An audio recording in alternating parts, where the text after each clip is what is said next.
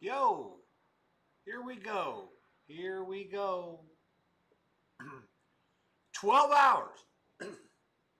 12 hours. Long day, boys and girls. Let's get right to it. I'll give you what I've got. There's 8 games on television so far. When they all kick off, obviously. Not the ball's not in the tee in all of them just yet. I need to start charting some of these kickoffs for sure. However, Maryland did just kick it to Wisconsin. And now this is the first week that the games are out of rotation order with the TV situation. So it'll be a little bit more difficult to keep track of everything. Um, Memphis State just kicked to Arkansas. I am lined up with every wise guy on earth on Memphis here. Let's see how it goes. Usually these are tough spots. I feel like I'm a little bit scared. Uh, just because it's anytime everybody has the same opinion, that we're not thinking hard enough. We need to have a different opinion. Um, let's see. By television, uh, my top left has Bowling Green at Louisville. This is on the ACC network. Uh, Bowling Green, a 26.5 point underdog at close, total 51 at Louisville. SMU and TCU, the Iron Skillet, 66 to 42 last year. SMU won the game. I'm hoping that they're able to at least be competitive today. I do have a bet on SMU before the game started. We took 7 there with 311 SMU at TCU. So, good start would be very good. Would be very welcome. TCU wearing white today at home with their purple, and SMU in their road blues on blue. So TCU out past midfield in their first drive. That game is on ESPN2. Certainly we'll have an eye on that. My bottom left TV is ESPNU. That is UNLV, the 3-0 Rebels of Dan Mullen against Miami, Ohio. The game is in Oxford. 9 a.m. West Coast start for the Rebs. Most sharp, pseudo-sharp people are on Miami O in this game. I actually like UNLV a little bit. Um, at the end here, I actually would make UNLV a bet at -1. Circa had -1 at the end. And we do have a peanut at -1. That was the order I sent out. Just found this out now as I'm talking to myself. Arkansas right down the field against Memphis State and scores a touchdown, 6-0. Just like I said a minute ago, anytime we're all thinking the same way, we're not all thinking. Arkansas already gets a touchdown less than a minute and 10 seconds in. Liberty Bowl, not even full. Bad job, Memphis State. This is probably one of their toughest tests. Memphis State has a fairly hard schedule, but all their American Athletic Conference games are at home. And this game's at home, all the hard ones. So just a busted coverage there. Arkansas hits them down the field. And they lead 7-0. That game is on ABC. Another big game for me. I have a decent sized position on Utah today, -3. Contest is actually -2.5 against Texas Tech. So we'll see how that goes. Good luck to me there on the Utes at home. That game is on Big Fox, kicking it off in Salt Lake City. 10 a.m. kick, cloudy, 69 degrees. Um, let's see. One of my bottom middle TV is on USA Network showing Premier League highlights. That's because there is no other game to fire up there. It's an 8-game window here at 12 o'clock noon today. This is the last day also of 1A against 1AA games until November. So there are a few of those left today as well. Let me see how many actually. It looks like 1, 2, 3, 4, 5, 6, 7, 8, 9, 12. And none of them were obvious plays based on my number earlier. I didn't see what happened with the movement, if anything at all. Let's see, top right corner, I've got CBS College Sports. That's North Texas at Army in an American Athletic Conference game. I made Army a very small favorite. The line closed North Texas 2.5. No play, but North Texas against Army in the red zone last year, they had all kinds of issues. 0-4 in the red zone. Probably could have won the game had they been a little bit more proficient in there. Today, they're already into the paint. 9:33 to go in the first quarter, and the Mean Green 6-0 point pending at Army. Well, fake news. There's a penalty. They're back out of the paint. I didn't see it, but there's a flag. Middle right for me. That's ESPN. That is Syracuse at Clemson. Syracuse closes a 17.5, 18-point dog. First drive of the game for the Orangemen. They have taken it into Clemson territory. And my bottom right is Wisconsin at home against Maryland. Wisconsin 10 and a half, 11-point favorite at post. Total 44. That game is on NBC or Peacock. Big NBC has a triple header today. Notre Dame Purdue is their next game up from South Bend, and then also later tonight, Illinois and Indiana in Bloomington. So the three games that ESPN or that NBC's got, you could probably get by car from Madison to Bloomington. South Bend's not that far out of the way. You can't obviously do that, but I would say if you wanted to go to the Wisconsin game today, at least for the first three quarters, and then drive down to Bloomington for IU, you could probably pull a doubleheader with both the NBC games.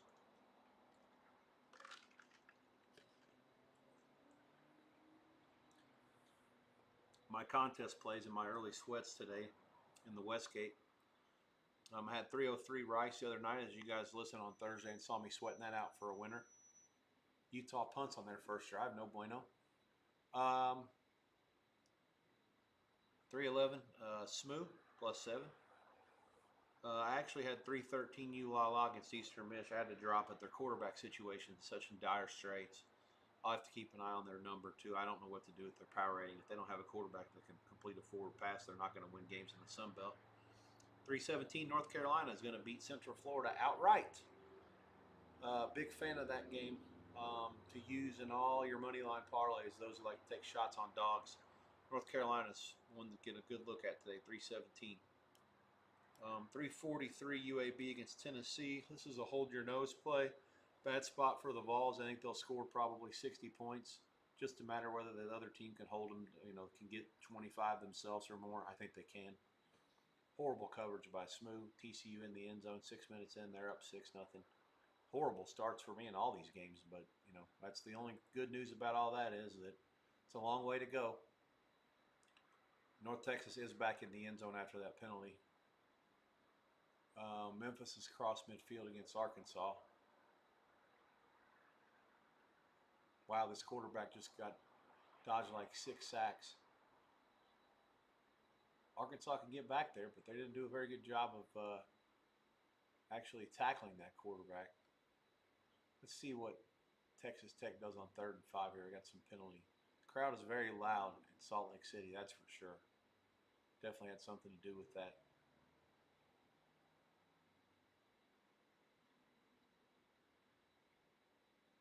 Bowling Green and Louisville. Looks like a couple of punts each way. I'll have to get the kickoff information for both and all these games, really. Let's see. Confirming that that's it. I think there's only 8 games in the early window here.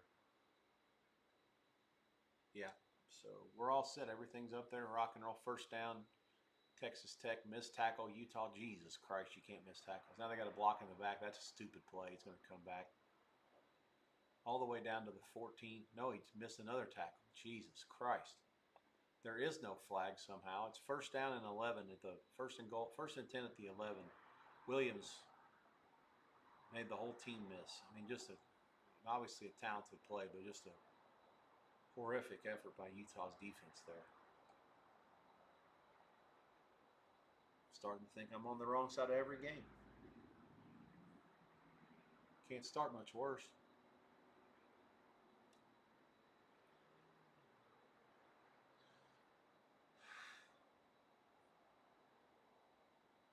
Can't be getting too animated or aggravated. It's I'm here for the next 12 hours and we're only 15 minutes in. 1/48th of the day. What is that? 2%?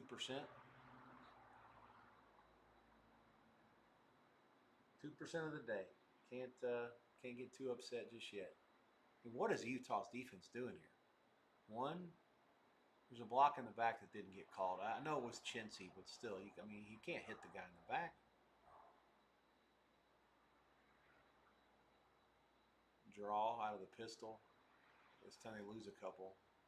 All right, if you hold them to 3, I guess we'll take it. But you're not going to do well giving up 73-yard gains.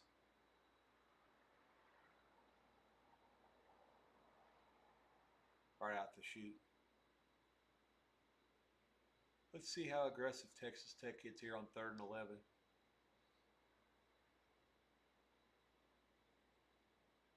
I'm not sure what happened. I could have swore Wisconsin had a big play, but Maryland has the ball. I'll have to see what happened here. Quarterback Morton fires it across the middle complete, and that's going to be enough for a first down. It's just, once again, fairly shoddy coverage by Utah. The defense, which has looked so good so far, I'm now with the understanding of the fact that they must have played nothing with the pulse. Maybe Texas Tech is better than I thought. Both things could be true. We'll find out soon enough. Right up the middle for the touchdown. 10-13 to go in the first. Dickey runs it in. Red Raiders 6, Utah nothing. Point pending.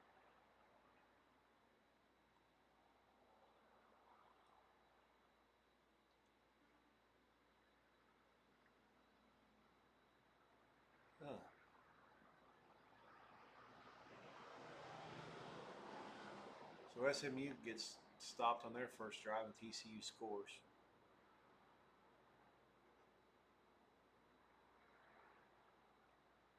Memphis State now just going to throw it out of bounds.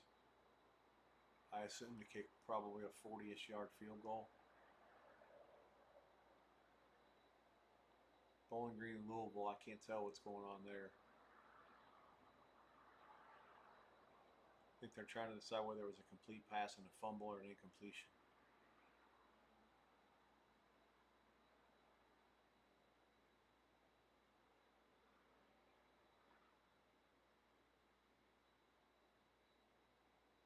A 38-yard field goal for Memphis. Good. 7-3 Arkansas at the Liberty Bowl, 6 minutes and 3 seconds into the first quarter.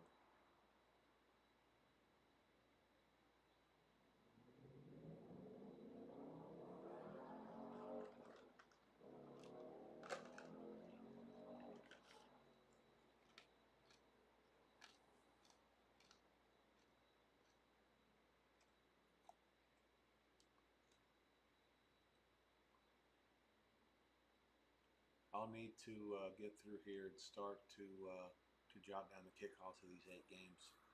I got a couple of them when they were live. I'll need to pull up the box scores also for halftime information and also live purposes. Nothing has popped yet. Smooth a couple of first downs to start this drive.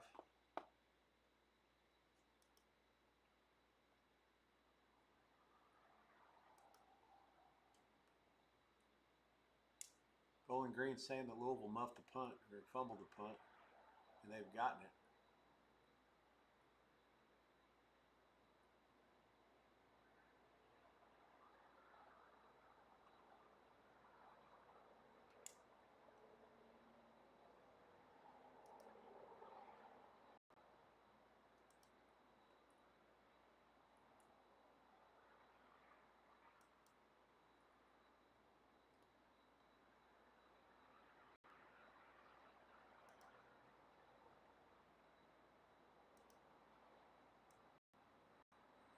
Let's see. Anything of note happening here? Not really. Some commercials are starting to pop up now.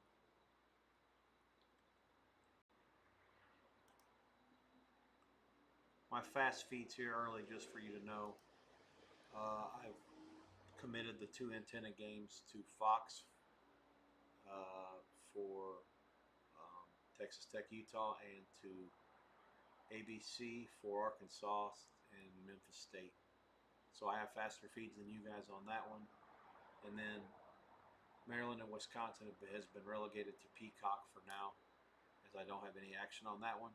I will say that I'm not against making a change if things don't start to improve here. Have to switch the Juju and the Mojo up.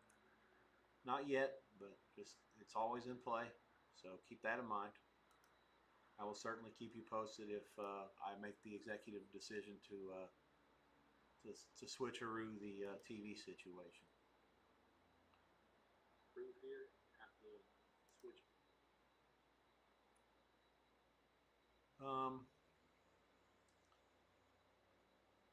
Let's see.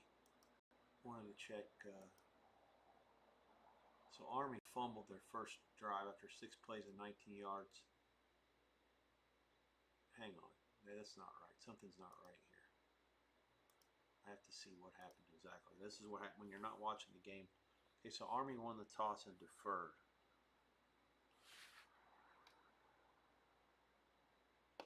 Oh, okay. Now I know it's not right.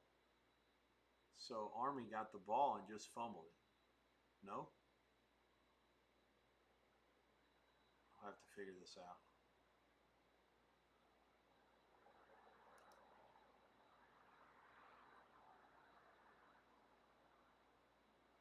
Oh yeah, there it is. It's on the TV now. And then when you're watching the delay, it's tough to know for sure. But yeah, 5:06 to go in the first quarter, and Army has fumbled.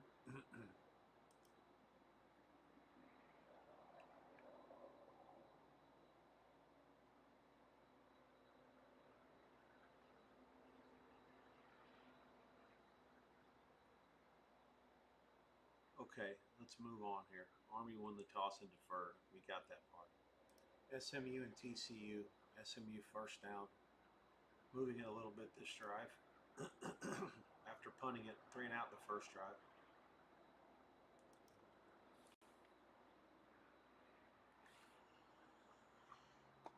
Let's see. Next up, UNLV on the move against Miami O. Do have some baby bets at -1 on the red balls.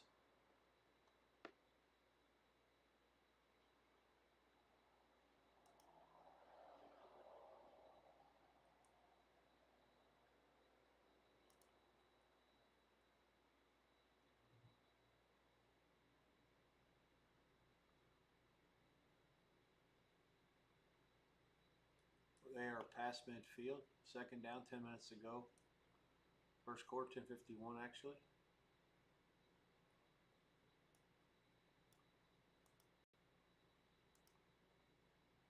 We got a kickoff. Oh, Syracuse against Clemson. They onside kicked.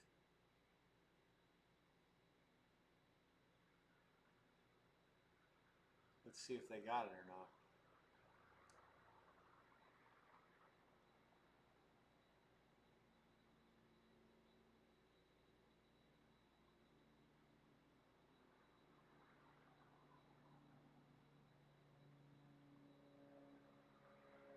Yeah, I think so. As long as they didn't touch it before it went 10 yards.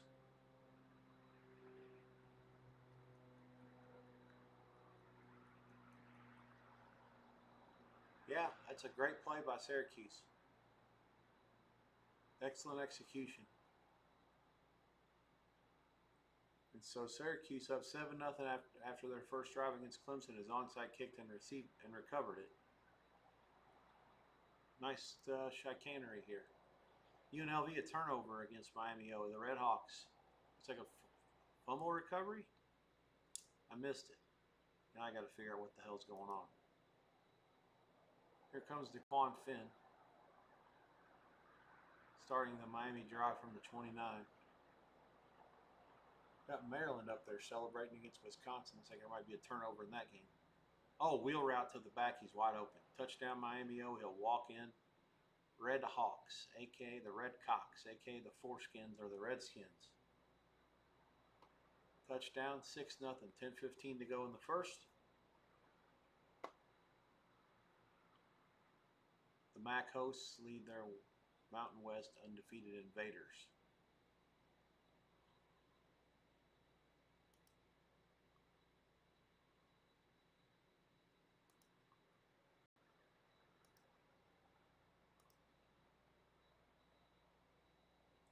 UNLV kicked off and forced a punt, and UNLV was driving before an interception.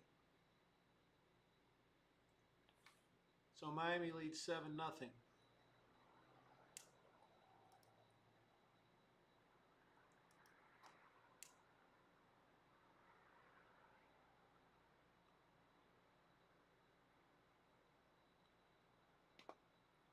We'll go now to, let's see, what's happening with Maryland here. They're inside the 2, 2nd and goal. Turnover must have been deep in Wisconsin territory. Washington play fake and rolls to the right and takes it in himself. So the freshman making his first career road start has scored a touchdown, and the Turtles catching 10.5 for 11 at post. Take a 7-0 lead. 6:22 to go in the first quarter in Madison. Syracuse now has 4th and 2 after the onside kick. You can be sure as shit they're not going to punt it from here. North Texas back in the red zone against Army. It's 2nd and goal at the 5. Draw. In. Touchdown North Texas. 13-0 point pending after the Army leadoff drive for a fumble. Slant pattern, Syracuse first down. It looks like SMU throw to the end zone. I think it's a catch for a touchdown, but if they rule it a drop on the field, they're not going to overturn it. They're going to review it either way. Whatever the review is, and almost surely going to stand. Bowling Green kicked the field goal in Louisville. They lead the Cardinals 3-0 as a 26.5 point dog. Utah 4th and 1 at midfield. The second effort I think might be enough. Just going to depend on the spot. The head linesman's spotting it real close, but I think short. The other guy on the far side's got enough for a first down. I don't know. This is close. The Texas Tech defense knew what was coming. They stacked that left side, their right side of the box. I don't know if he got enough or not. I mean, why didn't the quarterback check to something the other way? For Christ's sakes, I mean, that's just reading your tendencies. Whittingham's been around forever. He has to be better than that. I think the yard to gain, based on where the chain was and where the ball went down, it's going to be enough for the first down. They needed to get to the 47 exactly. And I don't think, I think that there's enough there before he went down. That spot's going to get overturned. They're going to be a challenge here for sure if they can. On the field, he's short of the first down, but I thought the ball got to the 47 pretty clearly, and the camera does show that. I think that they'll have to review this. Let me give myself a little bit of audio.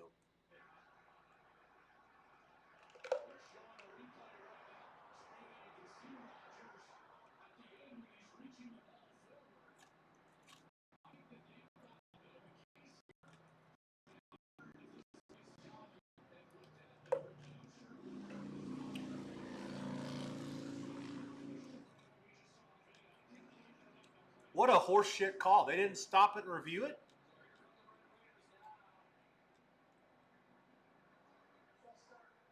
What a bad deal. Texas Tech up 7 and apparently stopped them on downs. Boy, this is all getting sideways for me in a hurry. I mean, nothing's going right. I guess Memphis State did stop Arkansas, but they have the ball back at their own decline now, starting this drive. Syracuse 2nd and goal against Clemson. Man, this is getting sideways in a hurry for Clemson. I don't know. If they lose this game, that'll put them to, what, 0-2? Did they lose a conference game yet? Who was their loss? Yeah, Georgia Tech. If they lose this game, they'll have 2 conference losses. I don't even know in the ACC if you can get – and there's too many good teams this year for them to have 2 conference losses. And they don't play – obviously there's so many teams you don't play everybody. Yeah, their season might be totally wrecked if they lose this game. And remember, they were getting beat at home 16-0 by Troy State, of all things, last week. Texas Tech on 2nd and 14 out to the back in some space. Going to be about a 9-yard gain there. It'll be 3rd and maybe 5-ish. Looks like they took my SMU touchdown off the board as well. I'm not sure how this can get much worse. We're a half hour in, not even to the stream, 25 minutes. So what is that? 3.5%. I'm already on tilt. 4th and 7 for Smoo after the touchdown got taken away, or they never gave it to him, one or the other. Field goal is good. TCU 7, SMU 3. Syracuse 4th and goal from about the 8. They will kick a field goal from here.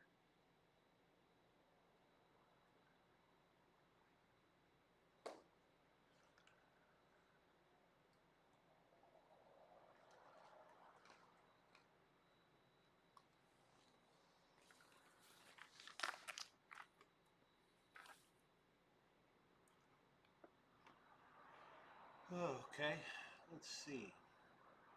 Need to pull up a few more box scores here. SMU and TCU. Let's see, I've got UNLV and Miami of O. Let's see, Bowling Green and Louisville. I need to pay a little bit of attention to what's going on there. Is Louisville just going through the motions? Okay, here's a complete pass down to the 10. There is a flag. There's another flag. Who do they got next? I haven't heard really much from them all year.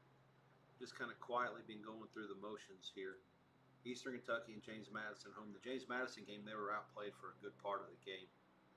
Bowling Green today, they have at Pitt next week, and Pitt's off a bye. And then Virginia at home before another bye. So Louisville's schedule is really backloaded. They play their last 7 games with no bye. Holding against the Cards.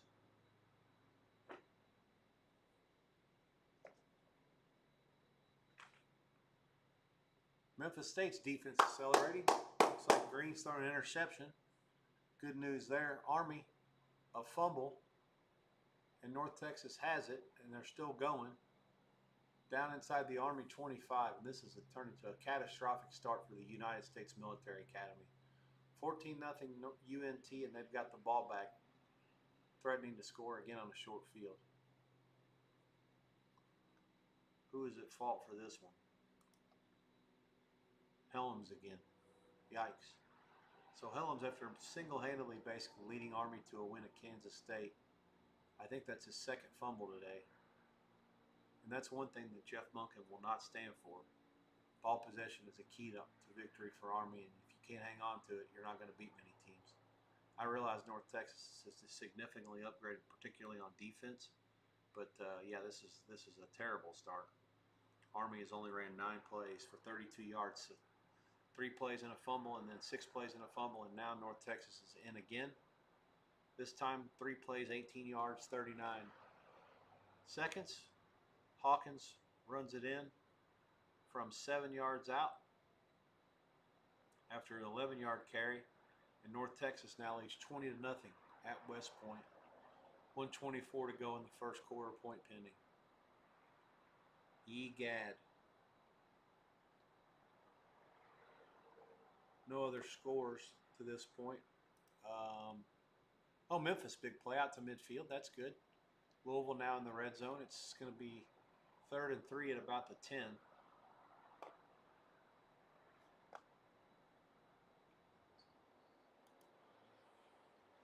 Bowling Green, Louisville. Let's dig into this a little bit here. Okay, so my TV feed's on the ACC channel. I'm a little behind. It looks like the Cardinals are going to score a touchdown. That's Brown. 7 plays, 60 yards. The Brown touchdown for 2 yards. It takes 4:32 off the clock. Louisville 6-3, point pending.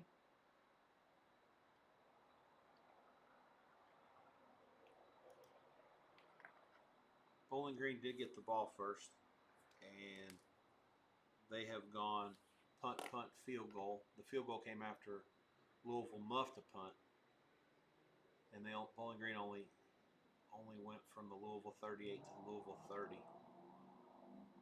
And then Louisville's second drive after Bowling Green's third because of the punt muff started at their own 40.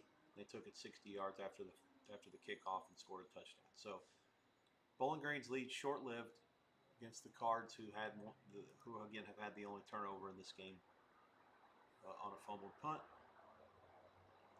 Order semi-restored for the moment. at the Pizza Palace.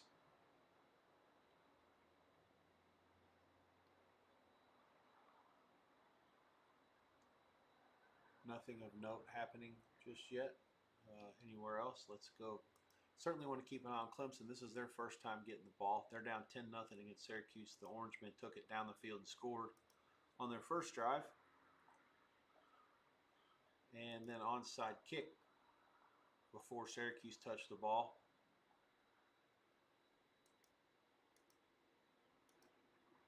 So 7 plays, 75 yards, 359 off the clock, and 11 plays, 49 yards, 320 off the clock. Justice Ross Simmons from Angeli on the first drive, and then a trip field goal from 23. Syracuse, 129 yards in 2 drives. Clemson, first time with the ball. We're middle of the first quarter. 10-0, the Orange, who are a 17.5, 18-point dog, lead Clemson early. Again, it's early. Let's see what the Clemson offense can concoct here in their first time touching the ball today.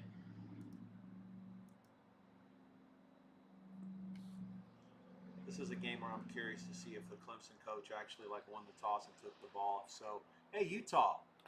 All right. Nice long pass, snuck the guy out there, got behind 2 Texas Tech defenders. Dampier lays it on him, and that's Jackson Beanie for a long touchdown. 7-6 Texas Tech, 4:42 to go in the first. We'll have a point pending.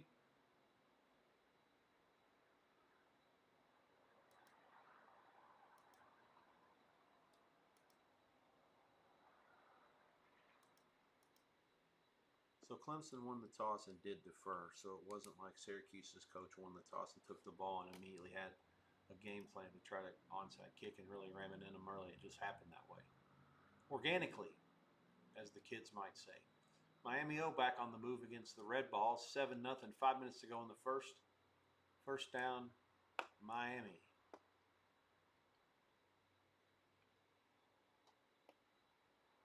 Chelsea's already down to 10 men against Man U. Red card in the 5th minute. Yikes. At Old Trafford, that'd be something if they can't beat Chelsea and they're playing up a man for 85 minutes. Memphis State is taking it down to the red zone.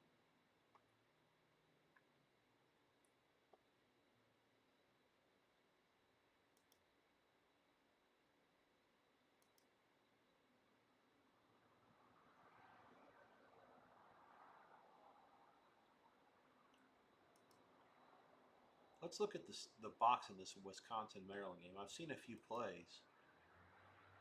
Yardage situation is as follows. It's Maryland 73 to 53.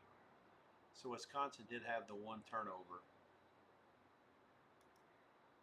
that led to a four-yard touchdown drive for Maryland. The INT by O'Neal. So now Edwards is in the game for Wisconsin. So O'Neal started. Blocked field goal, INT, and then a punt. So Edwards was the quarterback for the first 3 possessions, and now it's O'Neal. Is this how I'm seeing this? It looks that way.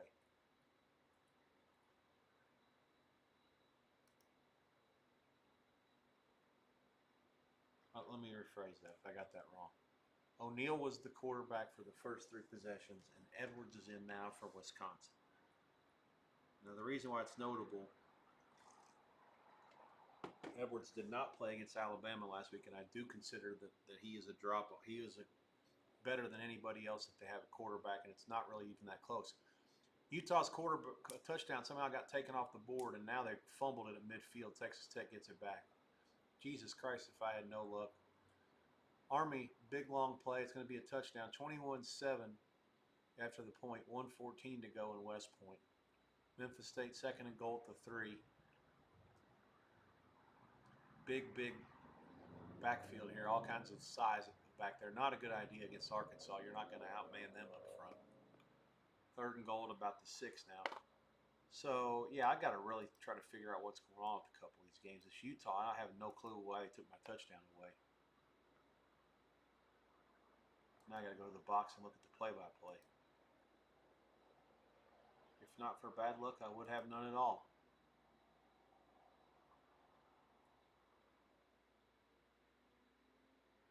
TCU third and forever. They're going to get it back in the field goal range. Fourth and short there. Okay. Nullified by penalty. Ineligible man downfield? Fuck me. Now what? Incomplete pass. Penalty interference against Texas Tech. Okay, so a makeup call. Dampier pass complete for 10 yards to Davis. Davis fumbles, recovered by Texas Tech. Okay, so there you have it. Texas Tech with the one long 73-yard completion to Williams has outgained Utah 97-51. They haven't ran the ball at all, which I'm not surprised with, but it's early. So Utah's first 3 drives were a 3-and-out, stopped on downs, and fumble. That's not the kind of stuff that you need to do to be able to win games like this against teams that are supposed to be pretty good in theory.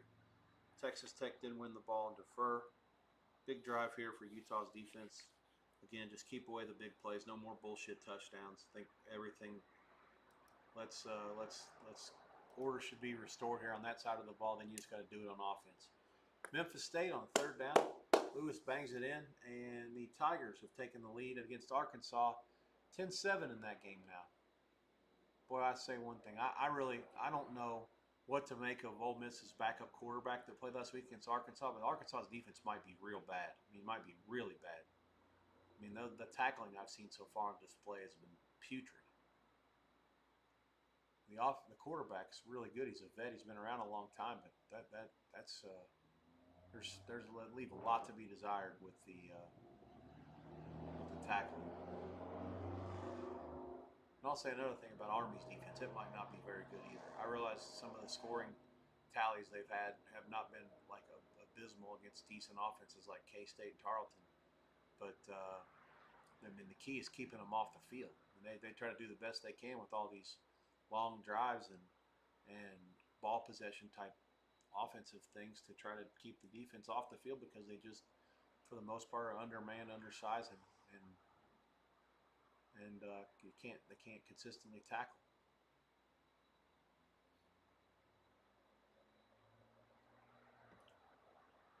Clemson does get in here. I don't see what happens while the scoreboard is giving me an update, so I'll trust it. It says 10-7. I guess we'll find out why soon enough here shortly.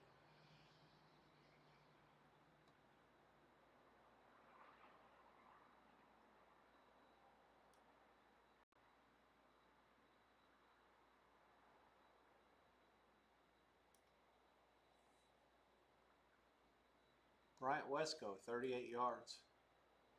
Touchdown reception. So that's how it happened. All right, 10-6, 3:21 to go. There is a flag.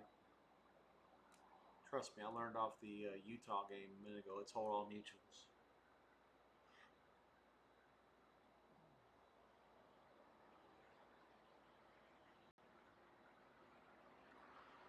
Hey, wheel route by A&M, and it's picked off. Aaron's Morton, and the Utes are back in business after one play. Deflected, and the safety was there to pick up the mess. Manchester United in, but maybe not. Offsides. Bruno Fernandes, he's celebrating. I think he was offsides. Good deep ball by Klubnik that time. He actually underthrew him a little bit. The Syracuse defender couldn't get to it to make a play.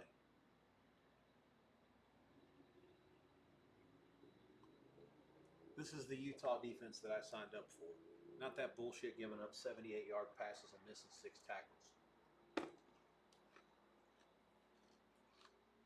All right, they take over at their own 30. Get about 5 on a quick pass to the outside to Snowden. All right, so North Texas, because of the fair catch, they faked the fair catch or something. They're starting at like their own 2-yard line here. Let's see if Army's defense, if they're ever going to get a stop, this has to be the time. North Texas had 2 short fields for quick conversions, and they also took it down the field for 75 yards on the first drive. So Army's defense is very important to watch this because I'm going to look and try to maybe think about possible live or halftime play. And this is just show me some signs of life that you think you can get back in it, and I'll buy it. 2nd and 7 out to the 5. pistol for North Texas. Now the back moves up to line up the gun to the right of the back. Quarterback play fake. QB runs it for about 5. He gets crunched at the 10.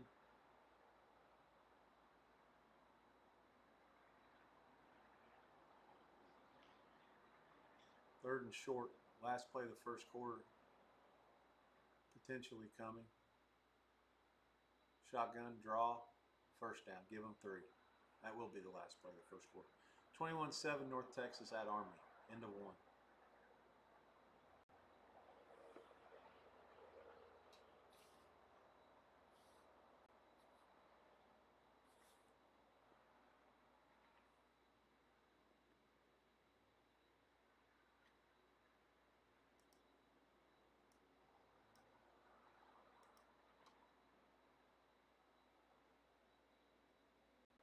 TCU throwing for the end zone. There's all kinds of hand fighting down there. Let's see if they call any penalties. I hope not.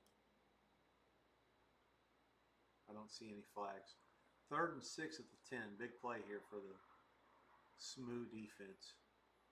Early second quarter. Shotgun swings to the back. One-on-one coverage. Linebacker can't get there. Good execution. Touchdown Frogs. Payne in from Hoover. 13-3. Bad guys. Point pending. As things stand, this is going to be the last game of a very long-standing rivalry. The Iron Skillets going back, I think, 92 years, something like that. Long drive there for TCU off the SMU field goal. I think it was 13 plays, 75 yards.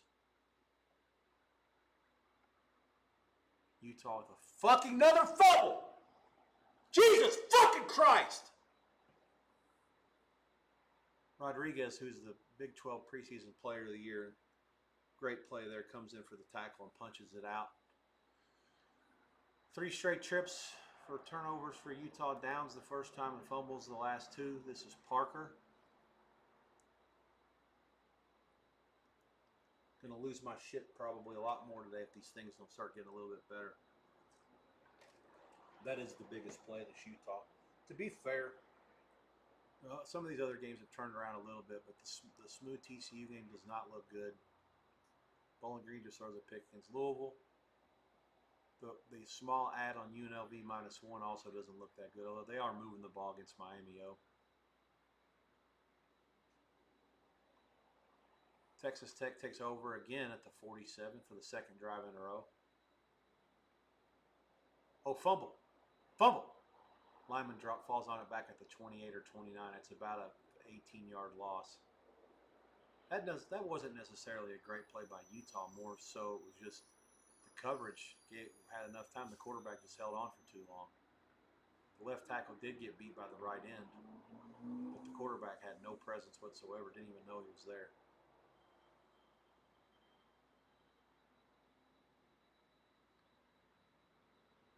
Utah's defense needs to understand the task. Their offense hasn't answered the bell so far. Just hang in there and battle. Wait till your offense wakes up and starts getting some things done. Here comes another blitz off the end. This is a play that's absolutely doomed. Texas Tech's not going to do shit on offense. I've seen enough of this. That one play literally pissed off the Utah defense. I think we're going to look back in a little while and say, take that play out and look at the total yardage. They're going to be averaging they already are averaging next to nothing per play. Take out that 73-yard pass, and they ran a total of 14 plays for 6 yards.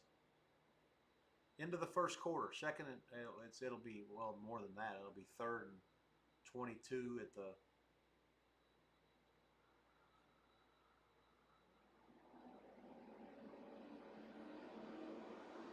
3rd and 28 at the 29. Yardage next to even. Again, that one play is the difference that led to the Texas Tech touchdown. 73-yard catch by Williams. Broke 8 tackles. Smooth takes over at the 25. They lose a yard. Out. Got a couple of blocks, gain of about 8 on second down.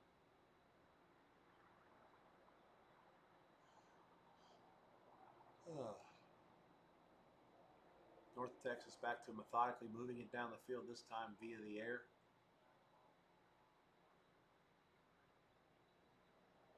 Arkansas's opening touchdown drive, 75 yards. Since then, only 28. Good work by the Memphis defense. Latter half of the first quarter.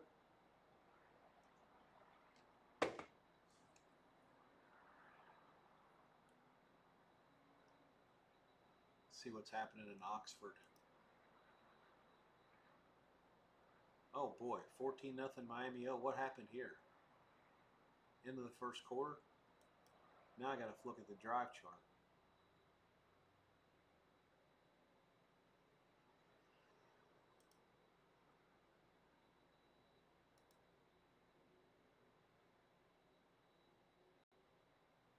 And nothing accidental about that one.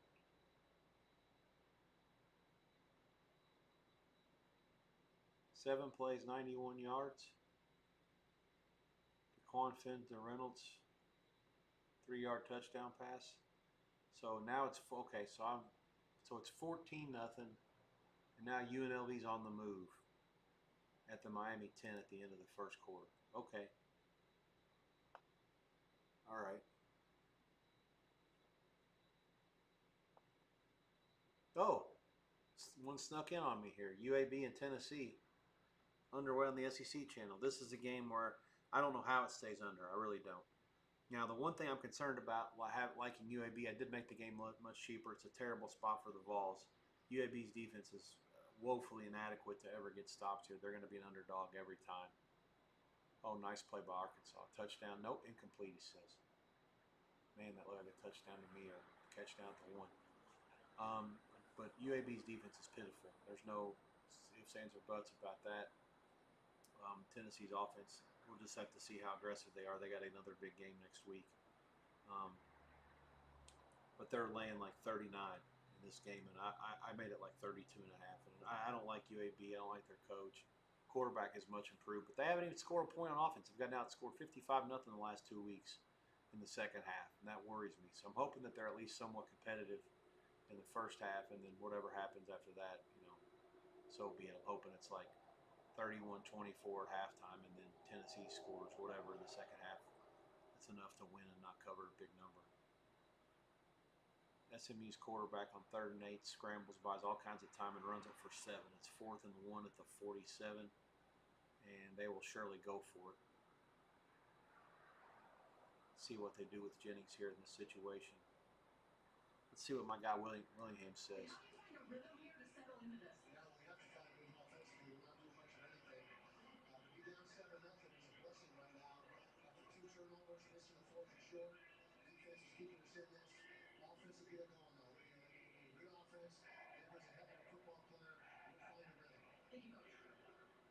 Okay, I like his confidence.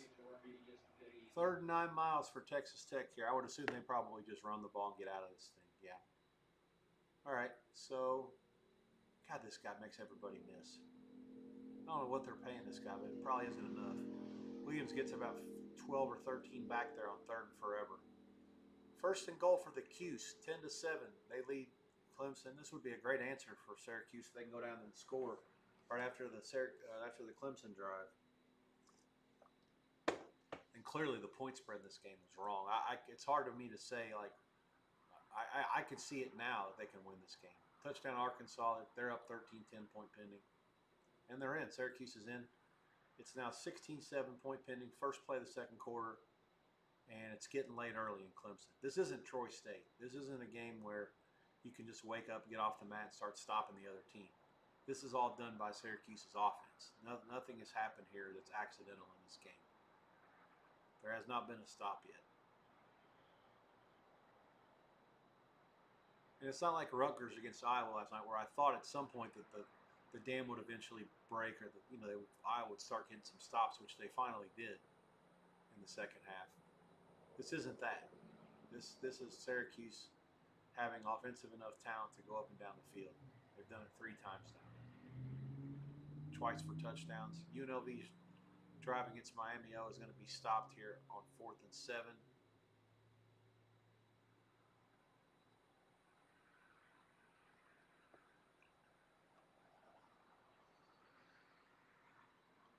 Calandra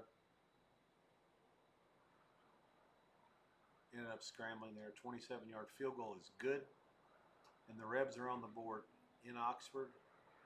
14-3, Miami O leads UNLV. Utah's next drive at 13:45 in the second quarter will start at their own 24.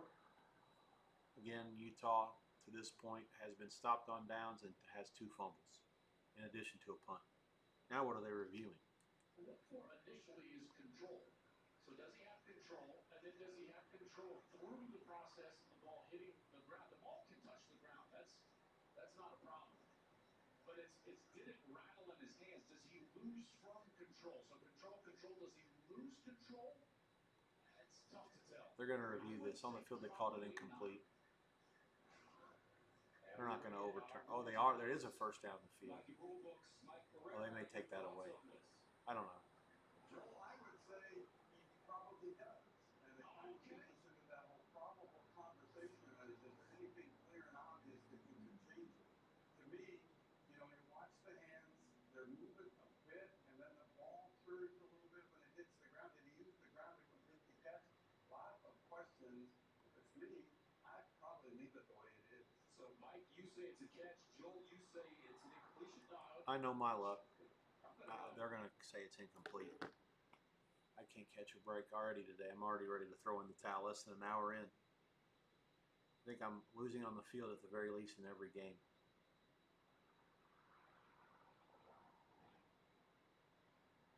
Although it's, to be fair, I'm on mostly dogs. Maryland up 14-0 against Wisconsin. This is another game that could get out of hand.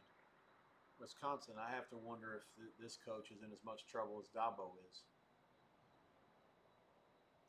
Kind of an unfair statement given Dabo's won national championships and put in a good shift at Clemson, but his apathy towards the transfer portal and the NIL and basically daring everybody at Clemson to give him a bunch of money to go away certainly won't endear him to anybody recently. And this guy, Wisconsin, Fickle's his 3rd year, and he keeps tinkering with everything, the recruits, the offense, and nothing seems to have worked. They were thrashed at Alabama last week. I don't know how competitive they'll be in the Big Ten, but this is certainly a game that they're supposed to win if they have any serious aspirations to get to a decent bowl game. Maryland is picked, widely regarded by as one of the worst teams in the league in all the preseason stuff. They've handled their game so far with aplomb and are off to a good start, and a win today would certainly go a long way to getting them towards bowl eligibility at the very least. Utah on 3rd and forever. This drive goes nowhere after, of course, they took my catch away, which I told you they would, because why wouldn't they? And it ends up being a 3 and out. So they'll punt. SMU 1st and 20, down 14-3. Other team, TCU toot ball twice with 2 touchdowns.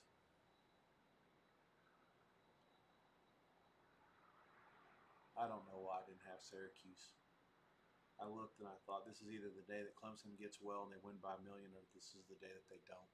It's the day that the season goes entirely sideways.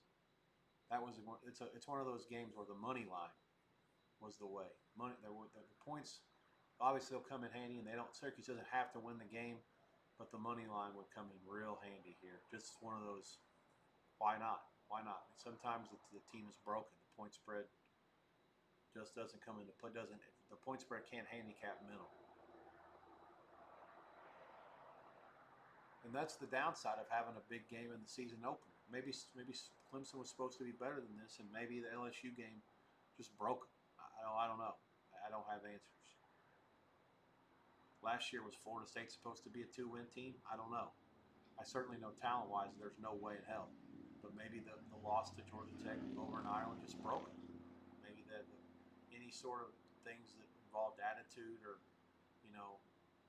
me first, team second, instead of the other way around, crept in after you lose a game that maybe you're not supposed to. Or maybe it's hard fought and you are supposed to. Jennings rolls right, looks, buys time, lofts one wide open. Get a block. 30, 25, 20, 15. All right, SMU back on the move here. Touchdown, hold serve. We're back in it here.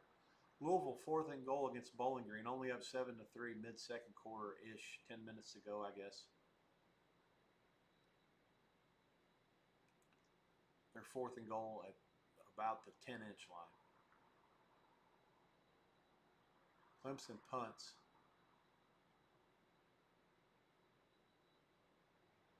Touchbacks. 12:52 to go in the second quarter. Syracuse has the ball. Fresh off of a touchdown, a field goal, and a touchdown. He'll try again.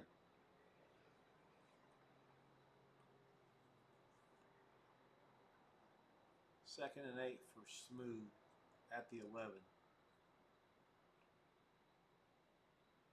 Intentional grounding against Memphis State. That's going to be a bad thing. It was going to be 4th and 1. Now it's going to be 4th and about 9.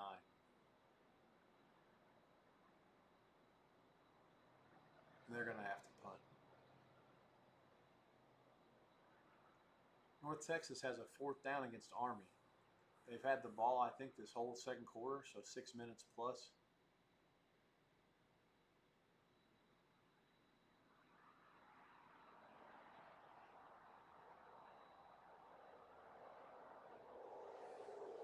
They're going to go for it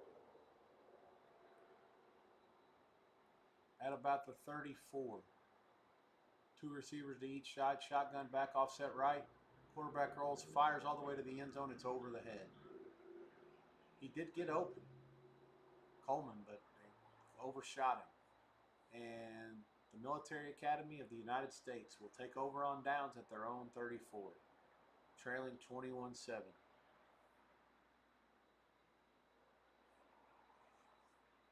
Utah's offense is defense is at full focus now. All the things that have gone wrong for their offense, their defense knows it's only 7-0. Just hang tight, keep us close. We'll get back in this thing.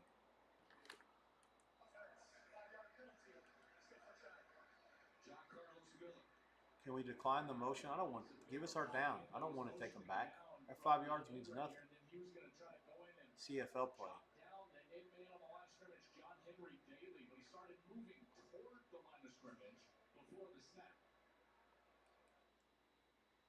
All right, Smooth. Golf claps. SMU cuts it to 14-10. Now, again, they got the ball first in this game, and TCU's had it twice and scored both times, so we're going to have to get the defense involved at some point. Breaking serve is imperative. Here comes this monster for Texas Tech again, Williams. 2nd and 11, he rams his way forward for about 10, maybe 11. This guy's totally wrecking the game. That one big play is absolutely the difference so far. 1st and 10, they're in Utah territory.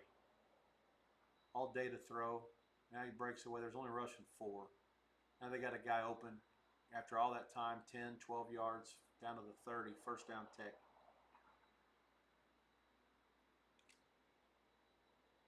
Eakin, the receiver. Let me look at something here for Texas Tech.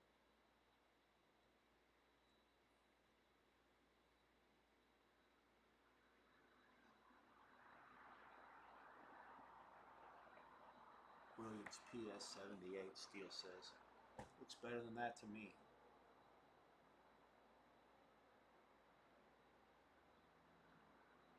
Arkansas ball 14-10. They're in Memphis State territory. 2nd down now. 1st down for a gain of 6 at the 43. Hogs by 4 on the move.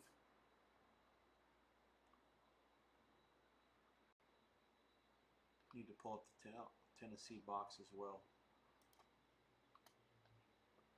Miami O. Finn on 3rd and 13. Rolls right all day. Fires it downfield.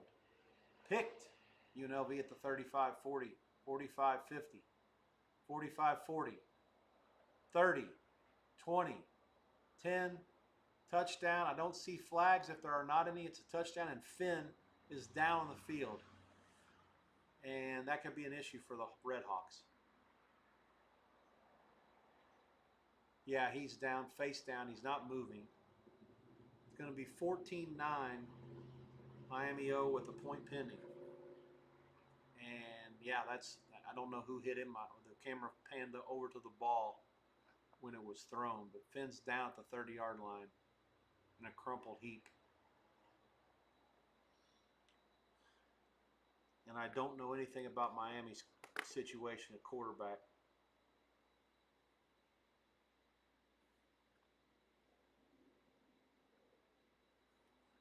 It's something to keep an eye on if you're involved in that game. That's 319 and 320. Oh, he got hit in the knee as he threw it.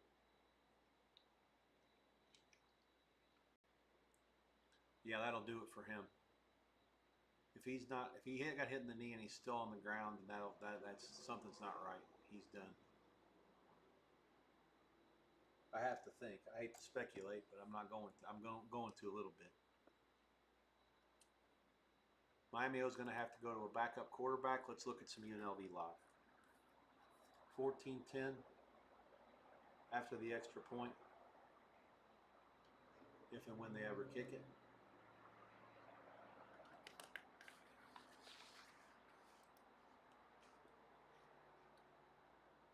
So Billy Edwards for Wisconsin's questionable now.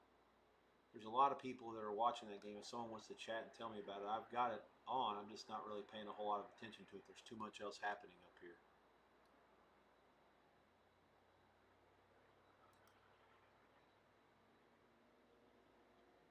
So Edwards came in for a spell of O'Neal, and now he's back out after he completed a 145-yard pass.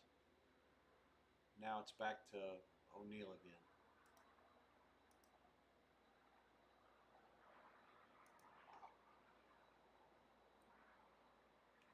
There's a timeout in Oxford during this UNLV Miami O injury. I'm hoping that they'll put a live up so I can get involved on UNLV. It's not there yet. There aren't a lot of places that are dealing it. Certainly in town, you've got Circa that's got it. Offshore, a couple places. Chris, most notably.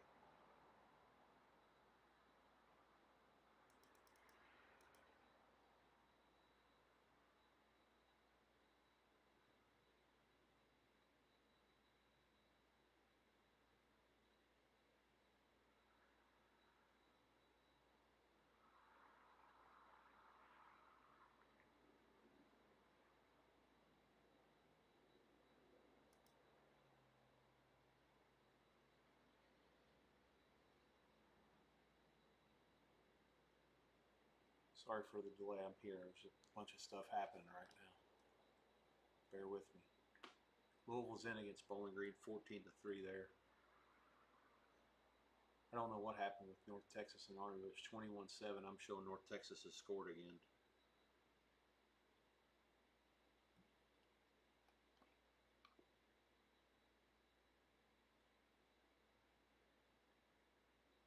Syracuse on 3rd and forever. They're going to have to punt for the first time. Man, this SMU defense is so bad. I guess did Army turn it over again? That's my only answer. Another one, this time an interception. Good God. What the fuck are they doing?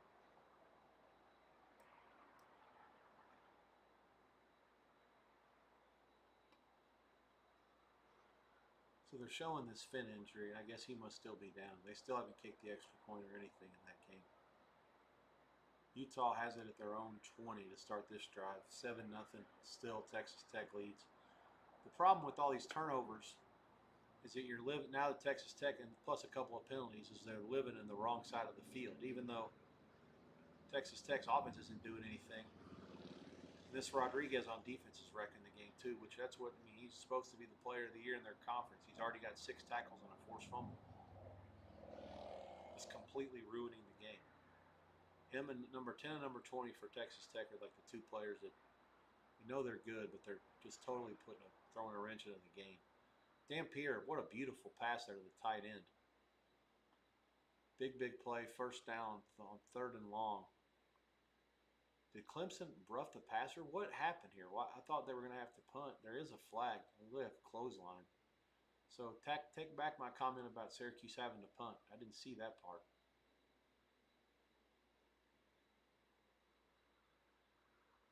Holding on smooth, so TCU gets another first down. Oh, they called targeting? That can't be right. Overturned. Okay, that's fair. All right, Arkansas scores again. I didn't see what happened. This game's gotten away from me as well. 21-10 Hogs, 7:41 to go before halftime. Memphis State needs to come back with the touchdown and get it at halftime. There's a long way to go. Don't panic yet. This kid have the catch for Utah, his foot on the line. I've just about had it with catching no breaks whatsoever. They called it a catch on the field. If they take this away, I'm going to be furious. How can they turn that out? They can't overturn that. That's a catch. The refs are looking right at his foot. Both of them are looking right at it. I'm going to completely lose my mind if they take this away. All right. I'm going to say you guys have heard 2 outbursts today. And like I said, we're not even 70 minutes into this thing. The starting center for Miami is also done. Hessen's the new quarterback. Okay, there it is. UNLV live. Plus 4.5. We've got it. Highly recommend to get UNLV whatever you can at anything close to this price.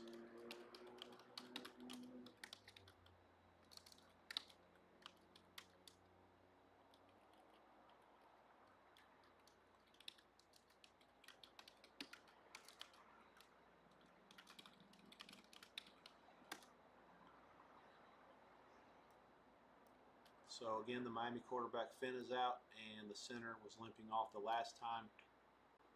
If I get beat by this guy, I get beat. So be it. The last Miami score was set up by a turnover by UNLV.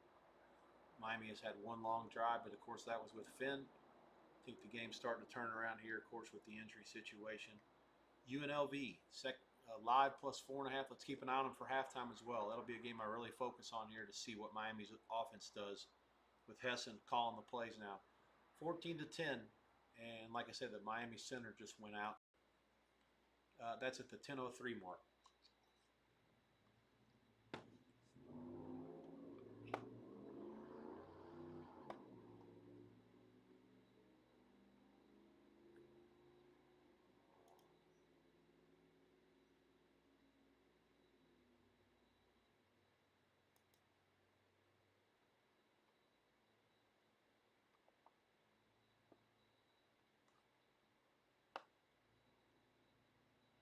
(24-7) now, Syracuse, and that was after Clemson punted from the plus 40.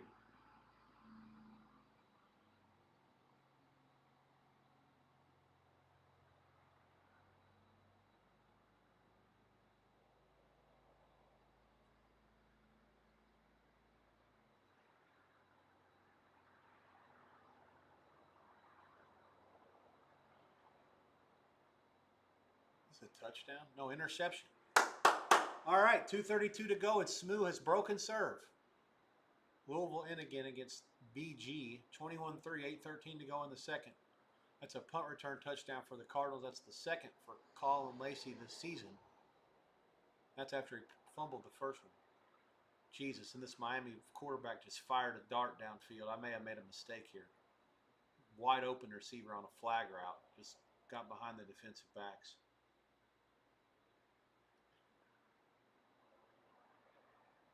First play of the game, and he just hummed one right in there. Clearly, UNLV's defense was not counting on that.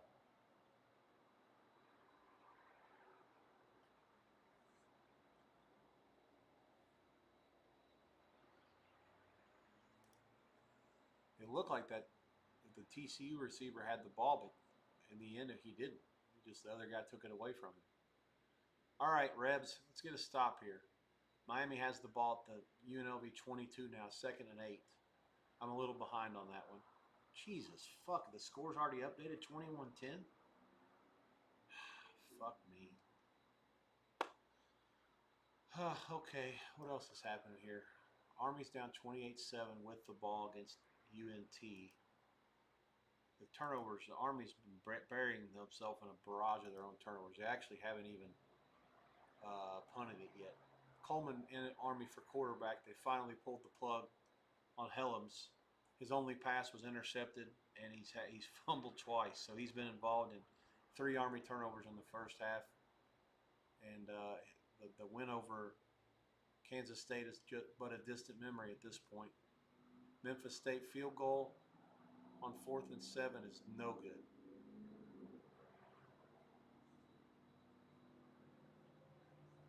Arkansas 21, Memphis 10. 4:29 to go before half, and the Hogs will take over up 11.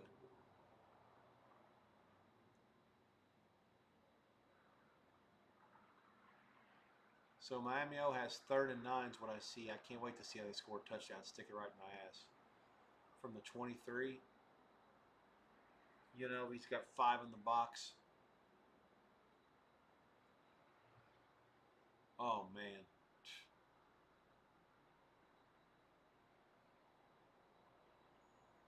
They literally ran right to the side where UNLV had an extra blitzer. Good concept by Miami O, but piss poor effort and execution by the UNLV defense.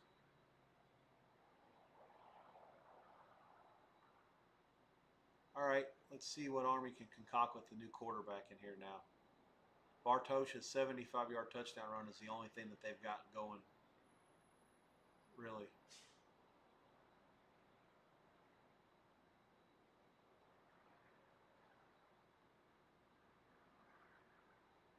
Miami O leads 21-10. The new live price is 6.5 and 63.5. Not bad given the fact that it was 4.5 when we took it and they were at their own. I mean, they went 60 yards. I was certainly going to bet against that.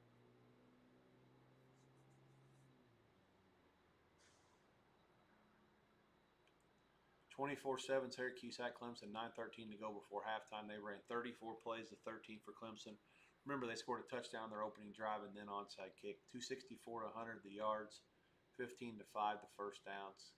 Clemson 3 scores behind already in the first half as a 17.5-point favorite. If you didn't know any better, you'd think Syracuse was a 17.5-point favorite.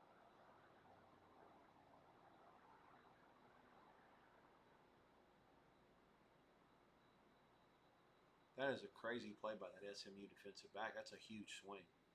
2-minute warning, 2nd and 3 there. Instead of being down 21-10, you got the ball, the chance to go up at halftime, which is important because TCU did kick it and then broke serve in the first half.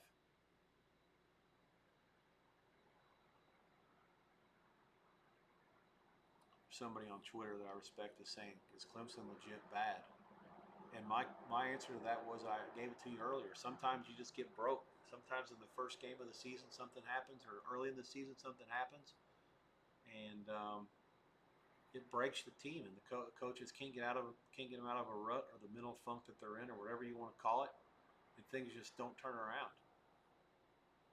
It's hard to explain. Like I said, it happened to Florida State last year. Texas Tech, good concept there. Draw play on first down at their own 18, I think. Quarterback gets smashed. He's a little slow to get up. Morton.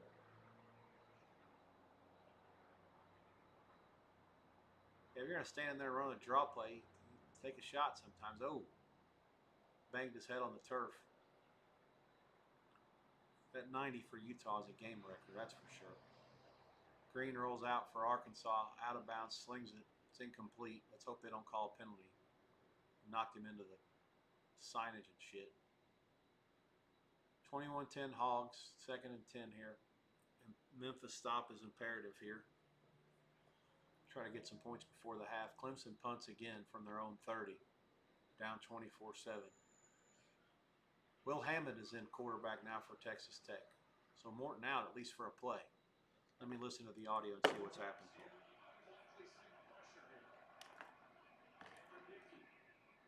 Run the ball 1st and 10 from the 32 for about 2 to Dickey.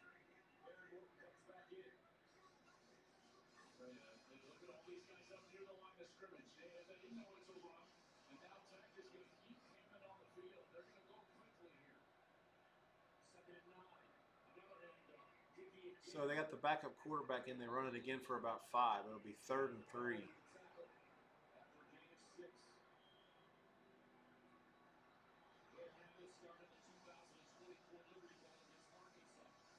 Hogs are 4th and short. Probably going to punt. Morton back in now for Texas Tech. 3rd and 3. Big play here for the Utah defense. 5:20 to go before the half. Stop is super important here.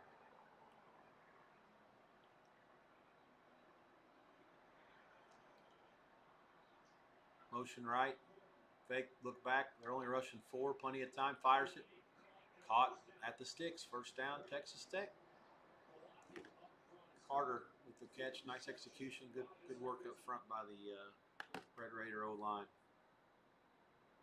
Utah thinks they can get away with rushing 4. Most of the time it works because of how good their front is. Arkansas is going to punt. There's a flag. They might not punt. Yeah, if it's stopped, that means it's against the offense. All right, UNLV, let's stop screwing around up here. 8 minutes to go in the second quarter. Red Cox 21, UNLV 10. The Red Cox over the Red Balls.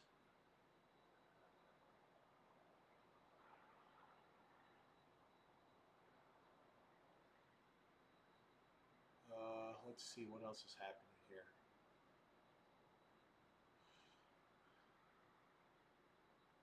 Maryland is in Wisconsin territory again.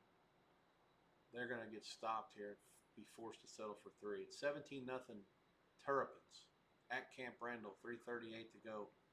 Not much jumping around to be done up there to this point.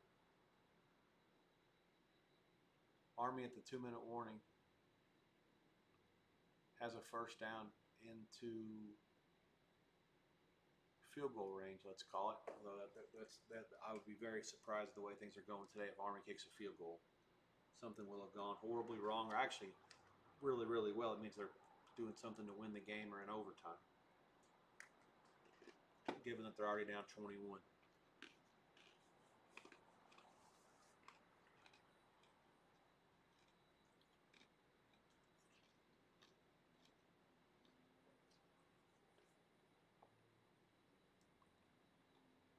Utah takes a shot, or Texas Tech takes a shot, sorry, on 2nd 15, 3rd and 15 now, incomplete.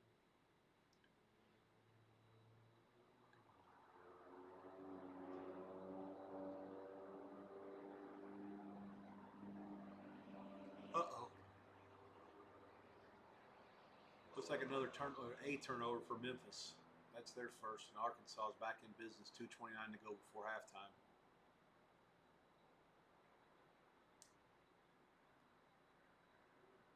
Smooth down to 31 on 3rd and 5 now. It's probably 4-down territory. They have 2 timeouts. TCU has all 3. 4-man rush, plenty of time. They flush him. He's going to run for about 10, maybe 11. Texas Tech has 4th down at midfield. They'll probably punt, given how good their defense has played.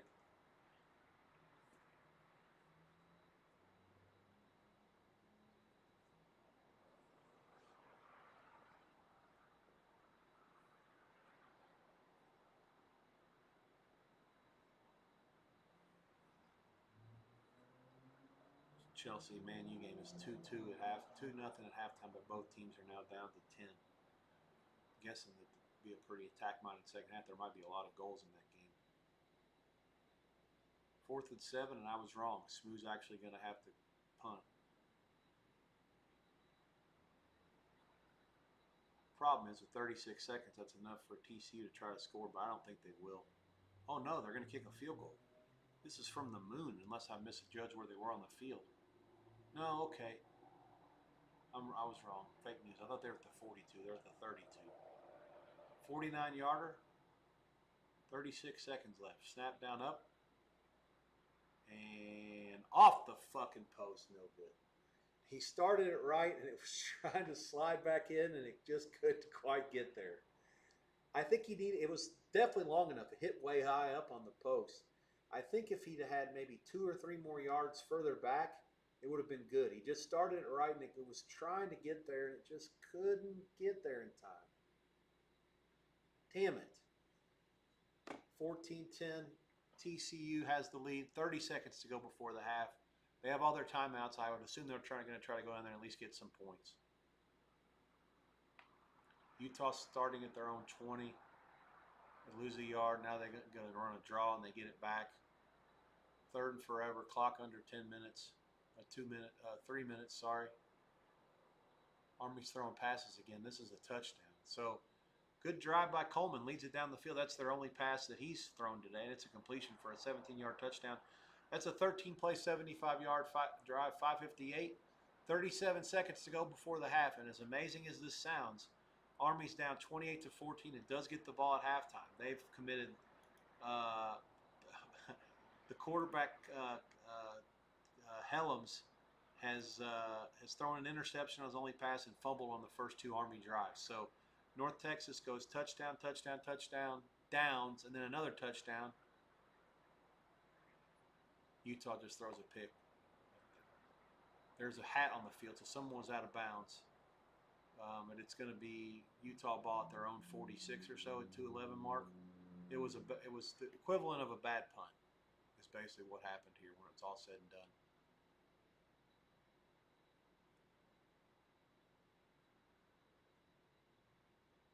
Equivalent of a 36-yard net. Syracuse on 4th and 6 near midfield. Clemson defense makes a play. They're kind of trying to get into the game somehow. Looks like Syracuse may go for it here. Kind of in no man's land between punt and field goal. So that's 3 turnovers for Utah and a stoppage on downs. Texas Tech also has 2 turnovers. And that's why the game is still 7-0. Utah's actually punted 3 times. This is crazy. This drive, they've actually had the ball 7 times this half. And the most yards on any of them are 35. I know the Texas Tech's defense is decent. Rodriguez is a great player, but fuck's sake, stop giving them the ball. I mean, the last interception, I'll allow that. That was an arm punt. But the other 3 in a row before that, downs, fumble, that's just not acceptable. And the defense had given you the ball in workable situations on both those drives. One of the big problems here is that first run play of the game Williams caught a pass from Morton, which is Morton's 9 for 15 of 121, and one of them was a 73-yard pass where the receiver did all the work, the back. And like I say, he made the one play that got them the touchdown, and it flipped the field. I mean, the entire game has been played in the Utah side of the field. That's part of the reason why the dam hasn't broken yet, because Utah has a great defense outside that one play again. So TCU is forced to punt it, and it's going to be halftime. They took their shots, and it didn't work out.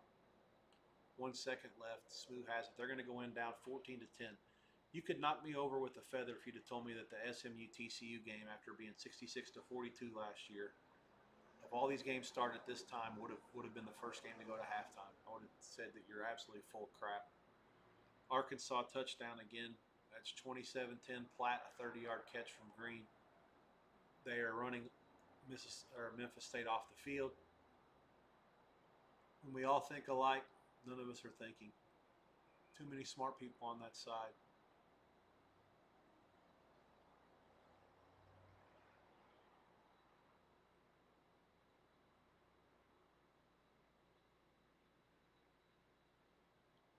I don't know. Spots are one thing, but sometimes you just don't got the players. Memphis State maybe just isn't very good.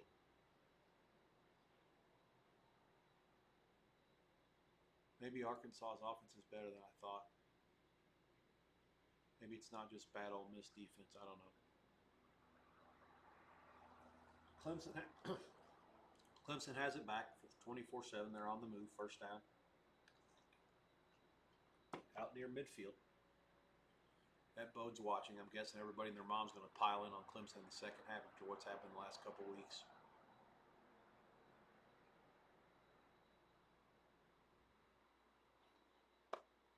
Not that Clemson won, but I do believe they got the money in the second half at Georgia Tech last week.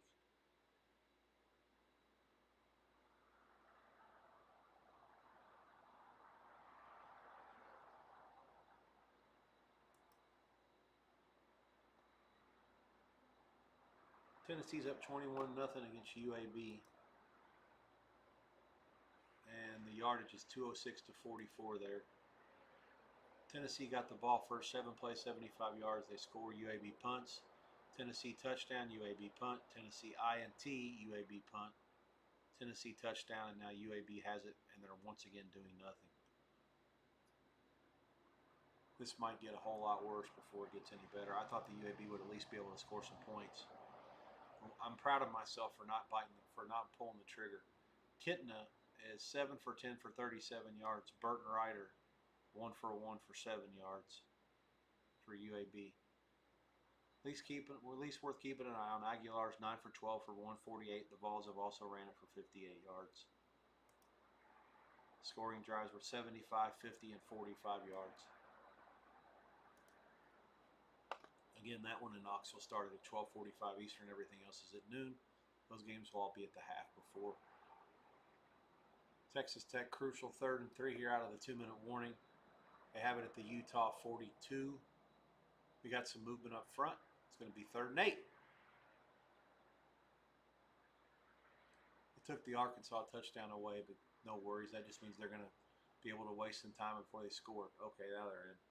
All right, so 27-10, Memphis State gets the ball at halftime. If they can at least get a score here before the half and then double back and score again, they're back in the game. I'm not asking for 2 touchdowns. Just give me a chance to score points twice. At least one. How about that? All right, 3rd and 8, 1:37 to go now for Tech. North Texas has got the ball down to the Army 30. They'll call their last timeout. They're probably in position to kick a field goal. God damn it. Another first down for Texas Tech on 3rd down. What's their 3rd down conversion rate? I don't even know if I want to see it. 4 for 7? Fuck me. That's brutal. For Utah's defense to give up. And so these aren't gimmies. Their average 3rd down is like 7 yards. Oh man, this guy almost got killed. Pickett. Nope. Receiver makes a great play. It wasn't the best pass. It should have probably been intercepted. Douglas went out and took it away from the defender. And Texas Tech now in goal-to-go situation with 1:13 to go. Hold all mutuals. There is a flag.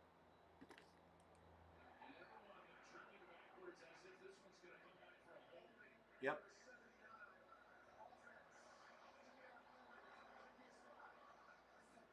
Was it on the left tackle? Yeah, okay. All right, because the left tackle, he got beat again. This guy for 79's match up against 90 for Utah, and 90's beating him every play.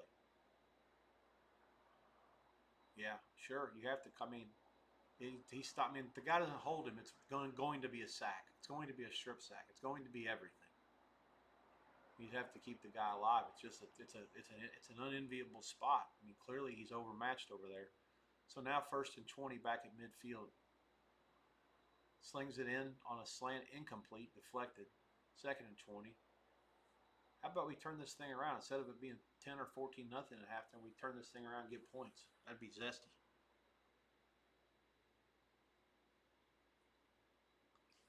Especially with Tech getting the ball at halftime. So the first game is at half, and Army and North Texas also at halftime, 28-14 up there. Halftime prices on these 2 games. TCU laying 3.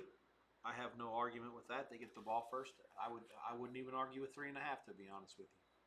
Hope I'm wrong, as we are on the dog. Okay, so there's a sack, and Morton goes down. Utah calls a timeout. 1:03 left, and it's 3rd and 22 now. They're looking to get it back, do some damage here.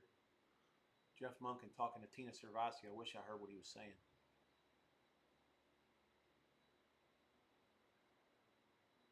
Army has won 8 straight in the conference going back to last year. Clemson 2nd and goal at the 2-minute warning, down 24-7 to Syracuse.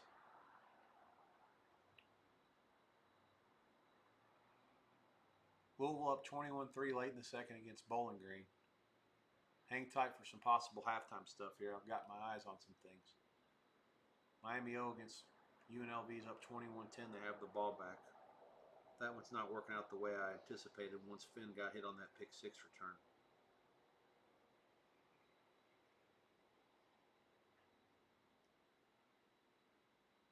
Corey Milliner's not playing for UAB. This isn't something I knew about beforehand. Obviously, there's a reason why they're not doing much.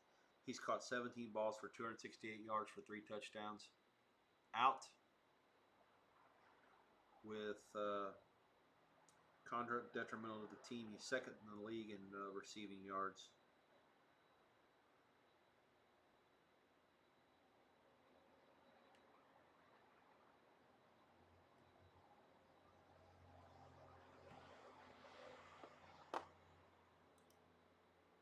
Miami O out near midfield here.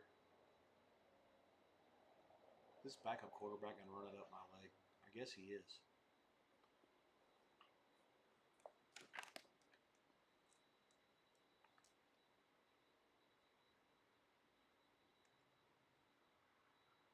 Harry has 9 games, 146 yards the last 3 years.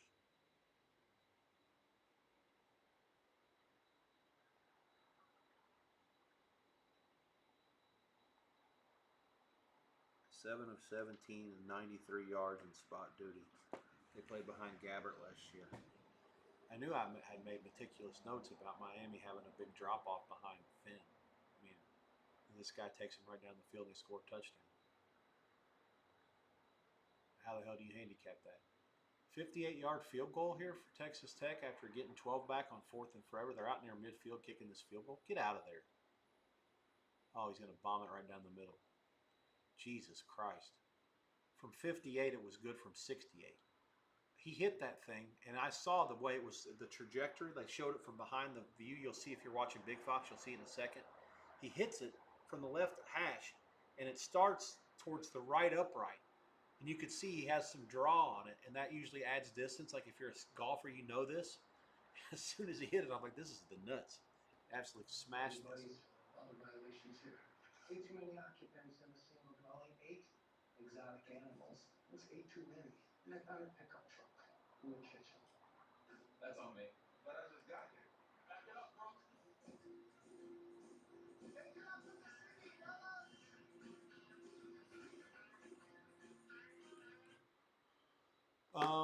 Yeah, but he had a bunch of draw and it's just kind of smashed it right in. And of course, it adds distance, and it was already hit well to begin with. So Texas, I mean, listen, I'm on Utah big, and I have to give the kid credit. He knocked it right through, and I'll give Texas Tech coaching staff credit on 3rd and 23. I hadn't even thought that they're trying to run a play to get him 12 yards to get into field goal range. I mean, as good as he hit that he only needed about 2 yards.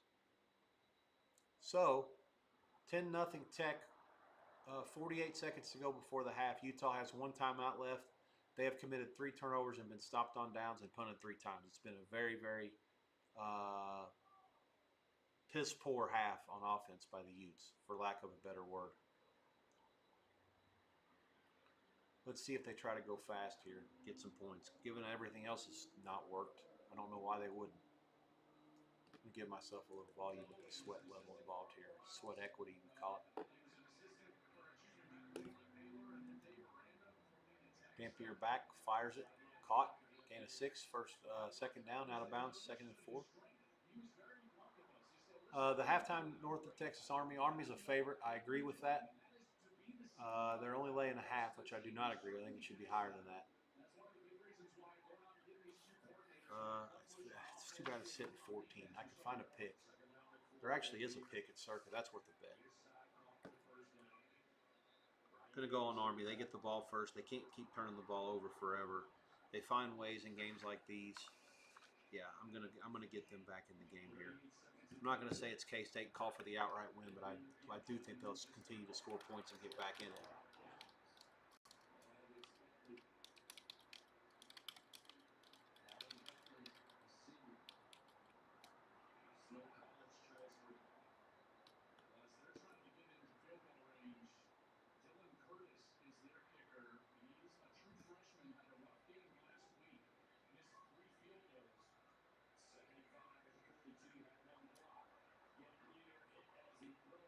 Dampier downfield. There's a flag on the defensive back for either holding or interference. And Dampier got hit also.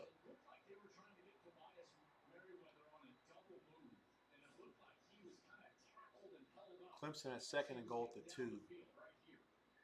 Now we got a stoppage for a penalty against Clemson.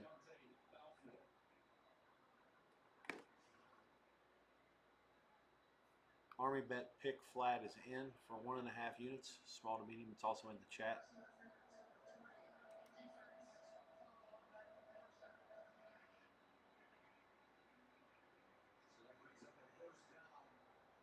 Clearly North Texas is up and down the field. There's no doubt about that. But some of that stuff can be stopped in the second half, I think, or slowed, or the Army offense can run long drives and keep them off the field. All right, missed tackle, 1st down Utah. 19 seconds left, down to the 33. They do not have to call their timeout yet because the clock stops.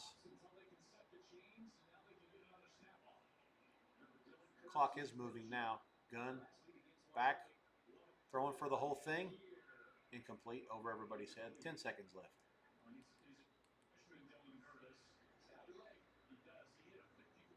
Pass is caught by Clemson. Looks like it hit the ground, but I don't have a good angle here. I'm not going to say that. Randall, the monster, Adam Randall, 6 yards from Klubnik, and 13 point pending. Oh no, that's a catch. I stand corrected. 4 seconds left. Utah's going to take that timeout with them to the locker room. They are going to get a chance to kick a field goal.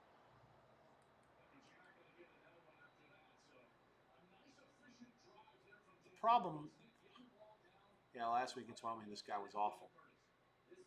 45, 45, and 46, and this is what he's kicking from today. And he missed from all 3 from inside that distance last week.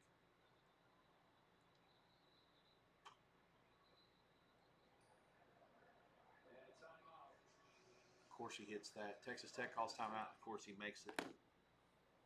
It doesn't count. I'm sure he'll miss the next one. That's just the story of my life. Bowling Green Louisville's in at the break. Also, it's 21-3 Louisville there. Halftime price coming in a minute. The brief numbers, the yardage situation is very close. I mean, given the score, 189 to 157. Bowling Green, although has ran the ball 36 plays to just 22 for the Cards. That's why the average yards per play is almost 2 to 1 for Louisville. Louisville fumbled a punt. Bowling Green has thrown 2 picks. Louisville's touchdown drives were both, fairly long. But the turnovers are the same. 20, well, no, it's 2 to 1 actually. But yeah, Louisville has 2 less possessions because they fumbled a punt and they ran a punt back for a touchdown. So yeah, they're basically, when they're on the field, they're moving the ball. Tough to say how much more aggressive they'll get. I think the line's correct. 13 probably is right with them getting it first at halftime. Maybe 13 and a half. It's coming up 13. 23 the total. No opinion whatsoever. So we'll move on from that one. Here comes the Utah 46-yard field goal after the timeout.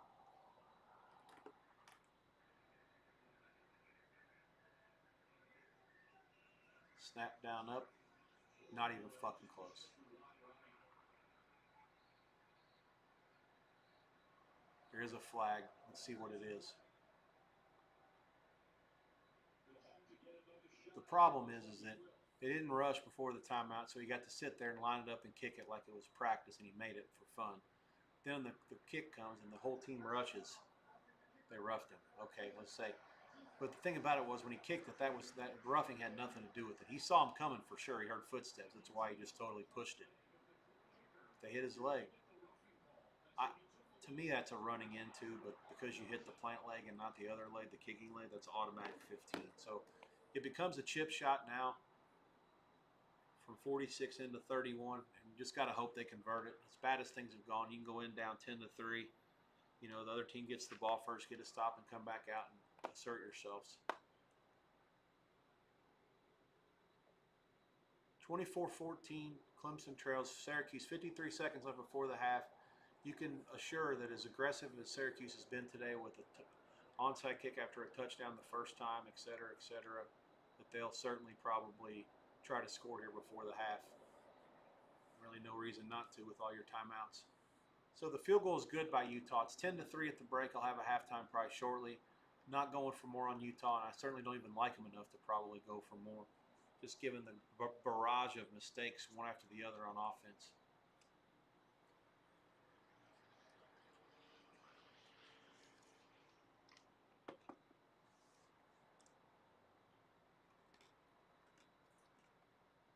Maryland leads Wisconsin 17-0 late in the second. They're driving again. Is the box as bad as the game? 206 to 129. That's one game I have not watched a lot of. Wisconsin offense is totally inept.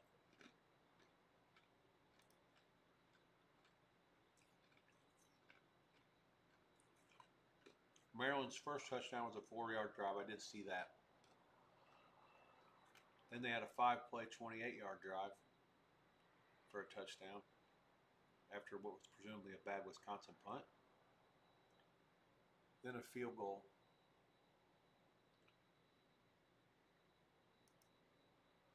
from 49 by a hair. So now 4th and 1 at the Wisconsin 8. And I guess they're going to kick another field goal? Yeah, it's a combination of down and distance plus the time as well.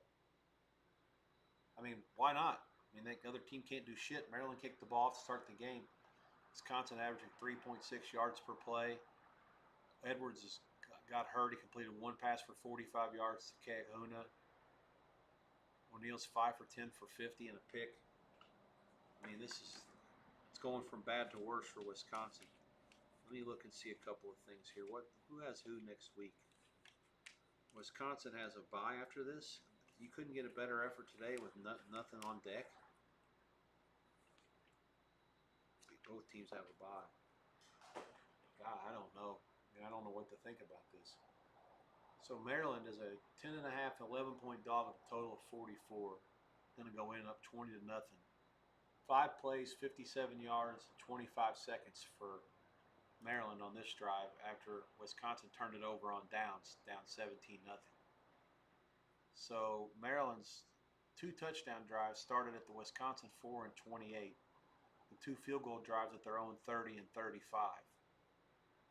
Wisconsin's drives have all started at their own 10.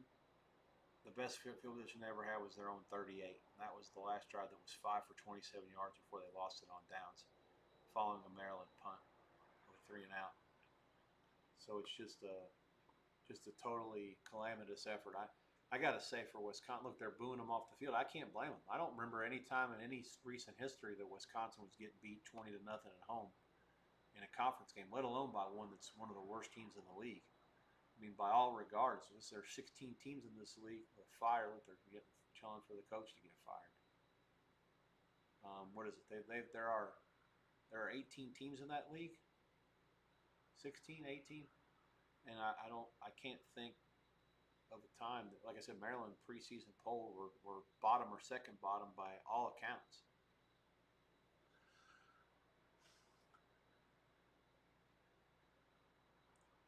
Miami 24 to 10 over UNLV at the break.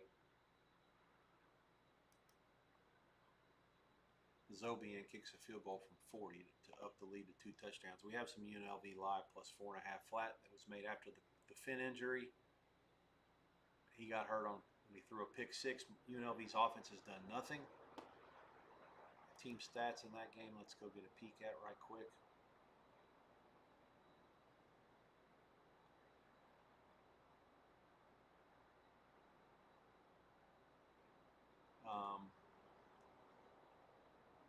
Yardage, I mean, Miami's killing them in the air. 11 for 22 for 223 passing. They did throw the 1 pick 6, but Miami 35 plays, 304. That's 8.5 yards a play or more. I mean, UNLV 37 plays for 161. So basically 4.3 to 8 points. So it's 2. They're outgaining them literally 2 to 1 yards per play. Both teams do have an interception. Big returns involved. UNLV scored a touchdown. There's Miami's interception set up a short field for a touchdown. UNLV also missed a 4th down conversion.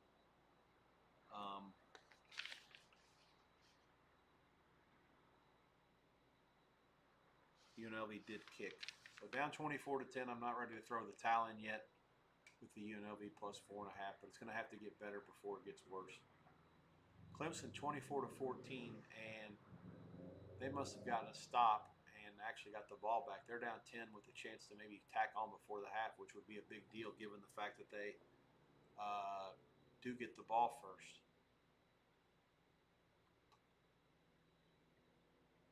There's many things that have gone wrong. They've meandered their way back into things.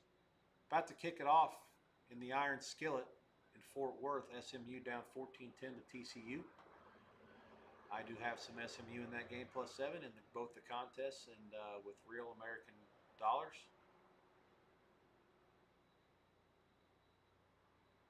TCU gets the ball first. Up 4.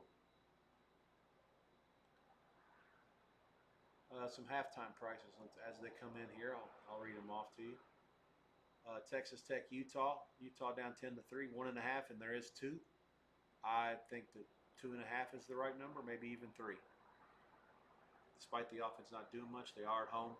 They did start slow against Wyoming last week before slowly wearing down the Coyotes on the road, or the Cowboys on the road. Even at 7,000 foot elevation, I think that'll work. Utah has some elevation. I think that'll work to their advantage against Texas Tech in the second half. With the early start, all the mistakes by Utah, I don't need a whole lot more, but I made the comment earlier to one of my partners that if we could find some more Utah at halftime, to go ahead and go. And yeah, I'm just waiting for confirmation on that. But anything less than 2 was going to be a play. So yeah, 1.5, it's a no-brainer. Utah second half against Texas Tech. I'll put it in the chat once he confirms the price. It's available everywhere. Miami O and UNLV halftime price. Let's see. Hold please. I see UNLV maybe 3.5. Yeah, that looks right. 3.5 and 24 basically is the number. Nothing there for me. Seems about right. Again, with the way things are playing out so far, I'm not like enthusiastic to go sprint to the window for more UNLV the way that Miami's running up and down the field, even without Daquan Finn. I would expect that UNLV will make some adjustments at halftime with the non-mobile quarterback, but they're throwing the ball with all kinds of success, and I didn't realize that UNLV's pass defense was that bad, or maybe Miami's just a better team than I thought. Their two losses came to teams that are substantially better than UNLV. That's conceivably possible as well, and that's what a lot of the wise guys that were betting against UNLV thought before the game. I'd like to think that Dan Mullen's a good enough coach to make adjustments here, given the fact that Miami's down to a backup quarterback that didn't even do shit. And he's been there for 5 years. He hasn't done shit ever until today. He threw one good pass. I mean, and that's it. And we'll see. I mean, I'm of the mindset that UNLV can get back in the game, but I'm not going to try to go put you guys on that for any kind of real hard-earned money. Arkansas leads Memphis 28-17 at the half. Memphis does get the ball first. Arkansas laying 3 and 29.5, 30 on the total. No opinion whatsoever there.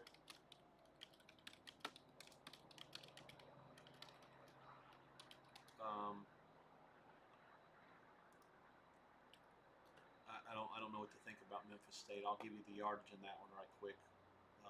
I actually was very enthused with the start of that game, and it just kind of got away. It wasn't like why can't I find that box?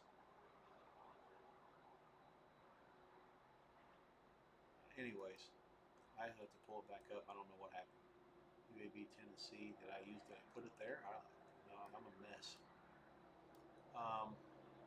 Yeah, but it started out pretty promising after the first drive. Memphis sort of gathered themselves, got a couple of stops, and then I sort of put my focus elsewhere, thinking that things were under control up there. And then Arkansas's tackling was so bad, it was just like, okay, well, how are they gonna get back? How are they gonna get ahead of the number if they can't ever tackle our guys? But it got away. As Arkansas's quarterback really got into a groove late in the half and got some things going. Clemson is going to go in 24-14 down at the break. They do get the ball first. We're not able to score at the end of the half. Drive chart. Yeah, this is why I was so happy. Touchdown, punt, interception, the first 3 drives for Arkansas. Once we got the pick, I thought things were under control. The end of the first quarter, it was 10-7 Memphis State. I thought things were under control. After that, Arkansas went 6 plays, 77 yards, touchdown. Memphis State punts. 7 plays, 66 yards, touchdown. Memphis State misses a field goal. After an Arkansas punt, Memphis State pick. Arkansas goes 4 for 52 for a touchdown. Now Memphis State with a good answer, 6 plays, 75 yards before the break. Hogs punt it, and Memphis takes a knee to go to the half. 28-17 Arkansas. 277 and 238 on the total yards. And again, if Memphis scores out of the half, they'll have gotten back inside the number. Again, each team 1 turnover. Neither team has even gotten a 4th down. Arkansas 0 for 3 on 3rd down. Memphis State 4 for 8. Really not much to write home about. Memphis State's both teams have actually had a good balanced offense. 277 and 238, and and both teams have ran for and passed for 100 yards in the first half. That's why the second half total is in the 30s and going up. I see a 30.5 out there, Bet Online, and it's very rare that they're on the high side. Usually Eddie likes to run his second halves lower than the rest of the world, depending on if it's a high scoring half. Particularly, he'll purposely go out of his way to tell his college guys to make sure that the second half price is on the low side on the total. So curious situation developing there with them being high. I don't know whether they took a sharp bet, or maybe that they're out to a position and they're trying to maybe shorten it a little bit. UAB has chimed in, which was imperative for the over in that game. I'm involved there a little bit, and a couple of friends, and we, again, like the side. It's 28-7 Vols, 7:21 to go in the first half. Got a couple other halftimes that have gone in here. Let's get those up to speed. We're out in the Army and North Texas, 28-14 Army with the ball in the first drive of the half. SMU and TCU, and it looks like that TCU was forced to punt, I believe, on their first drive. So SMU broke serve, and we'll call that a very good deal. Good start for my SMU +7. Working down the way in rotation order, UNLV down 24-10 against Miami O. They're laying 3. The second half total 24, 24.5. Widely available everywhere. UNLV did kick. They get the ball first. I got to think that I like them -3, but again, it's hard for me to trust them with the way things got away from them there after the Finn injury. They let Miami take it down the field, but be very surprised if UNLV doesn't at least get back in the game a little bit, knowing Mullen as well as I do. I think it might be worth a bet. I may talk myself into this thing yet. The yardage off the line of scrimmage is what's bothering me. 8.6 to 4.3 yards per play is just probably not something that I want to try to get in front of from laying points with a team that's gotten outplayed so far. So it'll be a pass. Louisville 21-3 over Bowling Green, 13-23 the second half price there. Syracuse 24-14 over Clemson. Clemson, this is interesting. You got all kinds of dead numbers available. There's 9.5, 10, 11, circa the first 11 flat. There's 10 minus money. There's 9 minus money at Pinnacle. Sorry, 9 flat at Pinnacle. Which, again, that's not dead because the game can fall one either way.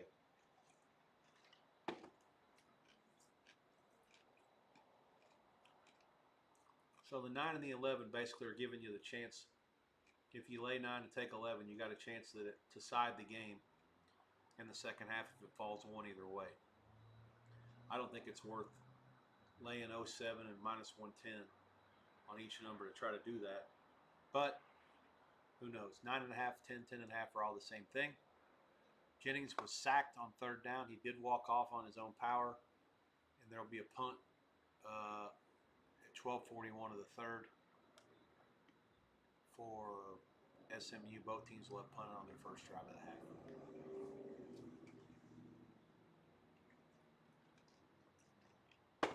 The United States Cadets are in for 28-20. 8 plays, 75 yards, 353. And that change of quarterback seems to have done the Army some good. Very good second half start for us. First play of the half was Army Pick'em. 28-21, 11:07 to go in the third, as the West Pointers have sliced their deficit from 21-7. 37-yard run by Reed. Jones's kick is good. Clemson game, like I said, the fascinating thing there, the total's 28. I feel like if Clemson's going to win, it has to go over. This is almost a correlation. I mean, it has to be, like, if you can bet, and I'm sure they won't let you do it. If you could find a place that lets you lay 10 or even an 11 price with less juice, parlay it to over 28, you got way the best of it. Conversely, if you think they're not going to win, then Syracuse to under, also correlated in a good bet. Maryland 20-0 over Wisconsin. This is a total head scratcher. I don't even know what to think. Wisconsin's laying 2.5. There is some 3 out there. The total 19.5. There is some 20 out there. I mean, in what world can 20 be the right line if Maryland just goes and takes the air out of the ball, which is entirely possible with what's happened so far. Again, I've run over the rest of the halftimes. There's only 8 games in this early window, 9 counting UAB and Tennessee, which are still 6 minutes to go before the half. Let me clear my screen off and run them down for you one more time. Based on what I'm seeing, they're about to kick the ball off in Louisville. It's 21-3 Cardinals over Bowling Green. 12 and a half, 13, and 23 on the second half total there. Army and North Texas underway, 28-21. 4 minutes into the second half, North Texas leads by 7. Army has scored the last 2 times. SMU and TCU, it's 14-10 Texas Christian. Lower scoring game than anticipated up there. And both teams had punted to start the second half, and now TCU has a 3rd and 15, I think. Miami O leads UNLV 24-10 at halftime. Second half price, UNLV laying 3, total 24. Give or take some juice each way.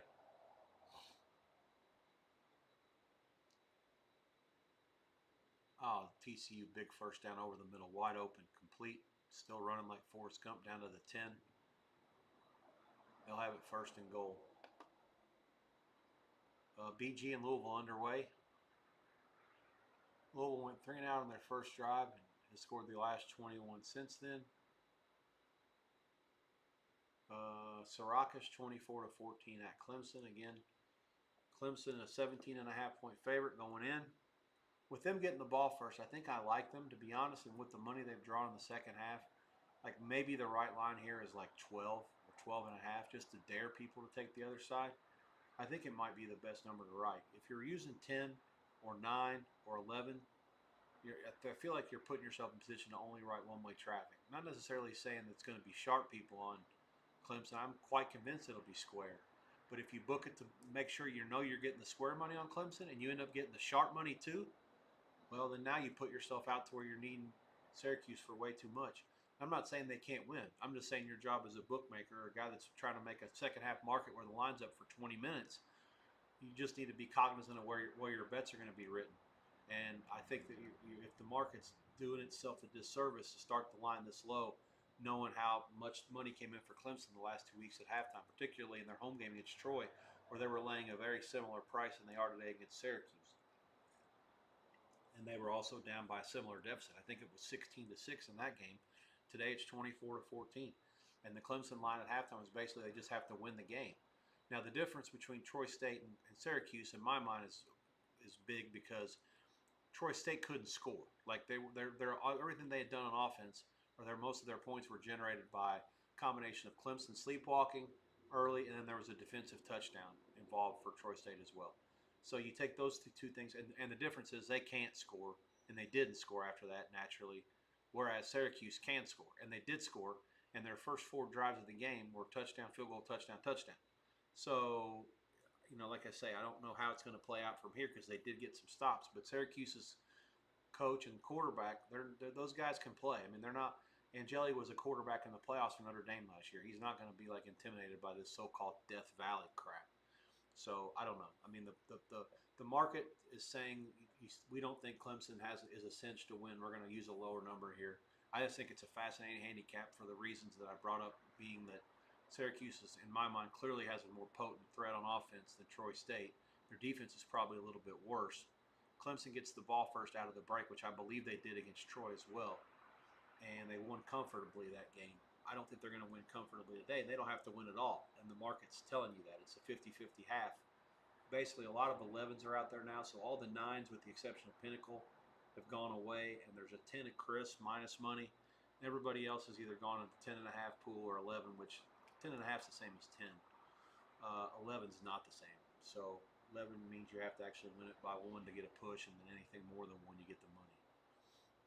But yeah, like I said, I can see a scenario where Clemson does what they did against Troy State, and that means they're going to have to keep getting stops and scoring points, and win by 2 touchdowns. If that happens, then they'll just play a great half, and my power rating adjustments will be like nothing to Syracuse and Clemson down a half or nothing.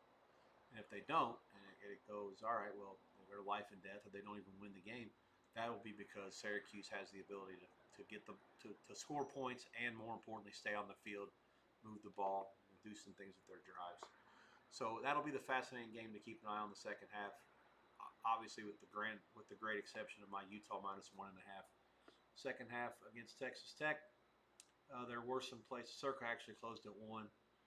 There were a couple of half minus monies out there. In my mind, I'm not really concerned about the half point. I was more concerned about the juice. I didn't want to lay anything more than 110. And again, we're already adding on to it medium. We already have a medium to big before the game. So this will be a big position on Utah. And you've already heard me lose my mind 3 times in that game. Let's hope that the Utes clean it up in the second half here and show the superiority. Texas Tech gets the ball first, and first play of the game, they're trying to bounce something outside. They get a yard. There's also a penalty flag. I think it's for a hold.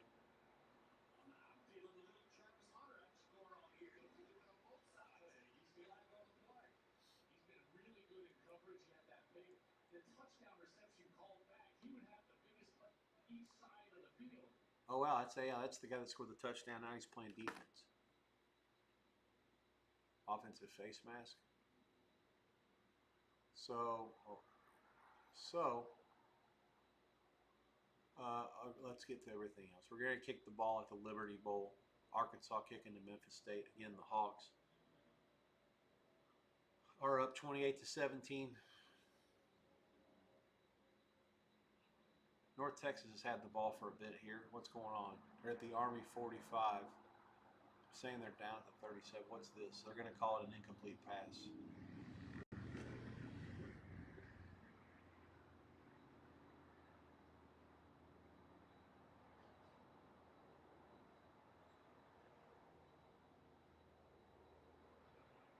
Texas Tech is burying themselves under a barrage of penalties here to start the quarter.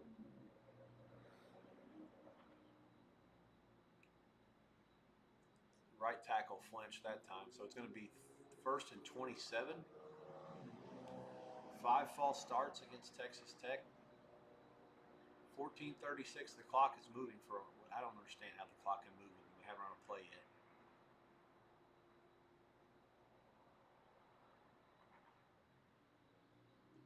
Nothing doing there. So 2nd and 27. North Texas on the move here. 1st and 10 at the Army 32, 8:13 to go. So they've had the ball now.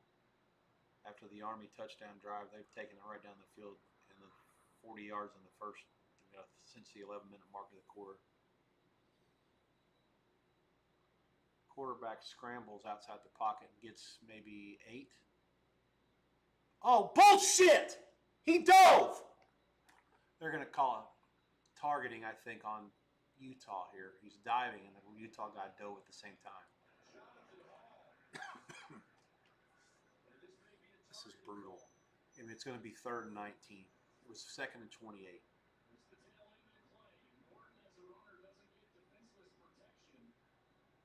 They cannot call that.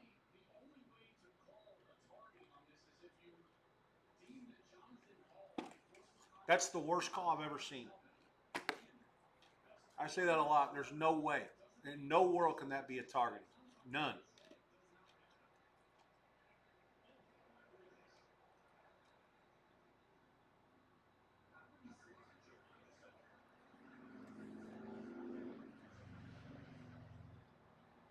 Let me hear what Mike Pereira has to say. If he calls this targeting, I'm going to stop watching football. You guys will see this. You're on a delay for me. I had this game on Big Fox. This one in the Arkansas-Memphis game, I'm ahead of you. How is it defenseless? He dove. He was sliding. He was dove. He didn't slide. He dove.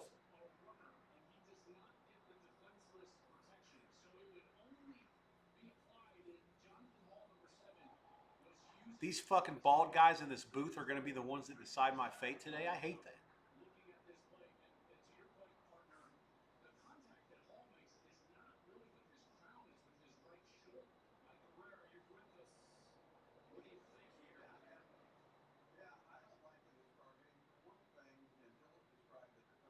It's not even a penalty.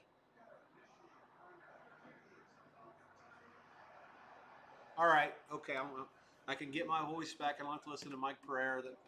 The bald guys made the correct call.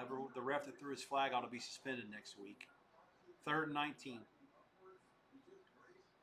Now Morton's taken a couple of shots here.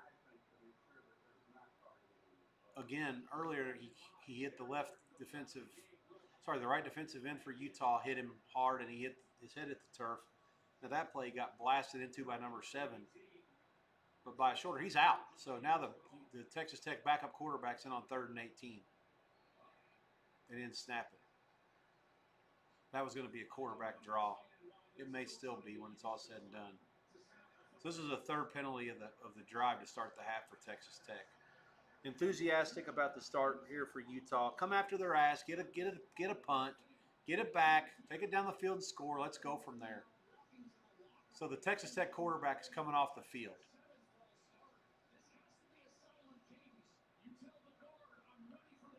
Morton is going through the locker room at the 13:40 mark, and the clock is still moving. A developing situation here.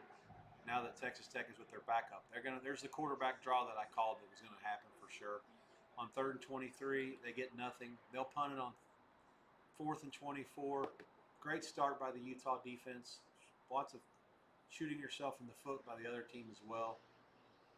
North Texas is 4th and 4 at the Army, inside the Army 10. They're going to kick a field goal.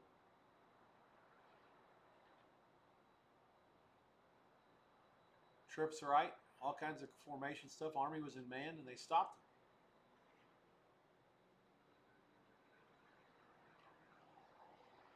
Utah almost fumbled the punt. That's amazing they flipped the fucking field. It's like a 50-yard punt and they lose 6 on the return. Utah can't even get good field position when they do something good. So North Texas gets points. They go up 31-21. 6:25 to go in the 3rd quarter there.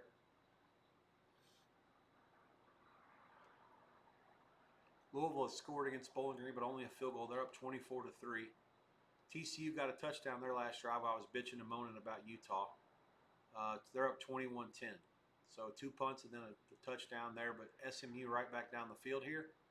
They are 1st and goal at the TCU 6 after the Harden carry for about 8 on 3rd and 1.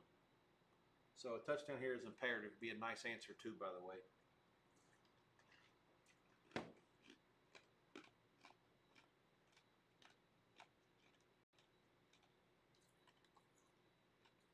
Hey, red balls. Red balls. Thomas in for UNLV. They cut the lead to 24-16, point pending. Great start to the second half, taking it down the field and getting points. 5 plays, 65 yards, 215. Now I got the Miami backup in. Let's go ahead and get a stop now. How about that? Stop and a score. Let's get aggressive on defense, make some plays, take control of the game. We got lightning in Clemson, 8 miles at the Memorial Stadium, leave the seating area and move to a safe location. So we're going to have a delay in that one before the second half. Again, that halftime price, and that's the last one, by the way, too. All the other games are in the second half, with the exception of UAB and Tennessee, which is 35-7 late in the quarter. Halftime price, again, Clemson, just to win the game on the field is basically what you're betting. 9, 10, 11, 10 and a half, all kinds of various different juices. Total between 28 and a half and 29 and a half out there as well at Buckeye. Unfucking believable. Another turnover.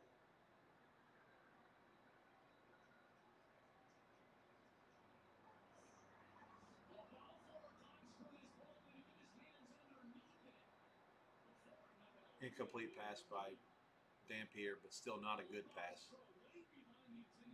I don't know where he's throwing that. Not even close to 88.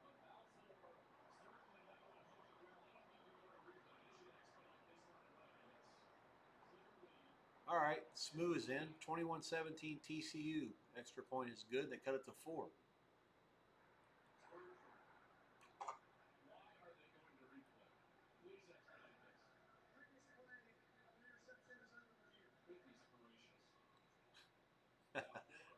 Joe Klatt, hilarious. Please expedite this. Okay, Memphis State was forced to punt. Arkansas starting back at their own 17 or so, and Green loses about 6 on first down. So it's very important for Memphis State to get a stop here now that they've got ahead of the sticks. Chris Budden.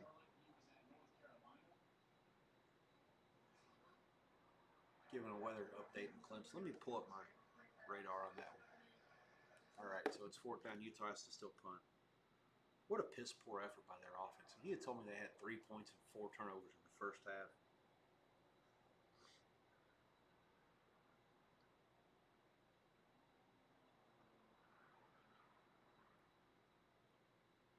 I actually had the radar pulled up on WeatherWise app to Las Vegas. The last couple of days it rained here. Very rare events happening with a tropical system in the Pacific Ocean that formed in southern Mexico and took a right turn towards California, kind of put a bunch of moisture, subtropical system into Arizona, southern Nevada, southern California the last couple of days. It's kind of neat to have some rain. Maryland and Wisconsin, 20-0. 3rd and 3. It looks like Wisconsin has changed quarterbacks again. Is this Henry? Yep, Henry's first pass was incomplete. Oh no, it was a play. It was a play fake to the receiver, reverse.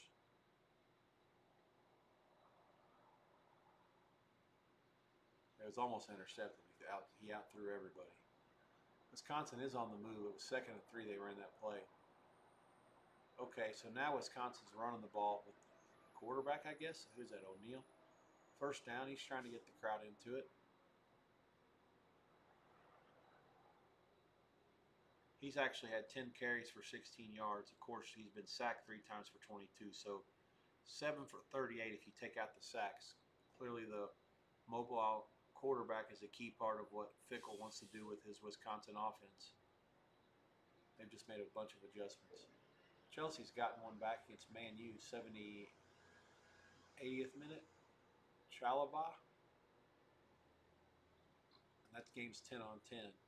See if Chelsea can dot one back. I have a little bit of draw in that game. It'd be a hell of a way to steal a point.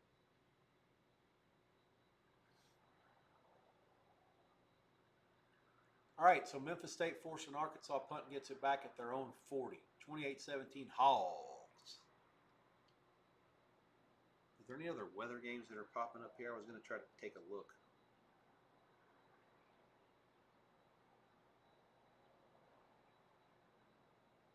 That lightning at Clemson's unfortunate. There's really not a lot going on. That's just a couple of cells that have popped up there.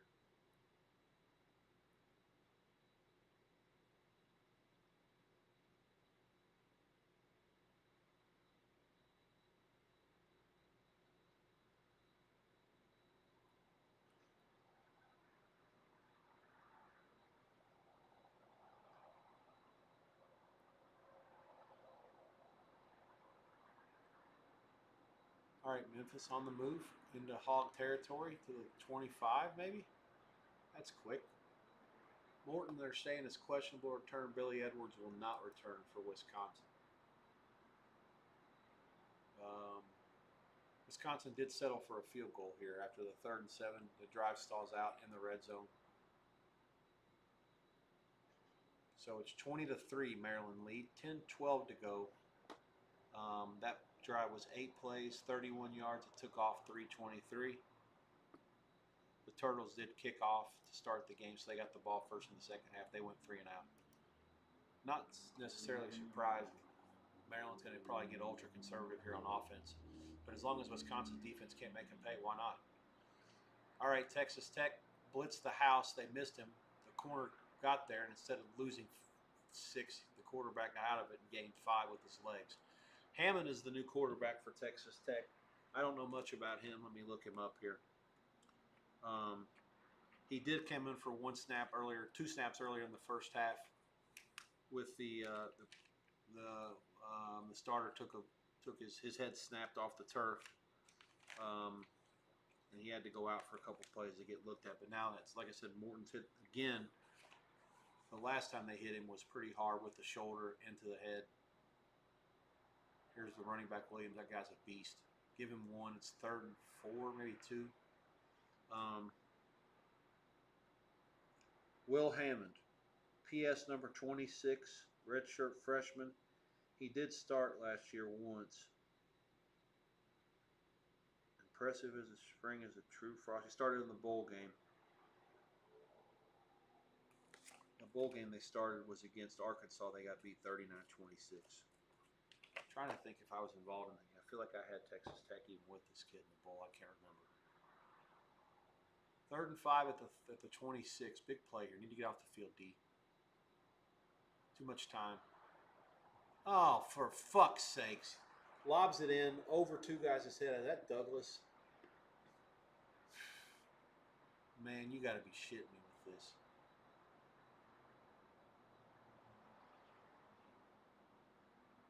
I mean, that ball's in the air for entirely too long.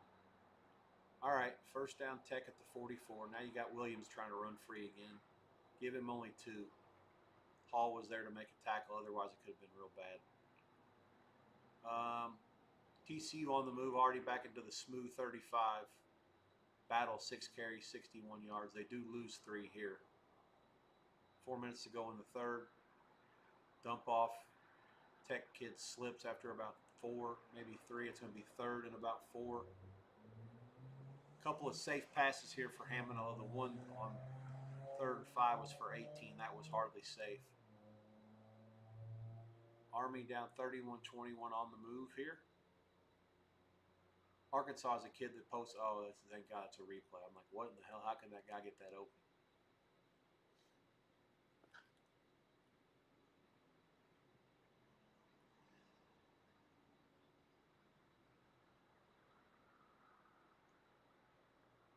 I'm not quite sure where the Lightning is at Memorial Stadium.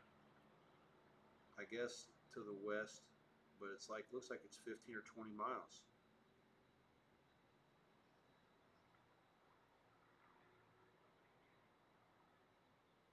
Special weather statement, strong thunderstorms will impact southwestern Pickens County through 2:45. Locations impacting include Clemson. Okay, well, there you go. Let me see it in motion. Let me see that in slow motion. Oh man, it's headed right at the stadium. You gotta be shitting me with this. Right at it.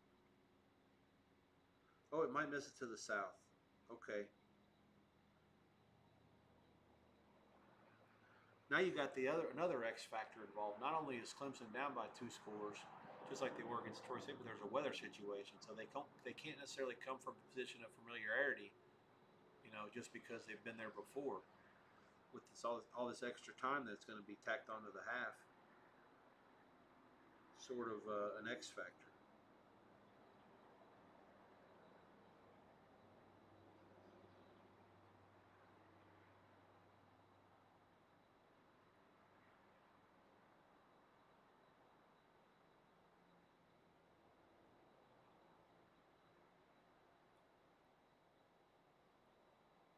Bear with me, I'm trying to figure out how long this delay is going to be. It looks like after this storm skirts to the south of the stadium,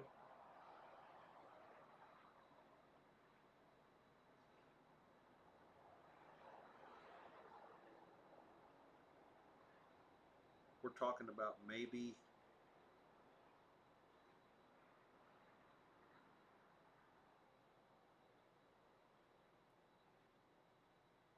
I don't know. Maybe 45 minutes from now. I'll say maybe start at the top of the hour. It's tough to say for sure. Memphis State settles for a field goal. That's disappointing. Okay, so 28-20 there. 7.5 to go in the 3rd quarter. The U.S. Military Academy taking their sweet time as they always do. But again, with that defense, hard to blame them. UNLV has it back, 1st and goal. This is what I'm talking about. Mullen makes adjustments, reads things, figures some things out at halftime. Miami's missing their center, I believe, and their starting quarterback. I haven't seen if 72's back in for Miami yet. That's important when they get the ball back. That was the one question I tried to ask a friend at halftime. It didn't get the answer. Otherwise, I would have maybe went for more UNLV. But it was so tough. Miami averaging 8.5 yards per play, and UNLV only 4.3. Completely flipped on its head here this game now, though. If the Revs can get it in, be a huge deal. Clock moving inside of 8 minutes to go in the half. The quarter, sorry. Oh my God, if this is a touchdown, it's an incredible play. Hoover throws it to the end zone. It's complete, I think. Oh, they're going to say he's out of bounds. Woo! They're asking for a review. This kid makes an incredible throw. Oh, I think his foot might have been on the line beforehand. Oh, man, it's close. I think he might have been in bounds. I hope not. They called it out on the field, and the ref's on the one on top of the play. He's the one that's supposed to get that right. I have to think that he did. Yeah, okay. All right. I thought TCU was going to get a touchdown out of that mess. Rebs. What happened? We got a timeout? I don't know what happened. There's a commercial. 7:55. Okay, so got a 4th and 15 field goal coming for TCU. I think they're looking, they're wanting to, yeah, okay, the ref's going to restart the play clock. They were wanting a review.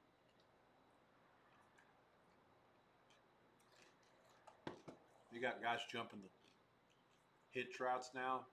The Utah quarterback's completely lost. I don't recall him look this bad before. I mean, not even in New Mexico when they played against bad. Well, I mean, that's a different story. Defense is way worse than this. But I wasn't convinced Texas Tech's defense could stop this guy. Man, that's close. His foot is on the line.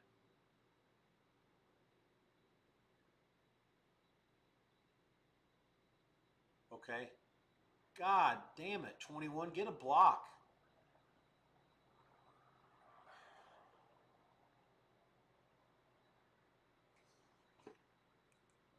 There's just no threat deep.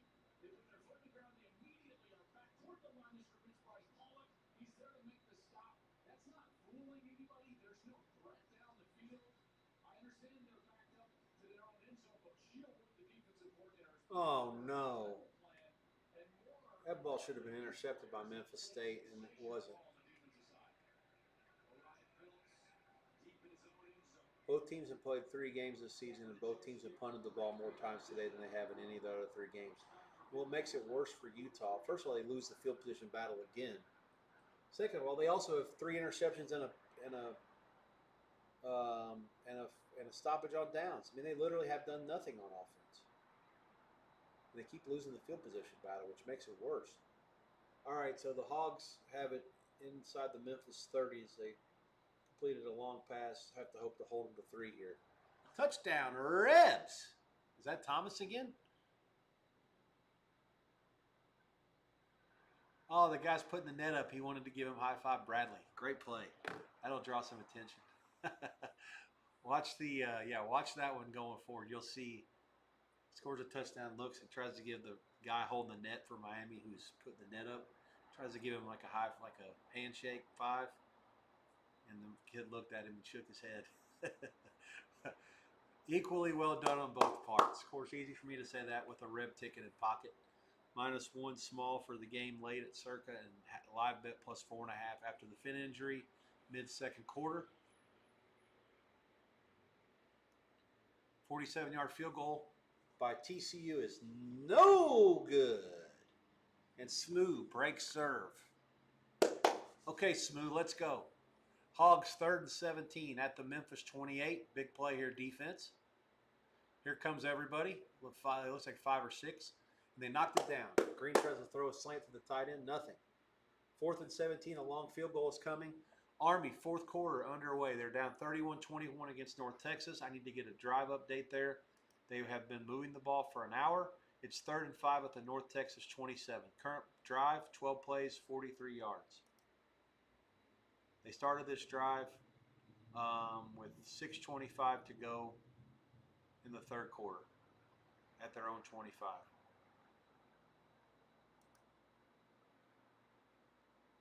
Personal foul, Tarjang.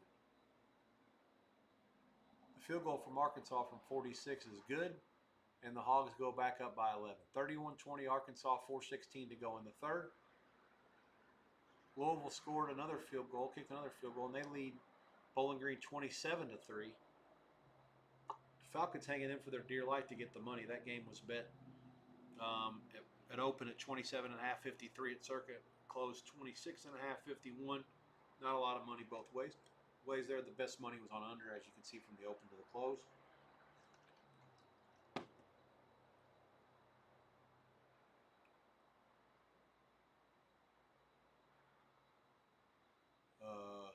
Let's see what else is happening here. I'm gonna have to make an executive decision. I got iced tea here in the Bubba mug, but it's causing me to. That's a diuretic. It's not good for you when you're trying to sit here and battle the whole day. I don't want to be pissing all night. I just need to go grab a water, I think.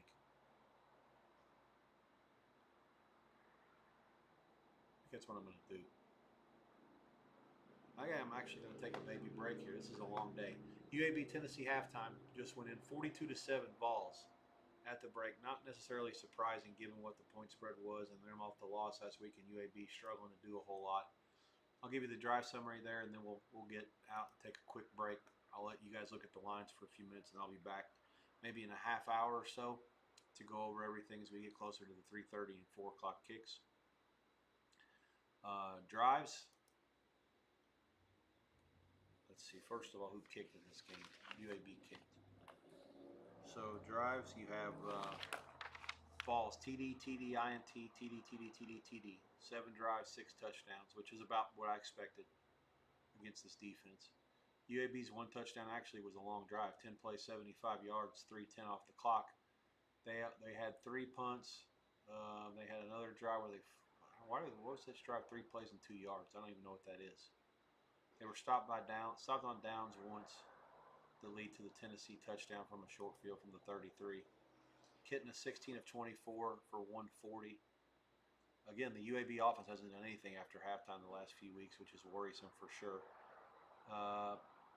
There have been no turnovers other than the stoppage on downs. 42-7 the score, yardage 352 to 151.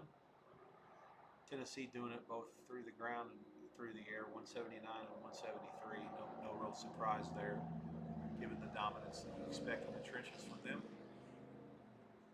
So halftime price, Tennessee 17, 27.5.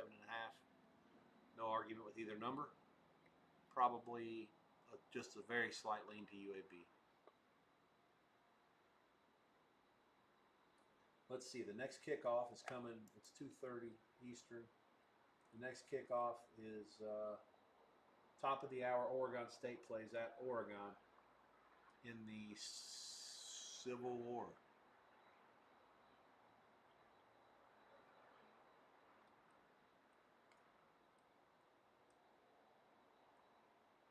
Then there are a barrage of games on after that at 3:30 Eastern. I have my TV situation needs to be figured out. I'm going to go with the Big Ten channel where that Man U Chelsea game is. That game's about to go out. Oh no, Miami, Ohio running down the field like Forrest Gump. What happened here?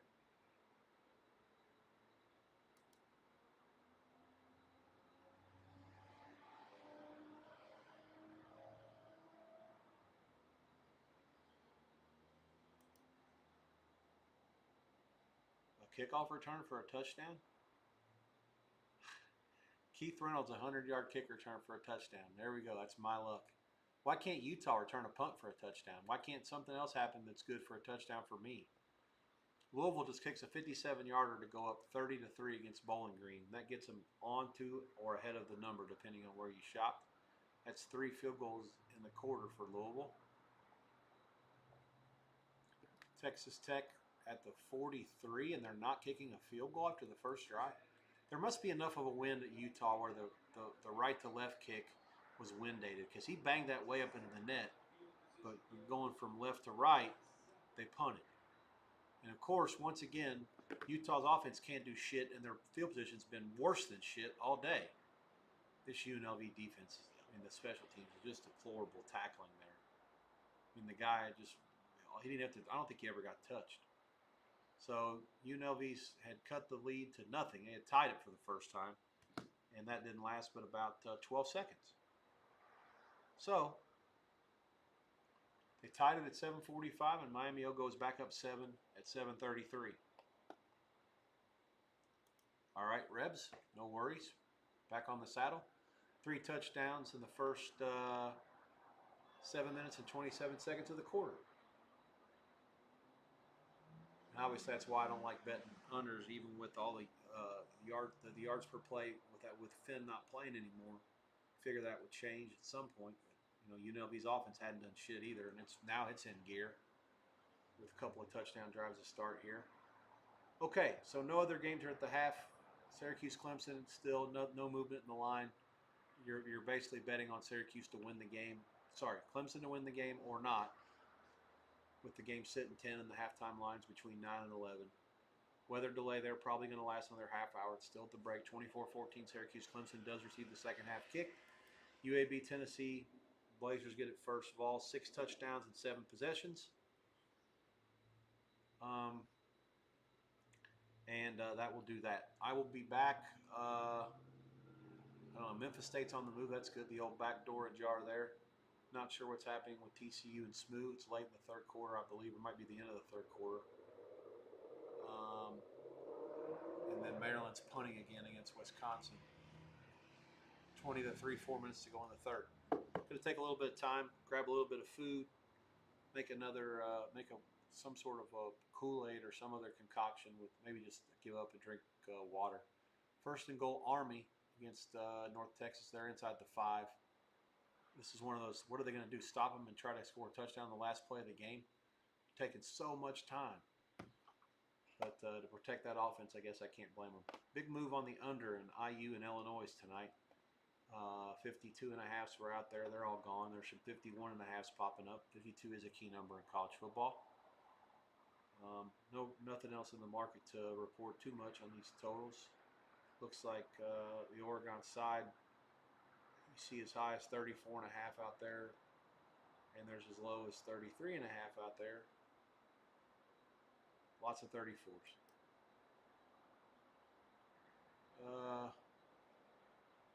End of the quarter in this first and goal, Memphis State late in the third, and TCU coach is talking to the sideline chick. It's 21-17 Texas Christian with the ball and the lead. 2nd and 8 at their own 16 as the fourth quarter starts. Oh, what the fuck is happening here? Defensive touchdown for Miami O? So we got a kick return and a defensive touchdown all within a minute of each other.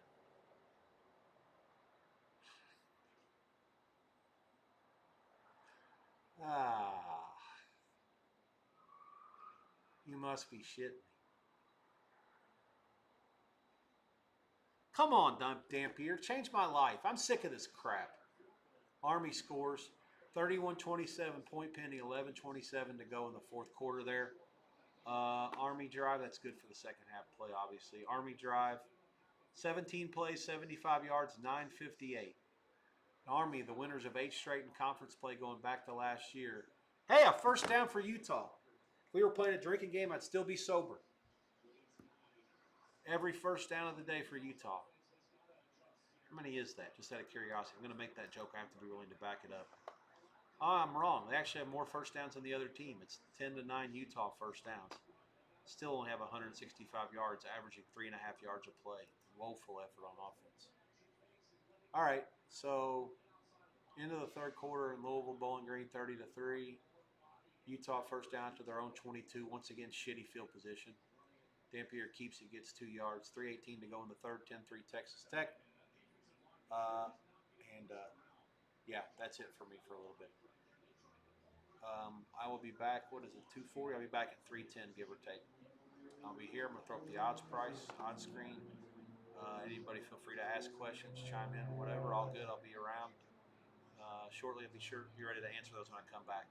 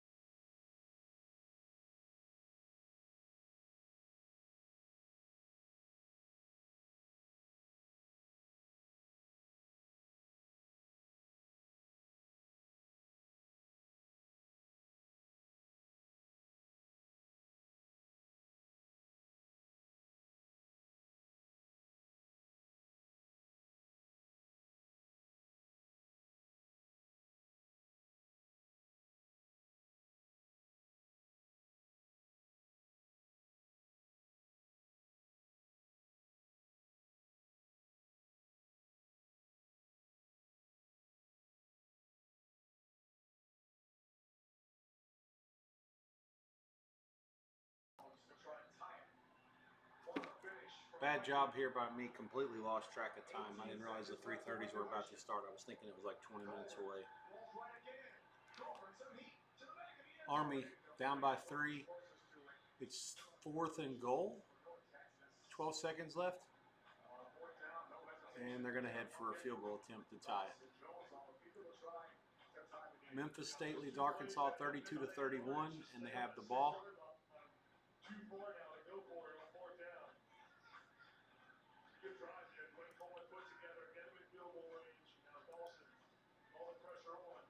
Arkansas fumbles it at the Memphis 7. Tigers with touchdowns on 2 of their last 3 trips, a field goal as well. And Army's tied it at 38. We're going to head to overtime, most likely 9 seconds left. What a great finish, great comeback. Army second half, good. We'll get the cash. Second half, Utah is a loser. And Utah in general, a bunch of freaking losers. What a piss poor effort. All the way around, just piss poor.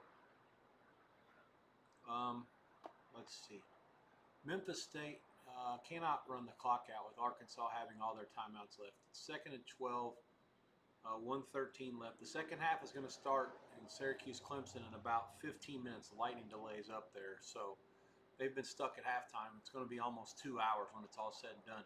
UNLV down the field against Miami, Ohio after they forced a Miami turnover inside their own in the UNLV 30.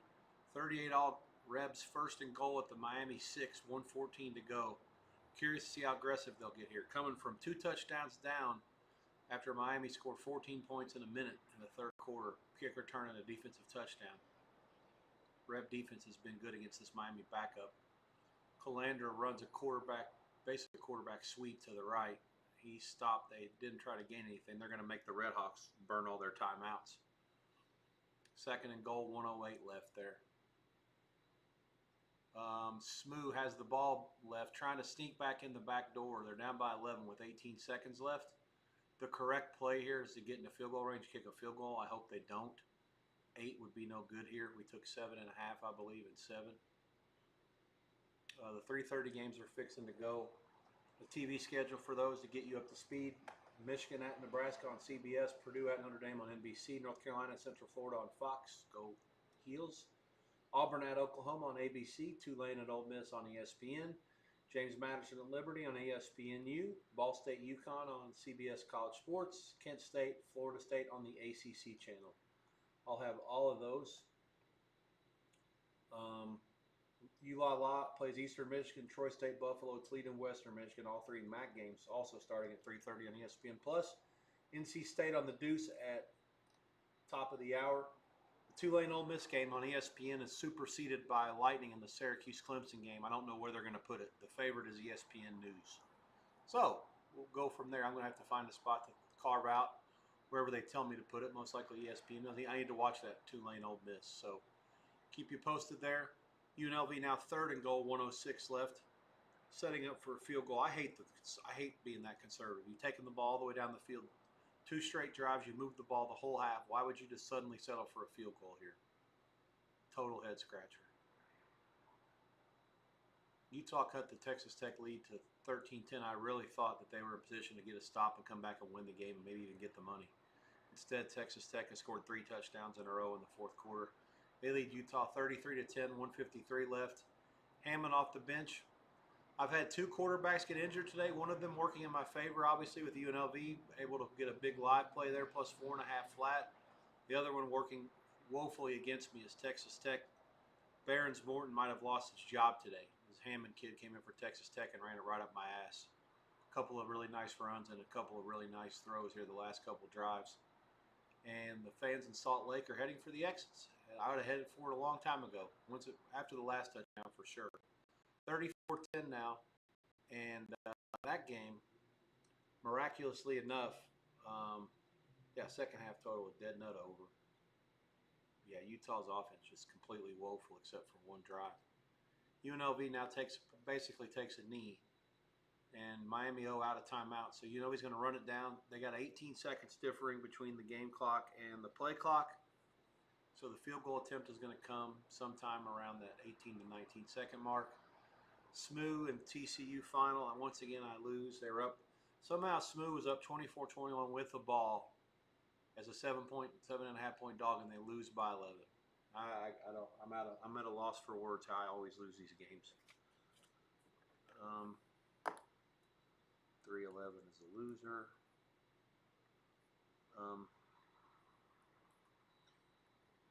Let's see.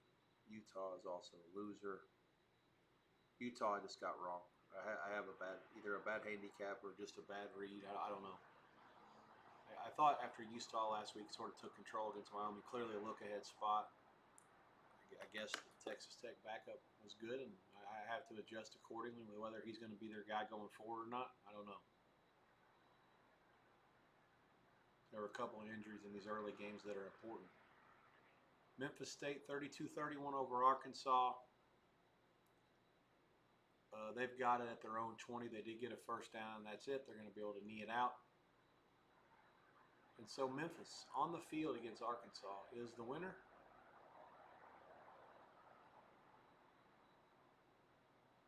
Huge win for them and their aspirations to go to. Wait, what's this? The quarterback went down. Is he injured? I have no clue what's going on here. The clock stopped. That guy's running onto the field. They have to go back into the stands. What a fiasco this is.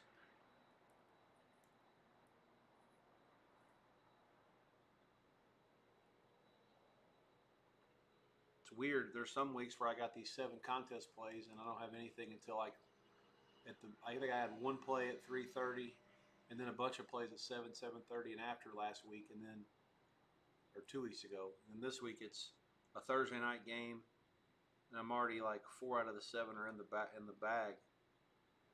Yeah, all of mine are done before dark today. It's funny. So UNLV up 41-38.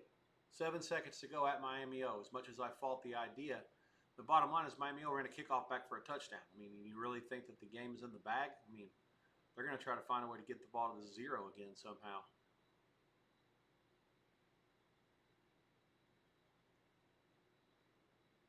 Okay, they're going to put Syracuse Clemson on ESPN2.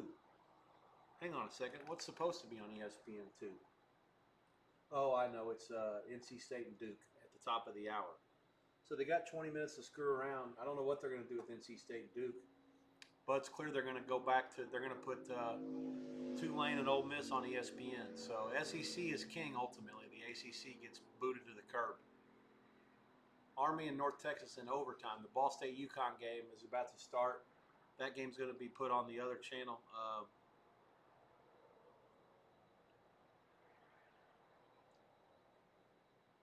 Sorry, the online channel is actually underway. Ball State-UConn, no score, minute in. Texas Tech game is final. Memphis State, Arkansas is final, 32-31. Memphis outright as a dog. UNLV game, let's see. Miami has the ball down 3, 11 seconds left after the field goal. Rebs trying to go to 4-0. Ball is on the tee in Oxford, and Tulane's going to kick it. Another huge game for that conference. If they can win this one, that'll be 2 wins for the American today over the AAC or the SEC. And more importantly, Tulane and Memphis play each other later this year. It's pretty clear from this point, unless something really happens weird in the Mountain West or in the MAC, then one of those teams have to go undefeated, most likely. Then the American's going to get the playoff representative this year.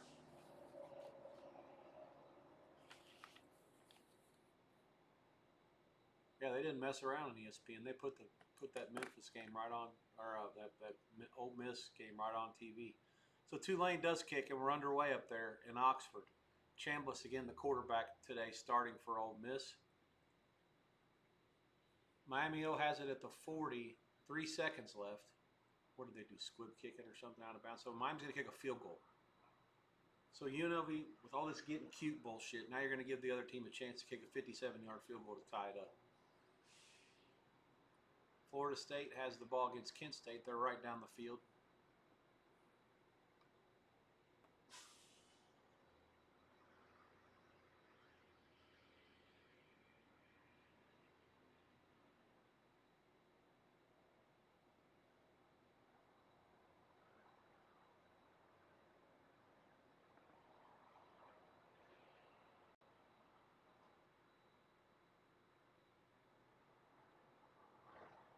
No good. UNLV 41, Miami O 38. It's final in Oxford, Ohio. Rebs 3-0, 4-0. Miami O 0-3. Dan Mullen's team awful before halftime. Guess they must have had a wake-up call at the half. Trailed by 14 to start the fourth. 17-0 after that. UNLV gets there. Closing line, UNLV 1, which we laid at the end. It was as high as 3 earlier in the week. Circa actually opened 3.5 last Sunday. Diddle in the middle for those who shop early. It was a 57-yarder. The Colder couldn't get it down. Fire drill area interception by UNLV, which pads the box score. Ultimately, it wasn't that pretty. There was a kick return for a touchdown for Miami O, a pick six for UNLV. All kinds of offense in the second half for UNLV. In the one game that's going on now that started late, 56-17 Tennessee with 11:50 to go in the fourth quarter. Amazingly enough, it's sitting on 39, which is like beyond comical given what the point spread is, basically. Which, you know, opened. Hang on, this is where it gets funny. It opened 35 and got bet immediately to 38.5, 39. It's as high as 40. Now it's closing 39. All kinds of trouble for exposure. I'm guessing the worst number for the books, if there's any sort of two-way at all, would be 38 or 30. Probably 39 is worse. So that's where we stand here. Simmons is probably not going to go for Ole Miss. I'm not splitting the atom by telling you that. Florida State up 7-0 against Kent State early. That game has a potential to get extremely ugly. The Noles.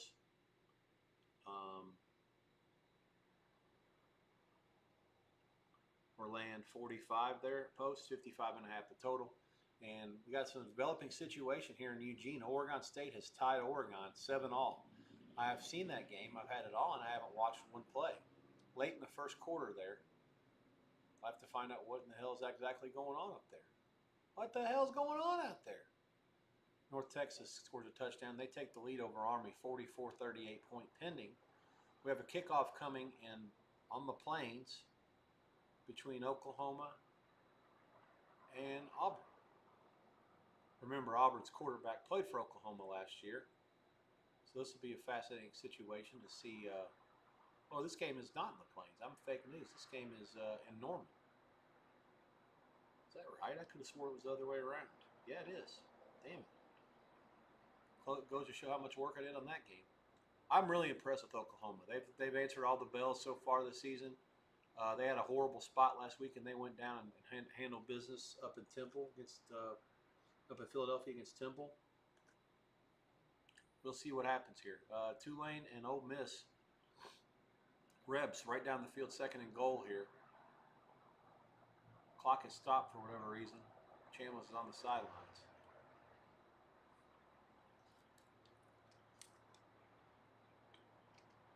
Liberty and Jim Madison. Dog for me in that one. Good luck to me. Jim Madison with the ball. I think they got it first. That's an ESPNU game.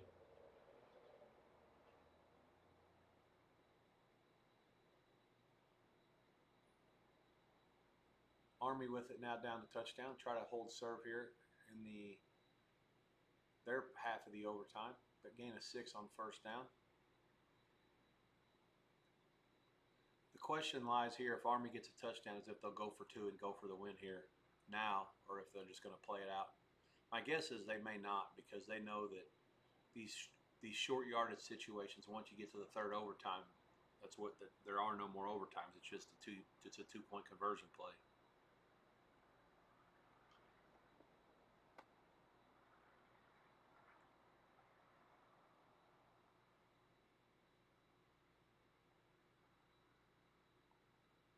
Army has moved the chains. First down. We got a touchdown for Ole Miss. That didn't take long. Daquan Wright is in. We'll have a kick between Central Florida and North Carolina in the next 3 to 5 minutes.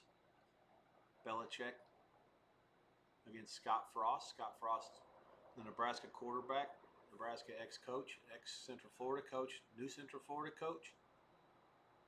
Was drafted by the Jets in the second round to play safety. That's how athletic that dude was. And the defensive coordinator at that time in 1998 was none other than Bill Belichick. So, That's your game reset for all the nonsense that's going on here with these games starting at 3:30 and at 3:45. The NC State Duke game goes at the top of the hour. That'll be the last game that starts. And we'll reset everything in a minute. I'm going to have to get the coin tosses for everything. Nebraska and Michigan are underway. That game is on CBS. I don't have room for the antenna. I decided to focus my attention on ABC and Fox. So I'll have the fast feed on Auburn and Oklahoma, in addition to North Carolina and Central Florida. North Carolina, decent sized play. I'm going to call for the Tar Heels to win this one outright. Nebraska and Michigan is on CBS, but I have delegated it or relegated it to the side TVs with the box, so I'm behind on that feed a little bit compared to the other ones. Pretty good crowd today at Liberty for the James Madison game. I know those two are old rivals going back. Lynchburg, Virginia, and Harrisonburg, not too far apart, I don't reckon. JMU first down inside the Liberty 30 to start things here. About to re-kick it. ESPN2 is your new site for Syracuse Clemson. Those of you who were watching that one earlier. North Carolina is about to kick it to Central Florida. Not quite. Ball's off the tee. Oklahoma's going to kick to Auburn.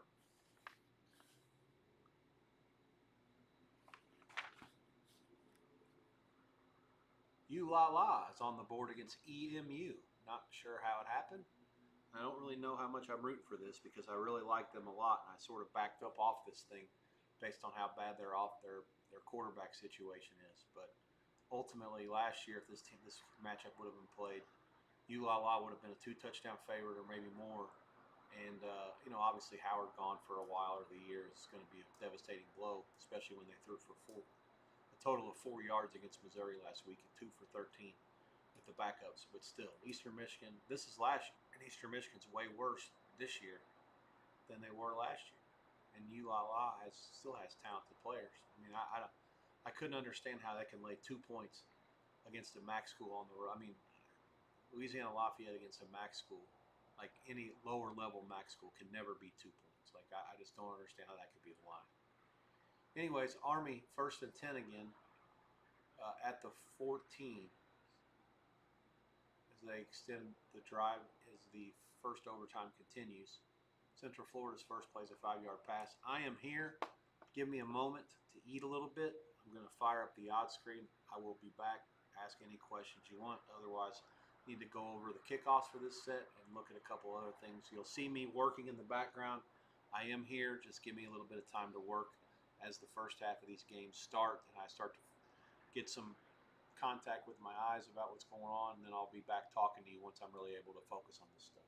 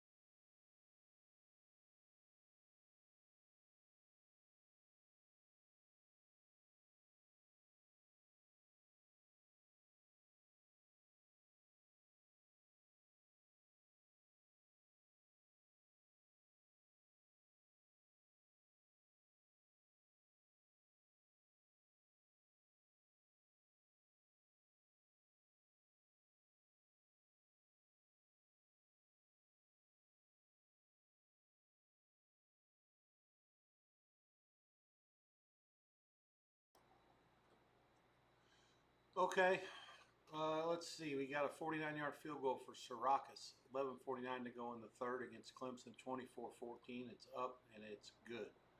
So about all you can ask for in the start of the second half. A 2-hour delay probably favored Syracuse some. You figure you lose some of the Clemson fans after the start. Auburn had a scoop and score. Evidently, they took it off the board. We got an Oregon touchdown by Sadiq. That's 13-7 point pending. Ducks. 5:40 to go in the second. UConn leads Ball State 10-0 late in the first. That's on CBS College. Cardinals are moving inside the UConn 30. Florida State, I don't know how Kent State scored a touchdown, but they did. So it's 21-7 Florida State now. That's it's not even halfway through the first quarter yet. I don't know. The Noles are going to score as many points as they want to. Just a matter of how long they keep the offense out there. But this is one of those 80 burger is in play here for sure.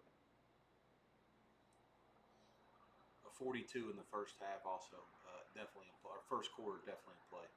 Liberty, a long field goal from 47 is good, and they tie it up against James Madison 3-off. 5 minutes to go in the first. Ducks extra point is good. Ole Miss broke serve against Tulane after their touchdown. It's 7.5 to go. Clock moving. 2nd and 7. Ole Miss in Tulane territory. And Nebraska, Michigan. Looks like Dylan Raiola tried to get creative, and he gets sacked. They are in scoring position. Wolves got there with actually a 4-man rush. Cunahan is 4 for 4 as long as 52. This one from 44 is up, and it's not even close. Wide right, 5 minutes to go in the first. Michigan will take over against Nebraska. No score. Curious to see how much aggression that Ole Miss will use with any time they have planned plays with the quarterback running it, the actual quarterback, given that the other guy's hurt. That play was more of a single wing type play with not the quarterback, but the running back. Well, they're going to throw it to him again. Tulane was all over it. Lacey that time nothing.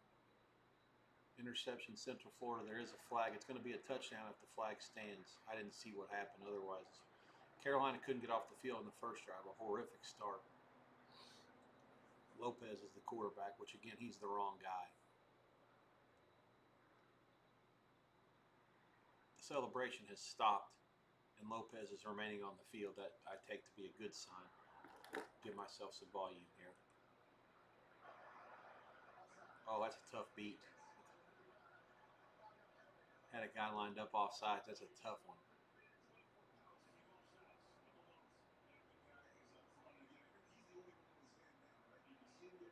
Oh, he is offsides.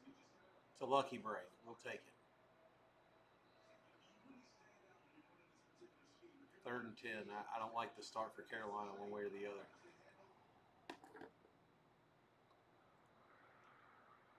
Yeah, it could start much worse. The only thing is it's not 14-0 yet. All right, first down. And he broke a tackle. Okay, let's hold all mutuals here. It's not all is lost for the Tar Heels.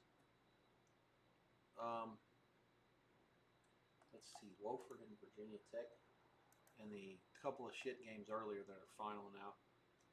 South Florida over South Carolina State 63-14.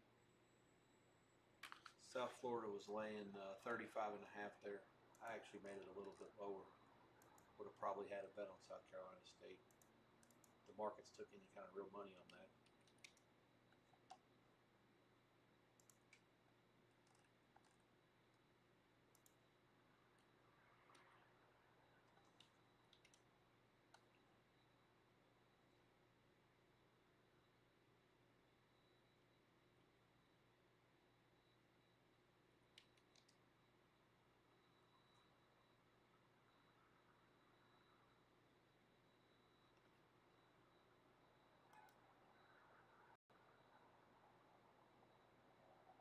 I'm still kind of appalled at the finish in that Texas Tech Utah game. I have to really make an evaluation. Where they throw it away on the next play? Is that what happened?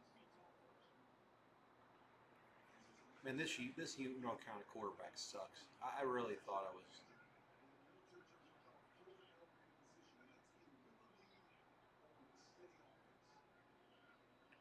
Klubnik throws it first down, Clemson.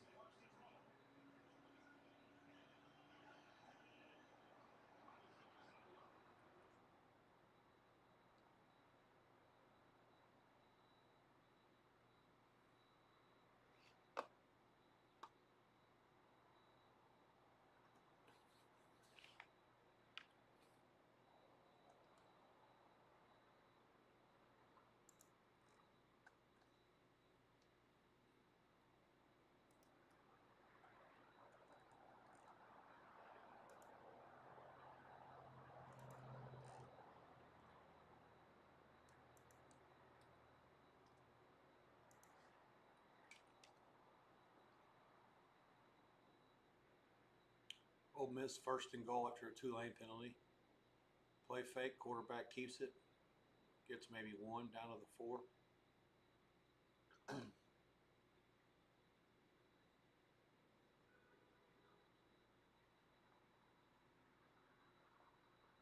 Central 4 to 3rd and 8 at the 21 after an incomplete pass in the short run. Option, now it's a shovel inside. Good read by Carolina's defense. Gets maybe 2, it'll be field goal range. Most likely a kick.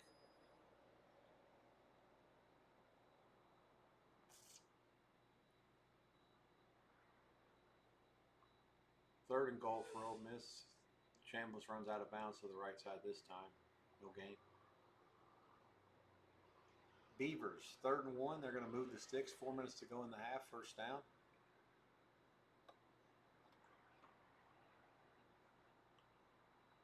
North Texas Army game was wild. Plumb wild, as my friend Ryan Hall, y'all would say, the weather guy.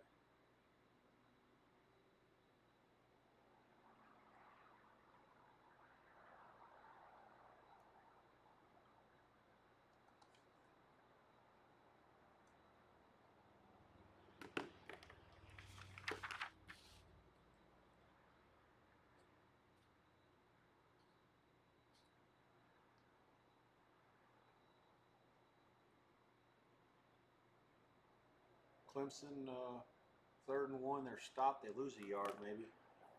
Klubnik kept it. 4th down now. 8.5 to go in the 3rd. Syracuse up 27 to 14.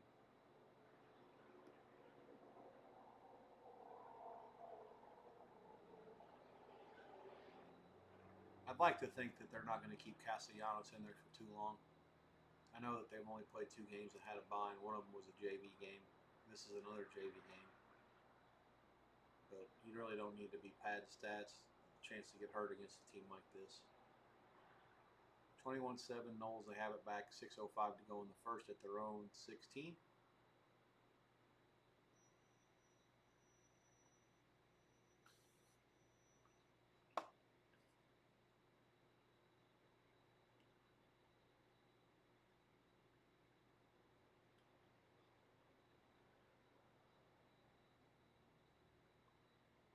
Baseball, the Braves get 2 in the 9th and beat the Tigers, who continue to reel.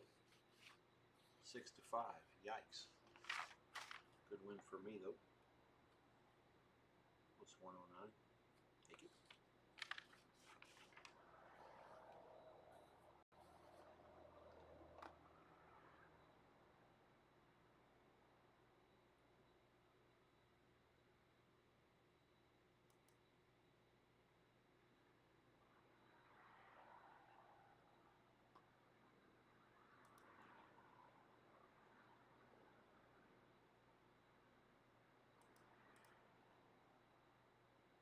Bear with me here if I'm quiet. Ask questions, whatever, all good. I'm trying to process a lot of things right now. This and the start of the games at 7 o'clock are a real busy time of the day.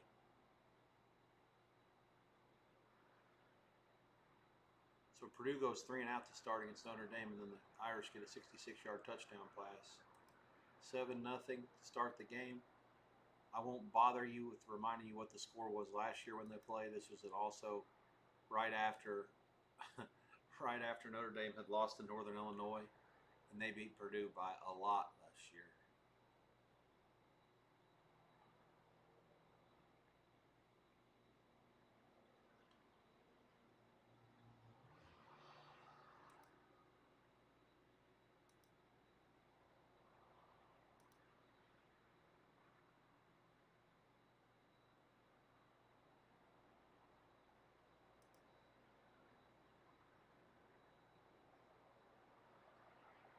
tweet deck is there must be too much going on.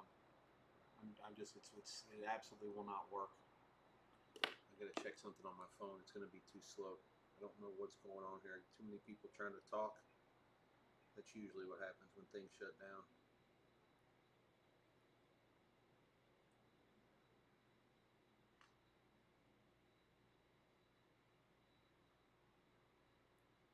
Okay.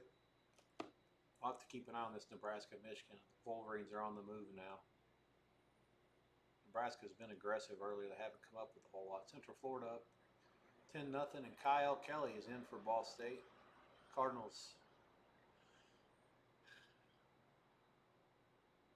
Oh, nice play. They ran they faked the run, or they gave it to the back and they threw it to him. So the back throws a touchdown pass to Kelly, who goes out as a receiver. Remember last year Kelly played quarterback for a few games, but was also a receiver for a good part of the season. 6 plays, 83 yards for Ball State. They trail UConn after 1 play in the second quarter. 10-6, touchdown Florida State, 28-6, 3:18 to go in the first. Ole Miss 10-0 over Tulane, 3:13 to go in the first. Michigan kicks a field goal, 3-0. Ducks 14-7 over Oregon State, 3rd and 6, 2-minute warning in the second quarter in Eugene. James Madison Liberty 3-all late in the first. Duke and NC State, it's official, ESPN News. And I am out of TVs. Hang on 1 second. Let me see if I can make one quick adjustment.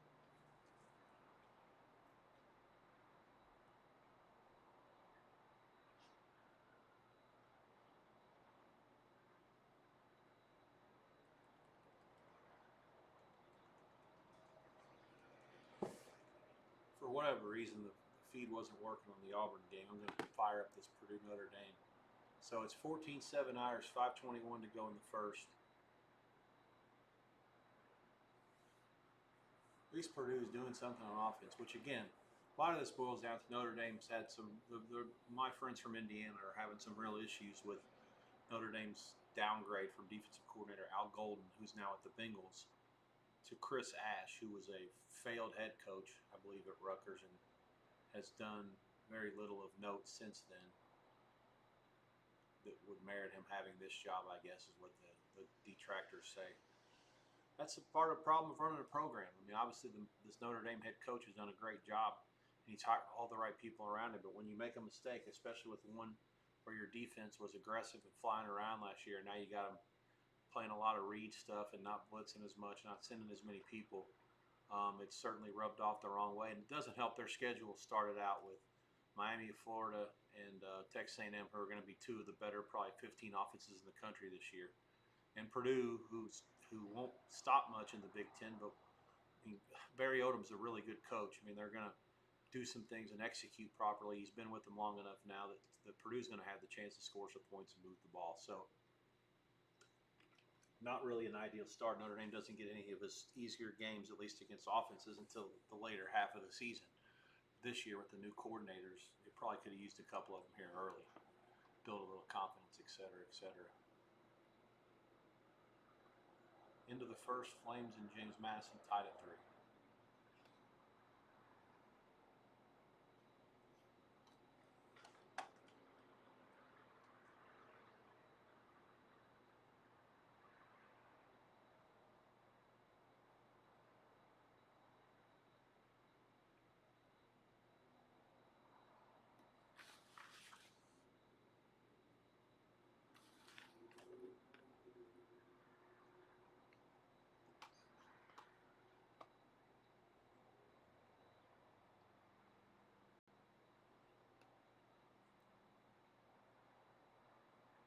So I don't understand what happened with Army at the end of the game. Why Coleman was in the game all the way to the end, and then it was Helms at the very end after he was the one that had the 3 turnovers to begin with.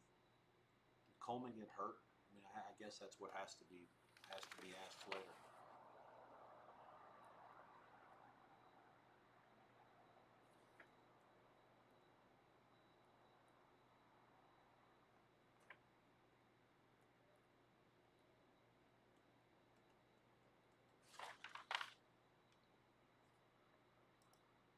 Yeah, I need to look into this because I was trying to watch it with no audio. It's really tough to know what's happening. Coleman kept it for 3. Then I guess he got hurt. Helms was in.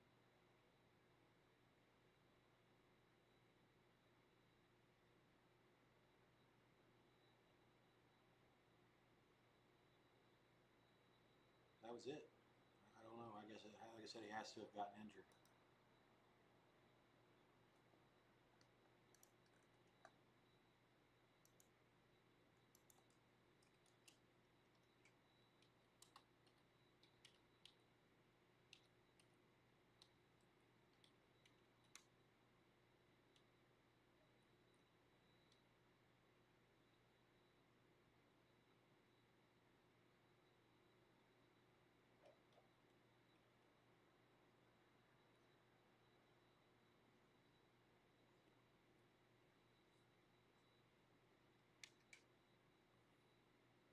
What's happening here?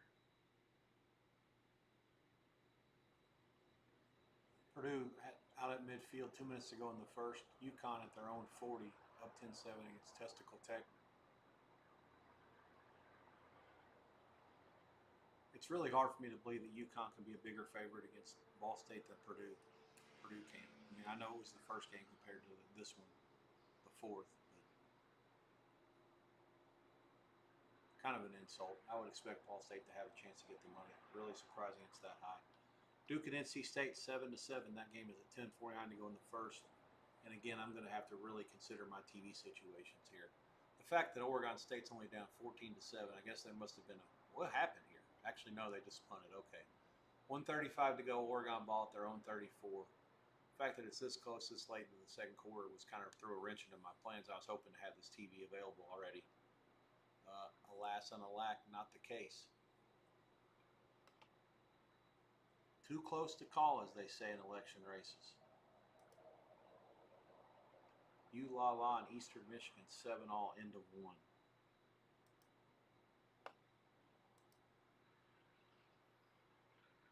Touchdown Michigan.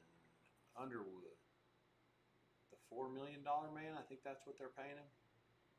Worth every penny if he can do that a lot. Biff Podgy, what a great coach. What a fun guy to play for. 11 seconds to go. If you don't think he's great, look at what UNC Charlotte did towards the end of his time there, and look what they've done since. That's Underwood's a 37-yard touchdown run. It's just I don't know if it's a design draw, but they cleared out the middle altogether. They ain't catching that guy. You nuts? He gone. Wolves 10, Corn 0. 11 seconds to go in the first quarter.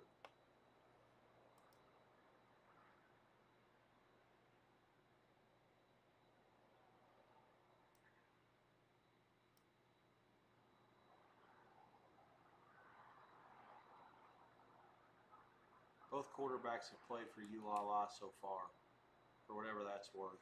They're 5 for 9 for 40 yards patching, which is a marked increase from what they've done last week, certainly, and the week before, too, if you want to get right down to it.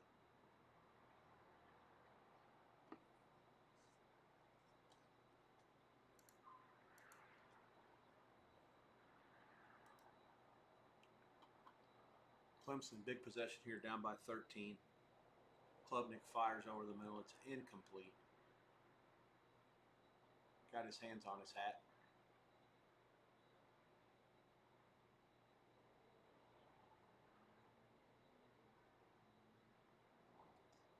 Not sure if anybody's going to work harder today than the Kent State punter. Not sure how the Noles didn't block that one. That's one TV I'm supposed to sacrifice, but there's another game on the ACC channel later on. I'm not saying I'm too lazy to change it. I'm saying it's kind of hard. That's the one TV where the box is kind of hidden. I have to go do a bunch of stuff with my hands, and you guys will be laughing me out of the room if you see me trying to change that channel from this chair. It can happen. It would just be very, very difficult. North Carolina seems completely out of their element here against Central Florida.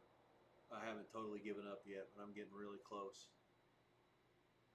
10-0 Knights. They have the ball on the move in UNC territory. This Lopez, he stinks. Get him out of there, for Christ's sakes. Clemson punts it back to the 18. That's where the Cuse will start their next drive. 4:29 to go, up by 13. I would say points here, and Clemson's in real big trouble. If they're not already in not big trouble, they're certainly in a somewhat amount of trouble.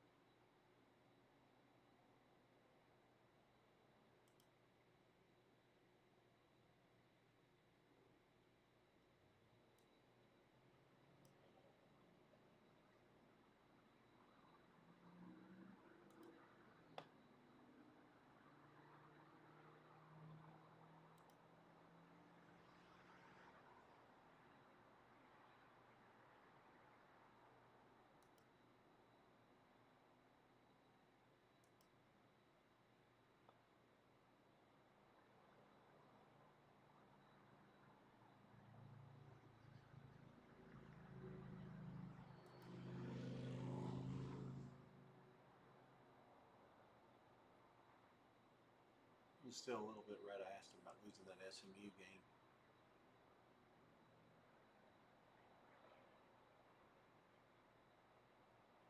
Ole Miss, another first down. Taking it to Tulane. Second quarter underway, 10-0 Rebs. Start their first down and gets them out to around midfield. Quarterback runs for about 6. This guy was making dudes look bad last year too. The difference was he was at the Division II level. This year, last week it was the SEC, and now it's the best team or one of the best teams in the American. A team who has beaten an ACC and a Big Ten team so far. Certainly can't say anything about Tulane's scheduling. Scheduled teams from 3 of the bigger conferences.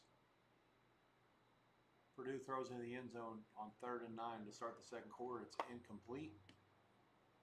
They should be in field goal range.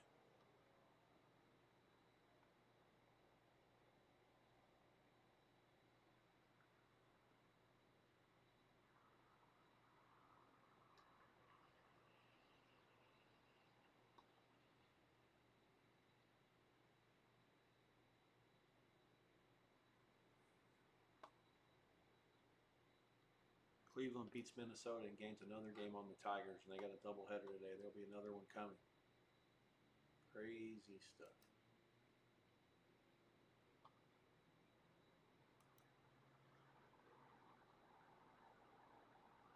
Tennessee beats UAB 56-24, over as I expected. Actually, everything played out about that game the way I expected. I thought that I think I made the game 32, and I hated myself. But I said it'll fly over, and Tennessee will get somewhere around 60 by themselves. Just a matter of if UAB can get between 25 and 30, and because the other team might get more. Florida State scores a touchdown in the last play of the first quarter. 34-7, point pending. Will be 35-7 Florida State over Kent at the end of 1. A lot of work to do there, obviously, but if you have the Noles minus all the points, you're a good you're a good part of the way there.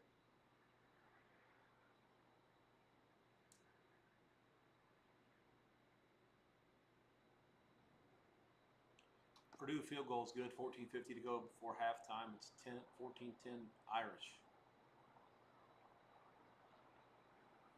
Syracuse has got a guy limping off. Is this? Oh no, not the quarterback, I hope.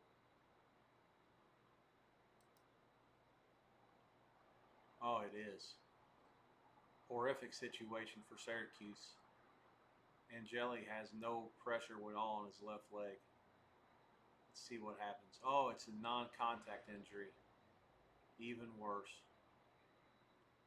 He's got his brace on that knee.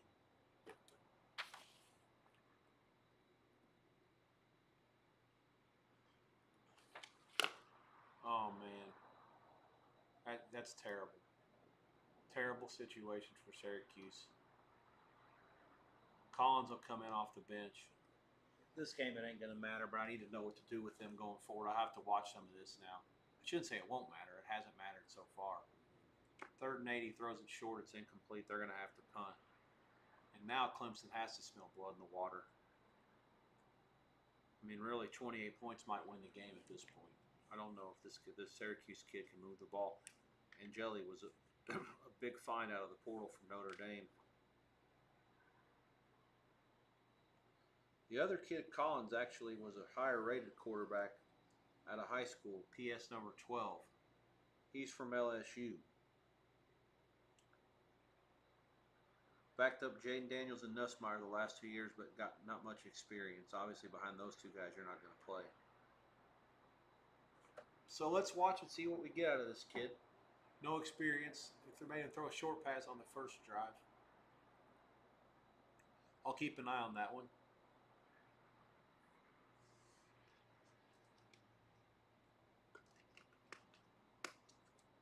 Central Florida on the move again. I'm not so sure North Carolina belongs on the field with these guys. And it ain't because Central Florida's any good either. I mean, they were life and death for Jacksonville State.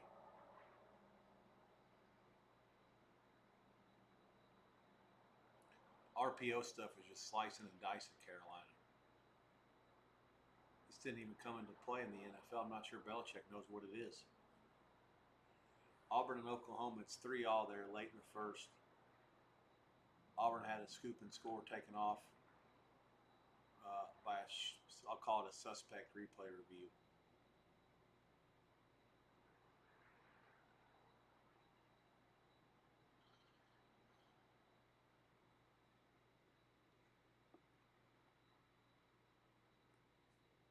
Nebraska back to punt again, 4th and 20. They go backwards on this drive. Rugby style stuff. Fair call at the 38. Michigan will start there up 10-0. Fumble, and Syracuse recovers it. Good God. Here I was talking about, okay, well, they don't need to, might not need to score anymore. Now let's see how aggressive they get with this kid. They can go for the kill shot. That ball is out. Absolutely a fumble. Carolina's defense is playing hard. I'm not sure what their offense can give them. Is Kyle Kelly going to really throw the ball like 50 yards downfield like this? Oh, no. Okay.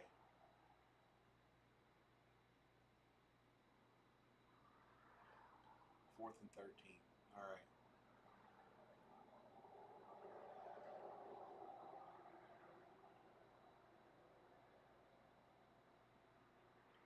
Movement everywhere.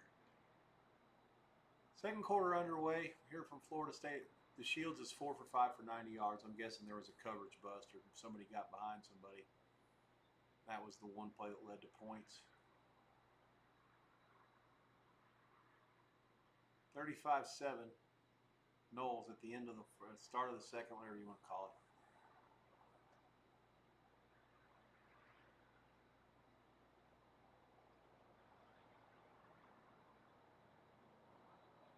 Notre Dame out to the 40, first down. Big play for the North Carolina defense here. From home to 3, and then maybe try to figure out what to do on offense. Rush 3, nothing there. They throw it to the back.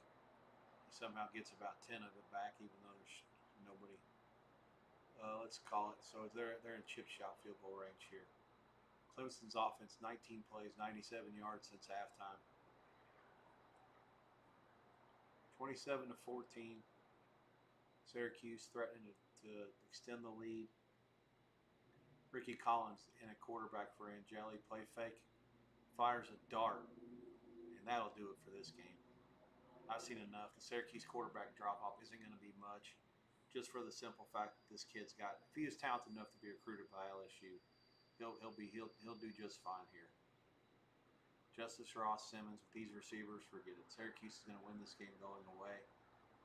33-14, 2:12 to go in the third. They'll probably go for 2.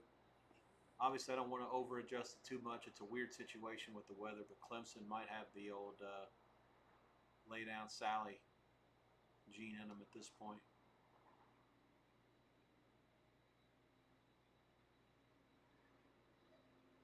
One play, 18 yards, 6 seconds. They're going to review this Central Florida kid as he was down maybe when he caught it. The more they review it, the worse it looks for the guy that always catches those plays.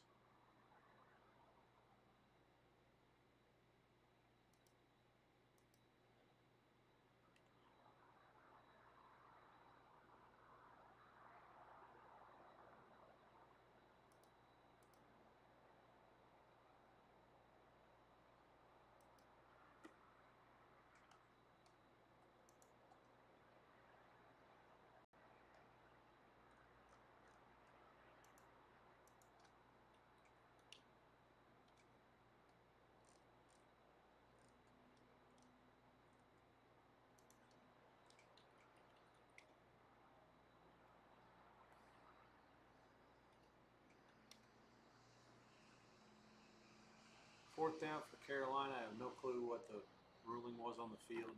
I guess we'll find out how many yards he has.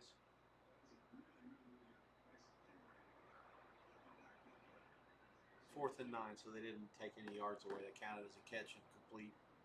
It'll be a kind of a chip shot field goal, 36-yarder instead of about a 48.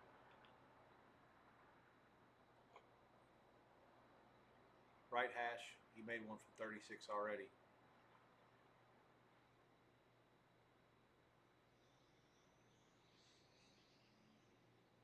Kent State's running pump and goes on Florida State. They bite every time. Everybody wants to make a play. Central Florida makes another field goal. It's 13-0 over North Carolina. 10:09 to go before halftime there. Notre Dame into Purdue territory. First down to 34.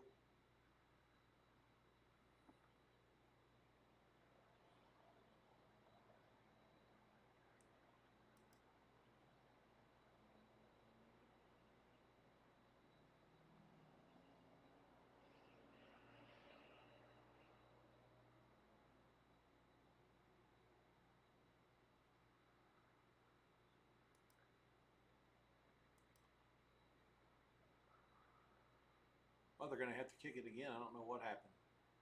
Some sort of penalty against Central Florida, so it's a 41-yarder this time.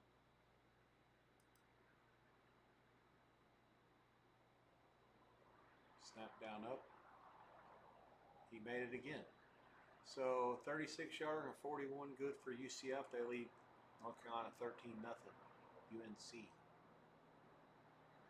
Tulane on the move in the red zone against Ole Miss. 3rd and 7 at the 14. They're down 13-0. Now we got a false start on the left tackle, although the defensive end might have jumped first. 14 plays, 42 yards, 7:44 off the clock on that drive for Central Florida.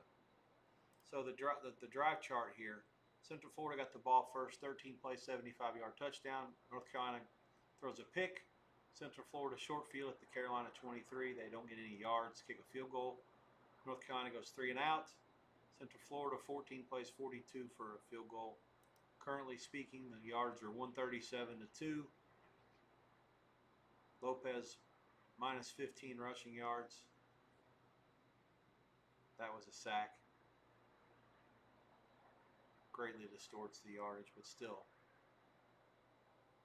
Be nice if they actually had the ball with a chance to do something. Notre Dame has scored. Jadarian Price in from 21 yards. They lead Purdue 20 to 10, point penny. Tulane's going to have to kick a field goal. 4th and 9 at the 20 now.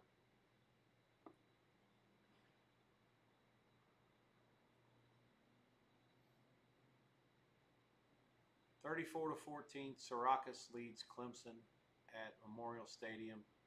It is now a half-full Memorial Stadium.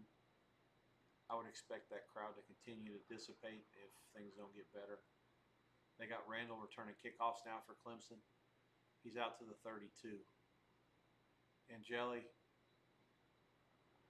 seems to be talking to teammates. Lots of condolences, consolation, condolences.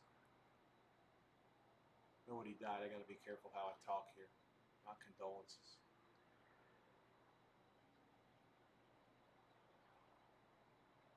Klubnik has Randall in the backfield. 2:06 to go in the third. Cuse 34-14 lead as a 17.5-point dog. Eastern Michigan and ULA turning into an absolute track meet. 16-14 up there. ULA extra point pending. 9 minutes to go in the second.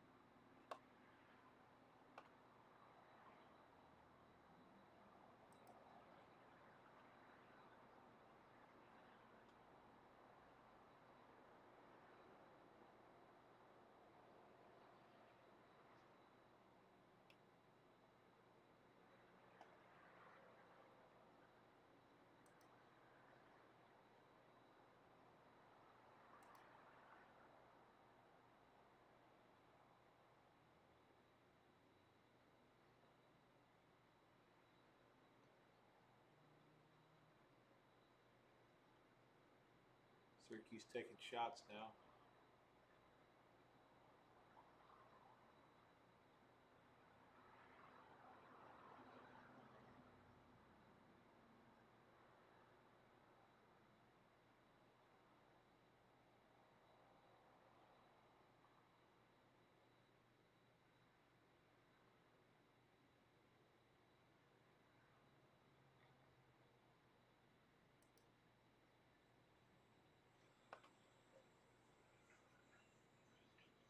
Oregon leads Oregon State 21-7 at the break.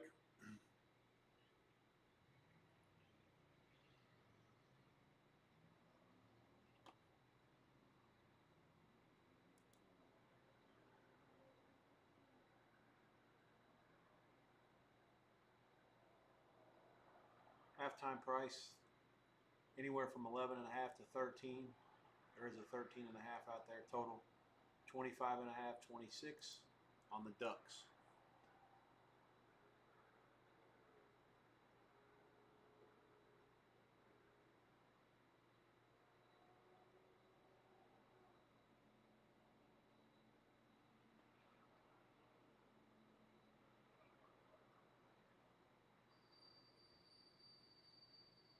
UConn punts it down at the Ball State 1. The Cardinals take over down 10-7, 2:12 to go in the quarter.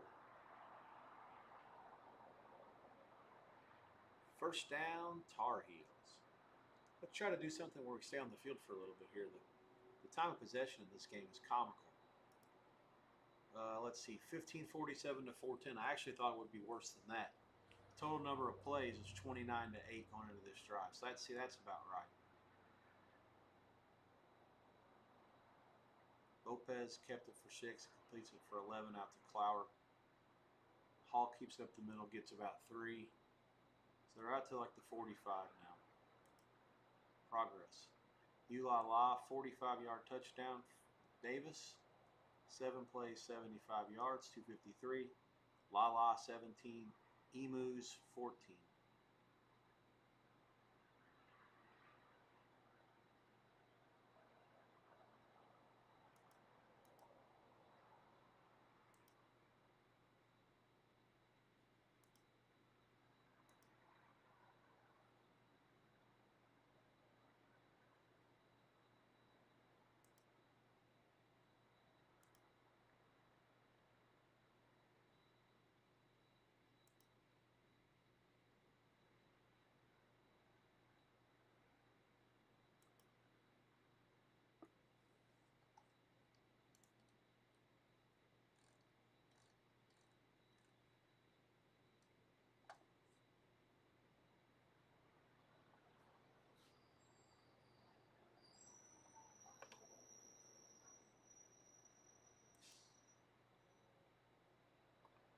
Heels move it again, first down. Clemson on the move. They're inside the 30 now.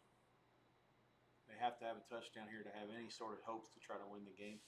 Oh, Castellanos is picked off by Kent State. They have it at midfield, and they're still going. Castellanos does make the tackle at the 42. And so the Flashes take over up 35-7 with 10 minutes to go at the Florida State 41. I'm actually rooting for stuff like that to happen as a Florida State fan. In these kind of games, you need to get everything you can to learn, make these kind of mistakes. Let these things fix themselves in games that you're not going to lose.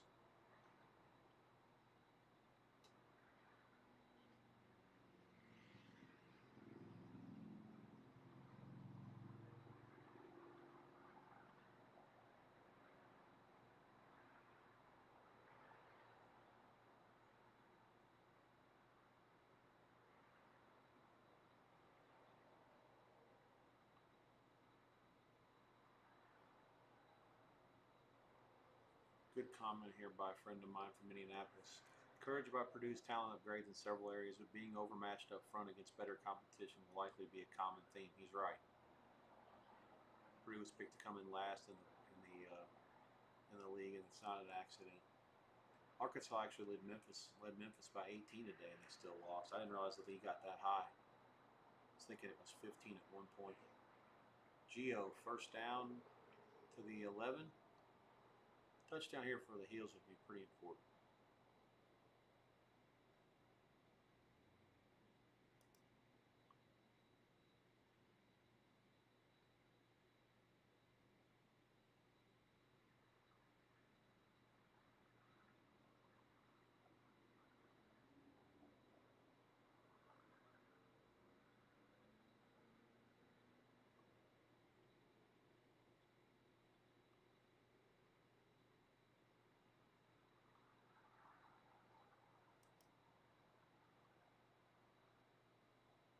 Oh no, you must be shitting me.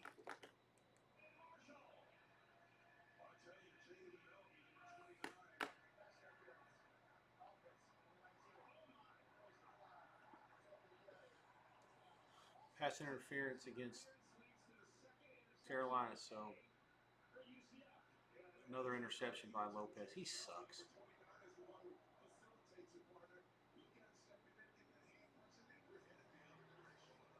How can they call interference against the guy that made the interception? I refuse to understand. Lacey scores for Ole Miss. They're now pounding Tulane 20-3. Michigan is just bum banging. I censored myself. North Carolina 10-3. Nebraska 10-3. They're on the move. 8.5 to go. Good battle up in Lynchburg. 3-3. James Madison against Liberty. That game 6.5 to go in the second. Liberty on the move.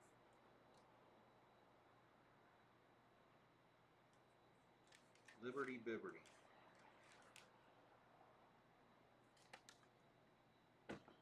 These are the spots I like my guy Jamie Caldwell. Give him 9 points and see what happens at home.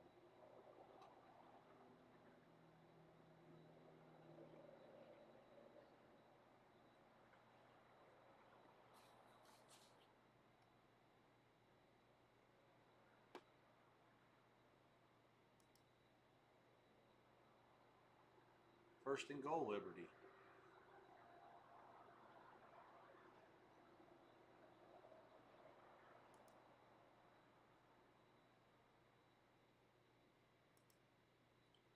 Duke and NC State 7-7. That's late in the first quarter. That game is available on ESPN News for those of you who are interested.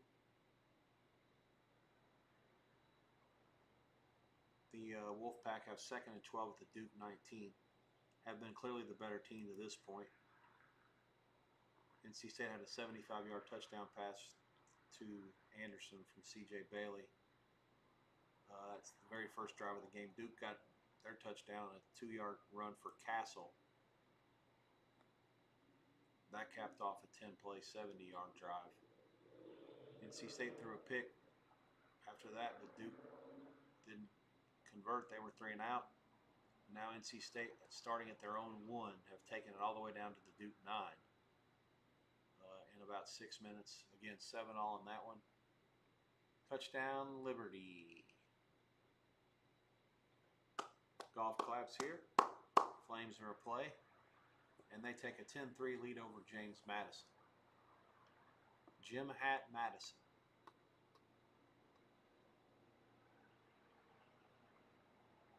I need to write down that Duke did kick the ball in that game.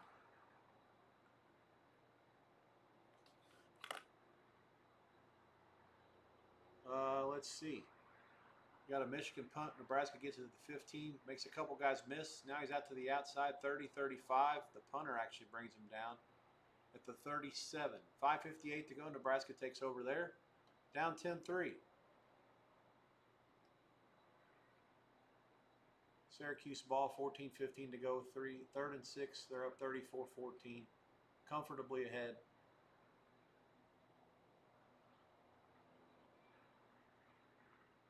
Notre Dame gets it back against Purdue, 21-10. Here's another run. Price to the 30, the 25, another first down for Notre Dame. They're going to put up some obscene numbers on offense just because they totally outmanned Purdue on that side of the ball. Well, really on both sides up front. All right, North Carolina, stop giving the ball to the other team. How about a stop here and get back and chime in? Change my life. Oklahoma, 9-3 over Auburn. 10:45 to go before halftime.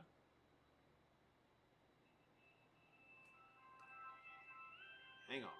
Take this one.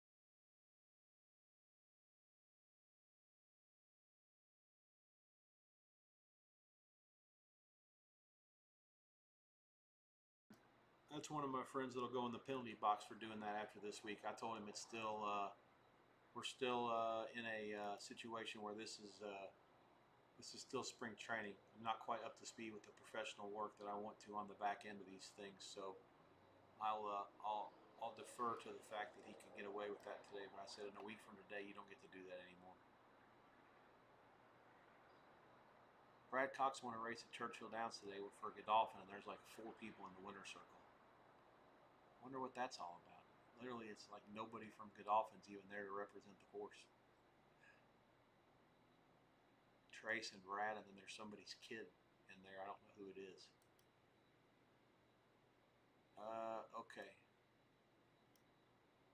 Javion White's deflection, another drive, but they're up 20-3, doing basically whatever they want to on offense here. Purdue now down 28-10 to Notre Dame, 6:33 to go in the second. Irish back down the field. Oregon State down 21-7 against the Ducks, 14:07 to go in the third, and they'll have to punt it.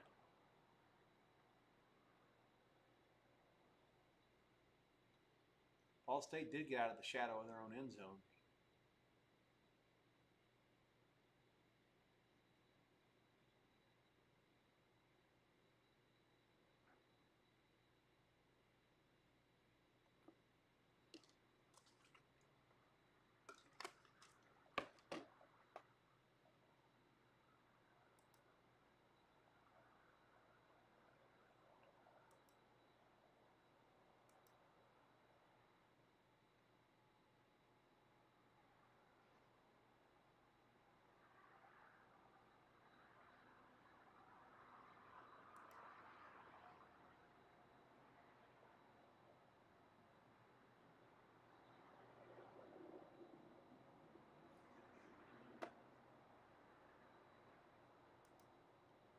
I really don't know what to do with Clemson going forward.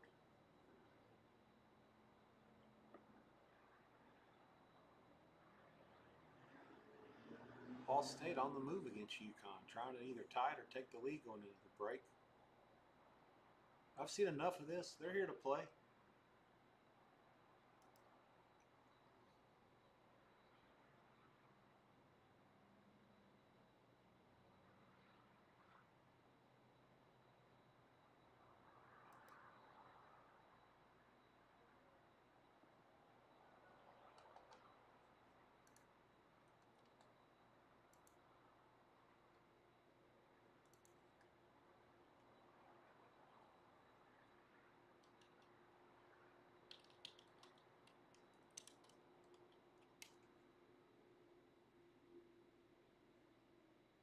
What's happening with my heels here? They're showing Belichick. He doesn't look too pissed, but he's a poker player. He's got a poker face at the very least.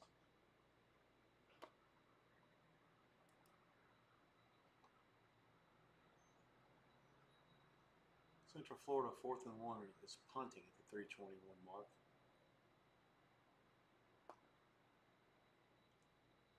Touchdown Wolfpack, 99-yard drive, 13-7. They lead Duke 14-18 to go in the second. The specifics on this drive actually are kind of comical.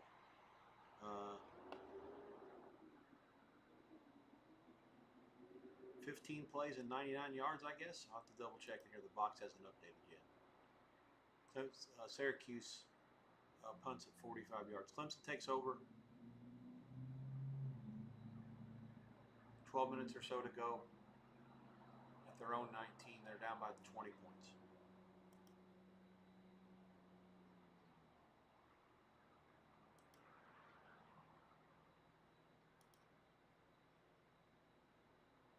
MAC game's underway. Toledo leads Western Michigan 3-0. That's late in the second, actually. Buffalo leads Troy State 7-0, also late in the second. Troy State's quarterback got injured last week, and their offense has been totally inept. For those of you who were with me, we had Memphis State live, and then also under in the second half. I'm going to kick myself in the ass for not going under 44 in that game. And the Troy State defense is nasty, and their offense is woeful. I don't think they can make the total right. I mean, if it's like anything more than 21, it's wrong.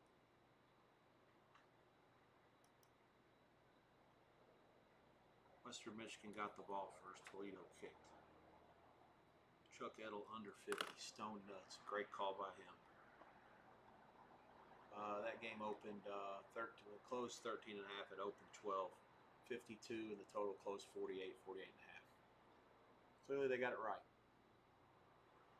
2 picks by Toledo, an interception and downs for Western Mich. I was a big Western Mich guy going into the season. Very lucky to win the Michigan State game in the opener. I've sort of downgraded them some since then. They're in this game, certainly with the shot, but their offense has to do better, and it hasn't. 152 to 104. Defensive struggle for sure.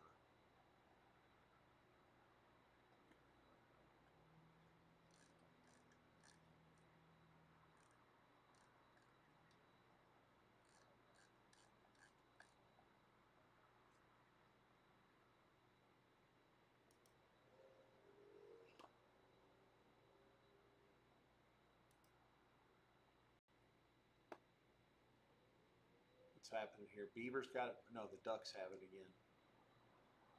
Florida State, 3:30 to go. It's still only 35-7 against Kent State. Those of you I told you would be happy about the first quarter, obviously not so much in this one. Tulane punts it again. 150 to go. Ole Miss 20-3. This is the first time Tulane's looked completely outclassed and, quite frankly, a little bit lost under John Sumrall.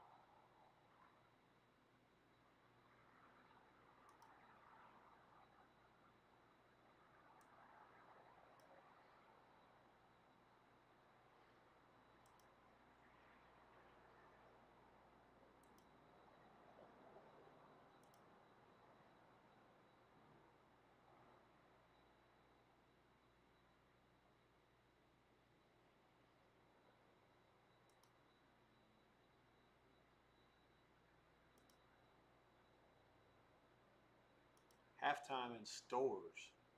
UConn leads Ball State 10-7. Hang tight. Temple and Georgia Tech.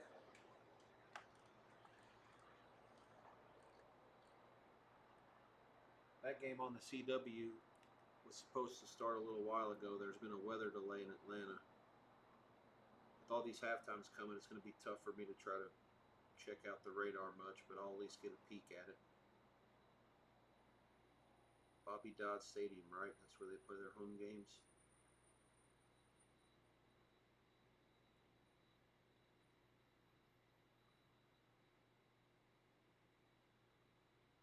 I think they're in downtown. Yeah.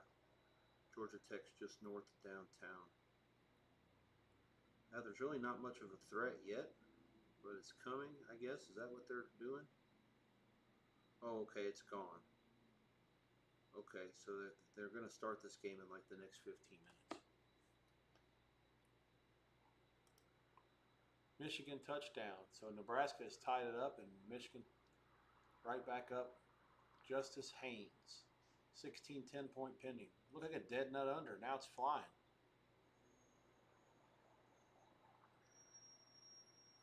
Uh-oh. The Florida State quarterback's limping.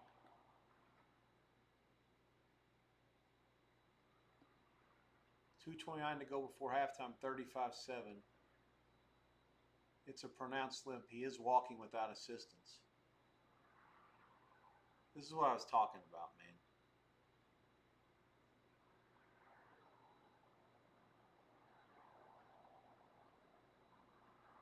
Oh, it's a lightning delay. Oh, Jesus Christ. I'm sitting there going like, man, what's he limping about? No, they're all walking off the field. Let me look and see what now I gotta look at that radar. That's what you get this time of year in the Southeast. I guess I gotta be cognizant of that. This might be a shortened game too. If you had money on this, that's another thing I was looking at. I talked to my friends. I said, you have to be very careful of either side in that one. It's a good chance that game only goes 55 minutes.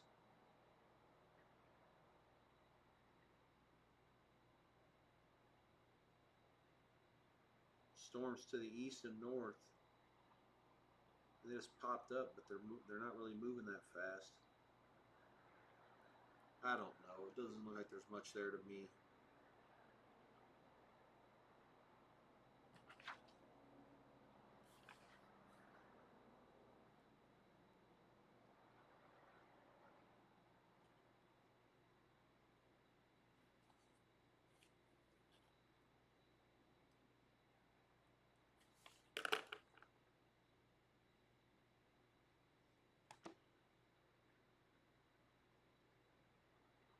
James Madison down to Liberty 22.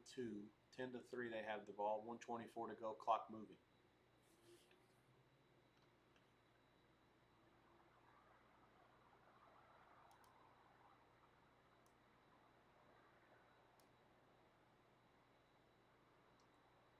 Both the MAC games are going in as well. I'll give you, well, the Ball State and UConn technically another MAC team, one MAC team.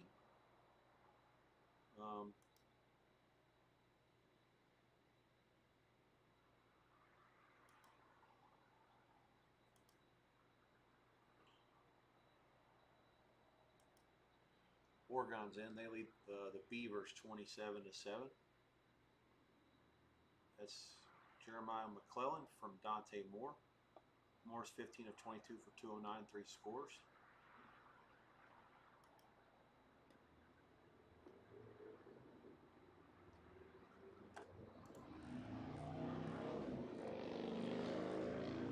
Touchdown, James Madison. 1:19 to go before the half. 10-9 point pending.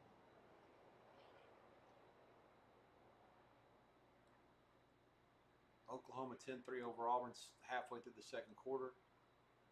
Michigan, Nebraska is now inside the 2-minute warning. 17-10 Wolves.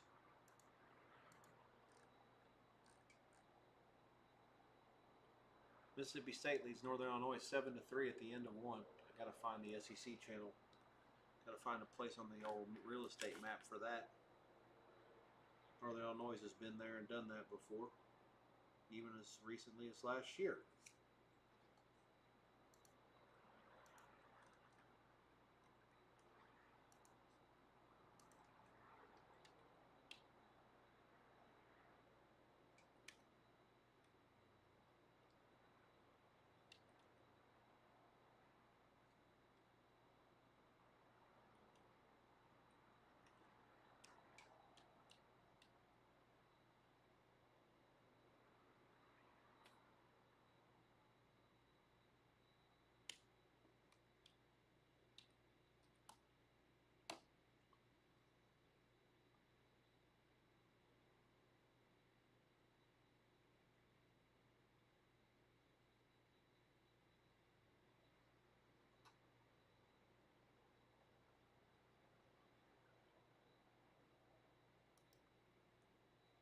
Eight plays, 77 yards, 407 for Jimmy Madison. Clemson down 29-13 to go. They have first and goal after the Syracuse injury. North Carolina second and long. Inside of 2 minutes to go. They are in Carolina territory.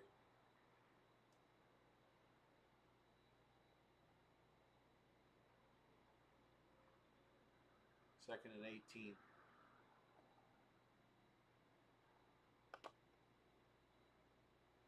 Buffalo leads Troy State 7-0 at the half. Toledo leads Western Michigan 3-0 at the half. Connecticut over Ball State 10-7 at the half.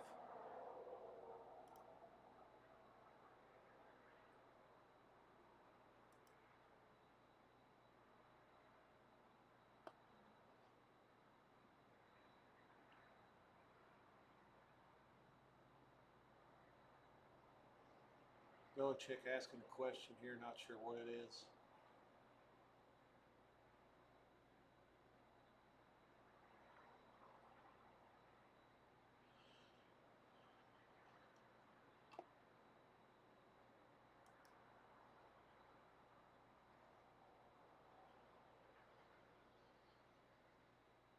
So the Michigan touchdown by Haynes was a play after the Nebraska touchdown. 75 yards immediately answered.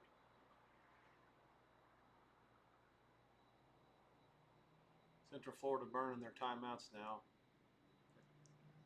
One left after this timeout for North Carolina did not get anything. Second and 18. Trying to pile on here, it looks like.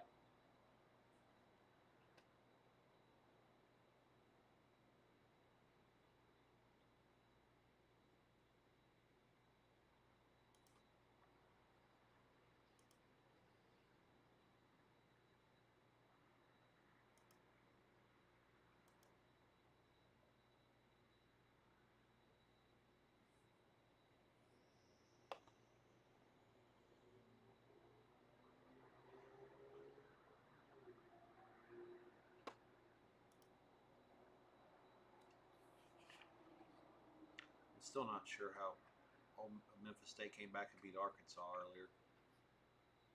Yardages were about the same.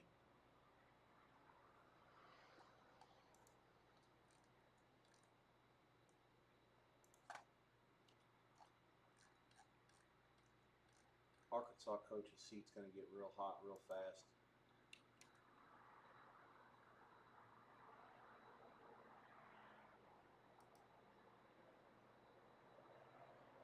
Bibberty trying to chime back in before the half.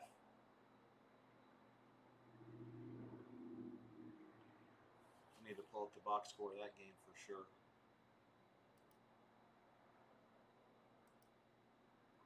Belichick seems to be upset about something.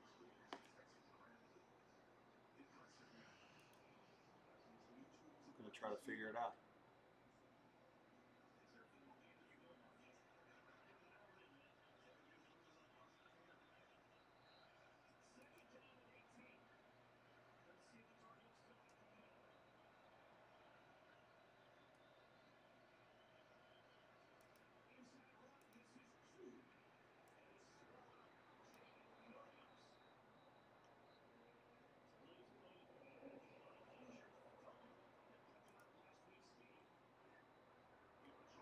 Clemson has scored a touchdown. They cut it to 34-20, point pending. 9 minutes exactly to go before halftime.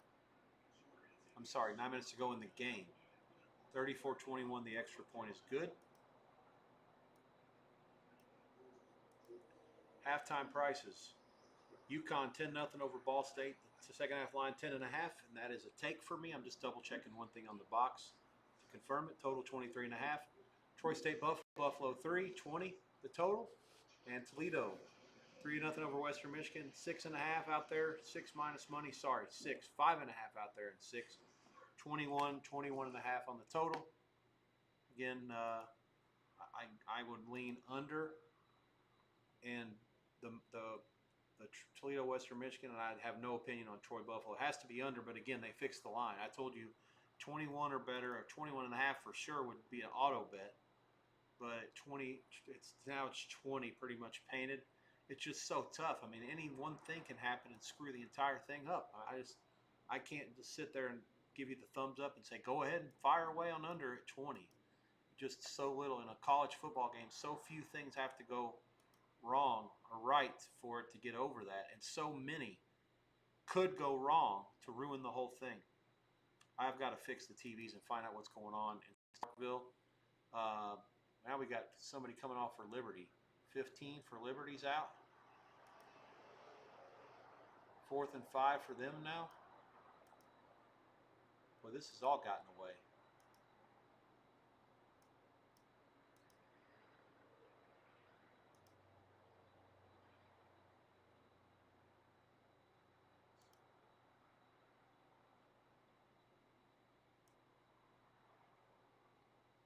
Nebraska.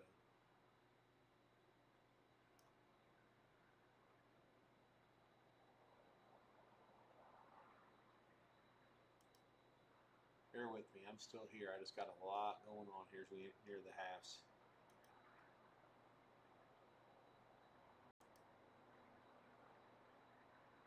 Nebraska's near midfield. There's 1 second left. They're going to punt, or they're going to do something to run the clock out.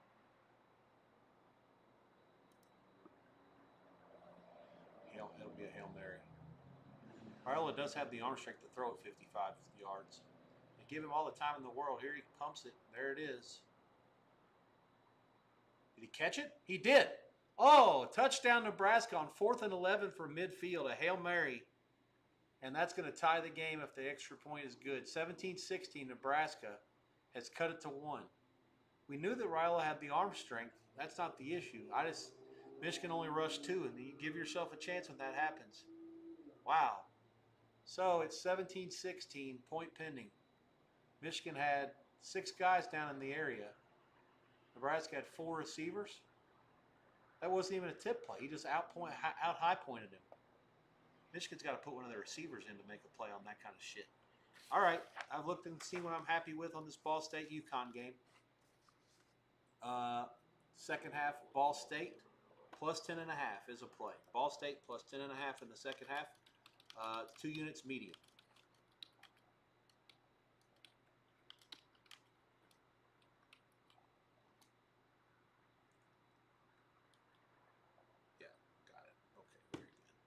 sure were involved.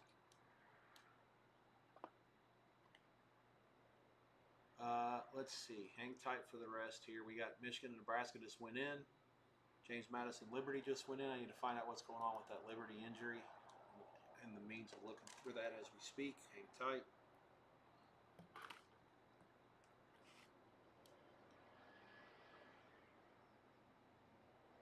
Liberty Bibberty. 40-yarder for Verhoff. He's made it through inside the left side, hugs it. 1:23 to go before the half. 13-3 Central Florida leads North Carolina, who does get the ball first at halftime.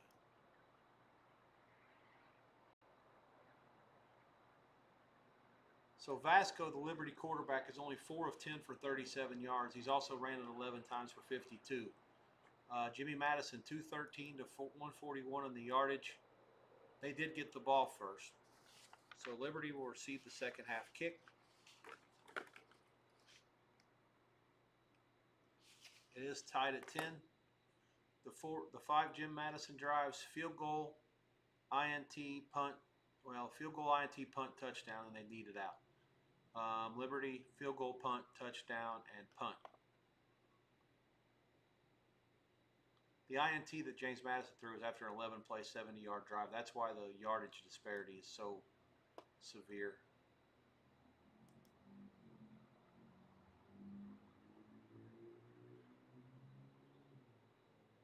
And that was at the Liberty 5 at the end of the first quarter.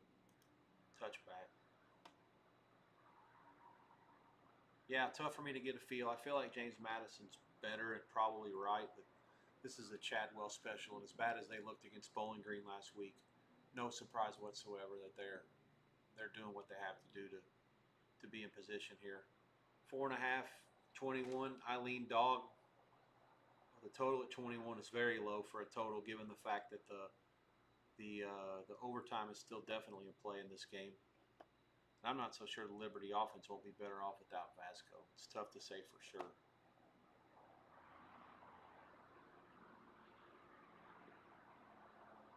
Barnett's 9 for 16 for 110 for James Madison. This is the first time against Louisville they kept shuffling in guys in and out. They had the kid from UNLV, Slutka, who was playing some quarterback in the Louisville game. He doesn't have a carry in this game, so I'm not sure whether they made a decision or something's happened there, but it's been all Barnett in the first half for Jimmy Madison. 1 touchdown, 1 pick. Balanced offense for them. Mississippi State wasted little time in taking the lead back against Northern Illinois, 14-10. I'll have to fix my TVs and get that one up. I keep saying that. What's the Big Ten channel got up next? Are they out of games for a while?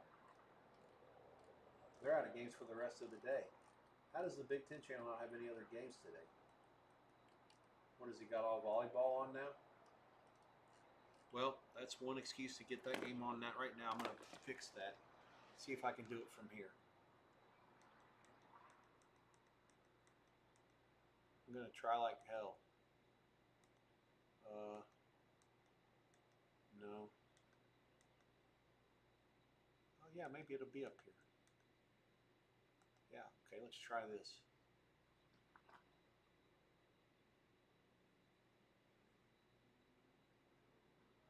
Oh shit, okay, commercial, good. All right, we're in good shape there. Okay, halftime prices, let's go. Let's get to work. Toledo, Western Michigan, that one's going to go out shortly. It's 6 and 21.5. Toledo the favorite. Nothing for me there. Buffalo 7-0 over Troy State. I have to look at one thing there. I just have to see where are we at with the yardage. I have to see Troy State's team stats. Passing 7 of 14, no interceptions. Buffalo only 8 for 14. Yardage 127 to 117. Drive chart. So Buffalo had a 7-play, 71-yard touchdown drive, and then just a whole bunch of punts. Troy State did fumble once. That was on their best drive. They actually had it in Buffalo territory.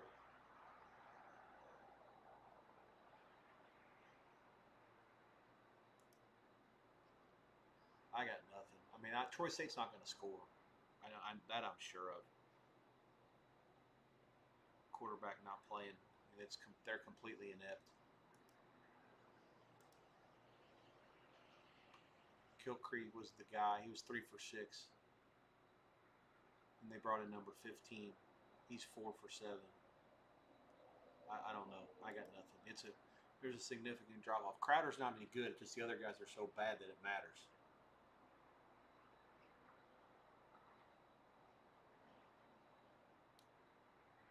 Let's see. One more thing. Buffalo's got such a great coach. Let's see who they have next week. They got UConn at home. I'm guessing that'll be a fairly decent game for them. They'll try to win it. I still can't believe how I lost this SMU TCU game. Every time I see that highlight when it's 24-21 and the guy bounces off 3 tackles, it drives me nuts. So Clemson gets it back against Syracuse. They now trail 34-21 with the ball inside of 6 minutes. They've gotten a first down out near midfield. So lots of time left. It's college football. Anything can happen. 2 more touchdowns and that gets them the cash. I didn't think it was possible the way that this game had been playing out.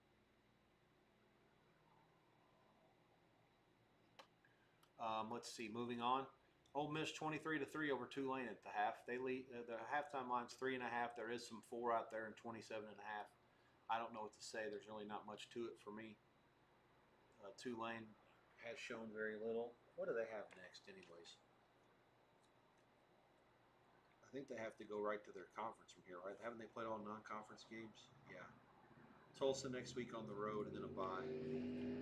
So yeah, that'll be. Let's see, Ole Miss. I feel like Ole Miss has another big game next week. Maybe I'm wrong about that. Oh yeah, they got LSU at home. Yeah, this is certainly a big game. And then the bye. Yeah, I wouldn't be surprised if they're content with getting out of this thing the way things are. Super low scoring. I'd like to go under 28. You never know if Tulane starts getting to go and it turns into a track meet, then anything can happen. But as at this point, nothing's happening. 3.5 and 27.5 the halftime price on Ole Miss. Nebraska, Michigan after that Hail Mary, 17 all. Let's see. The Wolverines kicked. Looks like Nebraska has 2 turnovers, 1 on downs. They threw an INT. They didn't do anything really after the first drive. They scored field goal, touchdown the last 2 drives. So from the first drive until the 5th or 6th, didn't really do much. Michigan had the 1 big play for the touchdown. Then Nebraska scored at the very end of the half. Let's see. So Michigan gets it first. Michigan's laying 1.5, 2, 2.5 is out there as well. 24 the total. I can't say that I agree with the 24. It has to be a little bit higher because of the overtime threat. 24 to 24.5 is such a big deal, but I would open at least 24.5, maybe 26, just because it's a tie game. And Klubnik airmails his receiver, and that will do it. Intercepted by Syracuse, up by 13, 5:07 to go, run out to midfield.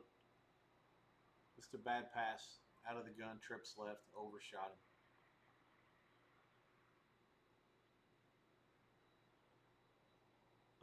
The other halftime, James Madison Liberty, again, 4.5 and 21.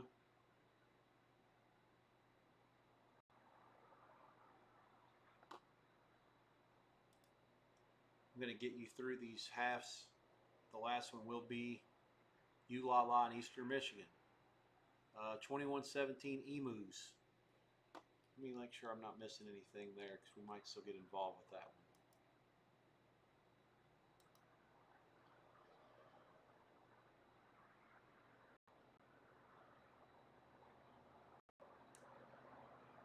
.274 to 230 in terms of yardage, ULala.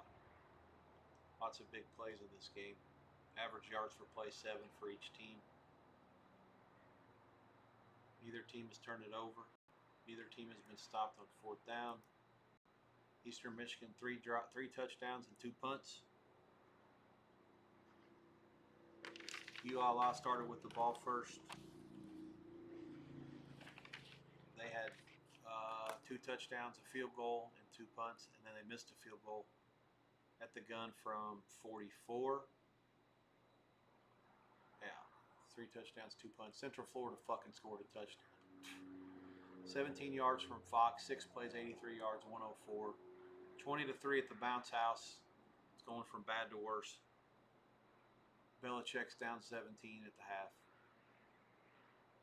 I hate the fact that Scott Frost was calling his timeouts with North Carolina near the red zone, and they just took it right in the ass and just didn't even try to get a first down and stick it up his ass.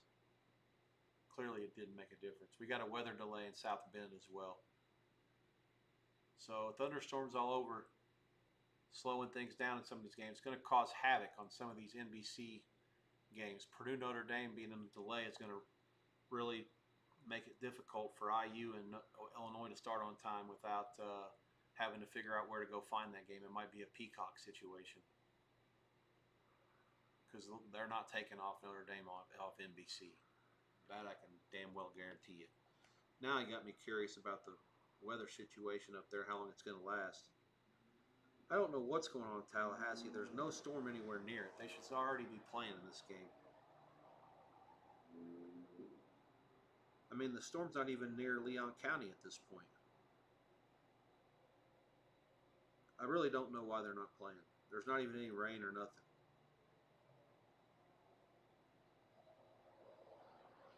That storm in South Bend is a really bad break. There's nothing else anywhere near.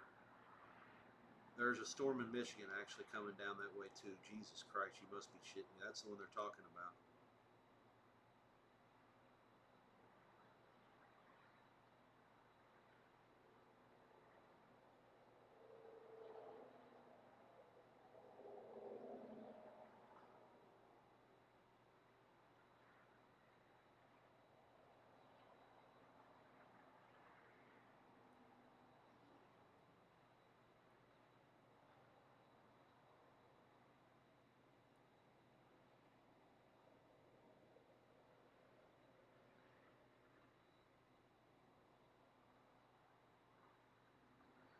That's an unfortunate break. That's about as chicken shit of a thunderstorm that I've ever seen a game get delayed by.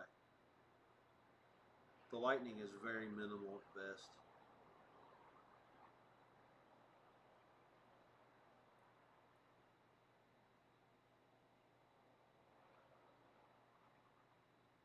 Three strikes a minute on the west side of town, and that's 15 miles from the stadium.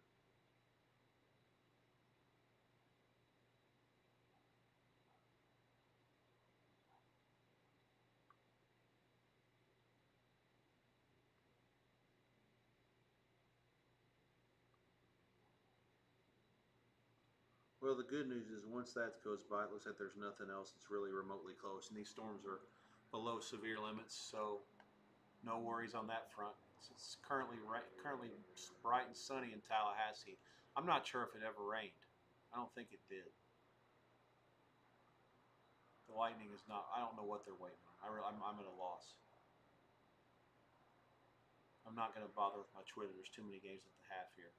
I will be taking a small break once these go out of the half shortly.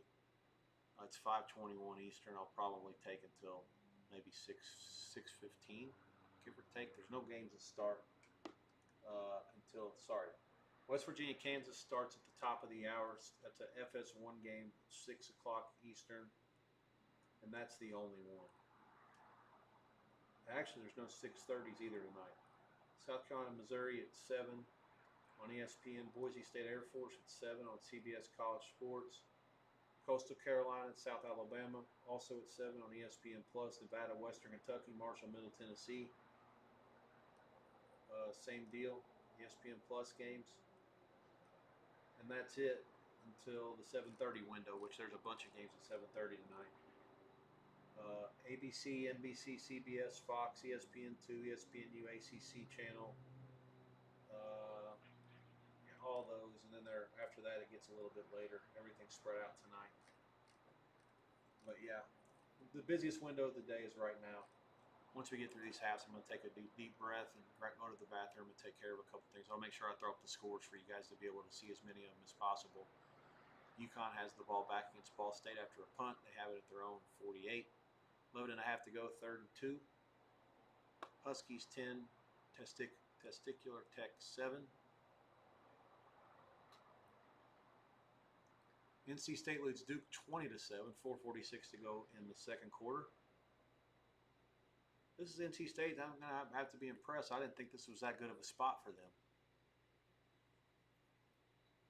Why the hell does all these ESPN channels keep showing this WrestlePalooza shit?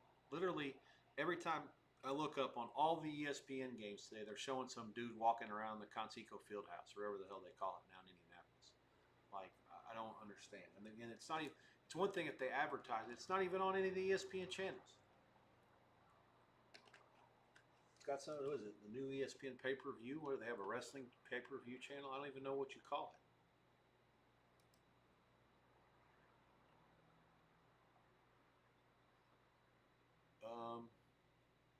I was looking for something here. How did Clemson get the ball? Okay, they forced a punt. Still, they have 2 timeouts left. So 34-21, 2:13 to go. There is a flag. UConn has a first down into Ball State territory. Lots of commercials everywhere else. Let's see. Liberty, James Madison, 4.5. There is a 5 out there. 21 over 15. I have to go over that. Can we go over 21 minus 15? Let me see.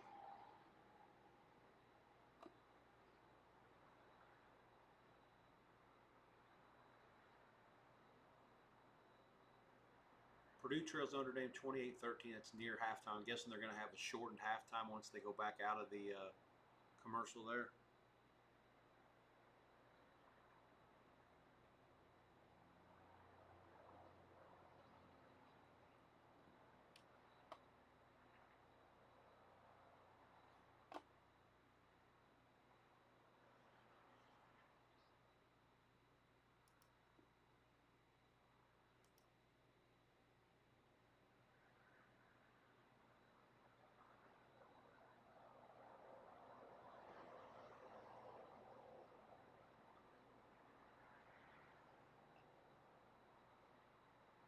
There is a 21 flat in town.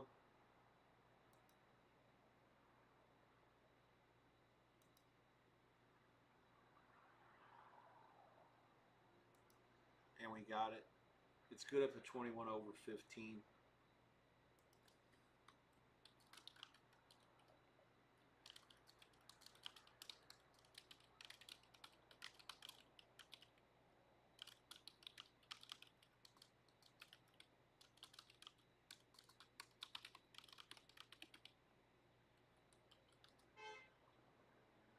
That's got about 3 minutes, I think, before it starts. That game's on ESPNU for those who want to sweat it with me.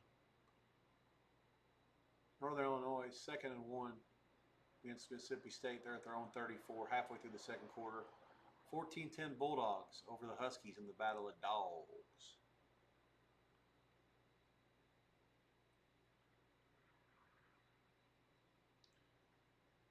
You got all these weather delays and half times. The commercials are everywhere. I mean, it's hard to watch much action besides Ball State and UConn and Northern Illinois and Mississippi State. 2 MAC teams on the road.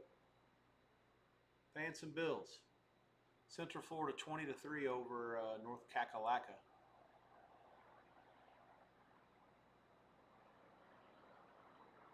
Bad start for me there.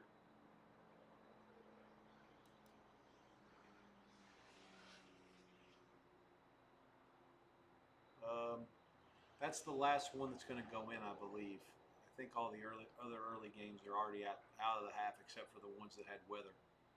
Duke has scored against NC State. That's the one that kicked off the latest, the 4 o'clock game. It's on ESPN News until Clemson loses to Syracuse. That game's still not officially final yet. They're going to kick it off in Liberty soon if you don't have over hustle. Still get over 21. Flat in town, minus 15 offshore. Both are still good. Let's see. So 21-14, 20-14 NC State. 2 minutes to go before halftime in Durham.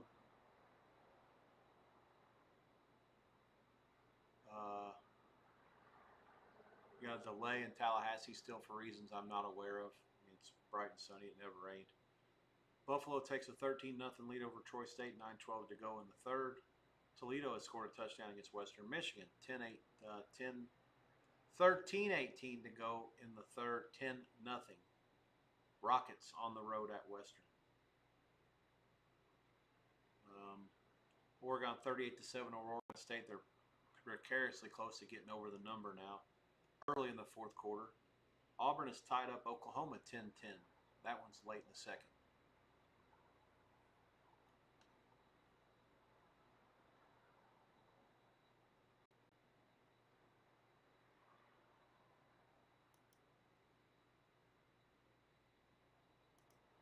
The last Auburn drive was Cam Coleman, 2-yard catch from Jackson. 8 plays, 60 yards, 317. Oklahoma is in Auburn territory.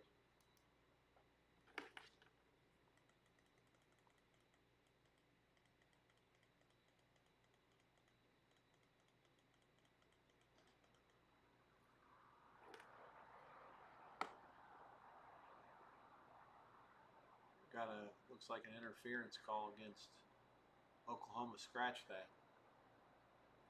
Mateer's pass to Burks was caught 38 yards, but interference will take them all the way back, and that's going to essentially end the half. Yeah, 10-all at the half in Norman. And you could see that the Oklahoma coach read his lips. That's fucking bullshit. Clearly not happy about the situation. I guess I could say that to you guys without saying it. I could just lip sync it, and then you guys can read it yourselves. Oklahoma will get the ball first out of the break. Auburn has outgained them 160 to 123. The Tigers have -2 on the ground. That's largely because of 7 sacks for 28 yards. I mean, that's crazy, but that's what happens when Arnold holds the ball. I mean, he's got 11 carries for 15 yards. That's because, or -15. That's because he's lost 28. So really, he has 4 carries for 13 yards when he's running on his own. The drive chart. Auburn got it first. Punt, field goal, punt, downs. Punt, punt, touchdown. Oklahoma, field goal, punt, punt, touchdown, fumble, punt. Then, of course, that end of the half nonsense. Just a good old battle. The longest Oklahoma drive was 47 yards, and that ended in a fumble. And the Auburn's longest drive, 87 yards, ended in a field goal. So you figure it out.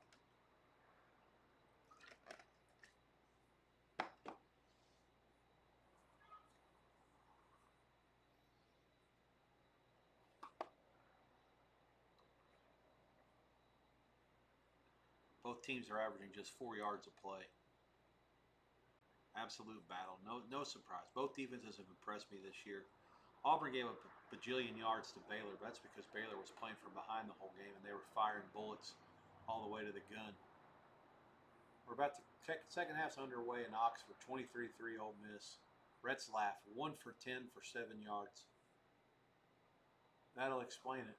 I mean, he's ran 6 times for 47 yards, but you can't, against all the trouble that Ole Miss has had defending the pass, 1 for 10 for 7 yards is not something I had on my bingo card. I'll tell you that much. So after all the excitement of halftime, after the Hail Mary play, we're about to start the second half. Last 2 possessions of the half, 14 points and 138 yards allowed, but that's an asterisk. I mean, the bottom line is that 50-yard touchdown play at the end was a joke. Before that, Nebraska touchdown was earned. Michigan has it coming out here. They're out near midfield. It's going to be 3rd and about 3. Liberty has the ball to start the second half, and quarterback. This is the other guy. That's what I was telling you happened. The other guy got hurt, but this guy, I think, I'm not going to sit here and say he's the answer, but I don't think that he can't do anything.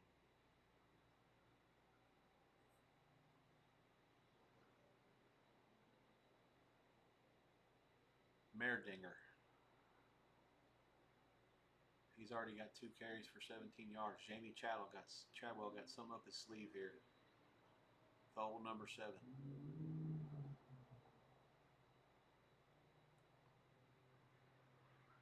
And that's the drinking game that should have been played today. Every time that you see one of these ESPN donkeys put up an advertisement or show somebody walking around the arena that has to do with wrestling, just drink, take a shot. Been passed out 2 hours ago. Syracuse running the clock out. It was 3rd and 2. I'm not sure if they got there yet. It's very close. I believe they'll have enough. That's going to end up being the final score. So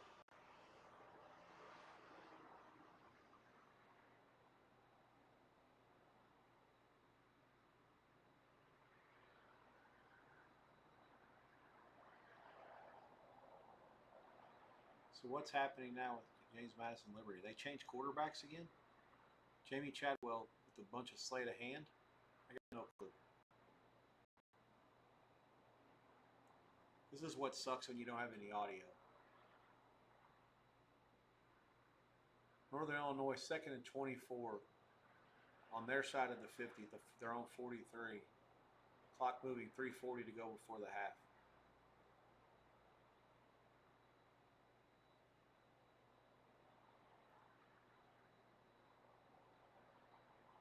Florida State back on the field.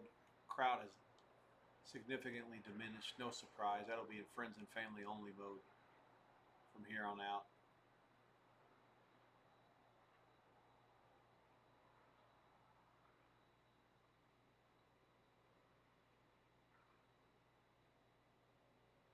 Touchdown UConn. No bueno. 17-7 Huskies.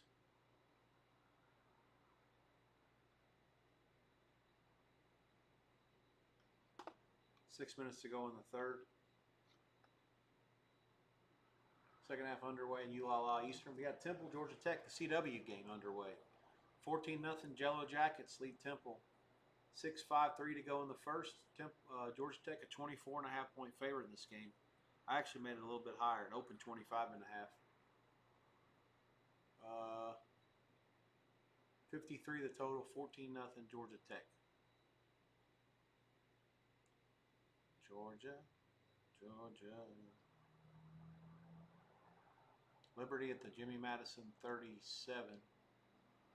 Gun, motion, run, up the middle, all kinds of eye candy. Ball out. Fuck! Fumble. Jimmy Madison gets it at their own 37. We got one of the refs is saying, no, that's not. Let's see. One of the refs is spotting it down. They'll review it. I think it's a fumble. The way that they react on the field, too many guys were chasing the ball.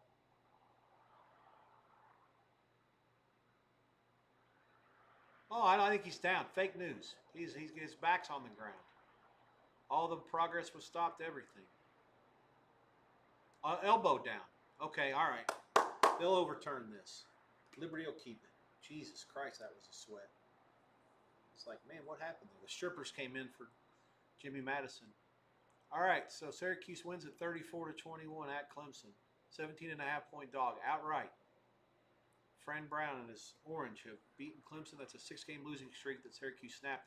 If you remember, I think that they were a huge, like a 4-touchdown dog at home against them 6, 7, 8 years ago and beat them on the field. Might have been Clemson's only loss before the playoffs that year. Tulane on the move starting the third quarter here. By far their most impressive drive of the day. Looks like Sperry's going to quarterback for Florida State, so maybe Castellanos is hurt. I saw him limping off the field at the rain delay. Lightning delay, bullshit delay, whatever you want to call that. Second half, Auburn, Oklahoma. Sooners 3.5. Dog money, total 21.5 flat. I lean Oklahoma. I don't love them.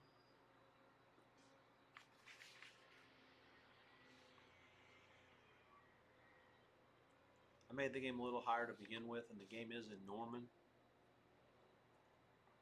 Check one other thing here. I may have to lay this.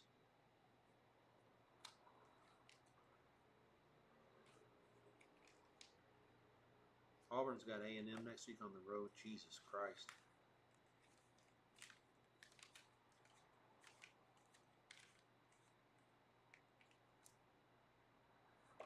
Oklahoma's got a bye. Florida State 42-7, 2:16 before the break.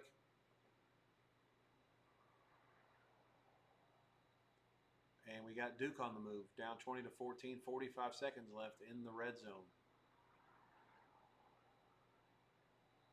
Ball State's having trouble here in the second half against UConn's defense. I may have made a mistake. Tulane down to the 10. 23-3, first down and maybe goal. Tell you one thing, as bad as it's gone for Tulane so far, as much as they're getting shit kicked, they can find a way to score a touchdown here. They cut it to 2 scores, they're right in it. The way that Ole Miss plays, turnover or 2, a lot of things happen real fast when they're involved. Got an interference against NC State. I'm not sure the ball would have been catchable, but they didn't give him a chance. First and goal there, second and goal for Tulane at the 5.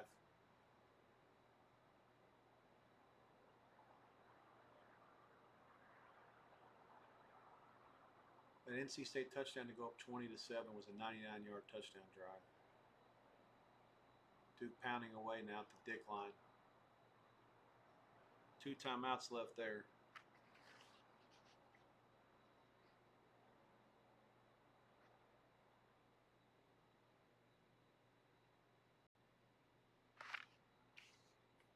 Duke did kick as well, so a lot of things could happen in this game in a hurry. It was 20-7. Now Duke's fixing to try to go in with the lead. There's going to be a timeout. Not sure who called it. NC State did. Last timeout, 20 seconds left. 4th and goal for Tulane. I have to think they're going to go for it.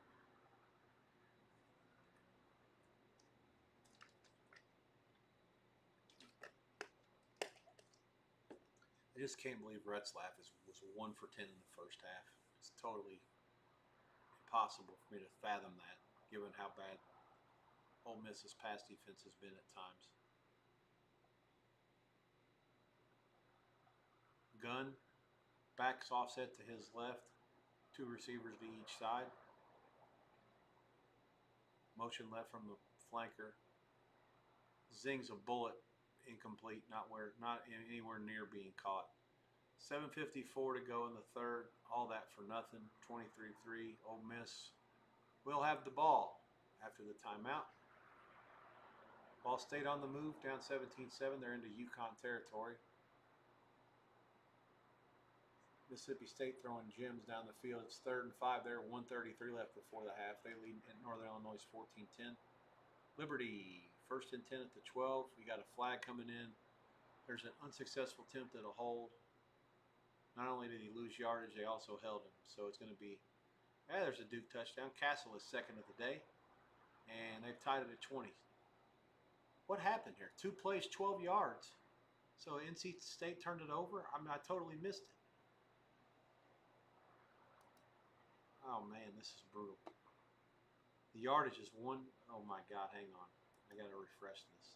This is terrible. So Duke leads at 21-20. I'm not getting the updated box here.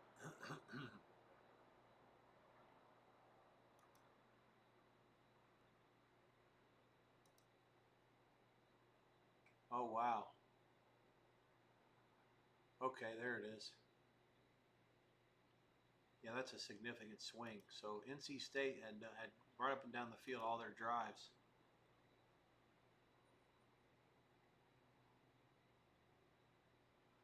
Before that turnover.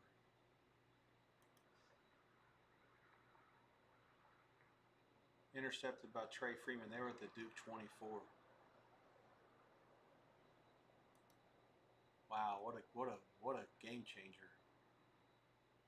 He might have been offsides on that left end.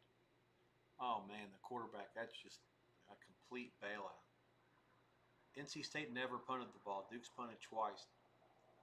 They missed it 1 4th down, NC State did. And the interception was a huge one. That's 2 picks he's thrown now. Bailey 14-16. Okay, 16-19 for 2 picks, with 2 picks. Duke 9-14. So the yardage is 304 to 149. But Duke leads at 21-20. They're going to go into the half if that's the score. Maybe Duke's due for a little bit of turnover luck. Who knows? North Carolina's a piece of shit. Oh, wow. Fumble. They punt it to start the half, and Central Florida muffs the punt. North Carolina is supposed to have it at the bottom of that pile. I will be shocked if they don't come out. Oh, my God, they don't have it. How the fuck did they not recover it? I mean, I can't catch a break. Same story the entire day. Tell me how they don't catch us. You guys are on Fox. You'll see the replay. Watch. He muffs it. There's no one there to get it. The returner, and then they gave it to somebody else got in there and just punked my guys, or what? 20-3 Central Florida.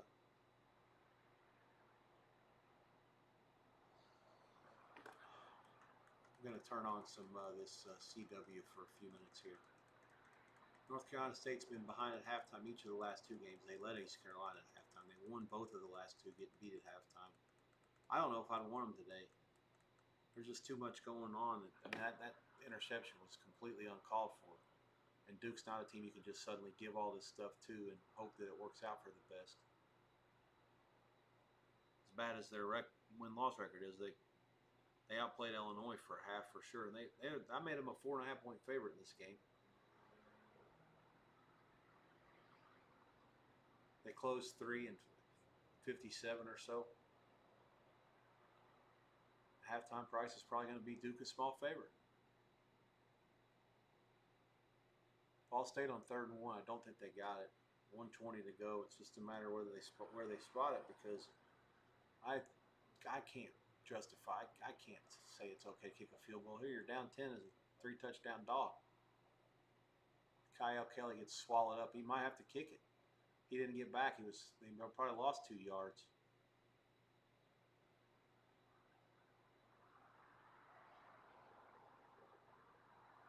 Yeah, they're going to have to kick. It's 4th and 3. That just can't happen. Really can't. Homer's 1 of 3 this season. Ball State did lose their kicker in the offseason. That was a significant loss. This guy stinks. That one's good. 37 seconds to go in the 3rd quarter. Connecticut 17, Ball State 10. Nebraska's had a guy come off the left end like a bat out of hell. Shot out of a cannon. 17 all there. Still 8:13 to go in the 3rd. 2nd down. Second half, Oklahoma against Auburn, 3.5 and 21.5. I was really hoping to maybe have a chance to lay 3. It's not going to happen.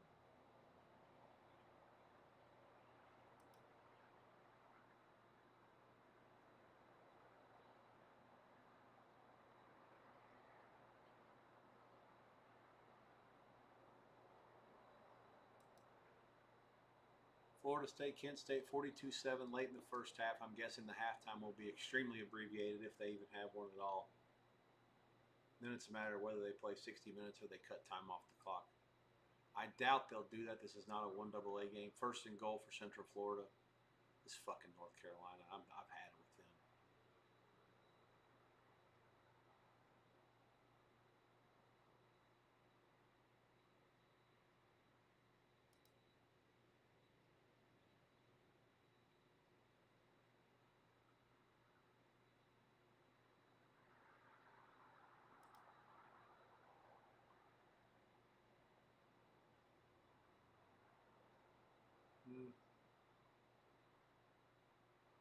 Second half on North Carolina. I'm sorry. On North Carolina State and Duke. Yeah, Duke basically 2.5, 2, 27.5 maybe. What it looks like. There's not a whole lot of market. The odd screens are doing a bad job of putting that game to the half. It's still not there yet.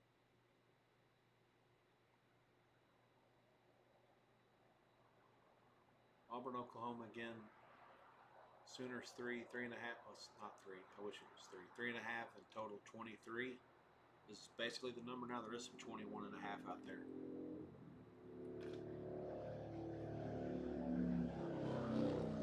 Liberty was forced to kick a field goal on the last drive. That's unfortunate. Had the ball forever, too. When you got over 21 in the second half, you don't want the team to have the ball for 7 minutes and score 3 points. Barnett, the quarterback from Jimmy Madison, they started their 19. He keeps it. Again, he's not their quarterback to run the ball when they're doing that. It's Sluka. Problem is that U of L knew every time that Barnett was in, they were going to throw it, and every time that Sluka was in, they were going to run it. It's borderline amazing to me that they kept the game that close. Although it was a barrage of Louisville mistakes that did ultimately keep a minute longer.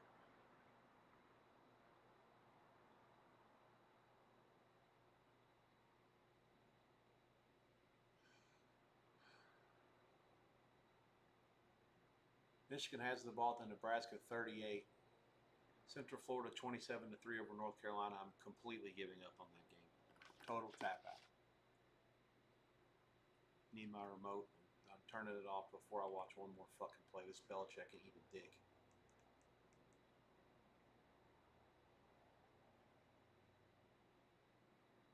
Notre Dame Stadium is completely empty. How is that possible?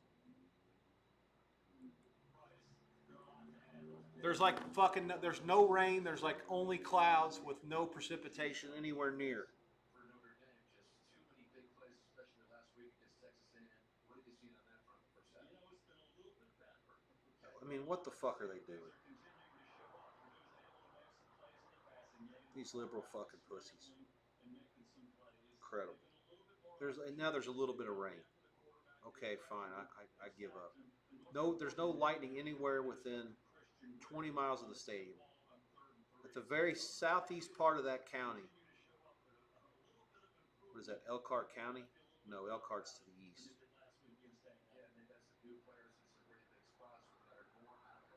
Very southeastern corner of that county, not even close to the stadium.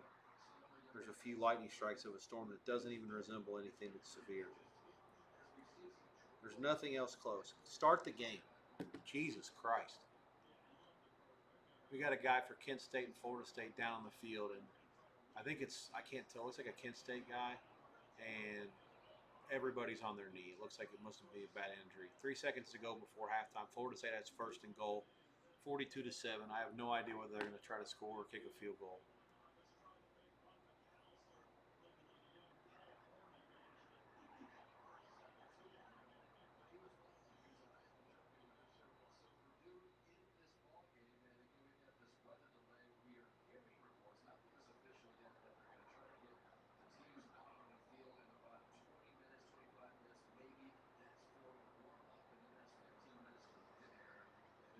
They're not going to start this fucking game until 6:30 Eastern. That's just completely unacceptable.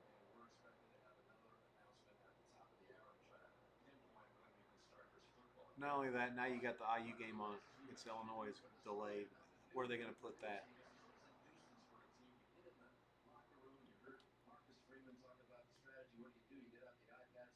Purdue and USC's kickoff was delayed more than 3 hours to start their game last week. Yeah, you know, as a football coach, you're always talking about mental toughness. Do your best regardless of circumstance. Find one for everybody. That's what you want your team to be all about. So you get tested in situations like this, and if you're the head coach and the coaching staff, make sure you're communicating with the players. Be abundantly clear what's going on. Tell them to keep their shoulder pads on. Have a banana, have an orange, drink a little water, have an uncrustable. Don't be afraid of an uncrustable. Are you an uncrustable guy? Oh yeah. Okay, in this situation, I think they are too. But then, as Marcus said, you look at the iPad, you do a little football. What happened in the first half? Use this time as an advantage. Don't overuse it. Don't make too many adjustments. If you're like Dan Brock, keep doing what you're doing. Address the issue before the half where you had the sack. The sack fumble giving Purdue an opportunity, but everything else has been pretty good. So you do a little bit of football. More than anything else, relax. You take a breath. And that's the game. It's time to go. Oops, losing control over here. Sorry for the intermittent stoppages. When you see me look down like that, of course, there's a lot going on. Georgia Tech is absolutely ass-ramming Temple at this point. Although this is the Owls with the ball in the red zone. Yeah, it is them. 13:21 to go in the second. Simon's throw out of the end zone. Second and goal, Temple. They're down 21 zap at Bobby's Dodd Stadium in downtown Atlanta. Touchdown, Jimmy Madison. 1 yard rush for Knight. Bad for my side, but I've got 9 points in pocket. Good for my total. over 21. 16-13 point pending. Michigan 20-17 after the field goal against Nebraska. 7:43 to go in Lincoln. Wolves by 3.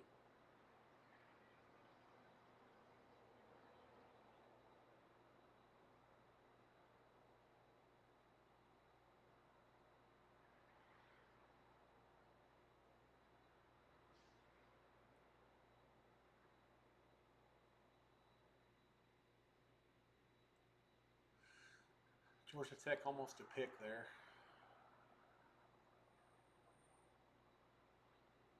Let me see what else is happening here. I think everything's outside the half besides Duke NC State. That game again, second half price Duke 1.5 and 2. Total 28.5 flat.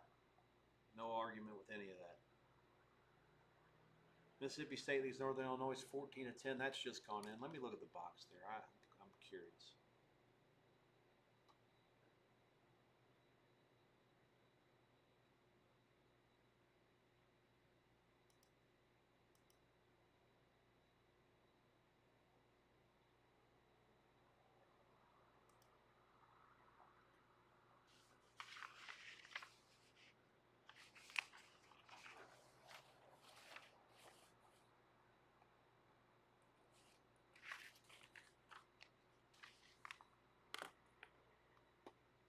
Pretty clean game. Northern Illinois' one touchdown was 2 plays, 27 yards.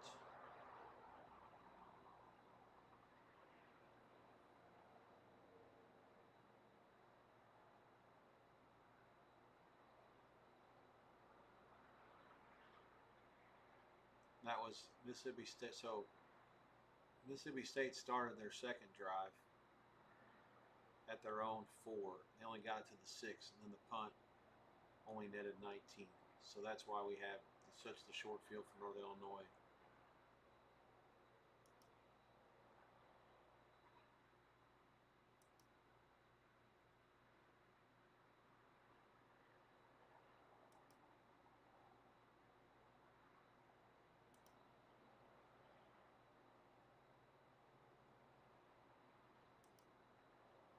Let that game close.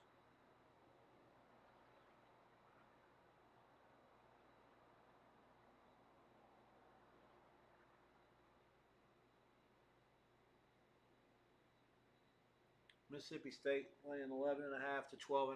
The total is 23.5. Hang tight. Mississippi State has Tennessee at home next week.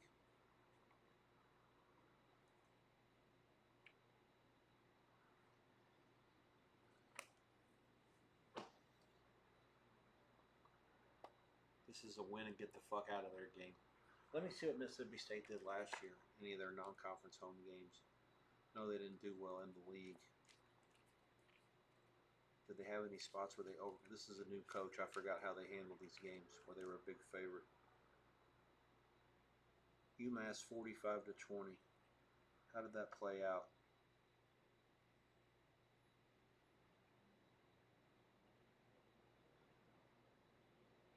Massachusetts had the ball for 4. This was the most fucked up game I remember now. Massachusetts had the ball for 40 minutes and 40 seconds. So Mississippi State only had the ball for 19-20, and they scored 45 points. That was just a complete class situation. Took out their frustrations on UMass after getting beat all into the ground by the SEC. Well, that's not the goal in this game. They're undefeated, and they got bigger fish to fry here. Just want to win and get out. Northern Illinois has some of the same guys that pulled the upset at Notre Dame last year. I have to think if a 13 pops, I'd have to take it just out of principle. Sit 4.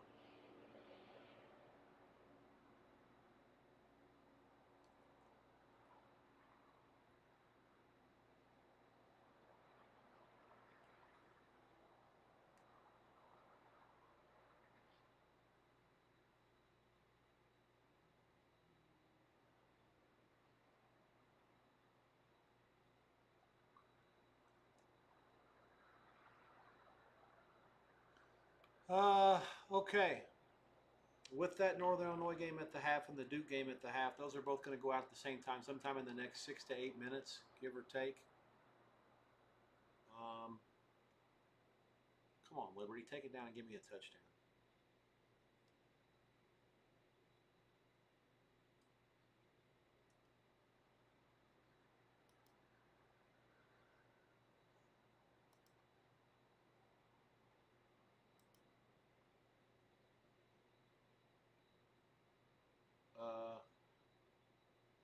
Yeah, I'm going to take you to a break right quick. 38-7 Oregon, 7:02 to go in the fourth. The point spread's still very much in doubt there. The Kent State situation seems pretty dire. Their whole team's on the field now, standing up. The Florida State guys are all on their own bench.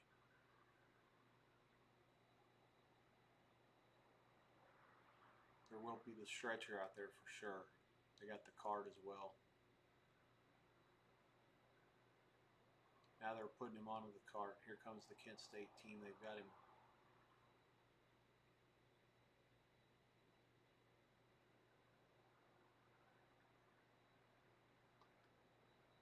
Now players from Florida State are coming over as well.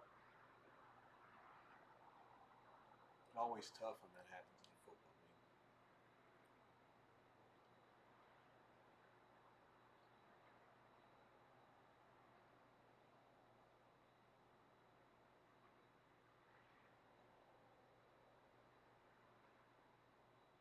So Temple did get a touchdown the last drive. It was 21-7. Georgia Tech and Jackets. Incomplete pass. Now it's 3rd and 12 for Haynes King and Co.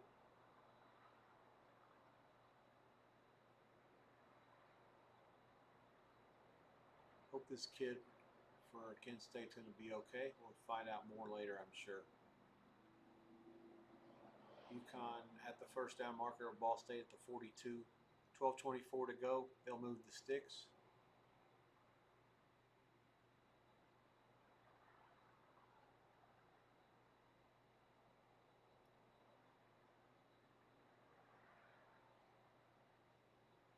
Michigan 27-17. I missed it, but it's a touchdown. It looks like it might be Jordan Marshall.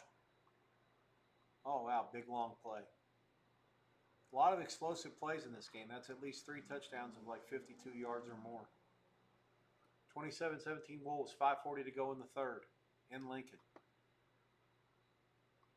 Temple return out to midfield. There's a flag that's going to come back. Florida State field goal at the buzzer, 45-7. I'm not sure what they're going to do at the half. I'm sure it'll be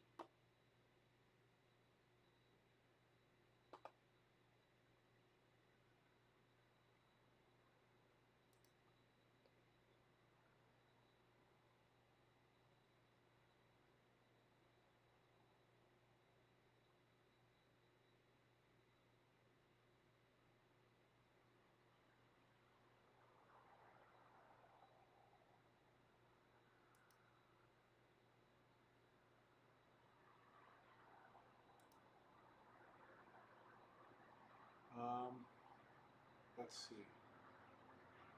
Okay, so that game's in the second quarter, 11 minutes to go before the half. Late start there because of the weather. Technically 5:05 Eastern was the kick there. Nothing else is going. The 6 o'clock kicks are about to kick. That's Arkansas State, Kennesaw State. These games are on ESPN Plus. And it's Delaware and Florida International as well. Then there's a Fox Sports 1 game between West Virginia and Kansas. Kansas laying 12.5, 54.5. FS1 for the first time today. I'm going to make a TV fix in a second. Let's go through some scores. 45-7 Florida State at the half over Kent State. I don't know how long the half's going to be, and I have no opinion whatsoever on the game period. Florida State 17, total 20. I'm guessing. I have no clue.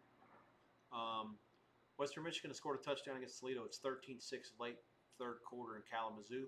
Buffalo 17-0 over Troy State in the fourth. Troy's offense continues to have no chance to score, dating back all the way to last week. Touchdown Yukon. Cam Edwards is in. 23-10 Yukon. Extra point pending. 10:24 to go. Stores against Ball State. Oregon scores a touchdown to go up 41-7. Sorry, is that a field goal? Yeah. 5:05 to go against Oregon State in Eugene. And the second half's underway between Auburn and Oklahoma, 10-all. Couldn't get to the window, even though I liked Oklahoma a little bit. Okay, that's the scoreboard update. Nothing in the second half for me of Northern Illinois, Mississippi State or NC State. Again, close on both of them actually, but not quite good enough to get involved. 24-10 Yukon.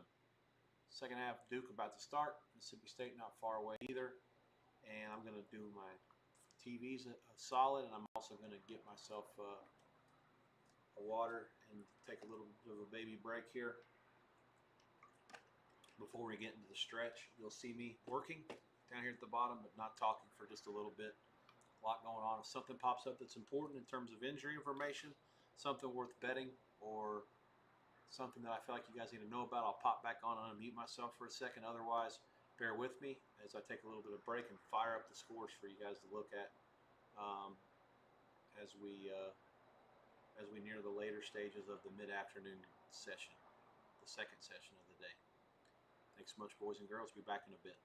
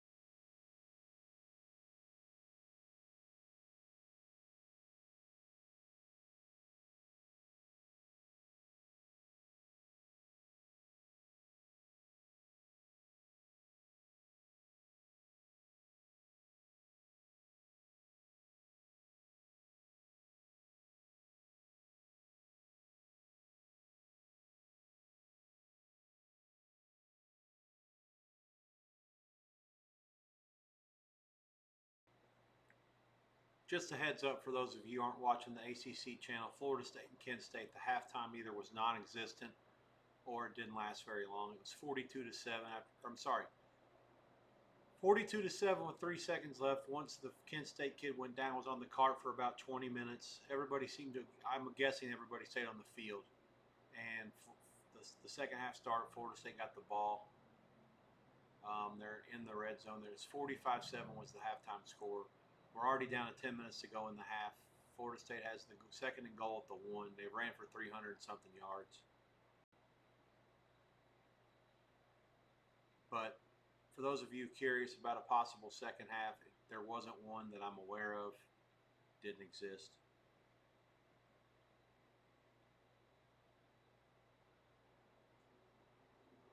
Duke scored on their first possession in the second half, so did Mississippi State, 28-20 Duke, 21-10 Mississippi State. Ole Miss 31-3 over Tulane. Eastern Michigan 27-24 over ULA. Nothing else of any important. Delaware, Florida International, and Arkansas, Kennesaw underway. West Virginia and Kansas hasn't started yet. Will soon on FS1. Touchdown NC State, 28-26. 11:53 to go in the third. Dead nut over. That's it for now. Florida State's in 51-7. 10:04 to go in the third. Point pending to make it 52-7. I'm still here, but I'm not here.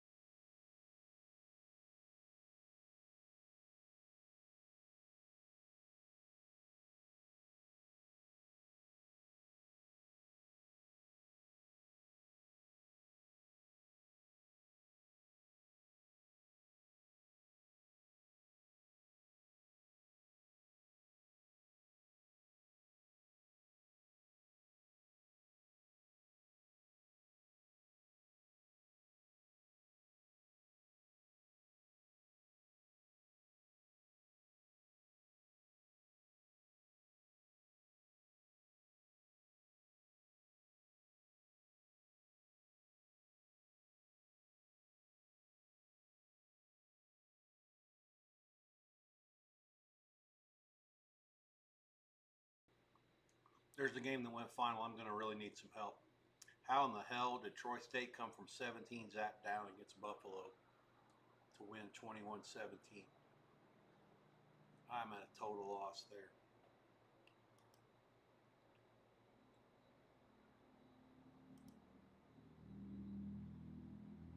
Fourth and 1 for Gunnar Gray.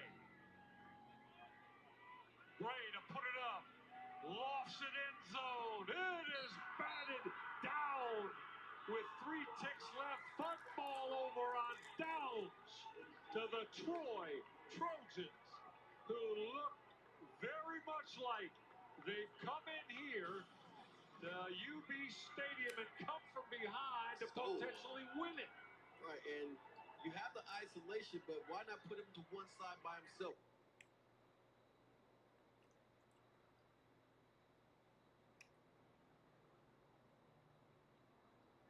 Why draw more attention to your tall receiver? And right there, he's playing DB. So Gilcrease actually let him down the field for all these touchdowns. No point in trying to knock it down. You try to catch 3 it. touchdowns in 10-23. Fourth. I'm at a total loss. I'm at a total loss. 3 straight drives. They actually had a 4th drive where they went 3 and out. Buffalo, after they went up 17-0, 3 and out, 3 and out, 3 and out, and then 6 plays downs. That was the Hail Mary that you saw at the end. I have no words for that. I have no idea how that could happen. I have to downgrade Buffalo after what happened last week to Kent State and then today. I mean, Buffalo's offense 62 for 278. Where's Roberson?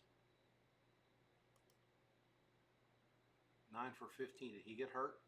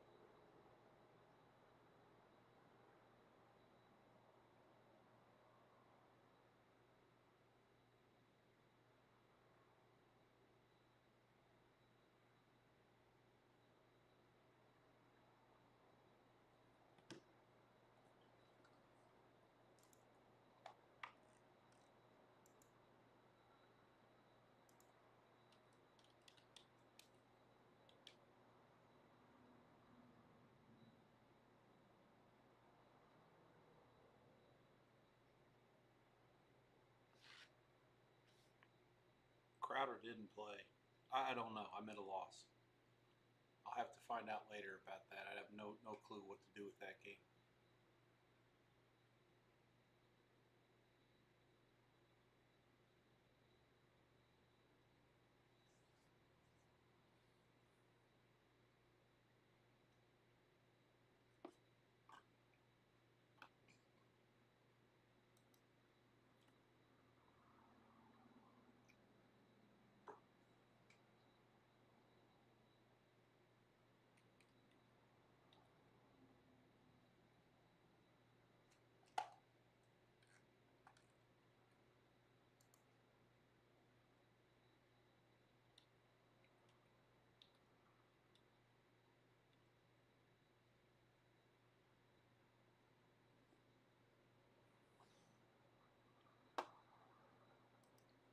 All right, I'm here.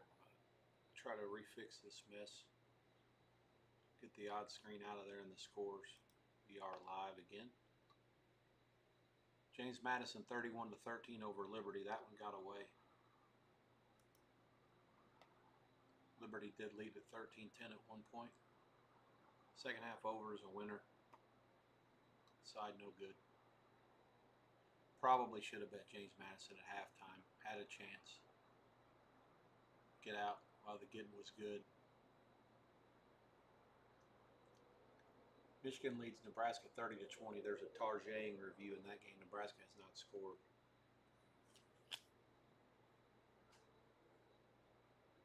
A touchdown this half. They are inside the 5 here. Chance to cut it to a field goal potentially. 1:38 to go. They have one timeout left. A plethora of games are starting at the top of the hour. I'll run them down for you right quick. You got South Carolina at Missouri on ESPN, Boise State and Air Force on CBS College Sports. That's fake news, I am. Coastal Carolina, South Alabama, Nevada, Western Kentucky, Marshall at Middle Tennessee State. Those games, the last 3 are all on ESPN+. Let's get you some prices on all those. Coastal South Alabama, that's game number 341 and 342. South Alabama opens up 13 and 50. I made it 16. It's been bet up to 14 and a half, and there is 15 out there. The total is 51. There is some 52, 51 and a half. So 2-way on the total there late. Coastal Carolina has not shown the ability to score all year. I have no idea the total can be that high. I guess we'll find out later on. Central Florida, 4th and 4, 4th and 3, the whole fucking day. It's the same shit. North Carolina's got a lot of work to do. Really surprised that they couldn't even compete against this bag of dung. I have to downgrade them for sure.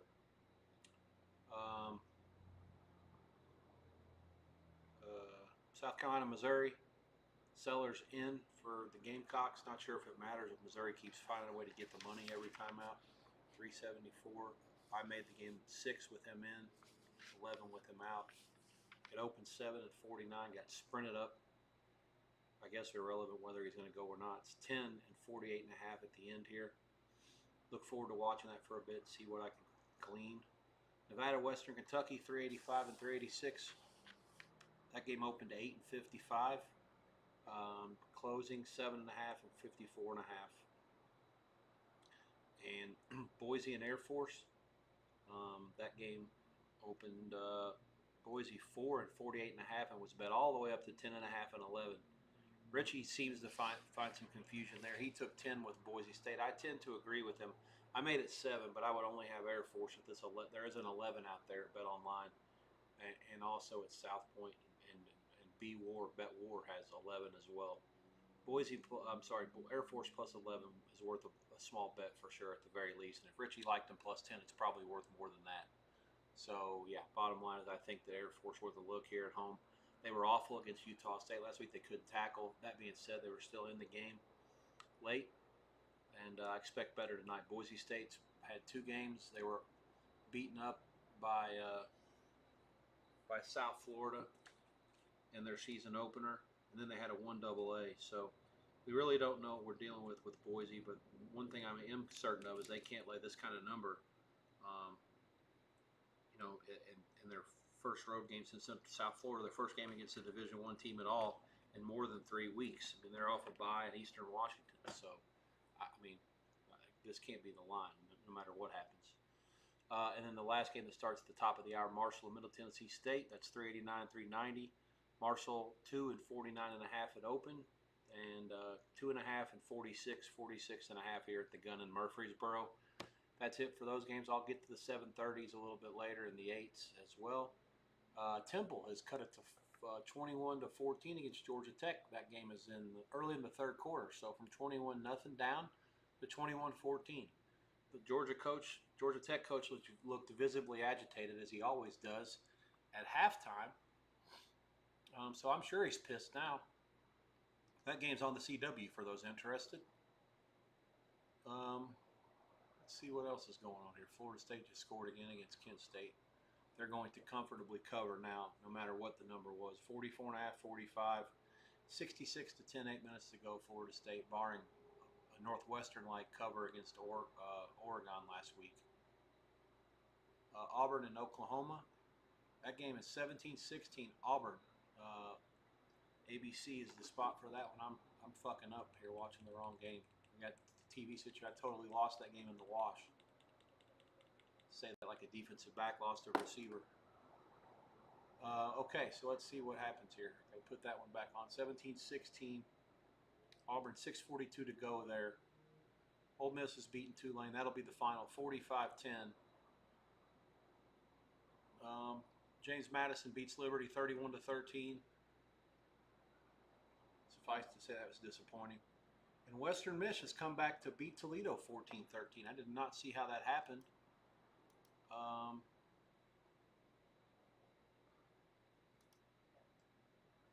Lowry 2-yard run.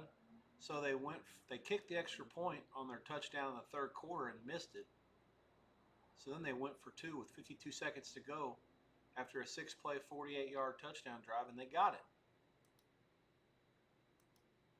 And that was it. Toledo got no further than they got no further at all. Turned it over on downs. Gleason, 15 of 30, 89 yards, 2 picks. That's pitiful. That is absolutely pitiful. Western Michigan outgained him 291 to 280. Treneum had 26 for 153. What a man he is. They outrushed him 191 to 90.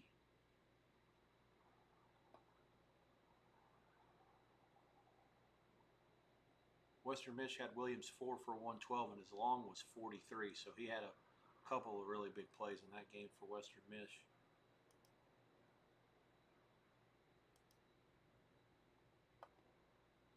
What else is happening up here?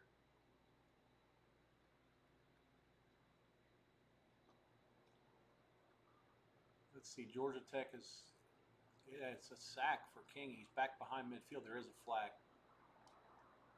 Eastern Mish and ULA. Eastern Mish is lining up for a field goal to win the game.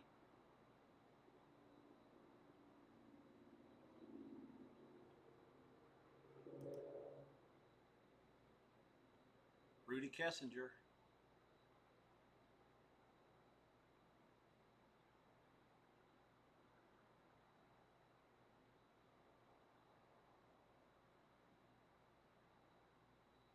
Got it.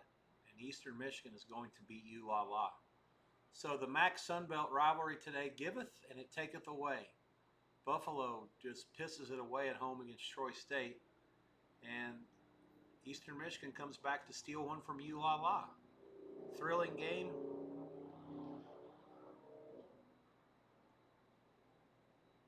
The kicker got a personal foul after his field goal from 42 yards. That's pretty funny. ULA has the ball with 3 seconds left at their own 25.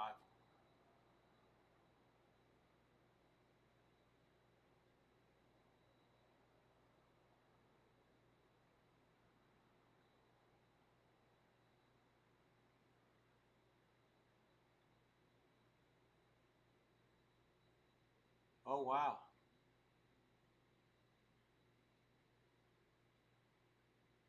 Four play, 75 yards, 206. Georgia Tech back in. It didn't take long. 28-14 Jackets.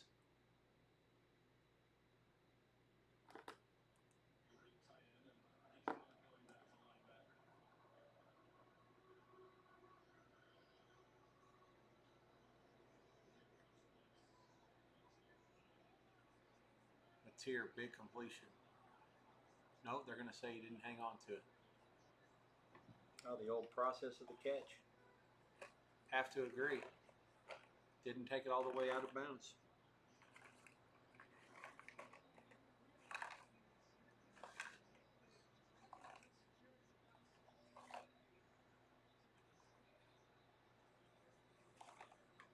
I mean, he has it all the way. If at the NFL, it's definitely not a catch. In college, it looks like that might be a catch.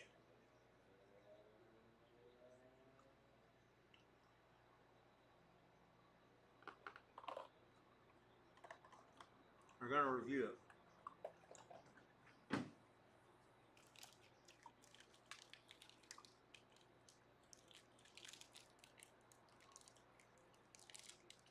Air Force is kicking it to Boise. Start the game.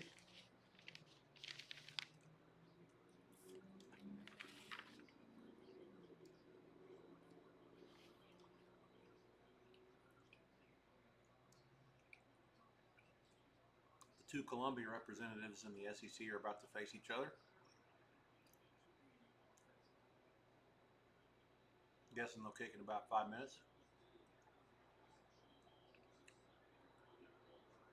NC State, first down inside the Duke 25. 7 minutes to go, they're down 12.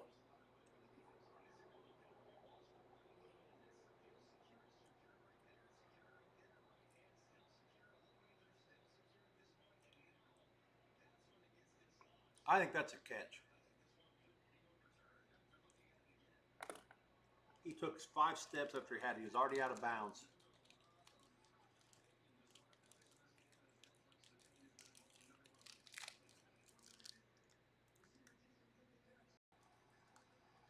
Yep. 5:18 to go. Sooners inside the 20.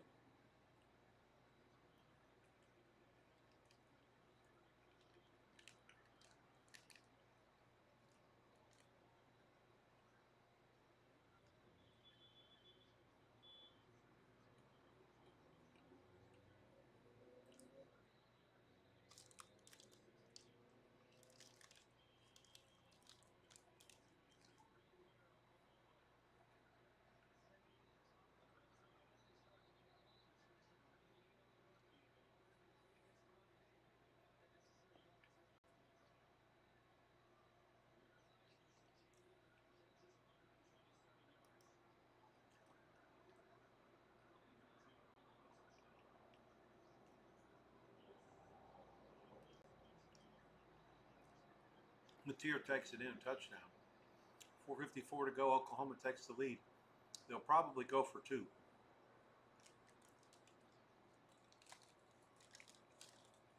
22-17. 5:12 to go. 4:54 to go.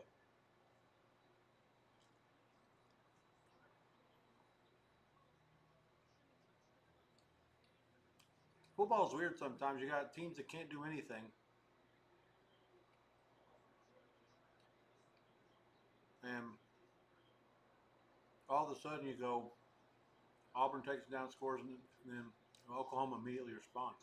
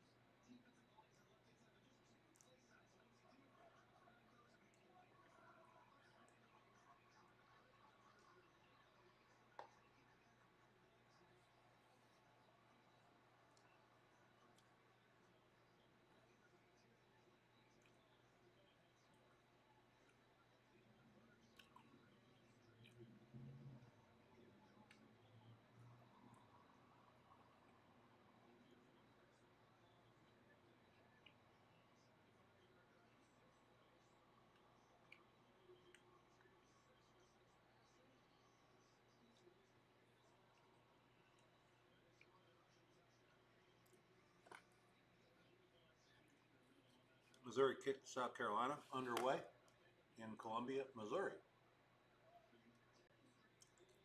Sellers throws a screen on first down. It's going to be a first down. Gain of 10.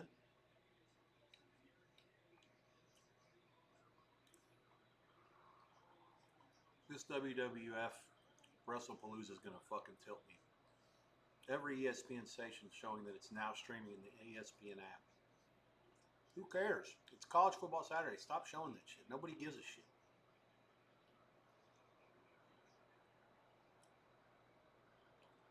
Air Force, good start against Boise. Break serve. They have the ball 1 minute in. Their own 25.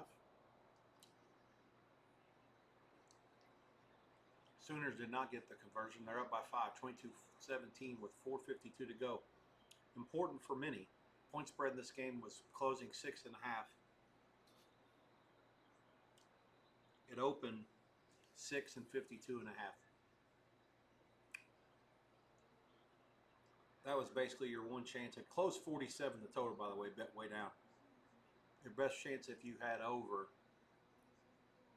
was 24-17, obviously. But 25 to 25 or 25 to 23 are both in play. Then it becomes the price you got. Big play Air Force. They're down inside the 10.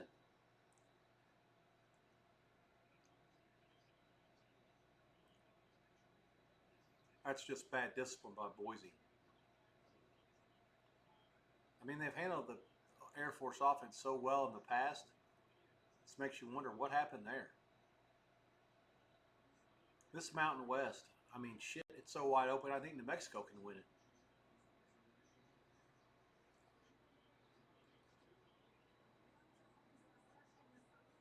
The spot was so bad today for UNLV. I guess they'd like to have a word. If they found a way to go into Miami, Ohio, and win at 9 a.m. Pacific start, there's something to be said for that.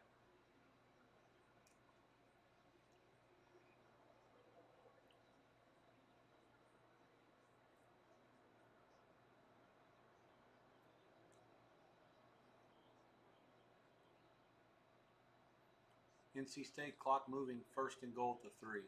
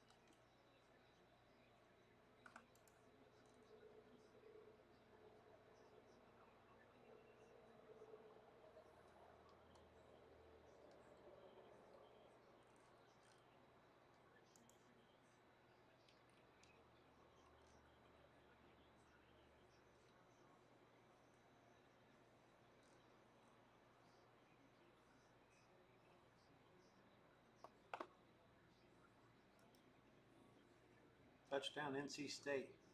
15 plays, 95 yards, 726. Extra point kick is good. 4:01 left. Duke 38, Wolfpack 33.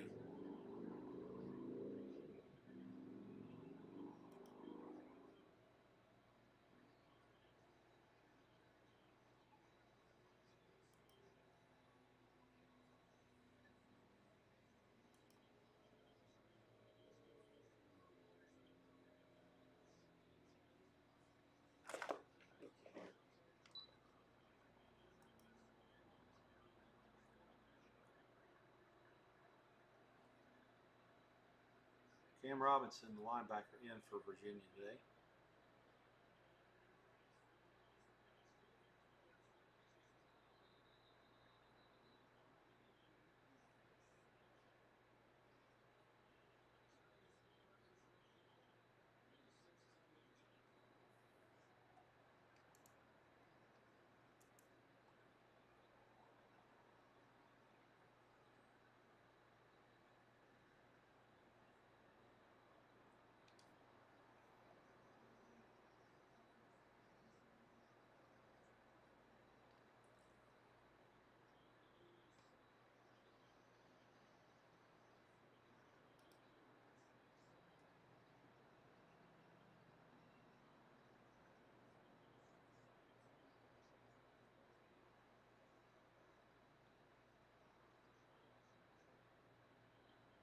Purdue scores again right at the break.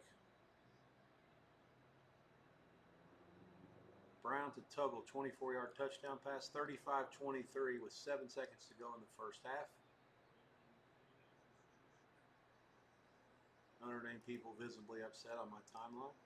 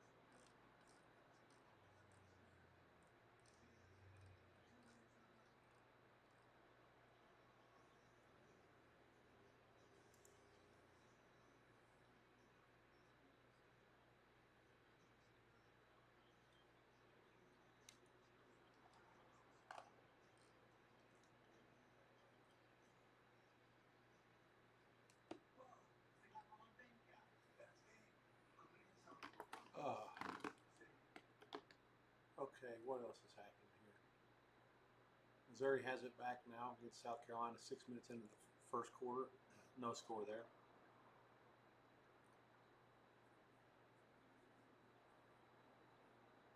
Mississippi State 37 to 10, 38 to 10 now over Northern Illinois. They'll get the money. As things stand, it's 24, so they're just over the number for the first time all day. 4:31 to go. Could be Northern Illinois backdoor coming. Heads up for that. I need to get some TVs rearranged here. Forgive my slowness. Let me see. I got some stuff written down here. Notes. ABC, NBC, CBS, and Fox are all involved in this next window. I have no interest in Washington State. That'll be bad. Washington State's a really bad team. I'm never going to understand how San Diego State could actually lose to them.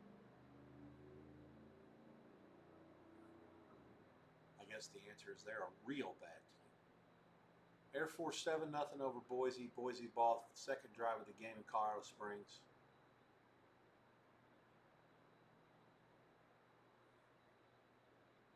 Temple backed up at their own dick line, 3rd and 8 at the 2, down 28 to 14. Seam route complete, first down to the 22. 8.5 to go in the third. That game's still going to get the bow wow here pretty soon.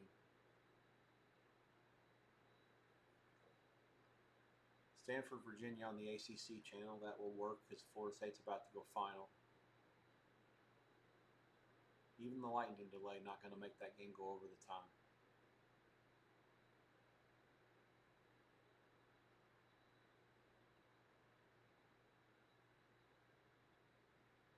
West Virginia, Kansas, 10-0 Jayhawks. 7:03 to go in the second quarter. Horrible spot in the end for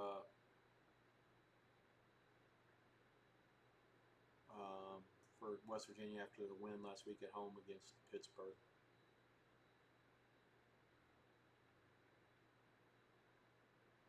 Notre Dame, Purdue, 35-23. Boilers down 12 at the half to Notre Dame. Not sure how long the halftime is going to be there, and I do not have a visual on NBC right now. We'll work on that once it's time to. I'm going to sift through all this trash. Having these late games go final and the 7:30 slate's pretty booked up anyways.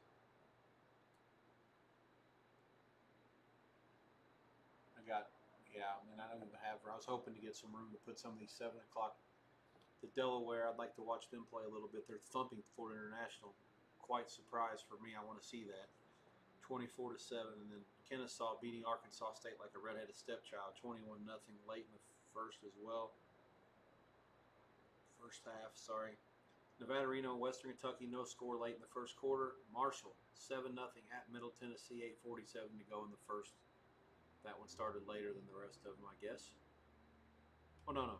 The other two that I mentioned were 6 o'clock kicks.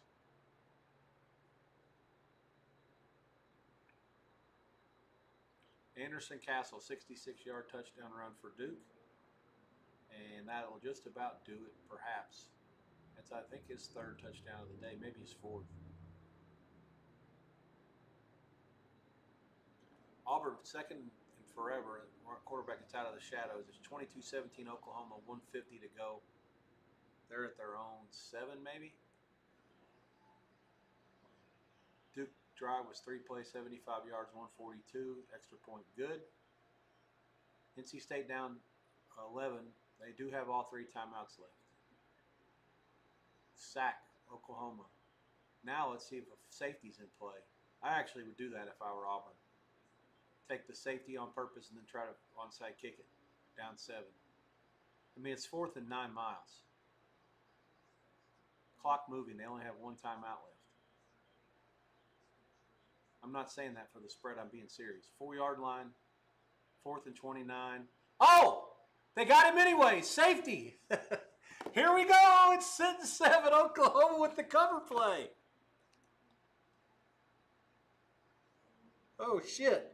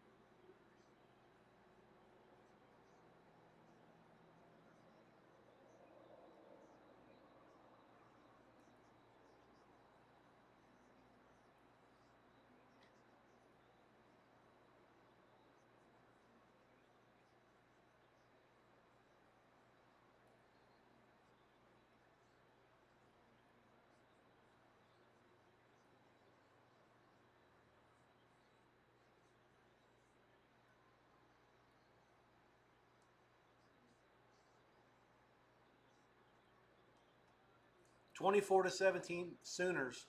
The safety gets them ahead of the number. And like I say, Auburn could have been the best thing that could happen because now the onside kick's in play.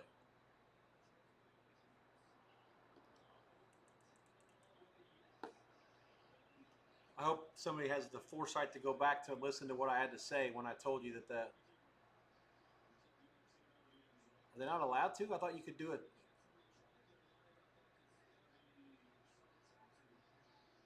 Yeah. Okay, so pooch. Pooch it. Pooch. Now, this is allowed to because of the look at this. This is great. I can't wait to see this no matter what the result was. I got nothing to this game, by the way, just a heads up. Oh my God, they got this wrestling on the TV. Get it off, please. It's college football Saturday. Timeout, Oklahoma.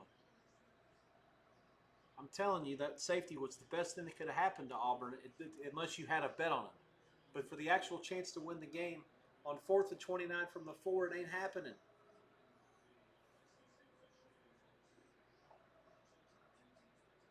West Virginia field goal is good from 26. It's Kansas 10, West Virginia 3.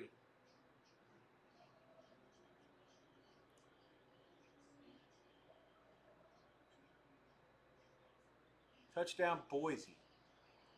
7:09 to go in the first. 7-6 Air Force point pending up there in Colorado Springs.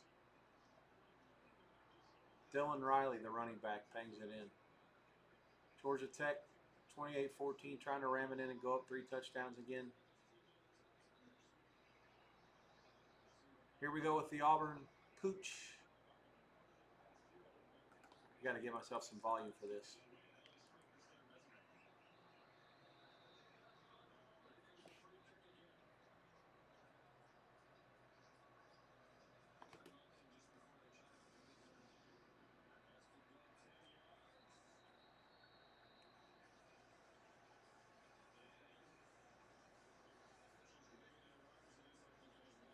Illegal touching. Oklahoma ball, they're going to win by 7.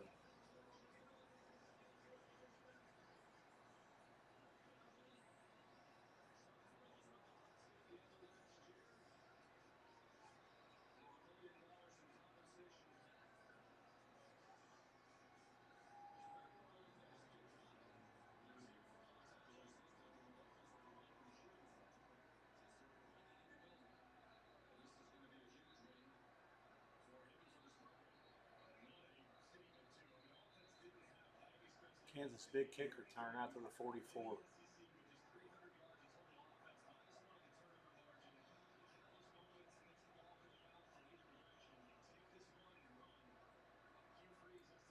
South Carolina on the move. Out near the 45. No score there still. 6:20 to go in the first half. Quarter time moving. Oklahoma taking knees. That'll do it. They're going to win by 7. Probably a bad result for most. Yeah, that are on the booking side of the counter at least.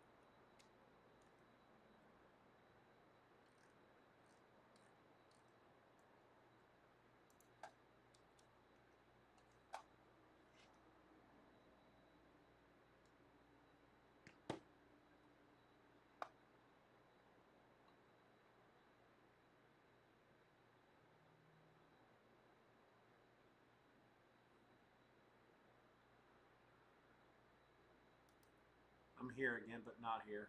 Bear with me. I'm trying to figure out the TVs and watch about 6 games and look at 6 box scores here before halftime.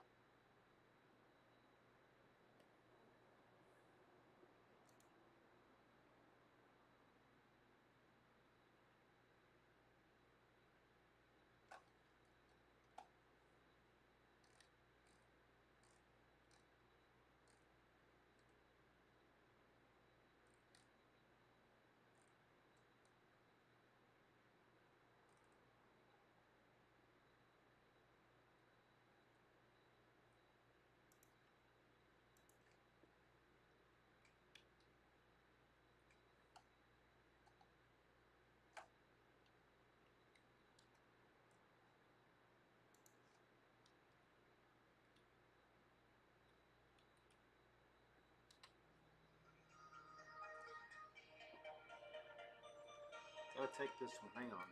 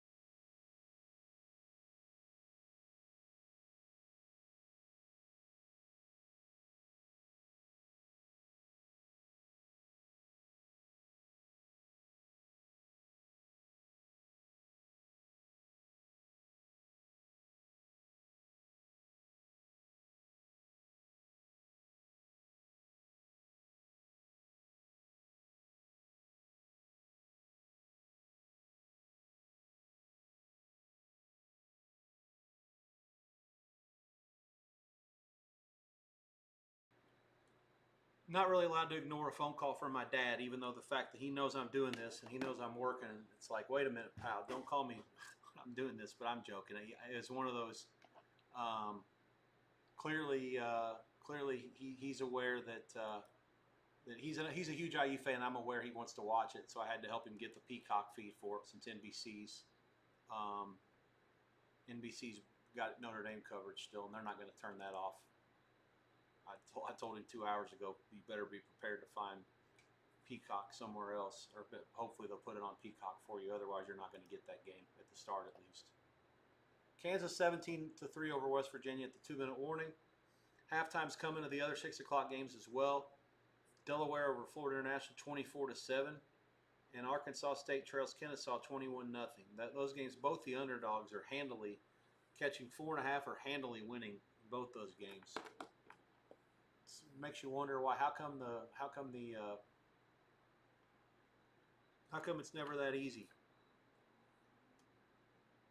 when you're trying to take dogs outright most of the time? It feels like can't have nice things. Can't ever have money line parlay winners with plus 160 or whatever, plus 180.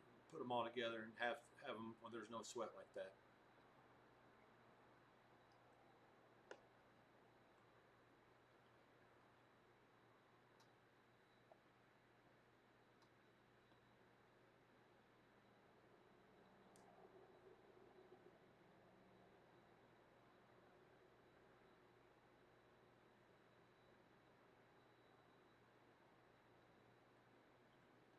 I'll have to do some work here to get my television situations rectified. Georgia Tech 35-14 over Temple. That game is at the end of the third quarter. Washington beats the Mets in extra innings 5-3, to which I say muy bueno plus 218. Take it down.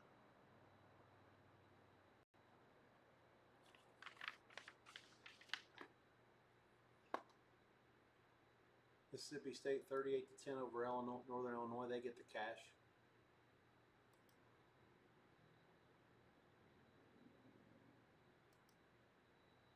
Florida State has beaten Kent State 66-10. They cover. Not much really to do to adjustments on either one of those teams. Just hope that the kid for Kent State that went off on the stretcher, is alive.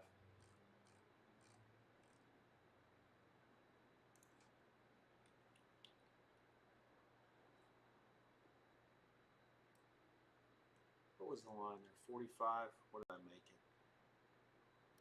43. Okay, good enough. You got bet up from 39.5 to 45.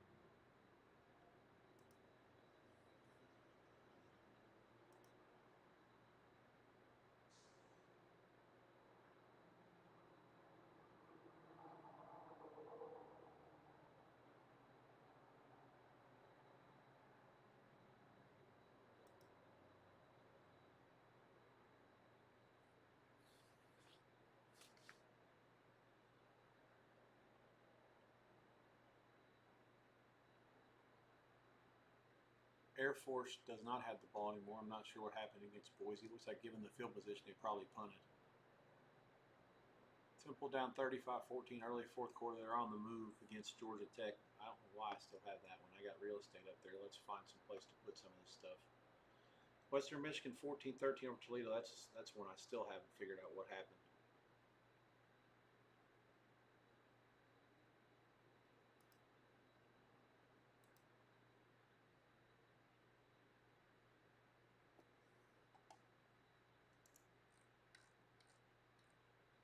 .335 and .336. Toledo was laying 11.5. 13.5. Western Michigan outright.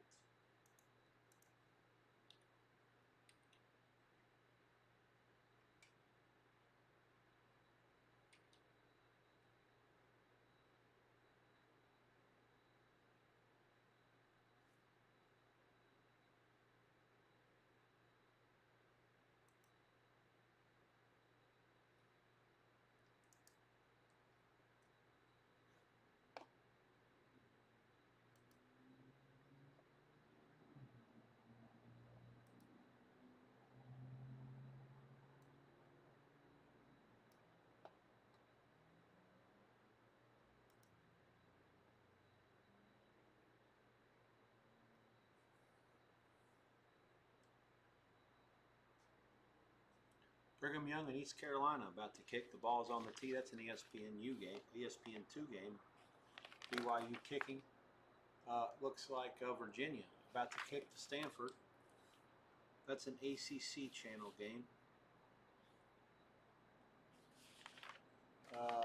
It's a 17-3 over Missouri. I'm sorry, West Virginia. It's 40 and slip from what happened 2 weeks ago. Notre Dame 49-23 over Purdue. 9:52 to go in the third. 2 touchdowns quick for the Irish after being only up 12 at the break. However small the break was.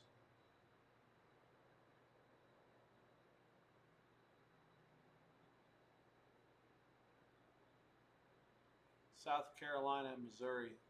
Tigers are on the move here. In the red zone, it looks like, or close to it. This will be the end of the first quarter. Maybe not. Got a South Carolina injury.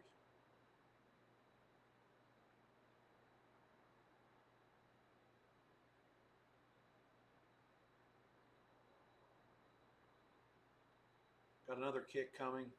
It's Florida and Miami of Florida is going to go at 7:43. That's an ABC game.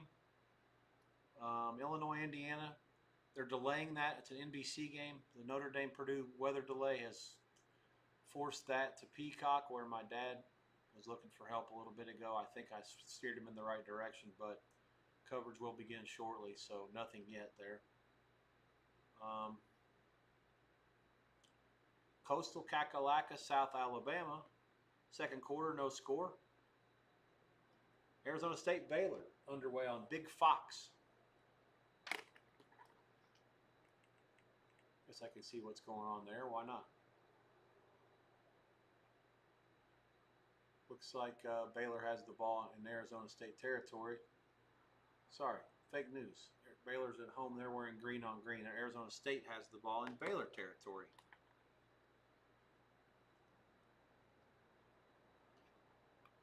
IU and Illinois kick is set for 7:50 Eastern, 7:50.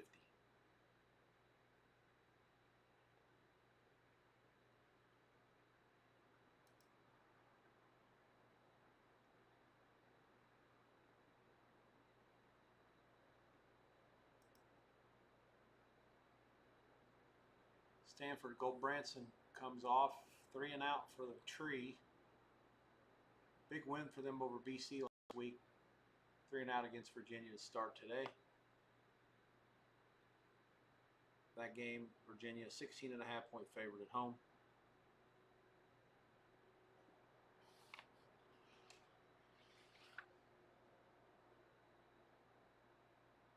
Bear Bachmeier calling things for BYU. They stopped East Carolina on the first drive. He's taking a shot on the first play, and he's got a man wide open. East Carolina defense totally lost at sea there. Oh, they're saying the ball's out of bounds. Yikes. Either the receiver was unaware of it or the guy dropped it and I didn't see it. Well, yeah, his right foot's out of bounds when he caught it. Bad job. About a 40-yard completion, wiped out. They're going to, well, no, they're not. 2nd and 10 at their own 41. Georgia State and Vandy are in a delay. That's the ESPNU game. That will not start for at least another 20 minutes. Touchdown Missouri, 6-0. Mizzou, 14:24 to go, second quarter. Halftime in Miami. Delaware 24, Florida Internacional 7. FIU 3.5 and 26 the halftime price. I'm looking into that one. There may be something to do with a couple of these games. I'll keep you posted. That's one that I have been eyeballing.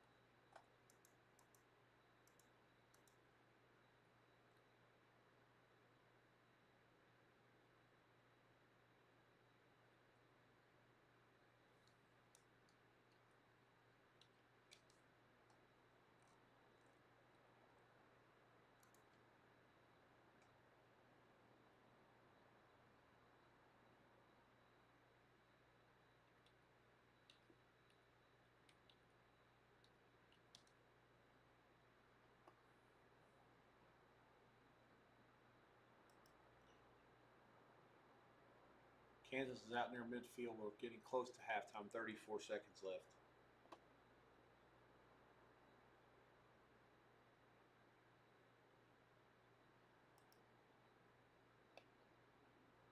BYU marching right down the field in their first drive. Drive chart in this Delaware FIU game.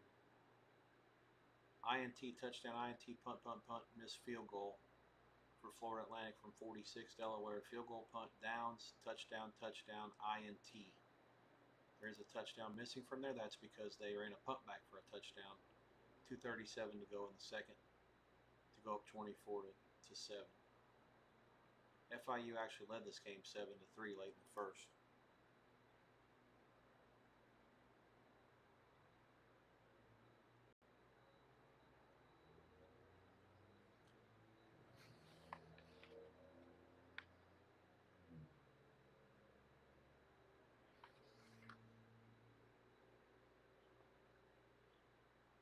That's one I was a TV casual. I didn't get to watch any of it. I can't comment anything more than what I didn't see.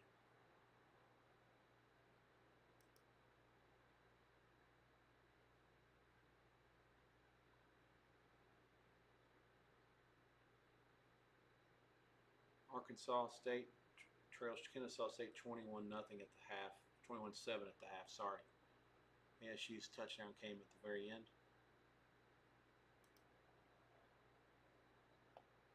Kennesaw 352 yards of offense in the first half.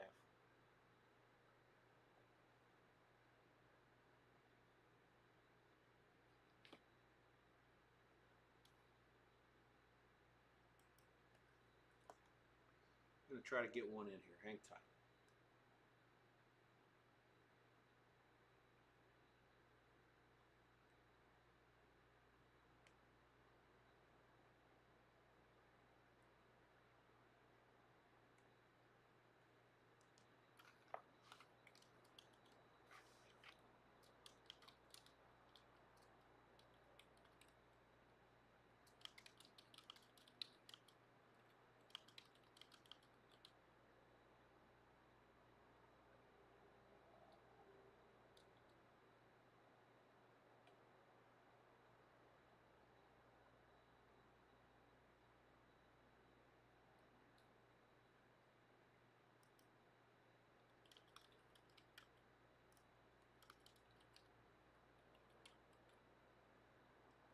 He's asking me if I want 4 instead. Of course I would if you can get it.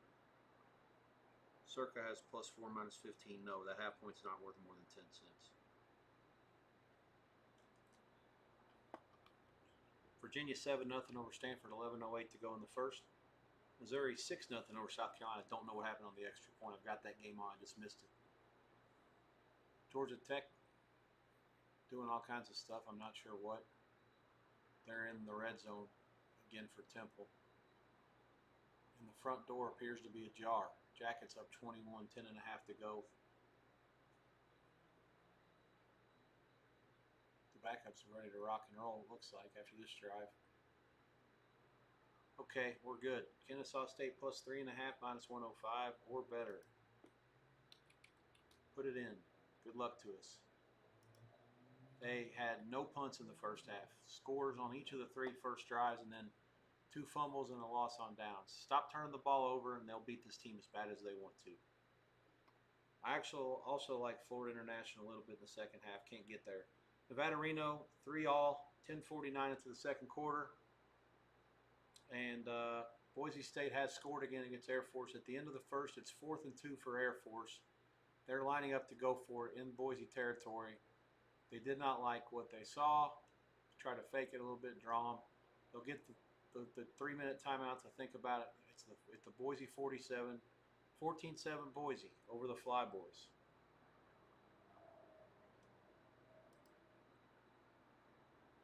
Marshall 7-0 over Middle Tennessee. We have a delay in Murfreesboro for weather there. Southern Miss and La Tech underway. It's touchdown each way, 7-all. 3 minutes and 30 seconds in. Washington and Washington State are underway in the Apple Cup. That game is on CBS. Washington State, member of the Pac-2, have the TV rights. Kansas field goal attempt at the buzzer is good. Jayhawks 20, West Virginia 3 as they go into the intermission. Notre Dame scores again 55-23 over Purdue. Point pending.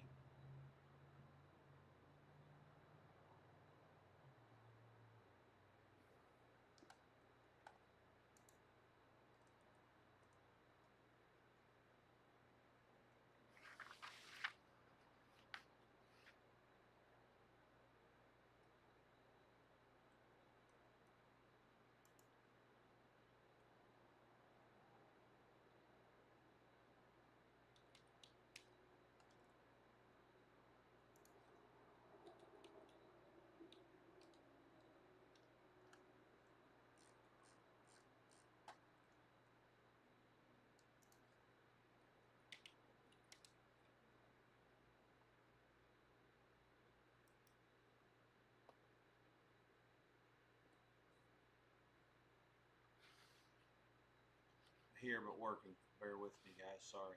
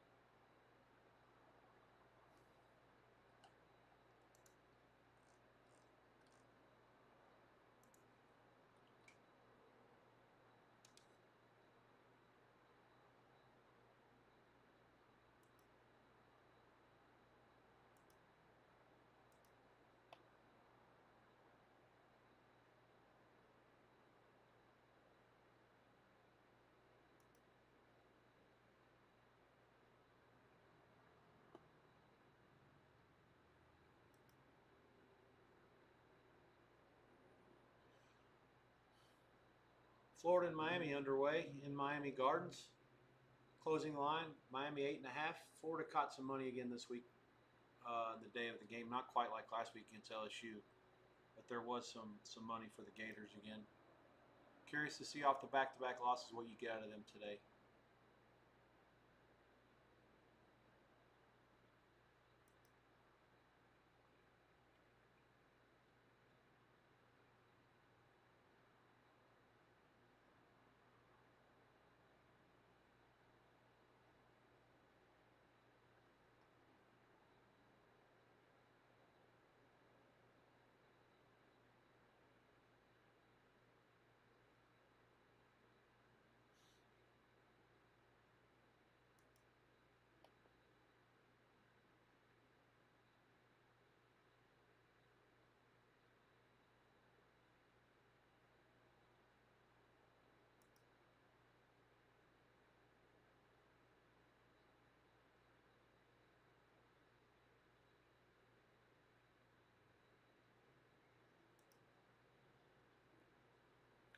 First and goal for Arizona State, 9:24 to go.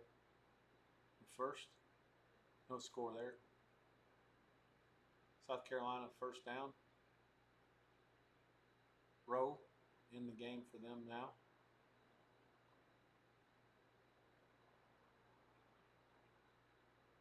Not anymore.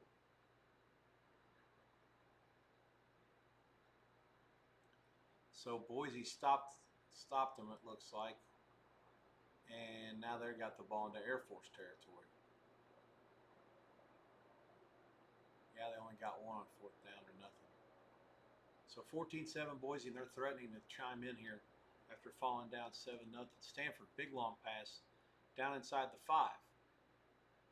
8:35 to go in the first and goal at the 5. Play fake, Goldbertson. Touchdown, tight end. 7-6 point pending. Frank Reich's doing a hell of a job. This team looked lost at sea when they got beat by Hawaii. They're out here beating ACC teams now. Benji Blackburn the catch. Georgia Tech kicked the field goal to go up 38-14 against Temple. That score is important to many given the number. Lots of 24.5, 25s.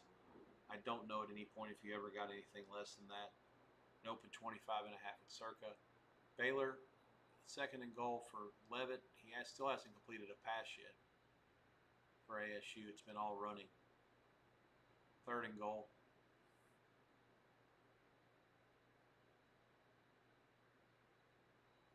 BYU kicks a field goal. They're up 3-0. Illinois, Indiana underway in Bloomington. They held that one off for as long as they could.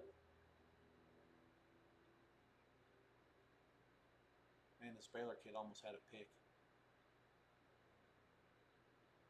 I'm actually curious about this. What happened? This might be better. He's going back like he knew the play. The linesman may be in the way of that. Maybe here. A crack crew doing their best and they review it. It was close.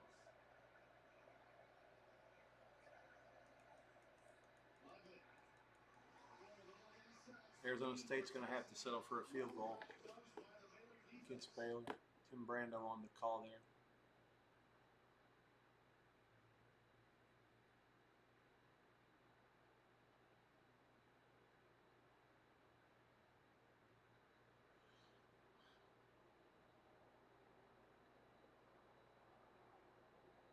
What are these colors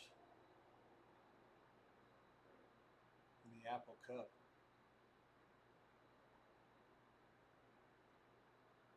Washington's wearing white, and they're kicking off. So Washington 7-0, 10:53 to go in the first in Pullman.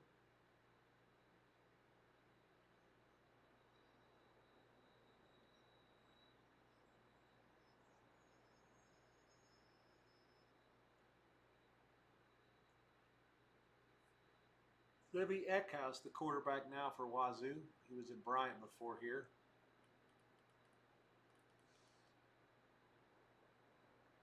Let's try some Florida and Miami.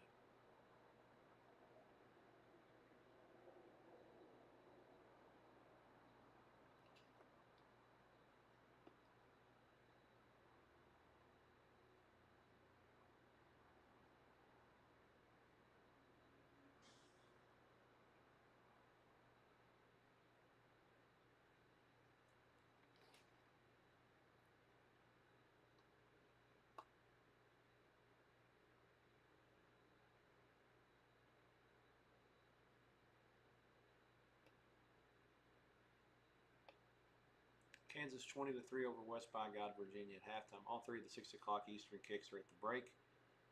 Kansas laying 6.5 minus a bunch of money. There is a 7 out there. A couple of them actually. 3:58 second half. Kansas up 20-3 and in full control.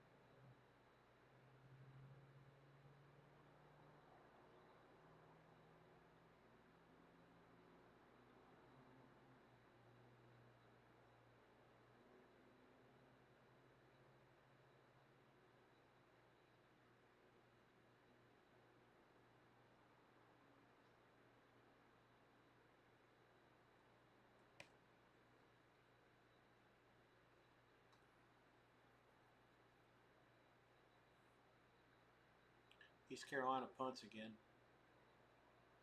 BYU gets at the 25, out to the 36, 37. 8:43 to go in the first. Mormons 3, ECU 0. Virginia taking more shots. Long pass complete. He's going to run in for a touchdown. The Wahoos up 14-7. 8:17 to go in the first. Point pending, of course. They've been looking at this play in the Baylor game forever. Oh, no, they haven't. It's Pereira talking about it. You said something very similar last week, and Gardner was all over it as we went to break. So thank you for that explanation.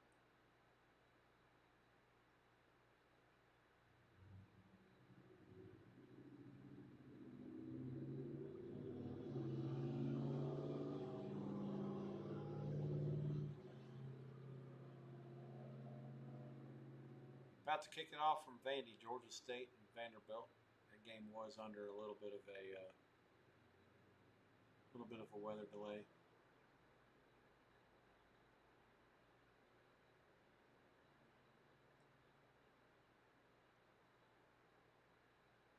Illinois ball at their own 45 against Indiana, 3rd and 5.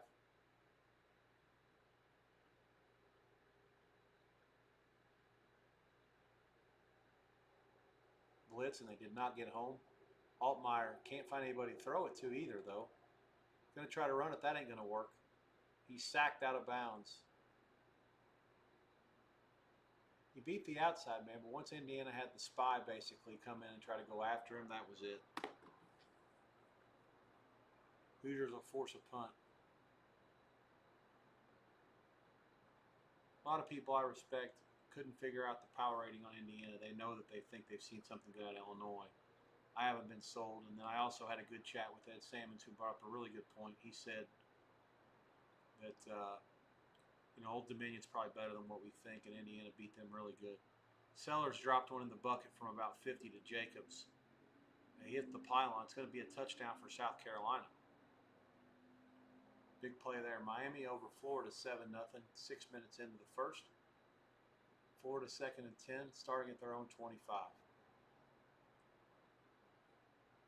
I'm guessing that's the Fowler Herb Street game, so no volume needed for me there at any point.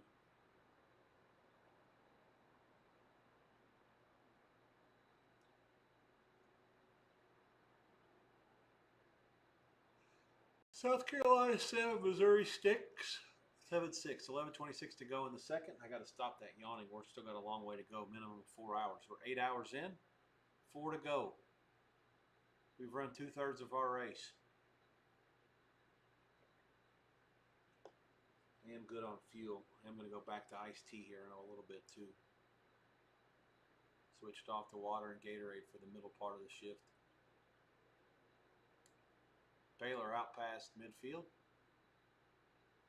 There's some bad blood in this game.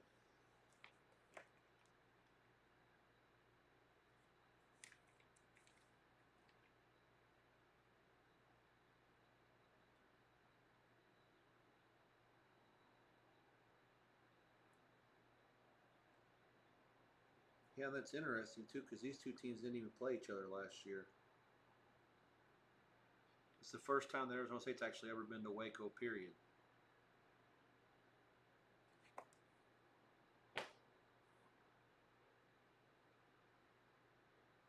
Florida 3rd and 7. They're going to have to punt it. Here's a flag. I'll take it back for a second. Maybe not. Stanford also on 3rd and 6 throws an incomplete pass, and they'll have to punt. Indiana is sacked. Mendoza eats it.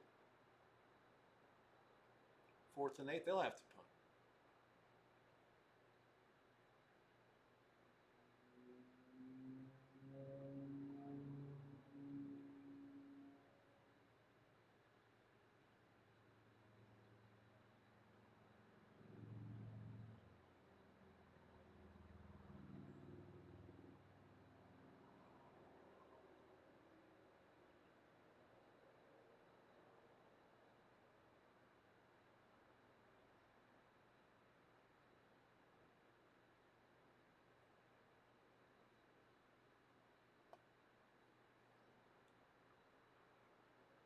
"47-yard touchdown run for Guy Tech, and they lead Temple 45-17 and are ahead of the number on all bingo cards at this point.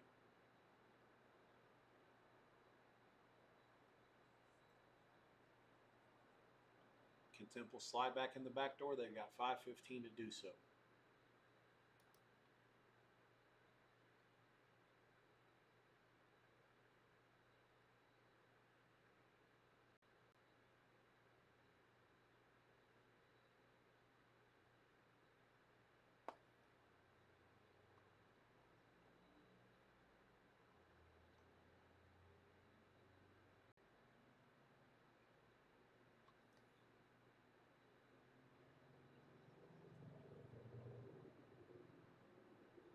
This Missouri running back's an animal. 29 forced missed tackles. I saw about 20 of them against Kansas, if I remember right. That guy's giving me nightmares about that game even 2 weeks later.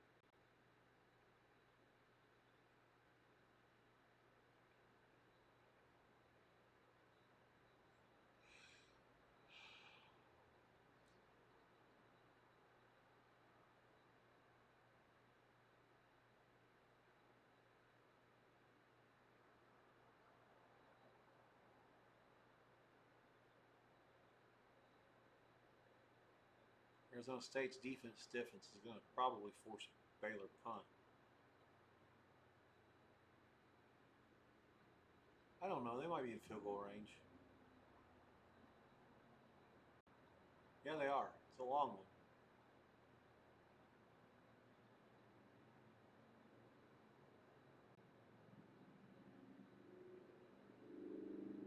From 54?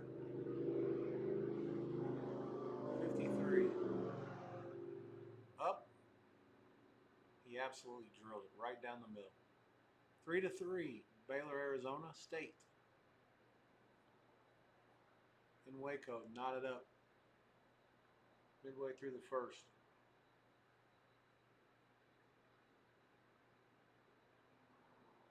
Actually, 4:08 to go in the first. Let me give the official time. Those who are trying to bet live. I don't have time on Saturdays also to read you guys the live prices. I will do a better job if someone chats me and asks for a specific game. I can always look at my screen and see what's up there. When I'm trying to watch all these games, it's a combination of I can't properly inform and educate you by watching what's happening with my eyes if I'm constantly looking at what's happening in the markets of the live games where I'm not doing anything anyways for the most part.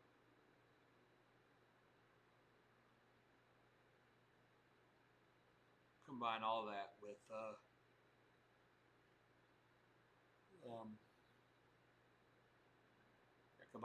my ability to entertain you throughout for 12 hours. You shouldn't have to worry so much.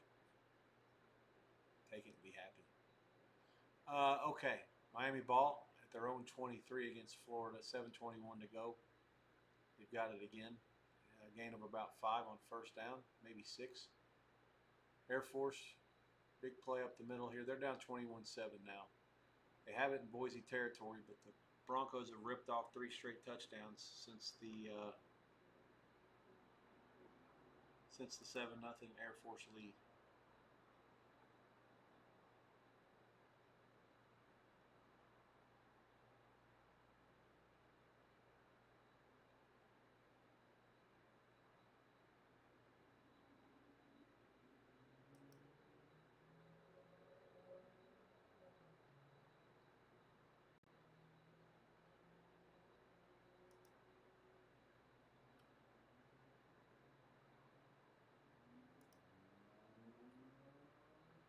Touchdown Who's 27-yard catch from Terrell Harris.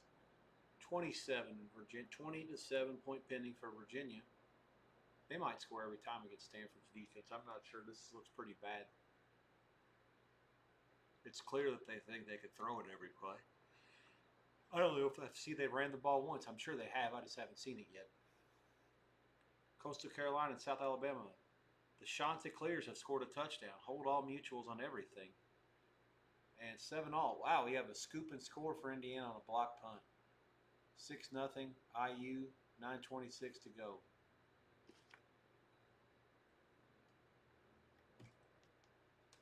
From taking it all the way to the house. Super Bueller's credit, man. He's really built a nice chemistry with these wide receivers in a short amount of time. Hang on. Second and short. Give to Hardy. Patient, waiting for a hole open. Oh, for the name of love of Christ. Hang on.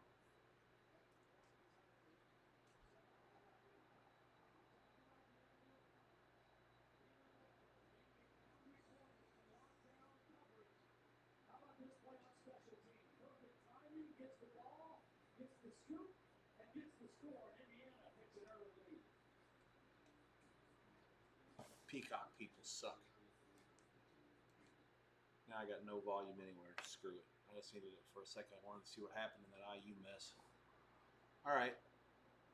Coastal 7-7 against South Alabama. 5:08 to go before the half. IU 7-0 over Illinois. 9:26 to go in the first. Miami, Florida 7-0 over Florida. 5.5 to go in the first. They're on the move. Brigham Young 3-0. 5:22 to go in the first. Georgia Tech 45-17 over Temple with a 2-minute warning. Baylor 33 against Arizona State. 4 minutes to go. Arizona State gets the ball back. 20-3 Kansas over West Virginia. Third quarter about to start. Notre Dame 56-23 in the fourth against Purdue. Virginia 21-7 over Stanford. 3:36 to go in the first. South Carolina 7-6 over Mizzou at the 6-minute mark of the second. Arkansas State has scored against Kennesaw. That's no bueno. 21-14, 11.5 to go in the third. Delaware 24, Florida Nacional 10, 9:24 to go in the third. Nevada Reno 10-3 at Western Kentucky at the 2-minute warning of the second. Boise 21-7, Air Force on the move. 5:47 to go in the second quarter there. 7-0 Marshall over Middle Tennessee, early first quarter delay. La Tech 10-7 over Southern Miss, 3:30 to go in the first. Washington 14 over Wazoo, 3:47 to go in the first. No score in Nashville, Georgia Tech and Vandy are just underway. Sam Houston State and Texas also just underway. No score in the first there either. That will do it for all the kicks. There are no more until 9 Eastern, which is in another hour. UL Monroe against UTEP. Have Monroe there, +6 in the contest and in real, and it's been up to 6.5. If it goes to 7, we're going to go for more. Coastal averaging 7.4 yards per carry against South Alabama. I can't even begin to fathom how bad South Alabama has to be if that's the case, because Coastal Carolina couldn't even get a first down. And this is crazy. Arkansas State defense has gotten a takeaway on like 4 straight drives now. 21-14 ASU.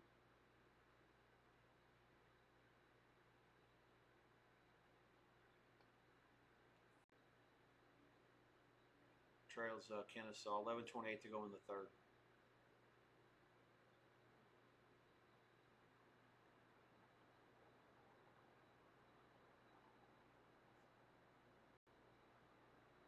That'll get you up to speed everywhere. The other kicks, 9:30 UTSA against Colorado State. 10:15 Wyoming at Colorado. 10:30 Cal at San Diego State. 11 Eastern Michigan State at Southern Cal. And midnight Eastern Fresno at Hawaii. So 6 games have yet to start. Rest of them are underway, and the halftime log jam is going to get pretty busy here shortly. I'll be here, but I'm going to be working on coin toss and other stuff. Missouri 4th and goal, settling for a field goal here. Kick is from about, what is this, 30?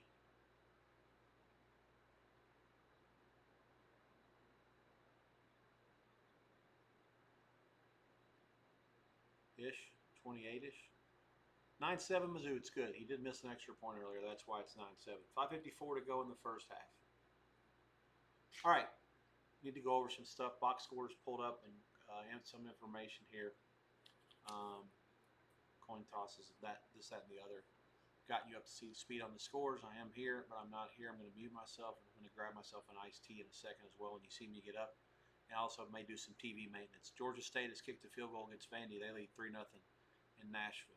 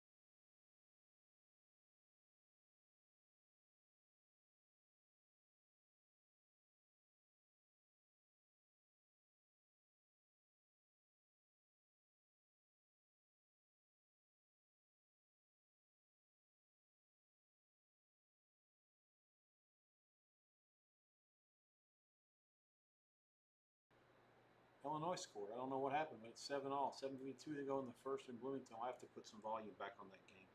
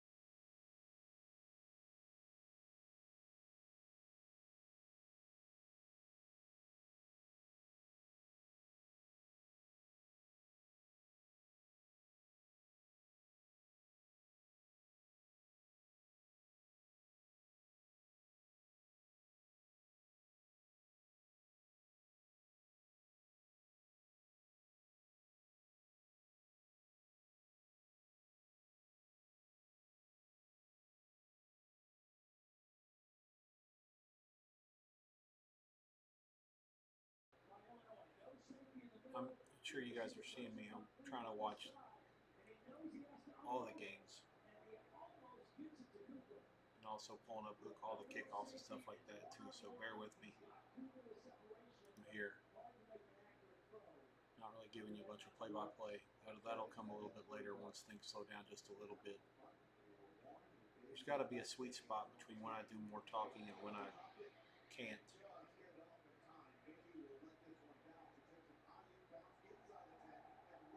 Indiana punts to the 2. 14-7 IU, 141 to go in the first up there. Boise Air Force 21-14. Air Force 3rd and short inside the 2-minute warning. Having trouble finding the box score on that game, which is okay. I've been watching enough of that I have a pretty good idea of what the feel the halftime's supposed to be.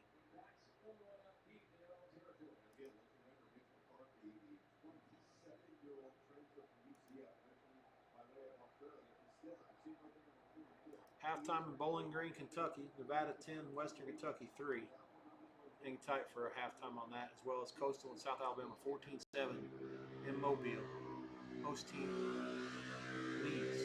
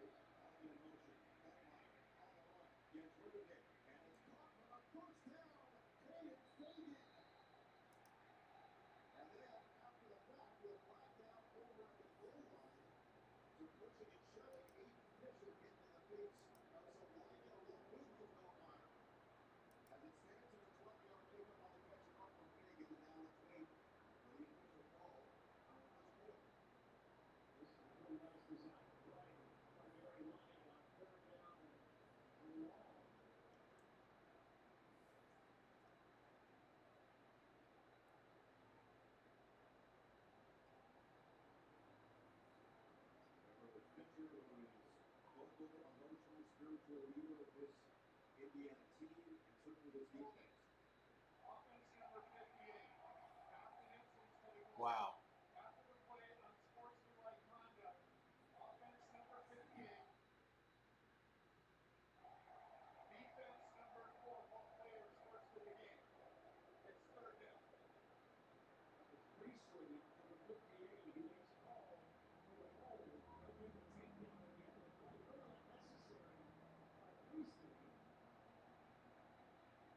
That was a stupid penalty by 58 for Illinois.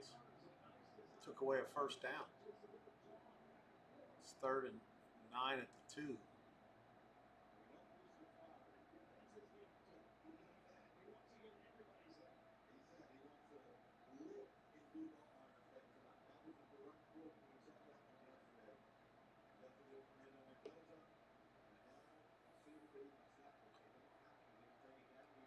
East Carolina holds BYU to a field goal. Got down to goal to go. 6-3 Mormons. 10:50 to go in the second. Missouri first and goal with 1:07 to go at the South Carolina 9. They lead 14-9. Running play already gets maybe a yard. Inside a minute to go. Mizzou with all 3 timeouts. They're in no rush.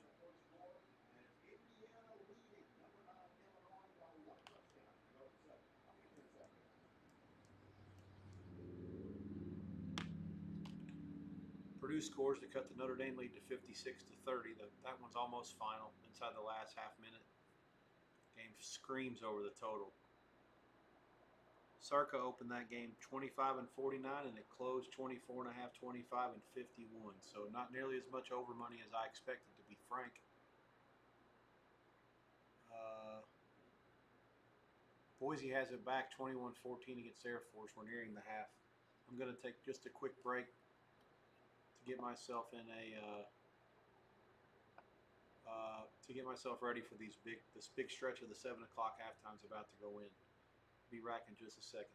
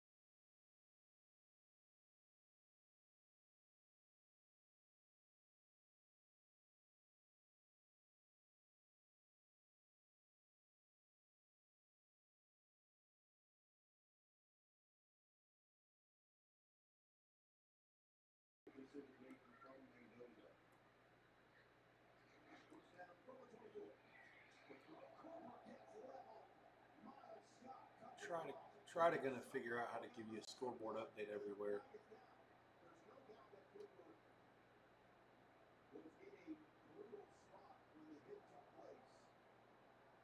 Well, it looked like Miles Scott came in love with his shoulder. Let's see it at the end of the play. Nice catch as well for the personal foul. Targeting defense number 10. Good job. That's the team foul. First down for Williams for review. Well, let's bring in Terry McCullough. Terry, what do you see?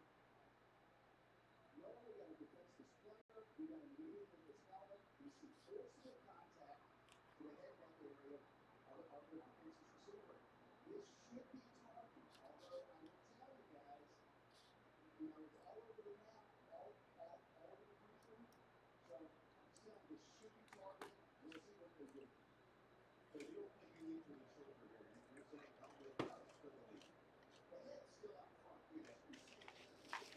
But that's the first point of contact we see is helmet to helmet. So he's definitely leading with the head helmet, and it should be targeted. And you think about the potential of losing Miles Scott for this game after already playing without Xavier Scott in their general nickel spot. Scott is the leading tackler. Miles, that is a captain. Danny White's older than my dad. He looks tremendous. He's like 75.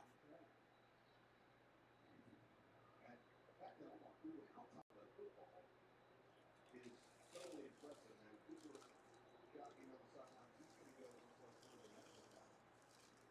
So we'll keep our eyes on the stellar receiver for IU. They're taking their time. The replay center, Coach Mark Leroy, Chris Hoyt, the referee here tonight. Big Ten crew in this first Big Ten matchup for both of these teams. And a critical matchup for potential college football playoff implications all the way to After zero. review, the targeting foul is confirmed. Number 10 is disqualified. It's first and goal at the 8-yard line. So Illinois loses their main communicator, their man you see, their that 17-green dot on the back of his helmet. And Aaron Henry, defensive coordinator, gets all the signals for the defensive back. What do you like it? Well, it'll be interesting to see now who is the guy he communicates with. We've only seen Brissett number 0 in the game with Illinois. We've seen Tanner Huffle in. Who now becomes the green dot? Man, that was a huge loss. Illinois just lost their safety to targeting call. Pretty bad call, in my opinion. The lead tackler coming in, and there is Matt Brissett, the junior from Spring out of Illinois. And the green dot was good. First and goal, Hoosiers. First and goal for Indiana. Black to the safety. And get to the 6-yard line. Second down. This got to be the Illinois defense has got the back to the wall right here. They've got to find a way to hold this to a field goal attempt. They can't afford to let this lead get too far extended. This is a team that might be Third down. That's the first penalty for Indiana. I know Kurt's had been confused about his team being back on. It's like Cooper's still working on the puzzle from the sideline. Hayes was out wide. Nobody went out there with him, and the penalty on the other side by Carter Smith. You see, Hayes is all alone. They're running a guy out late, so a little confusion in the Illinois secondary without Miles Scott, their leader, in there. But Indiana helps him with the false start. So third and goal now from the 11. Mendoza looks, steps in, end zone, touchdown! E.J. Williams goes up high.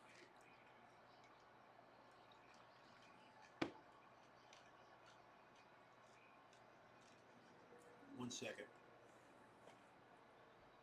That's a safety percentage. He's going to get too close to the line of scrimmage. And the ball's going to go right over his head. Perfect throw by Mendoza to the tall receiver. E.J. Williams is 6'3", 205 pounds. Throw it to the back of the end zone. High for your guy. And the safety out. Radicic stays perfect, and Indiana takes a 2-touchdown lead. Mendoza showing the boys, taking advantage of the targeting on Miles Scott. And going to his replacement, right over the top of Brissett. Easy catch for Williams. Indiana extends the lead.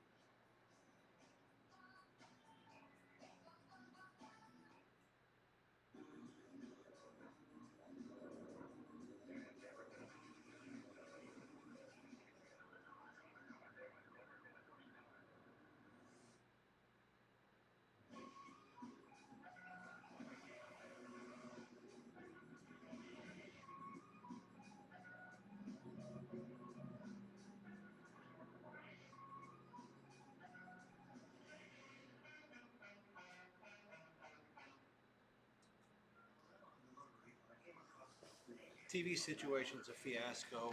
Just not enough TVs. 9's supposed to be enough. Get to certain parts of the day every Saturday from here on out. It's just going to be a couple hours where it's just not.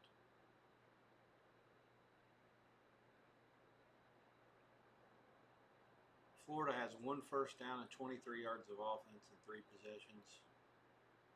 Manny Navarro accurately points. Good offensive line, good backs, good receivers. Hard to believe their offense can be this bad. South Carolina leads Missouri 14-12 in Columbia, Missouri.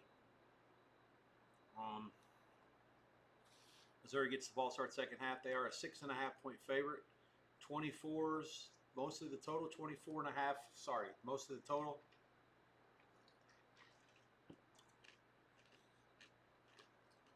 I can see it.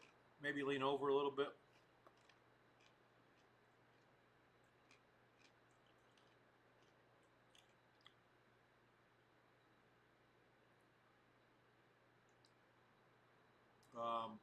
Nevada, Western Kentucky at the half.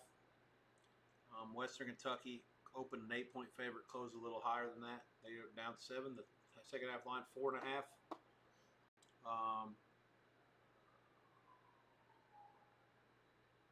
Total is 27, which again, pregame number was not anywhere near that. About to kick it. Nevada Reno up 198 to 124. Nothing accidental about it. They ran for 129 yards in the first half. A 30 and a 22-yarder of the 2 long plays. Purdy is 8 for 12 for 69.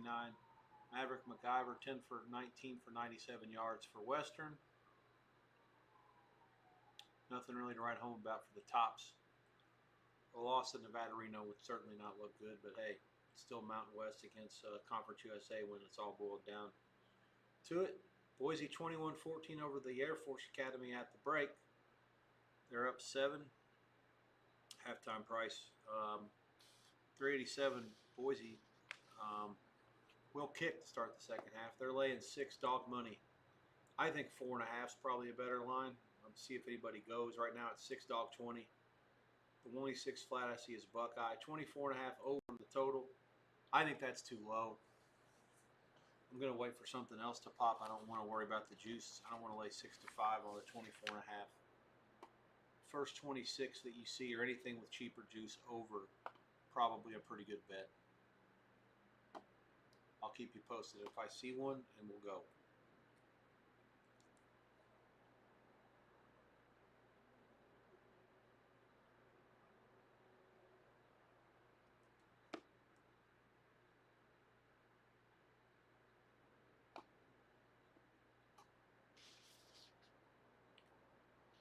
Washington State's cut Washington's lead to 21-10. Interesting. Texas 21-0 over Sam Houston early second. Vandy 21-3 over Georgia State end of the first. Louisiana Tech 23-10 over Southern Miss. 6 minutes to go in the second. Marshall 7-0 over Middle Tennessee State. That one I believe is still in a rain delay. Nope. Yeah. 8:47 to go in the first after the Marshall score. No more football yet.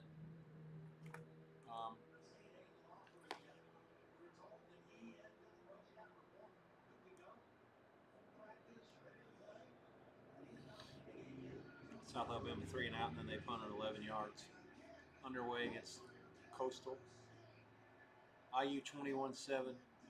Sack Altmaier again. Florida 10-0 down to Miami. 7.5 to go in the second. BYU 6-3. 6 minutes to go in the second. Kansas 34-3 over West Virginia. End of 3. Arizona State 10-3 over Baylor. 3:50 to go in the first half.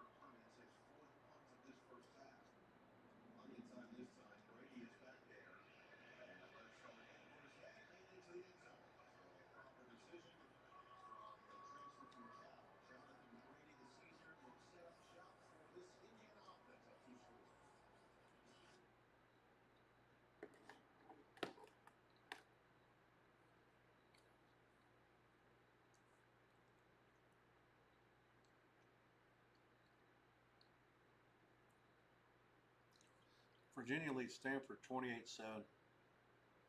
Late second. I'm not sure what happened on Virginia's last drive. Someone will have to explain to me how they didn't score.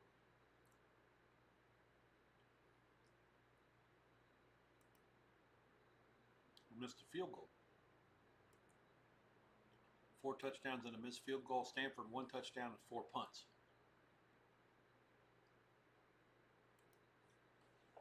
Time to start looking to see who Virginia has next week. I can't see them for any reason at all running it up on Stanford. That would be completely out of character.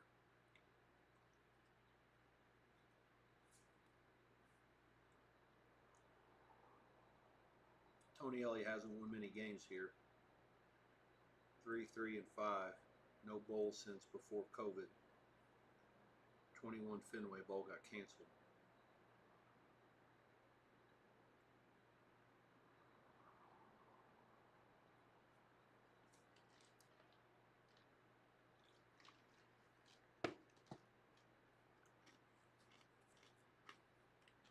Yeah, here we go.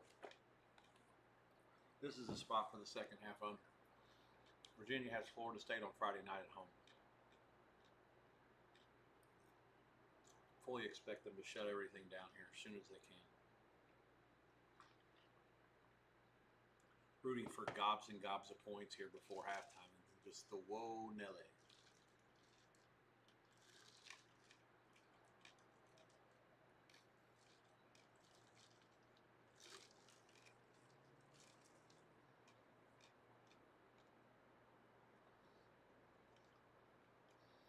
Coastal ties up South Bama 14-all early in the third. West Virginia scores, cuts it to 34-10. 3 minutes to go. That's not right. The time's not right. Baylor touchdown. 3 minutes to go in the second. 10-all. Delaware 38-16 over Florida International. Western Kentucky is in.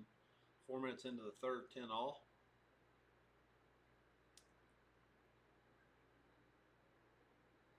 Texas 21-0 over Sam Houston.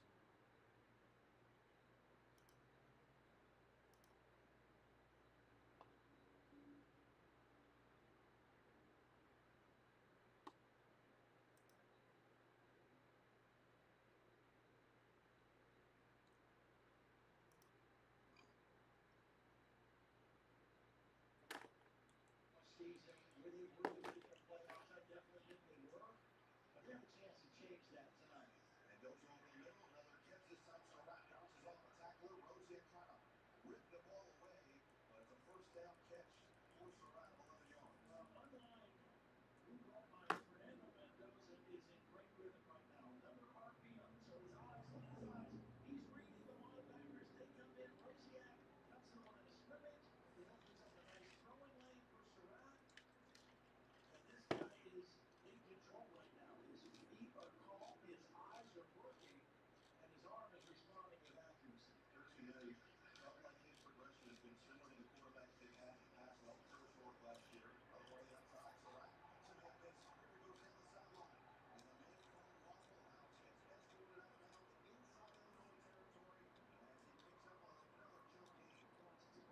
I'm not sure how good Illinois is, to be honest with you, but if Indiana continues to just kick the shit out of them like this, people aren't going to be able to say. One thing that happened last year is IU didn't play anybody literally until November, like late November, like the Michigan game. Michigan was a 500 team at the time, by the way, and Indiana was life or death with them. But Illinois being undefeated and beating Duke was definitely a good omen for IU. Now you get a top 10 team at home, and if you can beat them, even if that ranking's fake, it still looks good on the resume, and it gives them a chance. Like I say, even though the schedule, they've got Oregon and Iowa on the road. Sorry, Oregon, Iowa, and Penn State. They've got 4 losable games in theory. Outside of this one, if like things were to go horribly bad. Yeah, Illinois at home, at Iowa, at Oregon, at Penn State. So really, they win this game. They got at Iowa, at Oregon, and at Penn State. All their 3 other tough games are all on the road. If they can win at least one of them and go 10-2, if If Illinois finishes good, that may be enough. 10-2 to the playoffs, maybe. Don't know for sure. Probably need to go 11-1 because the non-conference schedule is so bad. Slow starts, as they knew they could not fall behind by a whole lot. Georgia State scores a touchdown, and Vandy almost runs it back for 2. Not quite. I was already counting it. I thought that they couldn't catch it. Wow. IU 27-7, 6:17 to go in the half. Stanford is in 28-14.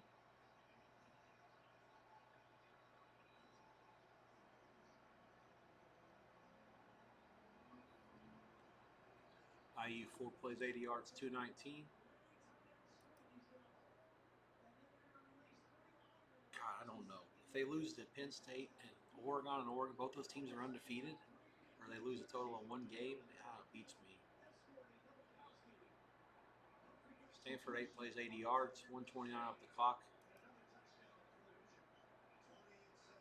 28-14 Hoos.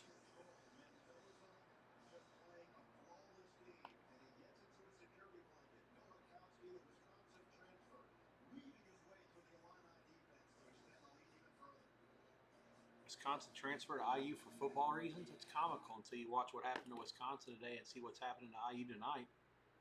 The kid looks pretty smart at this point.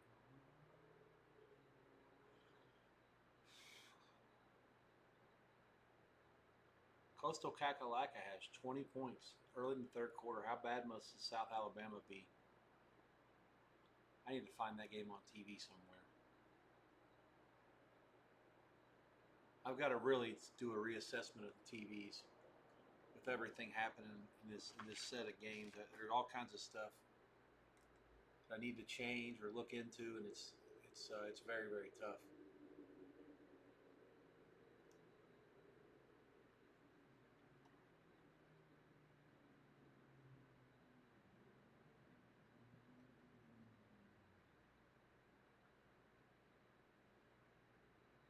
I actually think I could maybe do a little damage here with this bottom middle. Let me try to see if I can find a couple other games.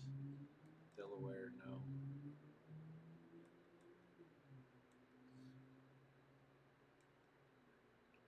I do want to watch some Southern Miss and Louisiana Tech.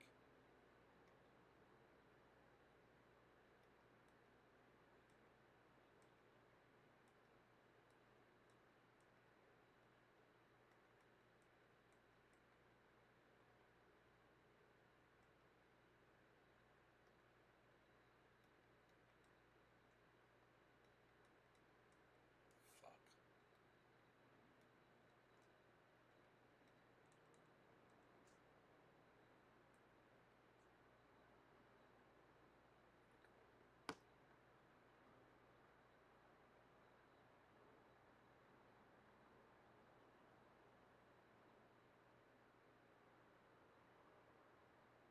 Louisiana Tech's going to be pretty good.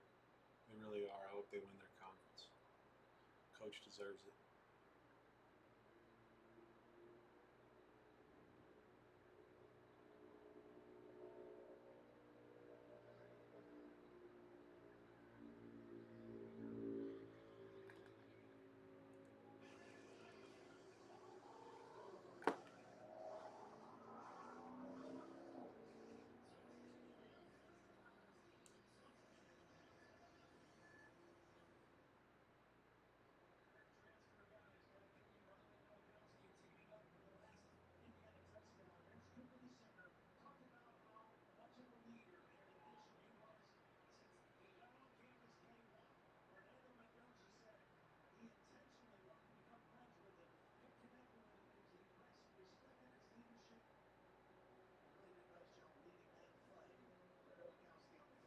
A lot going on, guys. Sorry for being quiet. Feel free to chat me anything that's important.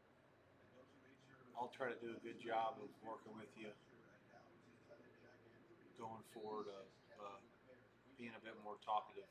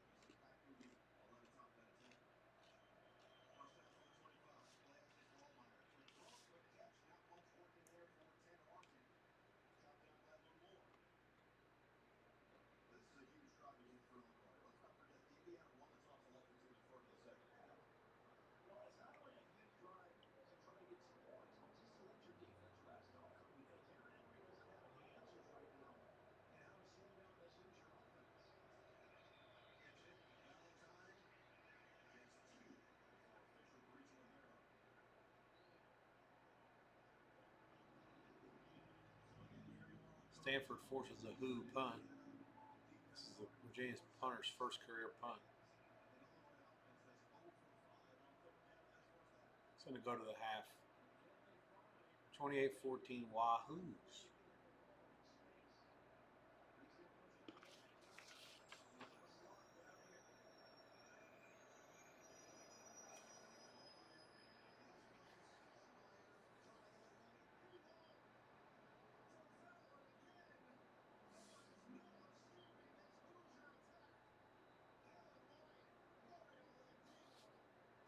Virginia kicked as well. Remember, they have Florida State.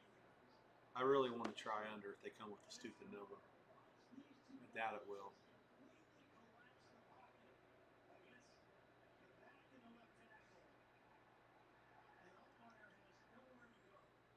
Indiana bringing the house. Brought 6 that time.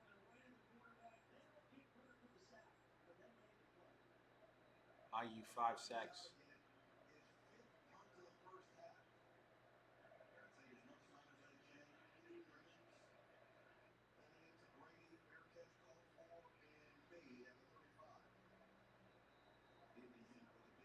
Air Force pass play. Big game. Big game. Touchdown, Flyboys. Excellent pitch and catch. 21-20 point pending. 49 seconds into the second half. Kate Harris. They're going nuts in Colorado Springs.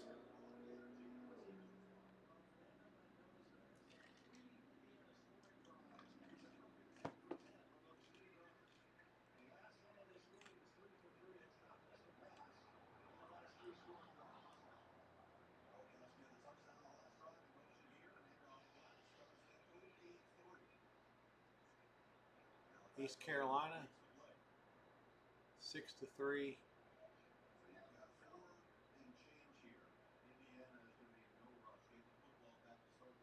BYU just fumbled. It's at their own dick.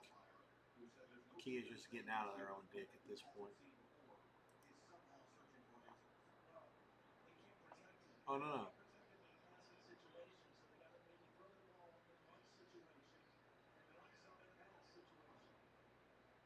59 seconds to go. Pass. Oh, picked. Interception. Shortest pick six in the history of football. I mean, what in the fuck are they doing? Of all, you can't, I mean, Hauser, he's been playing for 13 years. How can you make that throw? He's 9 for 16 for 89 yards and now 2 interceptions, one of which is a pick six. 13-3 BYU. Point pending. Well, after the point. Sorry. Yeah, I mean, the defensive back is sitting on. I mean, clear as shit, he knows he's going to throw the first move. I mean, actually, it wasn't even that good of a pass. That's the reason why he had trouble picking it. I mean, he almost didn't get to it, even though he read the route perfect. 13-3 Mormons. Big play there. And BYU gets the ball first at halftime, too. Huge play.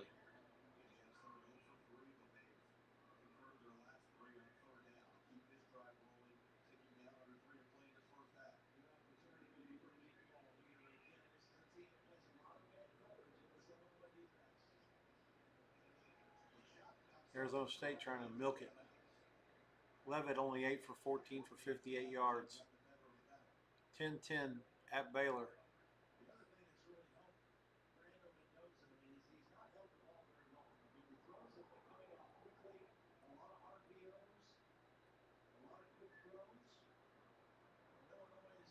Third and 7. That'll be it. We'll go to the half in Waco. Tied at 10. Hell of a game.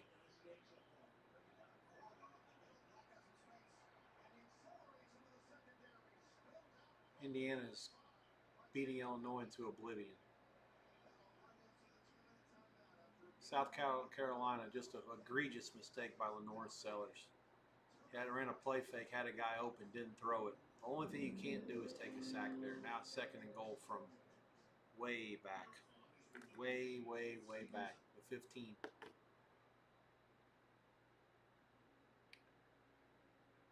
So East Carolina's thrown 2 picks to the same guy. One of them was in their end zone. The other one was at the all the way down 99 yards away, and the guy walked into the other end zone from 1 yard out.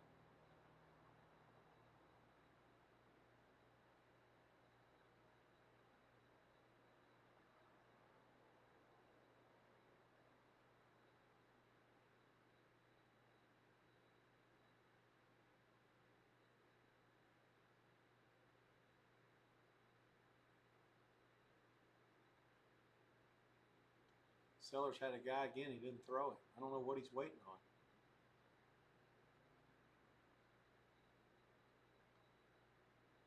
Second and goal from the 25 now after that hold. No idea what he's waiting on.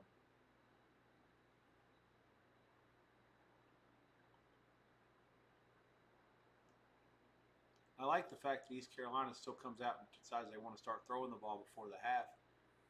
They're out of timeouts, but BYU gets it at halftime. Now you're down by 10. At least go try to show you can get some points here before the half. If you just gave up a free touchdown.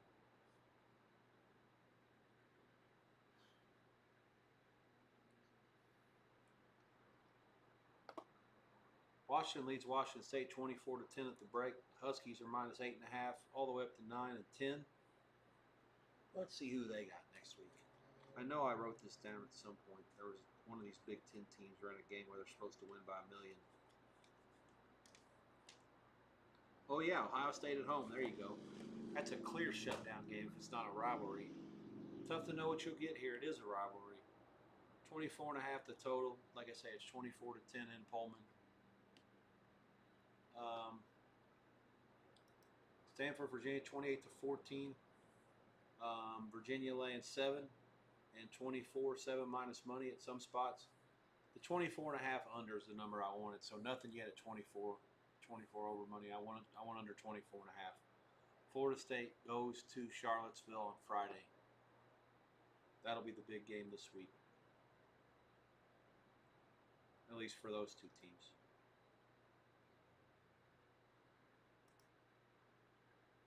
Southern Miss, Louisiana Tech. I guess Tech had 23-10. There was a field goal. I thought they were going to kick a field goal. I guess there must have been a flag or they went for it. 30-10, La Tech at the break. Against Southern Miss, they're actually a half-point favorite, 24.5 in the second half.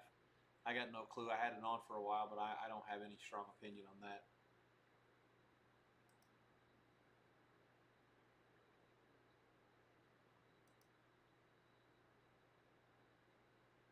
And Baylor and Baylor and Arizona State go in at 10 all.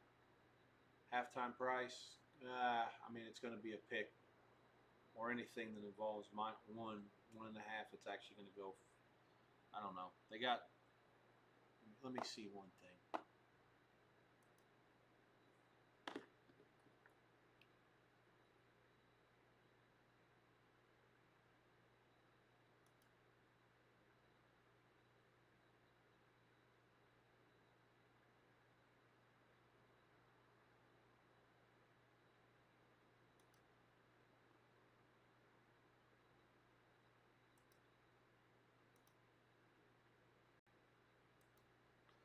So because Arizona State won the toss and deferred, I'm guessing this is why maybe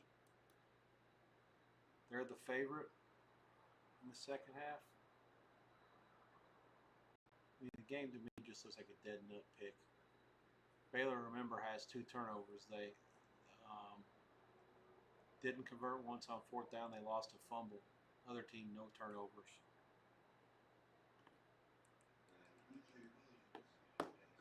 Yardage-wise, it's pretty close, 188 to 157. A much lower scoring game than I expected and much less offense than I expected. Robertson 16 to 23, but only for 149.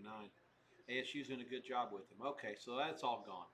All this Arizona State favorite bullshit's gone. Pick them flat pretty much everywhere. Pick them lay 15 on Arizona State. Circa went to pick 30 on Arizona State. That's interesting. Total is 28.5. I like over. I feel like it's an accident that those two teams only scored 20 points and a half. You got overtime's another threat as well, in addition to everything else. Boise big play down into Air Force territory on 3rd and 6, first down. 21 all up there in Colorado Springs. Kansas has scored again to go up 41-10 against West Virginia. I hate it when a team does this. Kansas was so much the right side against Missouri, didn't cover somehow. They were ahead actually with 6 minutes to go, didn't win or cover. Then they have a bye week and they come out and kick the crap out of West Virginia in what was a horrible spot for West Virginia. At some point I'm going to get good enough at this. I've been doing it for 30 years. You'd think I would know that sometimes the numbers don't matter and the spots and the situations do. And this was the spot for Kansas. And it just was. I should know better with that coach and that team. I just was so mad at them for how much they got outplayed by Missouri. And it really surprised me that they did. I still think they're a threat to win the league, and this was a good win, although, to be fair, West Virginia may be bottom 2 or 3 team in that league, which makes the Pittsburgh loss look really good for the league, that's for sure, and bad for the ACC. 9 plays, 65 yards for IU, 3:14 off the clock, 34-7 in Bloomington. Nick's Pizza Hut's going to be going garbanzos tonight, well into the wee hours. 35-7 IU, and they get the ball at halftime.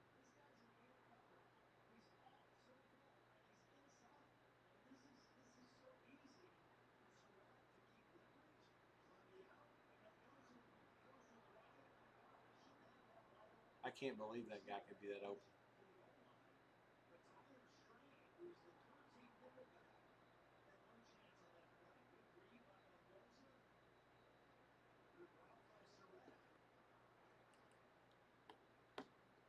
South Carolina had to settle for a field goal, 17-12 now. Reds win against the Cubbies. That's muy bueno. They gain a game in the playoff race in addition. Bonus.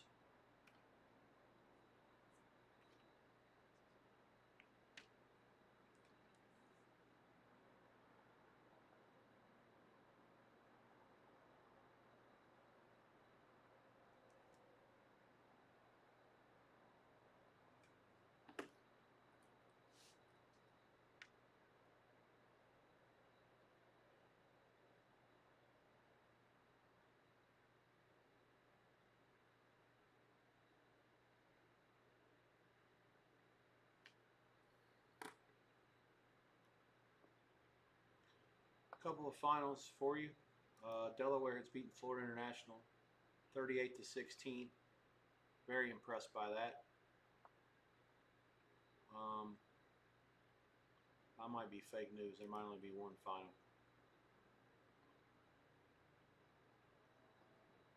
Yeah, for now.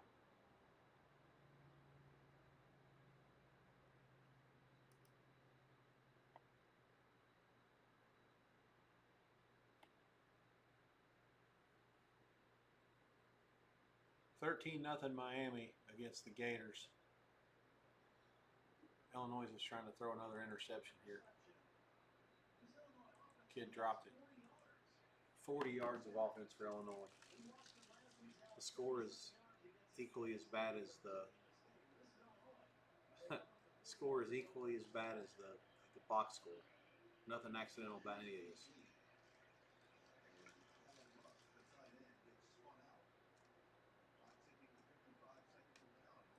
Now you got Mexican sweat here between the coaches. You could have called timeout. They didn't. Illinois is trying to go fast, but they're not going that fast. They do go fast. Slant, first down, Illinois. After the 42, 38 seconds left. They have 2 timeouts.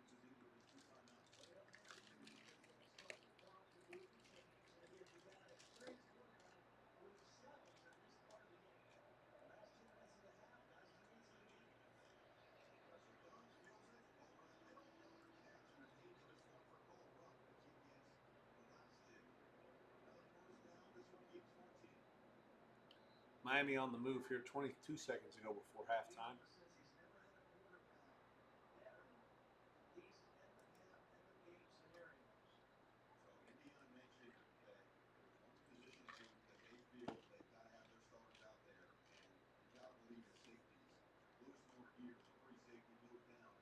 Buckeye went to 24.5 on Stanford, Virginia.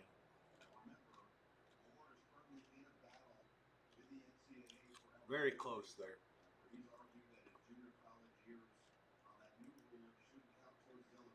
Boise in 28-21. Vandy 27-9. Texas 31-0 late in the half against Sam Houston. But it's an unknown. And right now, more importantly, his health is paramount.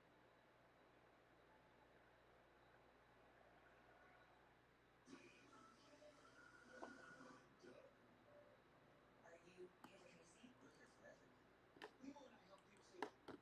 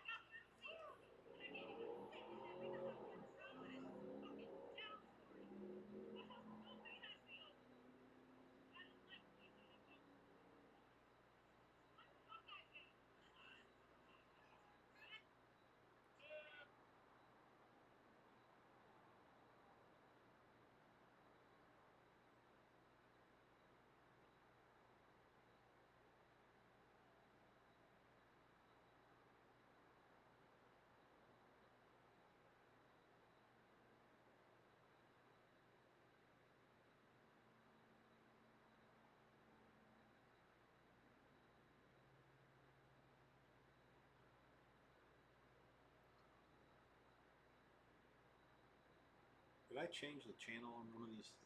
I did. Man, what a mess I am.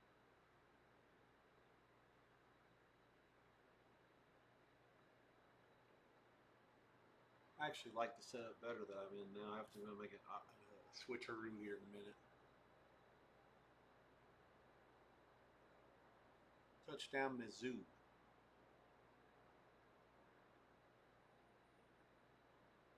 They take an 18-17 lead over South Carolina. Ahmad Hardy, the monster.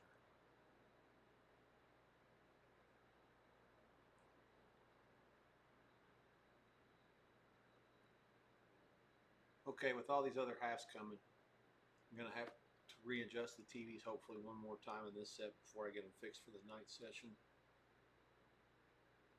Nothing changing in ASU Baylor. Pick line. It's close to pick either way, 15 cents. ASU may be a small favorite with getting the ball first at halftime.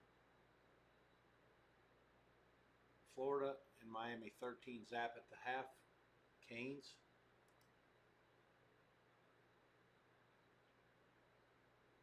BYU 13-3 at the half at East Carolina. Brigham Young 3.5 and 23.5 the total. I think the total is too high. But East Carolina will come out firing. They did this against NC State too.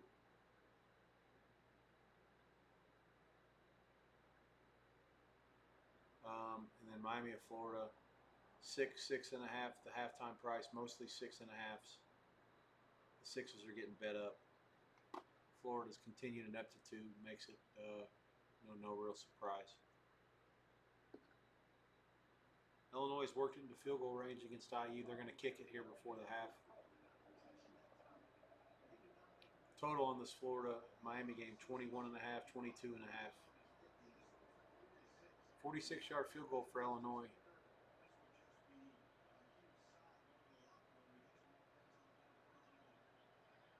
Down up, right down the middle. Got it. Halftime. IU 35, Illinois 10. Hoosiers will get the ball first to start the second half.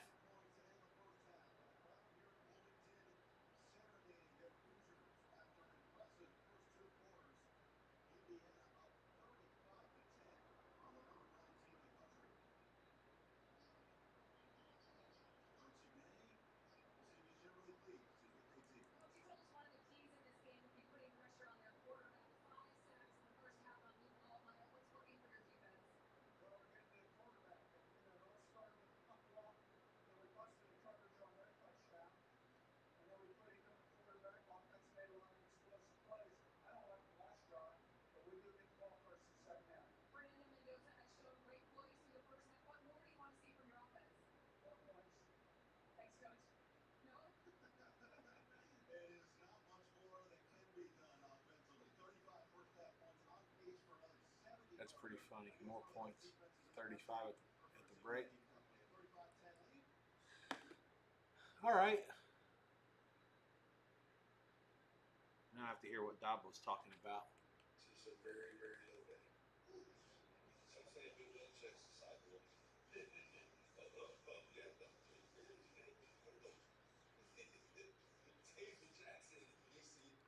I got nothing. All right. Okay. Some other halves that are going to go. Let's see. It's IU Illinois is the last one of this stretch. There's three of them that already went in. Nice little stagger with the 7:30s, and then of course the other games that were on went in a little bit later. They started a little later. The ABC and NBC games.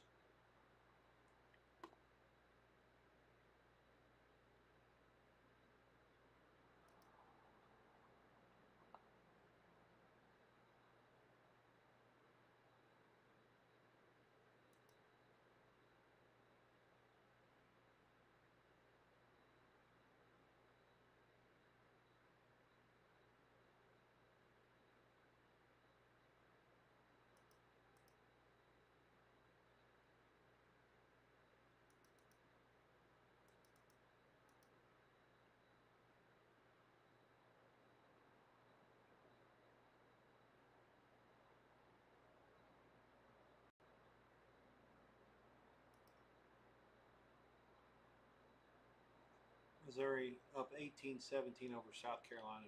5:28 to go.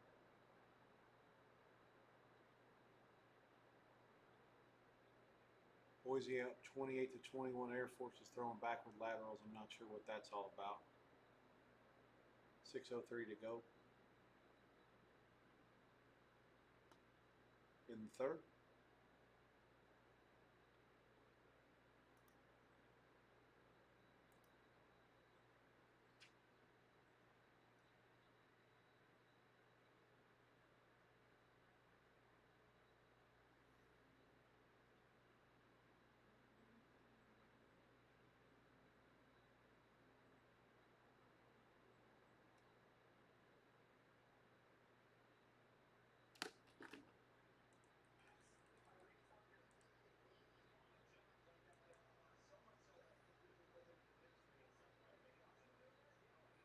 IU second half is laying 4. I actually like Indiana at halftime. I don't see them letting up. The only thing about it is they got Iowa, but this coach he shows no signs of ever letting up. I don't understand. I don't think that Iowa next week's going to slow them down. Illinois hasn't slowed them down tonight. 15 for 17 for 220 is Mendoza. I mean, it's what does Illinois have next? That's the other question. I want to say they still got another non-conference game out there somewhere. No, they got Southern Cal at home in homecoming.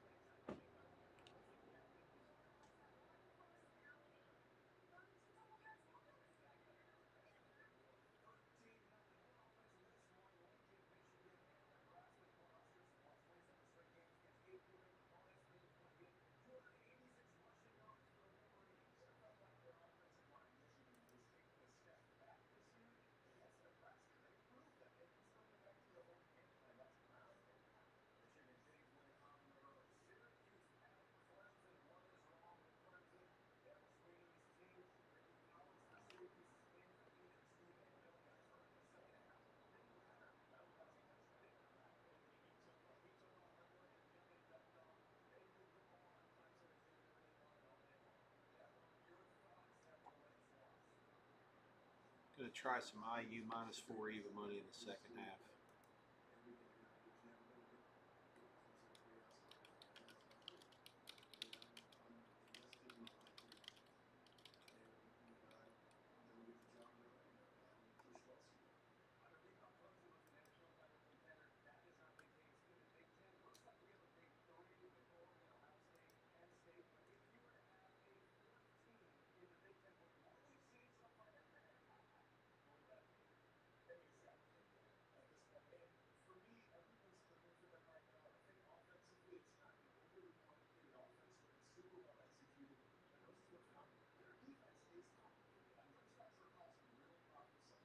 Good to go.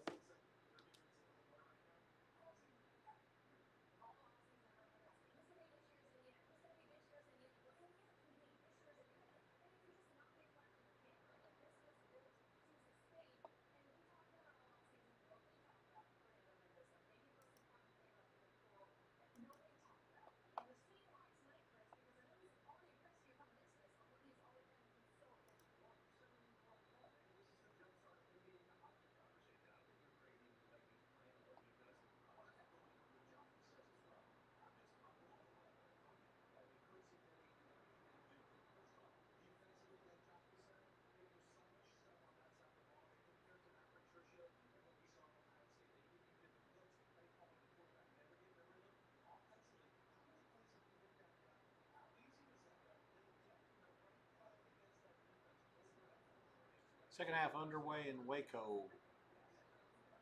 The Osos of Baylor.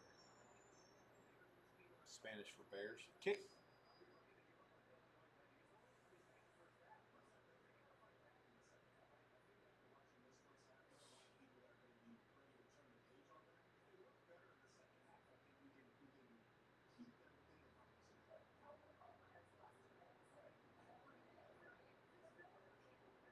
South Carolina is crossing into Missouri territory again.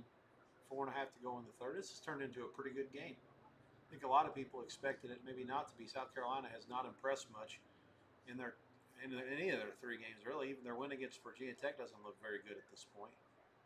A win today would go a long way in silencing a lot of the critics.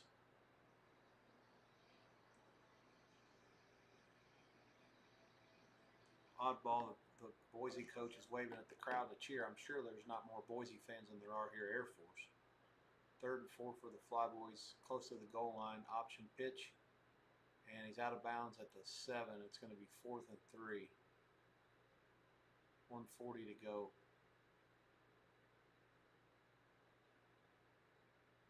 Air Force does kick the field goal. 28-24, 1:10 to go in the 3rd quarter. 4-point game. Boise leads it.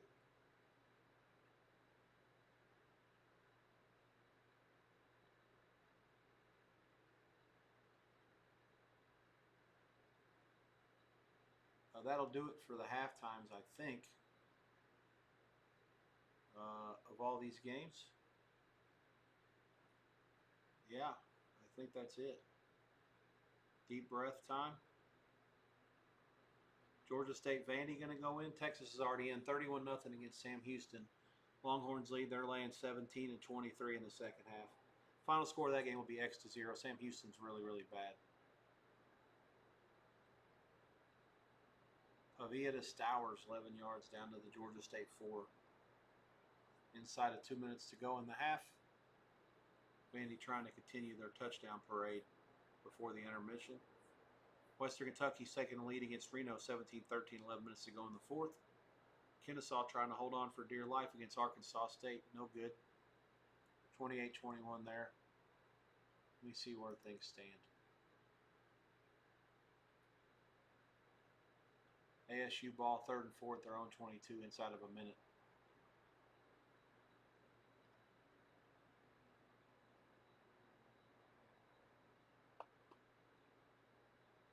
Circa pops the first 17.5 on Texas in the second half.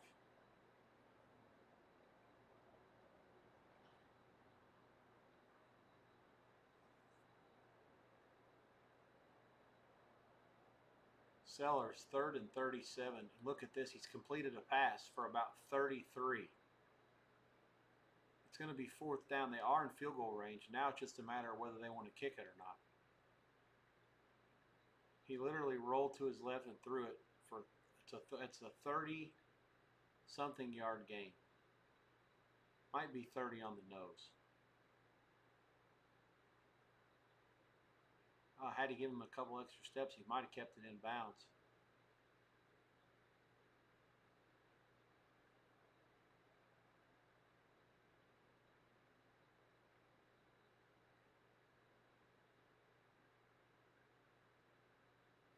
Virginia scores 35-14 over Stanford, 11-21 to go in the 3rd. They'll be looking to shut this thing down pretty quickly, I think.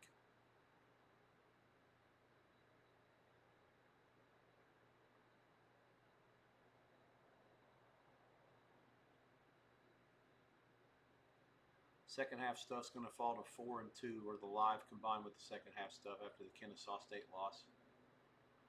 I guess in theory it's 4th and 7. A pick 6 would be in play.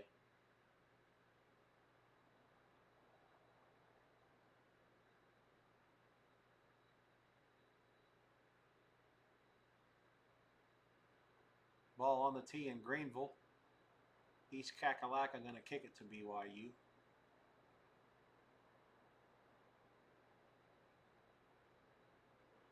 Each team has won the Commanders-in-Chief in the last 3 years. That makes a fun trophy to spread around. No wholesale dominance recently.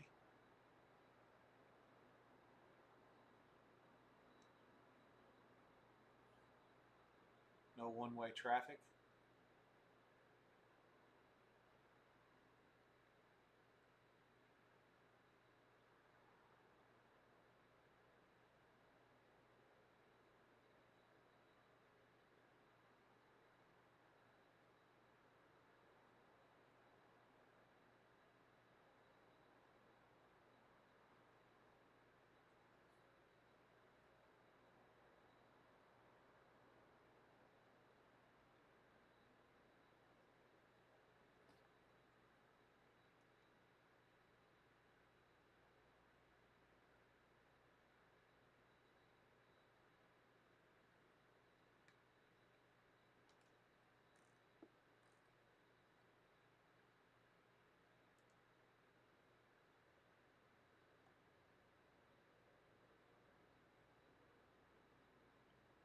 So South Carolina, or sorry, Missouri called timeout 18-17 on 4th and 4.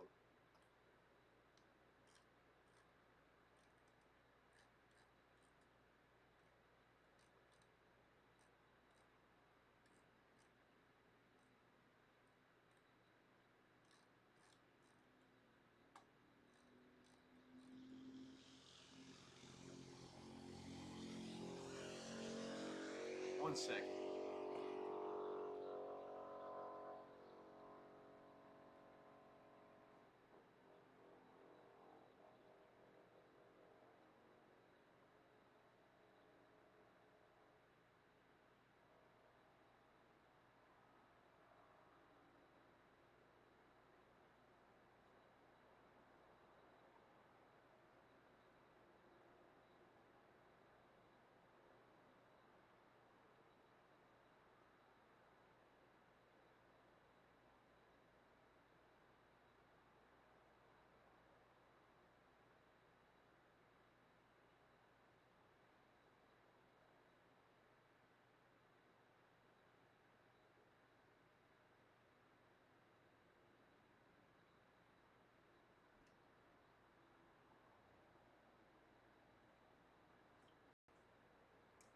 TV situation is just in constant flux when you don't have enough channels. Last week it was kind of bad for a while because I had the UFC and the boxing, but everything was so late with the boxing, it didn't take up much TV space.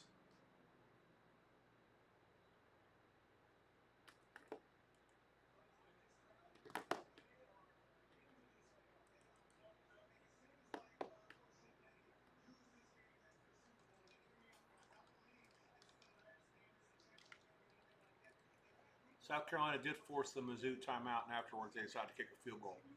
20-18 Gamecocks late in the third.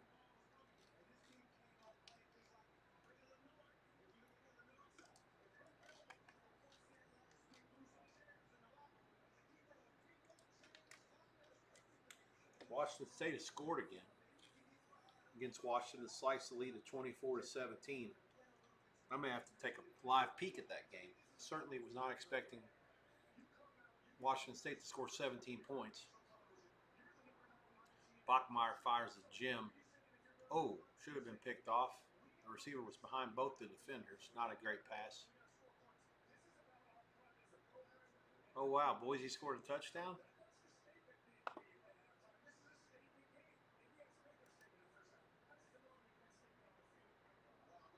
Wow. 35-24, big long touchdown. 58 seconds to go in the third quarter. Just a throwback screen, one missed block, a pancake block downfield against the safety. And that's it. He just outran everybody else. The other guy from Air Force that could have made the play back at the 20 or 25 took kind of a bad pursuit angle, and he just got outran. Last three plays for Boise: 31-yard pass, 40-yard rush, TD, 75-yard pass, TD. So this game, not surprisingly, I'm fucking sick of myself for not getting involved here on this live over with this Air Force shoddy tackling, and games just continue to fly over. I still can't figure out like how in the fuck. Look, the live total is still only 70.5 over 36. You tell me there ain't going to be 2 touchdowns scored in this quarter? Are you nuts? There might be 4 touchdowns scored in this quarter. Just a matter, it's like Air Force isn't going to be like Army where they had the ball for 9 hours to keep their defense off the field. The The coach wants to keep scoring and scoring. He doesn't care about his defense. You saw that last week against Utah State. Utah State was up and down the field the whole game, and Boise or Air Force, if they wouldn't have turned the ball over so much, they'd have kept scoring with them as best they could. On another note, it's really hard to argue with the color scheme for Air Force. It's about as good as it gets. They got like a metallic blue with a metallic silver. It's just a tremendous color.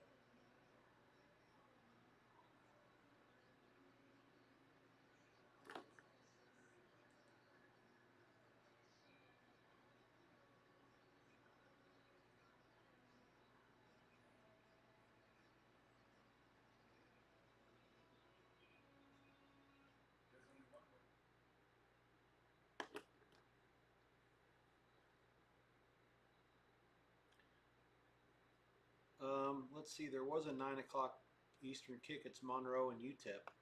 Monroe 14-7 over UTEP. I have got to get that on TV. Monroe is one of our bigger plays today. That game closed 5.5 and some 6. We were able to take, I believe, all the 6 out, and there might have been a little bit of 6.5 also. 30-10 in Ruston. Pouring rain there.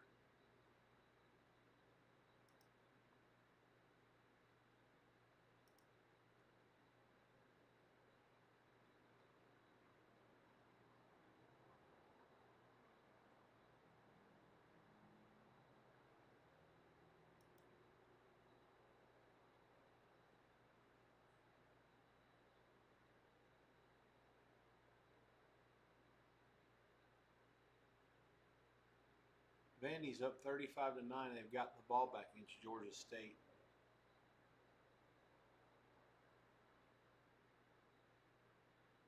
Question becomes here pretty soon is how much longer are they going to stay on it. I think they get the ball at halftime too.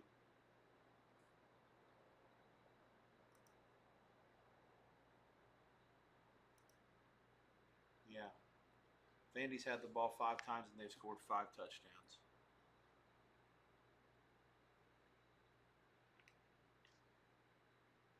Georgia State field goal, punt, fumble, touchdown, punt. 1:17 to go in the half. Vandy with 330 yards.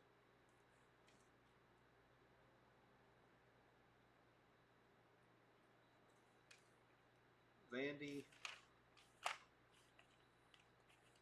I didn't realize Phil Steele had Missouri down here at the bottom with Vandy, Kentucky, and Mississippi State. I guess someone has to finish down there. Jesus Christ. It's a bloodbath every freaking game. Vandy's got Utah State at home next week, and then they finish their non-conference part of the schedule with Bama at Bama.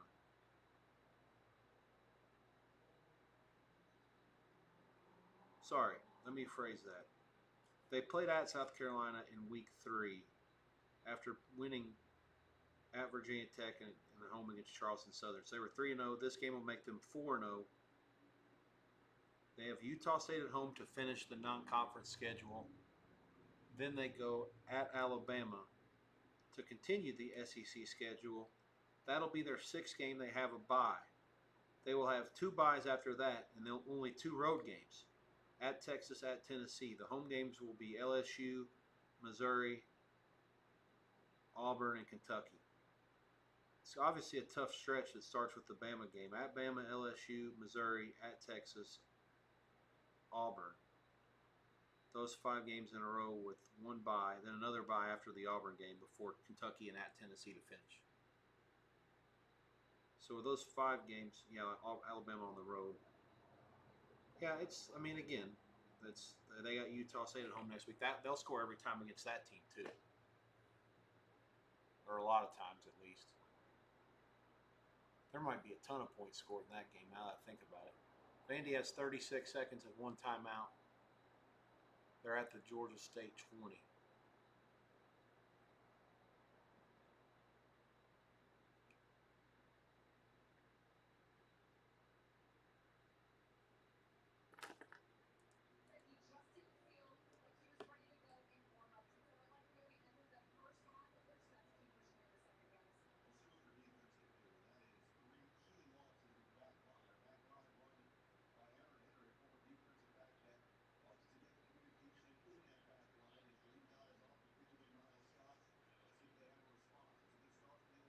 Big start for IU here for the second half, Cash. -4 even. They're no idiots.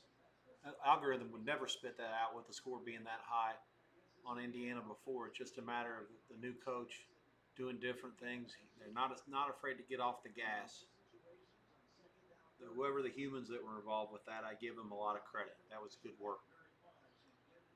Vandy has a touchdown here. That's Pavia to Alexander. 7 plays, 83 yards, 53 seconds, 41-9 Vandy. 24 seconds before the half.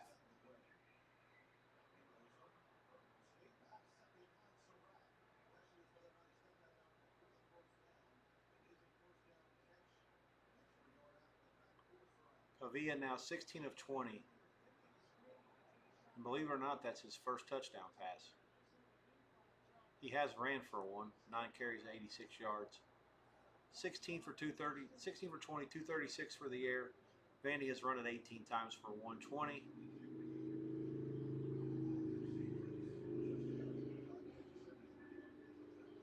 I have to think that his day is going to be done fairly soon. The flag is a roughing the passer penalty against Georgia State.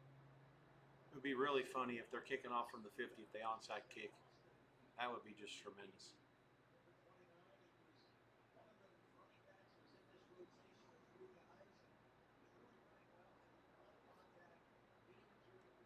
I mean, what's the point? You're at the 50 already. Just onside kick. If you don't get it, they still get it at like the 37.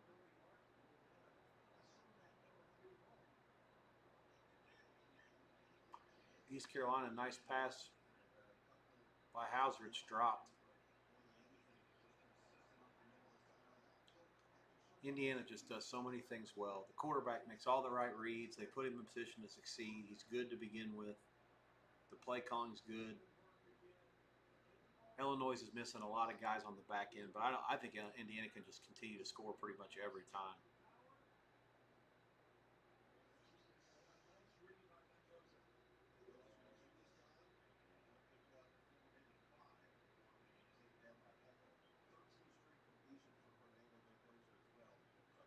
Arizona State's taking a 13-10 lead over Baylor. 8:06 to go in the third.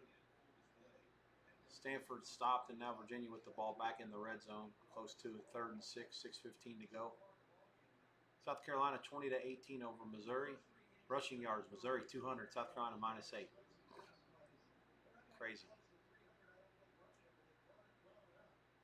South Carolina's defense has been bend but don't break in this game for the most part. I've been impressed with it. Missouri's been putting up regularly in the mid to high 30s. Today they got 18 with 11 minutes left in the game at home. 8 plays, 27 yards for ASU there, 3:36 off the clock. Cameron's fumble set it up. Gomez's 21-yard field goal gives the Sun Devils a 3-point lead in what's turned into a very hard-fought physical game. Certainly not expected going in. A lot of the Baylor track meets, what I'm kind of used to here. IU, he gone, 3rd and 2. 11:38 to go in the third quarter. 41-10 Indiana. Point coming. Black.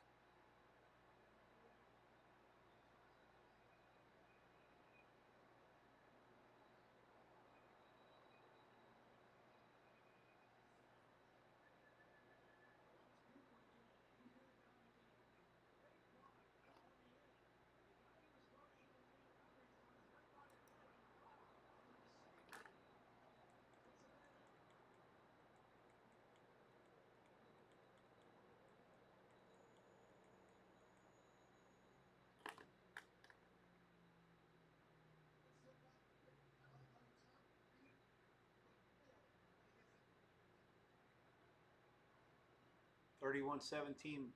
But Eckhouse 4 for 4 on this drive for Wazoo. 4 minutes to go in the third. Wazoo in the red zone at the 12. Dumps it out to the back. Gets about 5.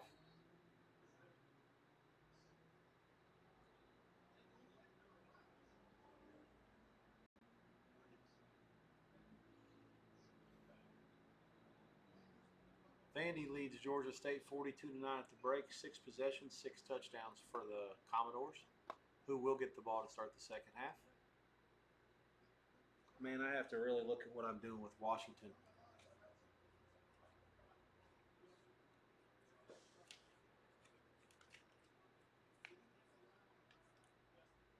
Colorado State and UC Davis truly didn't get them ready quite too much for this one. They got Ohio State coming in next week, and Ohio State's off a bye. Yikes.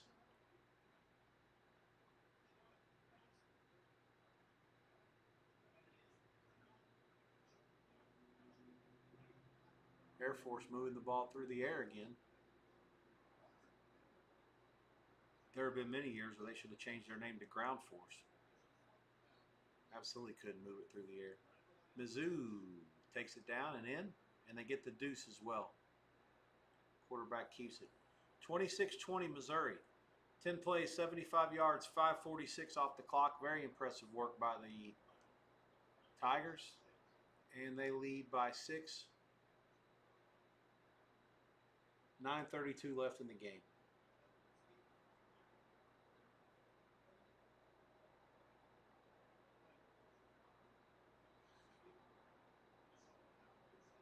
Baylor goes 3 and out.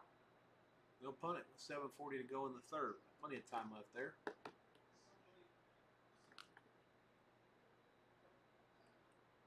Washington State down at the Dick line here.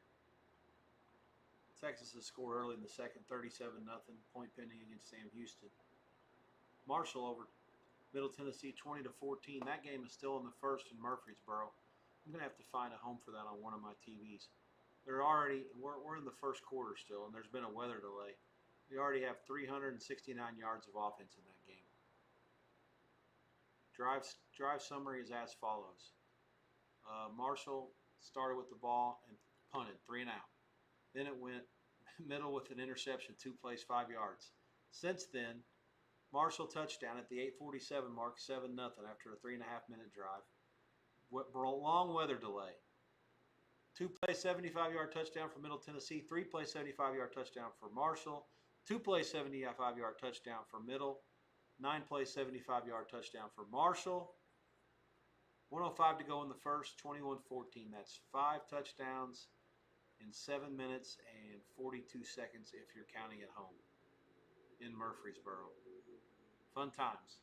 If you're playing a drinking game, be sure you're near a couch because you will be laying down to sleep very soon if you're drinking after touchdowns. Highly recommend it. We'll have to find a home for that one. Not quite time yet.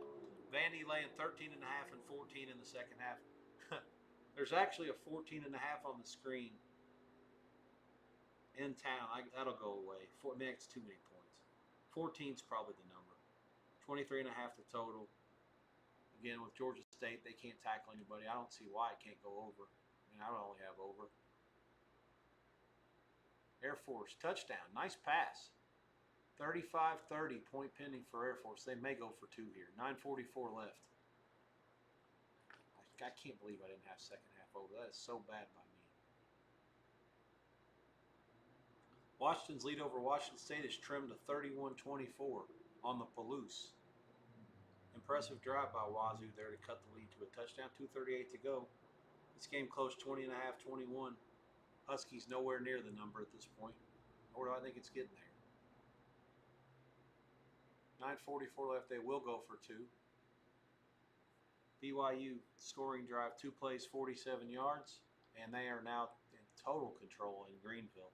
What a weird road game. Kudos to them for playing it. Good execution there by Brigham Young. 20-3 after the point. There's 6:33 to go in the third quarter. East Carolina's offense has done nothing tonight. I guess you have to give BYU some credit for that. I haven't watched enough to know, other than the pick 6 right before the half was real bad.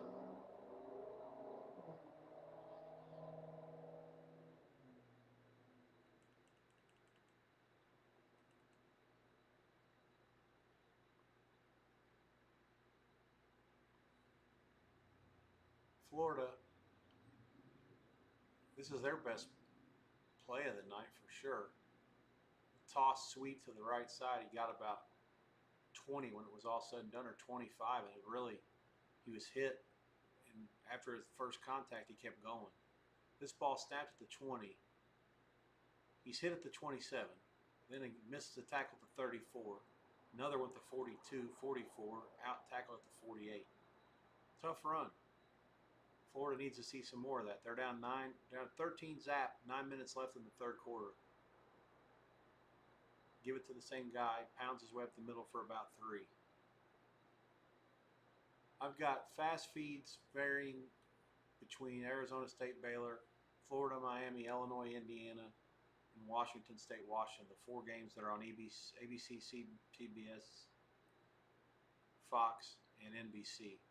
So at those points when I'm watching those channels, I'm going to be ahead of you guys. When I'm not, then you're going to be ahead of me. That's just how it goes.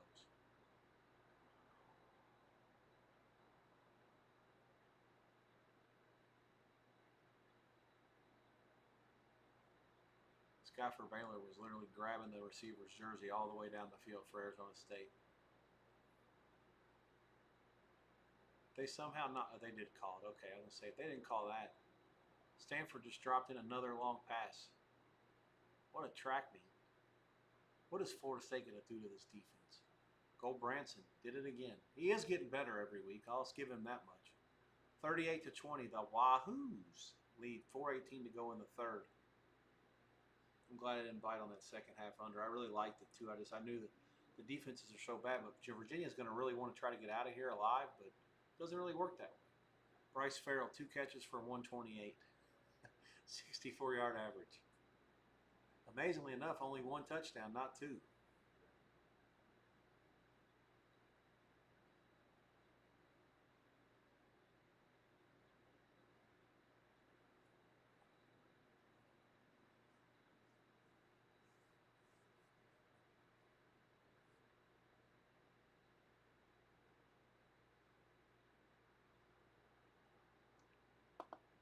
Indians outscored Minnesota 14-0 in their doubleheader sweep. 10 wins in a row. Trail the Tigers by 1 game.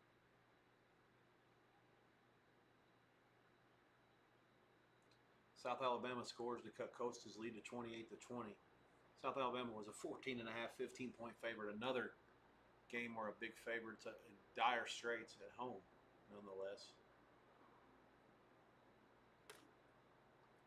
Florida's most impressive drive of the night has gotten it down to the Miami 23. As crazy as it is, they've been totally dominated on both sides. If they can get a touchdown here, they'll be within a score of the lead.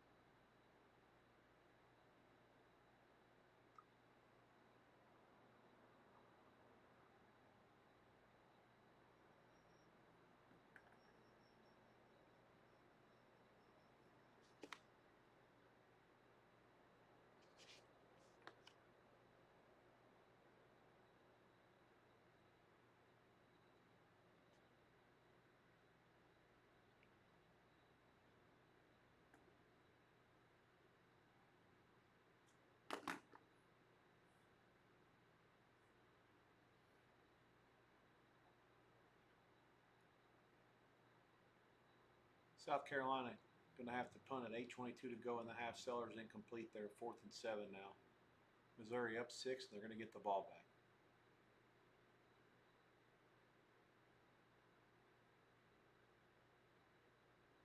Stanford forces a 3 and out from the Hoos. 38-20. They'll punt it. Fair catch. Stanford starts at the 23, 24, 3:14 to go in the third. Boise, another big play. This Air Force defense is offensive. I mean, it's bad. Riley, 14 carries for 109, 2 touchdowns. 35-30 Boise, 8.5 to go in the game.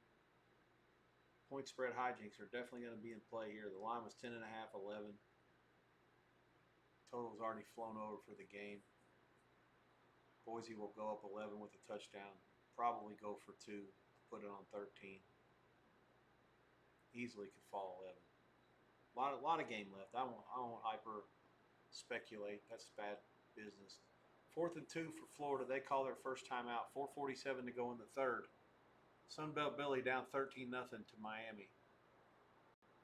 Big play coming up. And certainly I applaud them for not trying to kick a field goal. Let's not do anything silly here. 30-10 at halftime in Ruston. There have been no points scored in the first 14 minutes of the third quarter. La Tech snaps it. I'm sorry, Southern Miss snaps it. God, the quarterback could have ran it in. What's he doing? It's going to be 4th and 8 with 1:03 is what I should say now. Not quite a minute. Yeah, I think that Southern Miss quarterback could have scored there. They're going to have to kick a field goal. They don't have to. They're choosing to. Oh, man, yeah, they're in man coverage. I think he could have ran it in.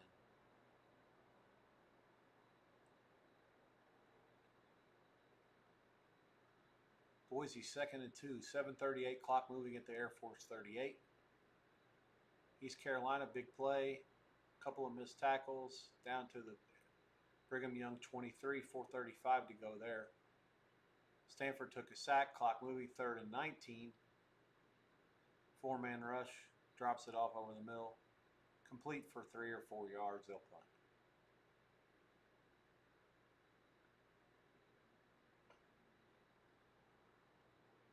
Southern Miss 30-13. La Tech leads. Late in the third, inside the last minute.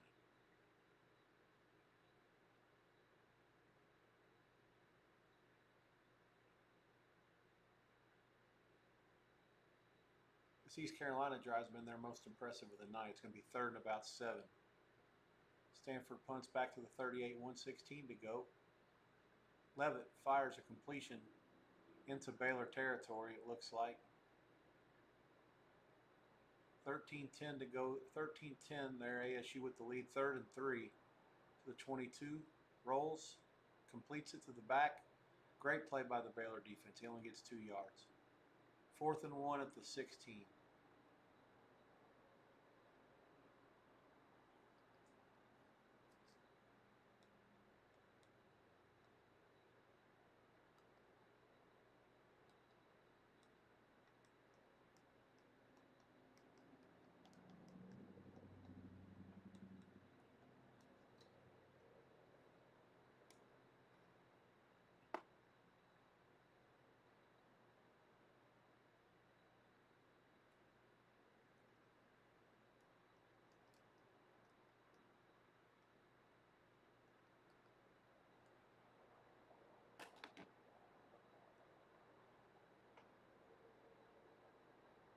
Oh man, East Carolina had a guy wide open and he drops it.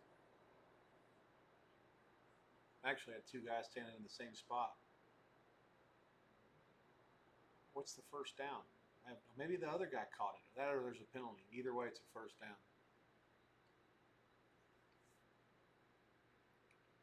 Florida 4th and 2. 4:47 to go. They are going to go for it. They are 1 for 1 on 4th down.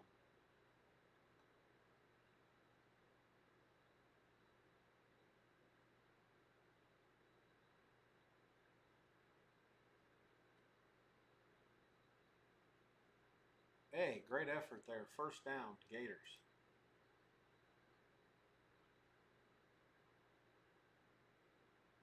Certainly the kind of plays that Lagway can make. Miami won't see many guys that run like that quarterback this year. That's for sure. Not in the ACC. Lagway is 7 for 13 for 38 yards. He's doing his damnedest to be the newest Anthony Richardson. It just so happens to be a freak coincidence he's from the same school. This is a draw. Same guy. Runs it for about 5. He gets popped in the head. They get him up. 2nd down and 5 at about the 7. 4 minutes to go. Clock moving. Total yards, Miami 240. Florida now 105. This drive has gone 10 plays, 73 yards. The first half for Florida drives, listen to this shit. 3 and out, 7 plays, 18 yards. 3 and out, 3 and out, 3 and out. I guess that whatever they took to mind after the LSU game last week when they threw 5 picks, they said, if you don't turn the ball over, we're going to have a chance. Well, he hadn't turned it over. At some point, they're going to say, you got to take some more chances. With this drive, it hasn't been that. Oh, nice. He breaks out of a tackle, and he's in. Touchdown, Gators. That's ball. 7 yards. He gets up the middle. He spins it outside. Great take. And at 3:24 to go in the third, it's Miami 13 and Florida 6 with a point pending. The Miami drives, for comparison's sake, they went touchdown, field goal, punt, field goal, and then halftime, and then they punted to start the second half. So clearly a change in how the game has been played after halftime. Miami got the ball first up 13-0, and they punt, and the Gators take it right down the field. 11 plays, 80 yards, 6-12. Very impressive. And we got a ball game in Miami Gardens. Extra point puts it on 6, which is inside the number. Miami closed 8.5. Underway in Fort Collins, UTSA and Colorado State no score. UL Monroe leads UTEP 21-7, to which I say, excellent stuff. Run it up, run it on, keep it going, boys. Monroe got dinged up for that loss to Bama. That was totally unfair. Monroe is going to be a higher of the rung Sun Belt team than what they're given credit for.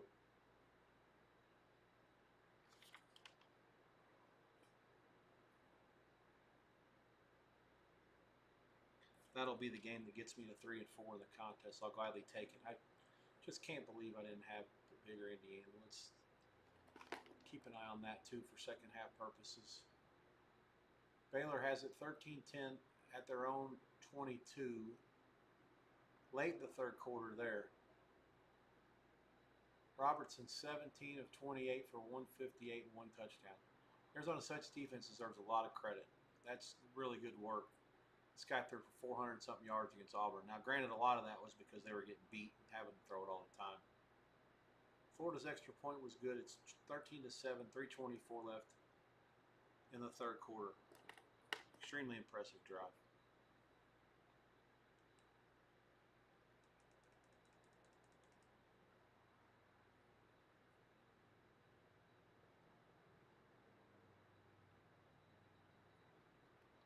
There's preseason hockey filling up my score line now. Yikes. It's that time of year, September the 20th, is when they start playing preseason hockey games. Vandy's the only halftime at the 8 o'clocks. The rest of them are all out. There are no 8:30s tonight. The 9 o'clock game, again, is UL Monroe and UTEP. That one will be in shortly. And again, we're down to 6 games after that. 1, 2, 3, 4. Yeah. So there's 6 halftimes left. 4 haven't started. Hudson and Colorado State are middle of the first quarter, no score. And Monroe, 21-7, 8:08 to go in the second quarter. Monroe has the ball again.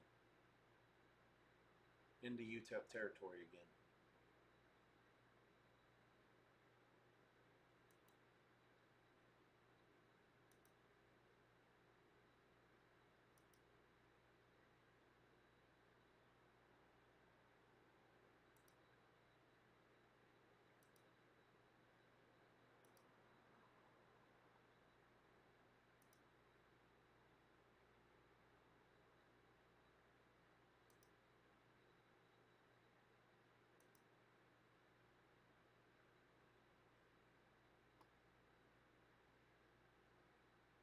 Indiana scored again. They're up 49-10 over Illinois. It's 5:02 to go in the third.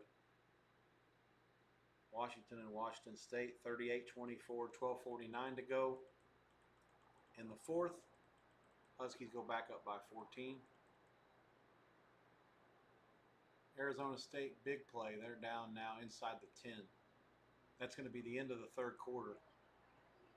13-10 ASU, first and goal.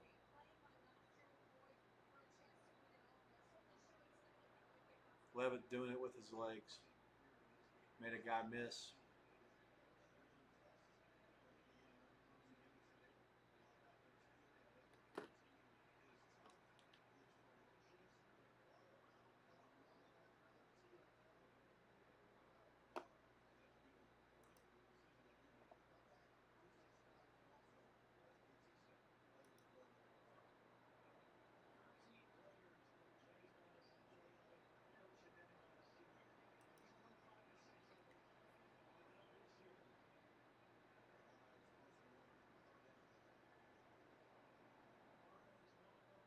Air Force down 12, 3:11 to go.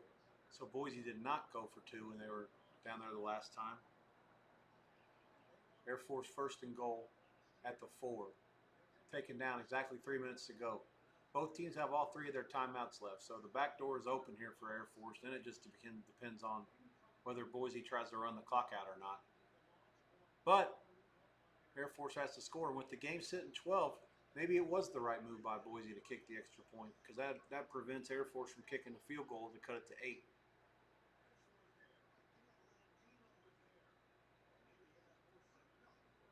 Second and goal at the 5. Play fake. Roll right. Throw right.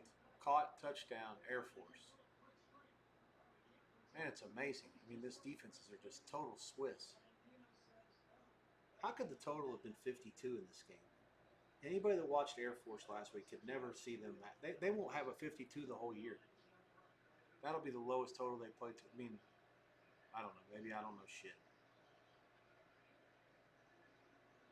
Illinois punting again, down 49-10 against Indiana. I don't think this guy's going to stop. I'll be honest with you. I mean, they're mad at the world for everybody saying they didn't belong in the playoffs last year. If you just go out and beat the crap out of everybody, you know, can't say no matter who you play if you're in the Big Ten, if you win all your games by a lot and you only lose 2.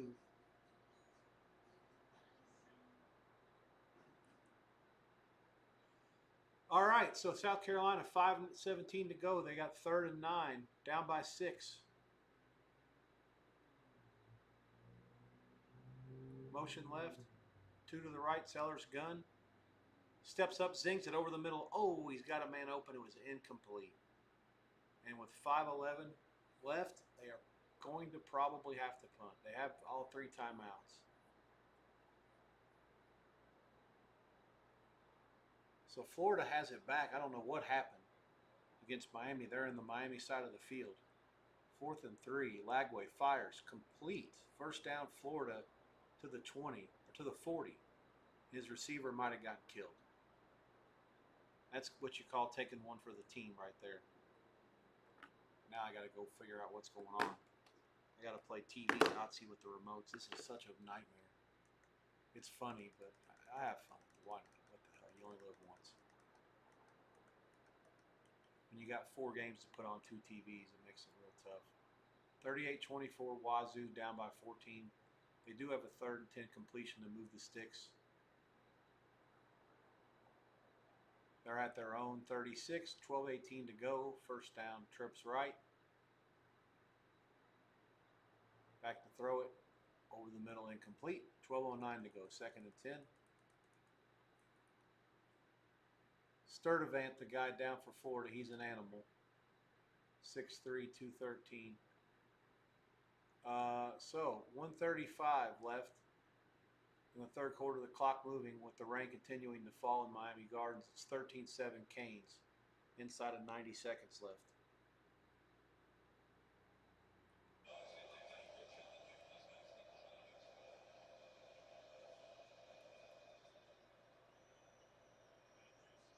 Plenty of time to throw it for Lagway, and he's finally lost out of time. He was about to throw it, and then he tucked it back and didn't throw, and he finally took the sack. There is a flag. I'm not sure what it is. Virginia field goal good to go up 41-20 against Stanford. 12:26 to go.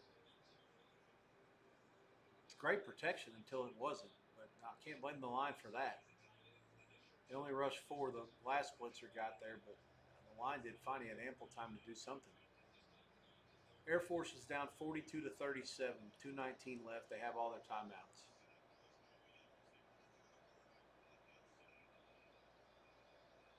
(20 to 6) BYU leads at the end of the 3rd quarter. There is a flag. May not be the end just yet. 3rd and 15, and Lagway has run it for about 10.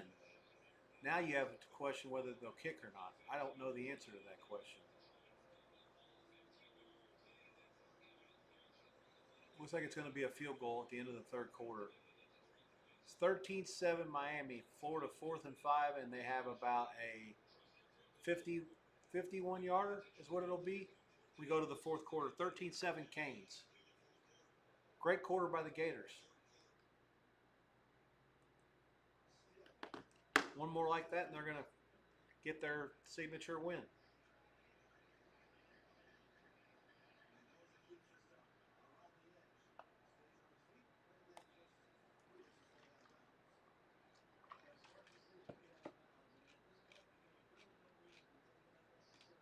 Nevada Reno has sliced the Western Kentucky lead to 24-16.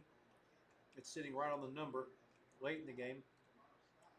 Boise leads Air Force 42-37, and it looks like 2:15 to go. Air Force down to one timeout. Another first down will effectively run the clock out for Air Force, and it'll fall 5. Boise a winner. 21-17 Marshall over Middle Tennessee State. 9:36 to go before the half. That's a weather game, so that's the one halftime that hasn't gone in from that slate of games yet. Louisiana Tech 30-13, start of the fourth. Washington 38-24. Vandy 42-9. And they did not score on their first drive. I don't know what happened. So 6 for 6 in the first half, but the other team, Georgia State, on the move now. Texas 48-0 late in the third. Monroe 21-7. Still have the ball. 6:42 to go in the second. Seems like they've had the ball for an hour.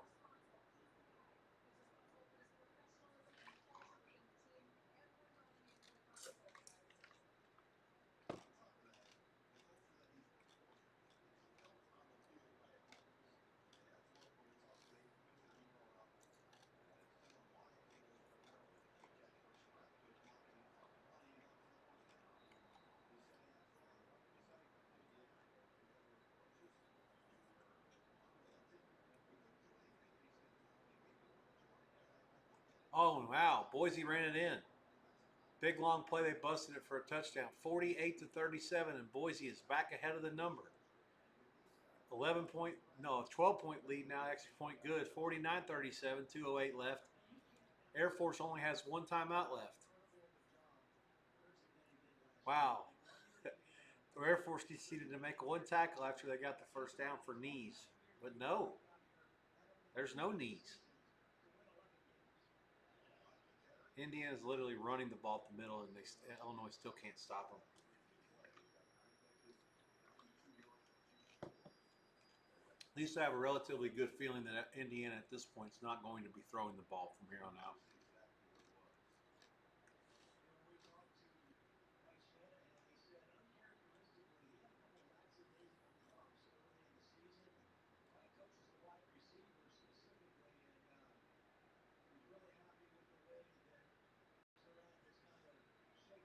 Stanford down 21. A touchdown will get them inside the number. 12:20 to go, long way still.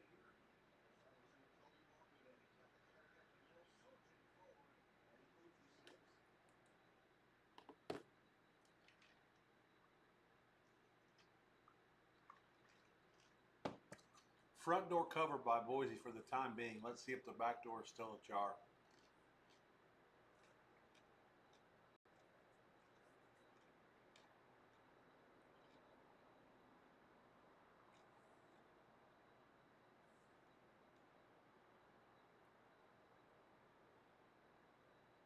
Georgia State scored a touchdown. 10-11 to go in the third. 42-15 point pending will get them inside the number. There is a flag. Hold all mutuals.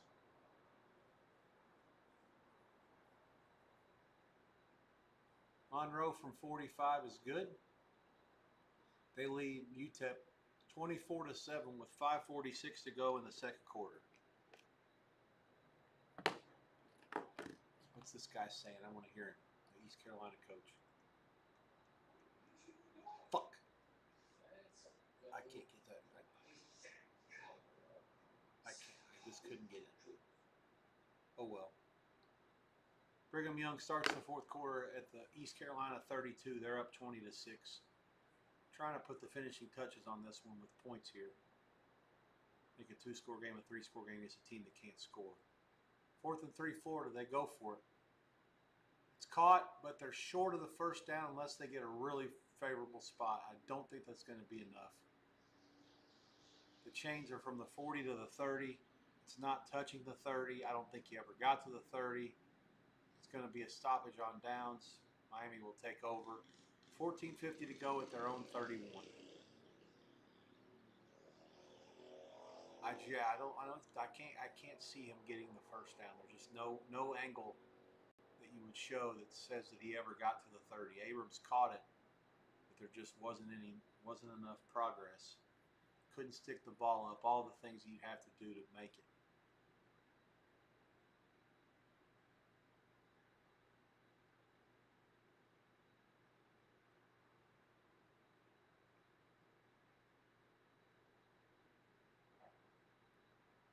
These uniforms that UTEP are wearing tonight at the Sun Bowl are the most horrific things I think I've ever seen. They have the same color of orange as the Tampa Bay Buccaneers back in like 1976, but it's also like, oh, these camouflage? I take it back. Okay, that's camouflage tops. I thought they were like puke green. Camouflage isn't so bad. I rescind my remarks. I can't ever make fun of anybody wearing the U.S. Army camouflage.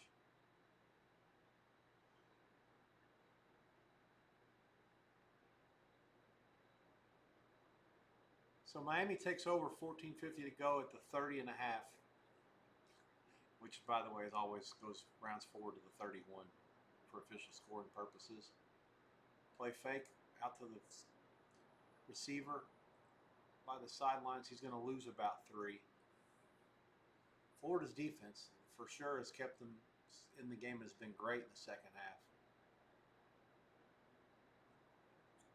Western Kentucky scores at the death. I'll have to see what happened. They get the money. 31-16 over Nevada Reno.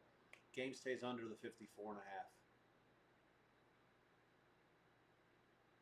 Seattle has beaten Houston 6-4 in a key game in the AL West. That knocks Houston, I believe, all the way out of the playoffs.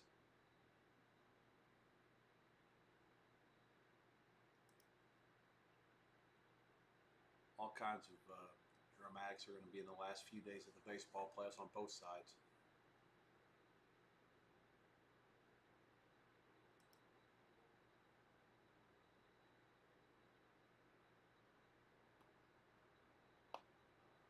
Second and goal, BYU at the East Carolina 15. Bachmeier in the gun, trips right. He's going to run a draw. He's going to score. 15-yard run, 26-6, 12:29 to go. I will say I hate the uniform number 47, but I think it takes brass balls to wear it as a quarterback, and his name is Bear. I mean, it's hard not to like a guy named Bear. One of my good friends in college, who actually was from South Bend, about 3 miles from Notre Dame, his name was Bear.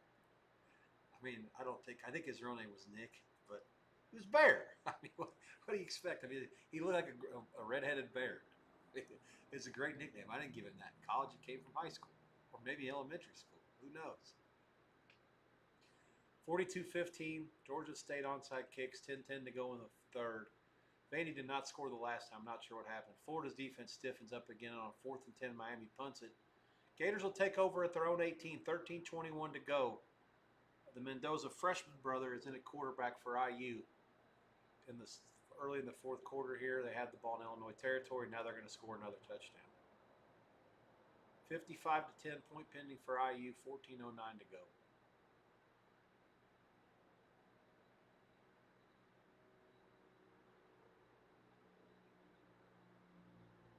Virginia has it back against Stanford, and they're down to the 23, first down, 9 minutes to go. Air Force trying to continue to fire bullets here. Sack. They're in Boise territory at the 44, second, maybe 45, second and about 12 for Zarka, who goes down at the hands of Williams. Clock does stop. I'm not sure why.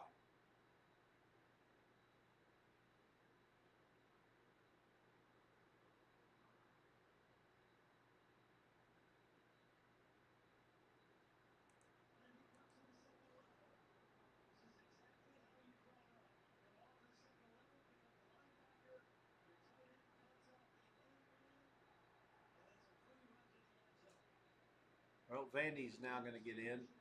They're back to 49-10 now. Sort of figured they'd be a little bit pissed after not scoring the first time another team onside kicks. So for a brief moment, Georgia State had actually gotten inside the number, depending on what you laid with Vandy. 27 was at the end, or 28 out there, depending again in town.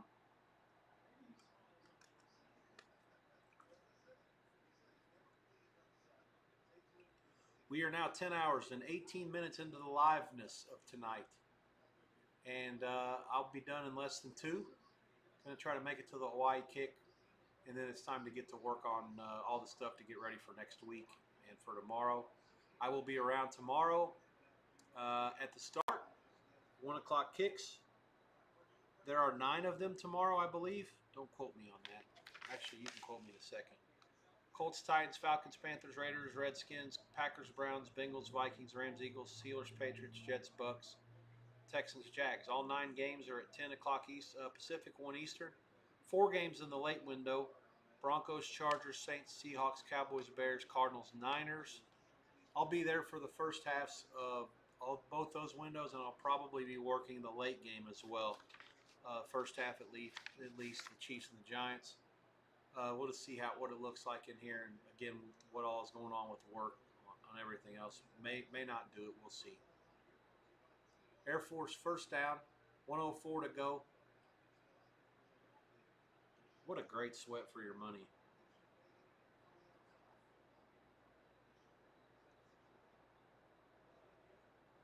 Just back and forth with the point spread this whole fourth quarter, from 5 to 12 and 5 to 12.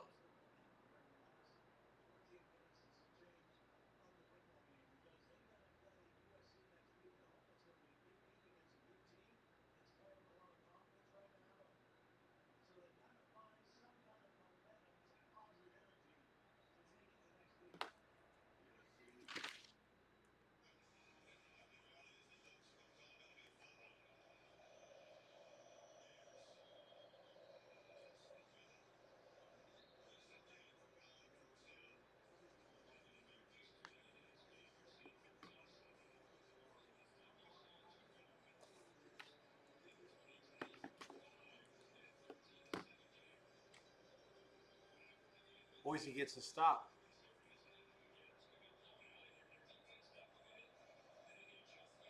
Oh, he overshot the receiver, intercepted. And Boise's going to win it by 12 and get the money.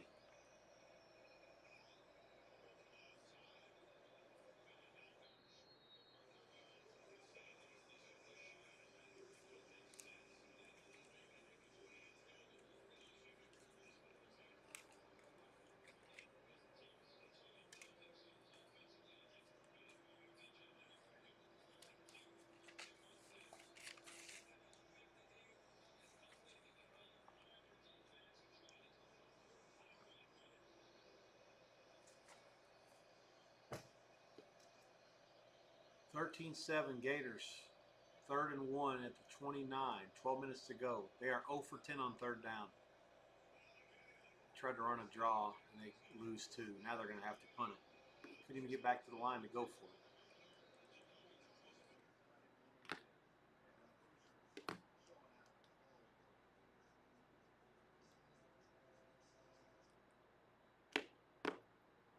Third and goal for Virginia, up 41 to 20, 4:37 to go here.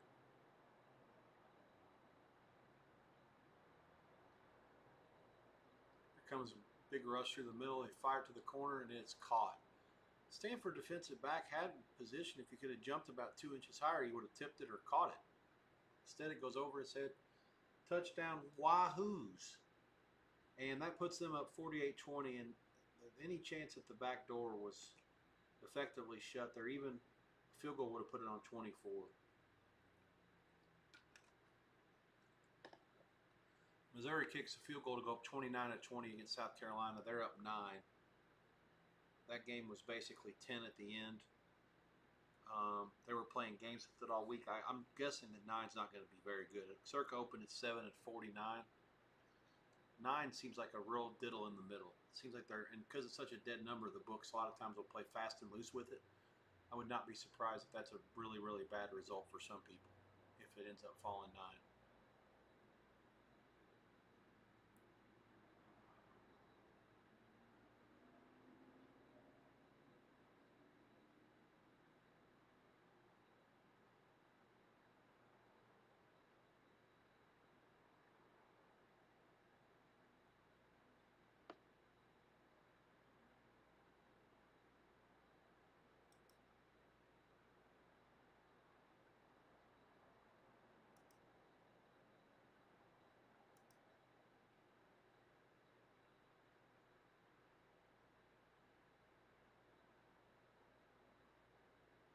Washington has suddenly gotten over the number. I'm not sure what happened there.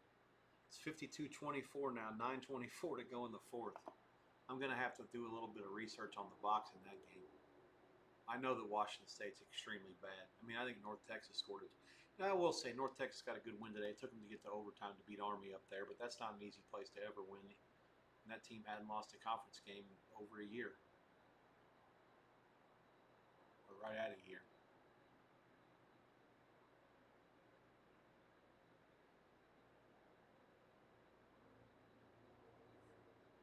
UTEP is in Monroe territory, 3rd and 7 at the 42.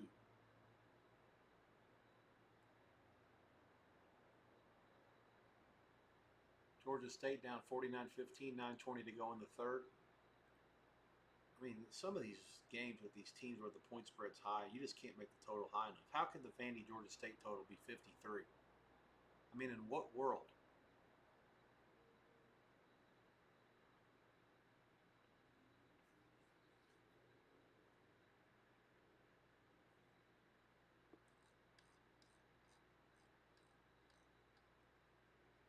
California and San Diego State is on CBS Sports Network, so that stays there. Let's see. I have to get ready for the late kicks. Those will be more halftime oriented. More time to watch every play. Super important. There is no late ACC game, so that TV technically is open. I just can't get to it to change it. Talking to myself here, playing defense. Wyoming and Colorado. That game is underway from Laramie. I'm sorry. From Boulder. That's an ESPN kick. They put it on ESPN News for the time being. I'm not going to change. Okay, so Missouri's taking knees. That'll be a final. It is going to fall 9. Missouri 29, South Carolina 20. They do not have any timeouts. There is a 2-second difference between play clock and game clock. So they'll have to take one more knee. Vandy on 4th and 14 appears to have blocked the punt. 55-15, point pending. So all they did now is piss off Vandy when they scored that first touchdown in the second half. Eli Drinkwitz enjoying the W. Tigers 4-0. South Carolina drops to 2-2.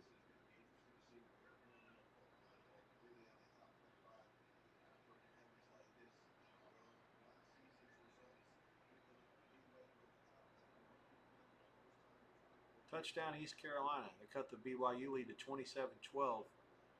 8:11 left in the fourth. BYU a 6.5-point favorite in this game at the end. So 12 plays, 97 yards, 418 for East Kakalaka, and if they can get a stop and another score, point spread will be all in play for everything.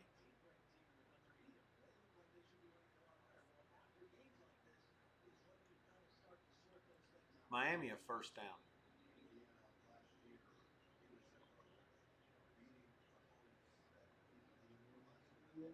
I think that's like their first or second first down in the half. Oh, the linebacker came in on the blitz and they threw it to the back. There was nobody there. It wasn't a blitz. He just came in late. The quarterback kept holding the ball. Nice read by Beck. All right, Dion. Salter back in at quarterback. No score there. 3 minutes into the game in Boulder. Colorado black on black. Wyoming yellow tops, white pants.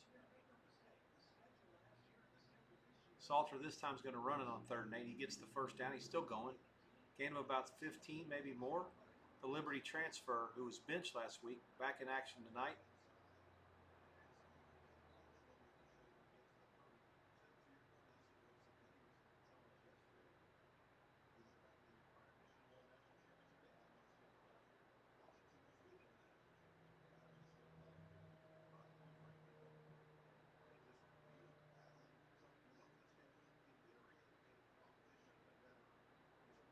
Third down Canes, 9:13 left.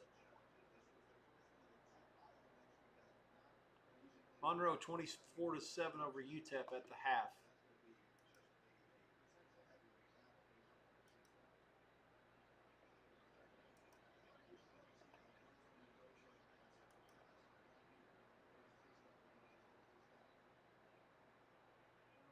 After this half, I'm going to take a very small break to do a little bit of maintenance work. And I'm actually not going to worry about eating right now. I'm in good shape on the food front. Maybe grab a top off the splash of a little bit of iced tea.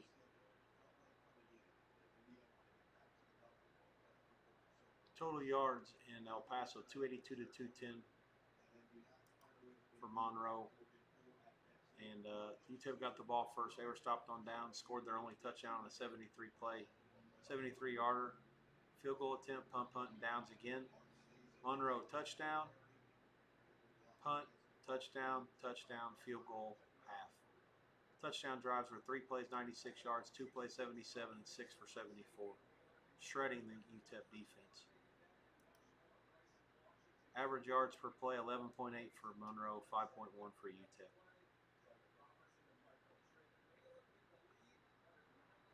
Baylor, 9 minutes to go, and they lead Arizona State 17-16. Hell of a football game.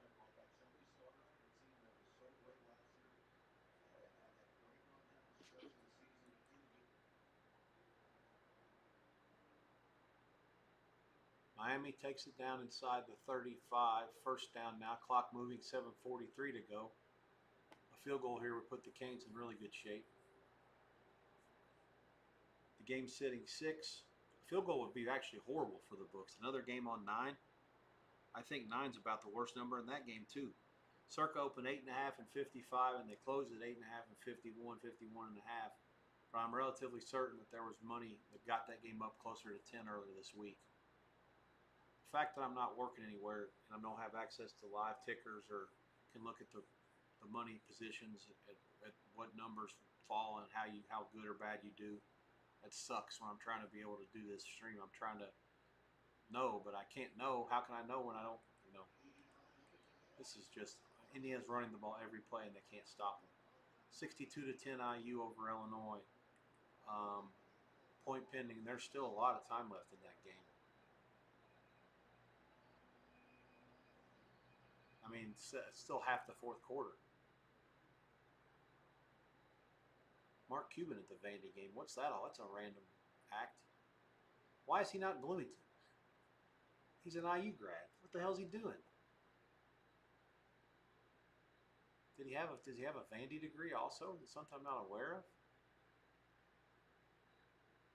Oh well. 6:39 to go in Bloomington. IU 63, Illinois 10.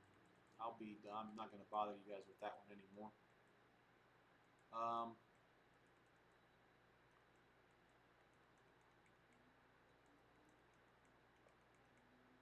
Baylor.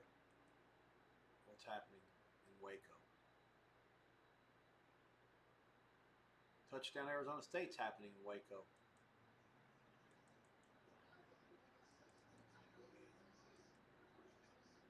Tyson in. And Arizona State 24 to 17 over the Osos. So here come the points that were lacking almost all night in that game. Total of 61 at the end. 24-17 with 5:29 left. Arizona State leads. They'll kick. Stanford down 48 to 20 at the 2-minute warning against Virginia. Underway. No, not quite. About to kick off in San Diego as Cal visits. Cal closes a 14-point favorite, 47 the total. Unless they no-show, I really don't see how Cal doesn't win this game by a lot. They've played 9 times in the past, and the home teams won all the meetings. I fully expect that to not continue tonight.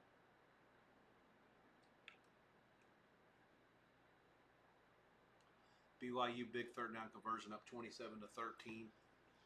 Halfway through the fourth quarter, they'll move the sticks on that. Miami, Florida, clock running, 6 minutes to go.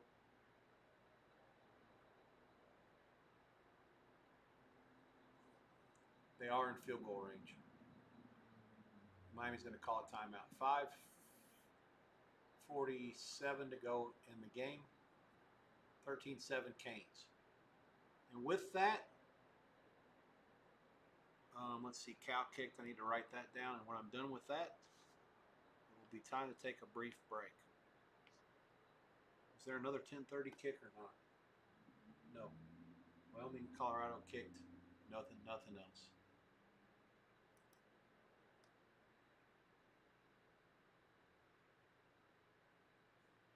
UTSA and Colorado State's going to be the next halftime. It's 7-0 there. 10 minutes to go in the second quarter. Utsa with the lead. They laid 4.5 up to 5.5 at post. Total was 58.5 on that game.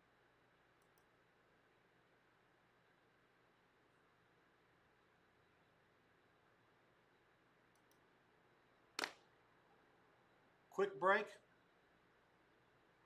I'll be back in maybe 4 minutes, maybe 5, 4 or 5 minutes. Let's call it that. 10:45 Eastern Time, 7:45 Pacific for the last 75 minutes.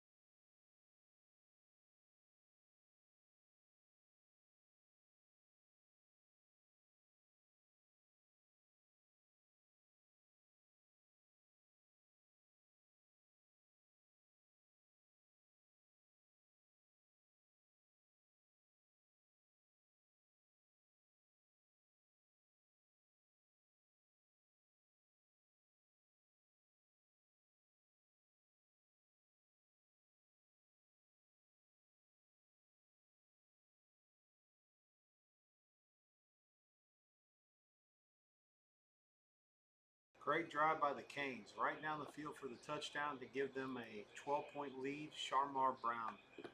1 yard rush touchdown. 4:08 to go.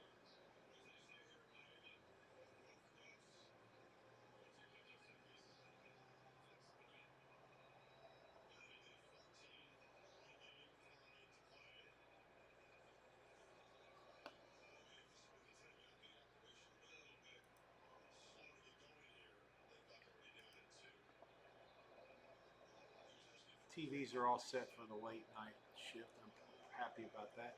Virginia has beaten Stanford 48-20. They await the trip from Florida State next Friday night.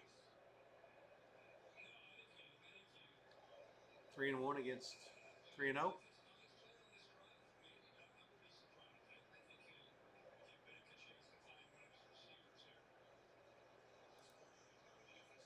"13 plays, 80 yards, 7:12 off the clock for the Canes.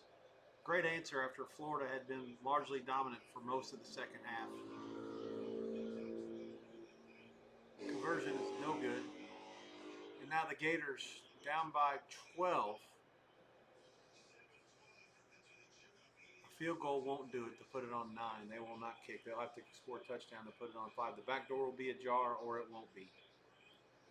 I'm trying to think if there's enough time for a field goal for Miami and then, or sorry, a Florida touchdown, then a Miami field goal. No, I can't see it.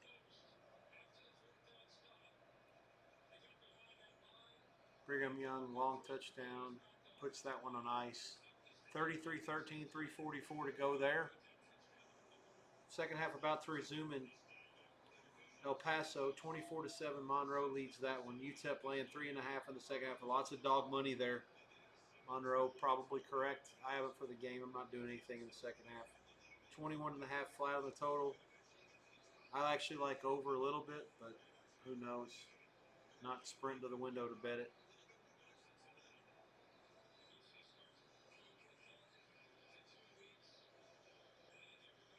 California's quarterback, like, I don't even know what the good analogy is. The guy can do everything. Like, you're not supposed to be able to do what this kid does as a true freshman.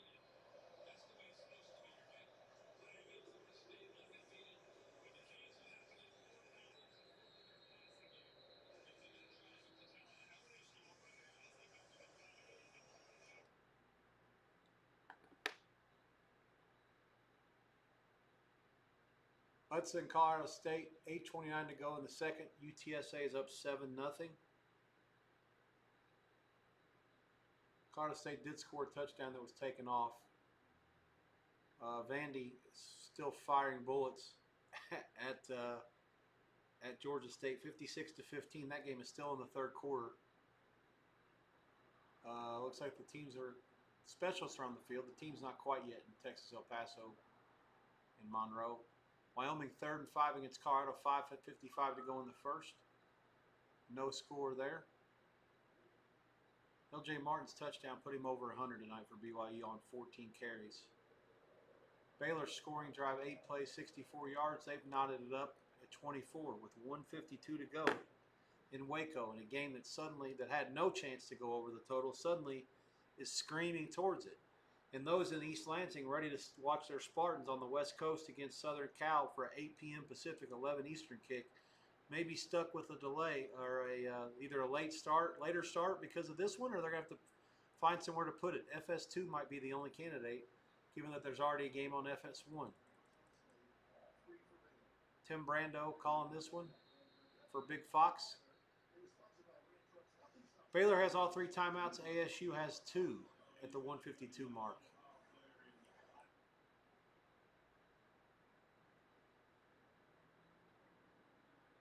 Texas 55-0 over Sam Houston. They get the money and the total goes over once it gets inside of 5 minutes to go. 6:49 left. Currently, the game must go 55 minutes by most house rules to get there officially. Gators 4th and 13, 3:04 to go. Lagway completed a 2-yard pass, sack for 4, incomplete to Wilson, and it's getting late for UF. About to drop their 3rd in a row, and the schedule doing them no breaks.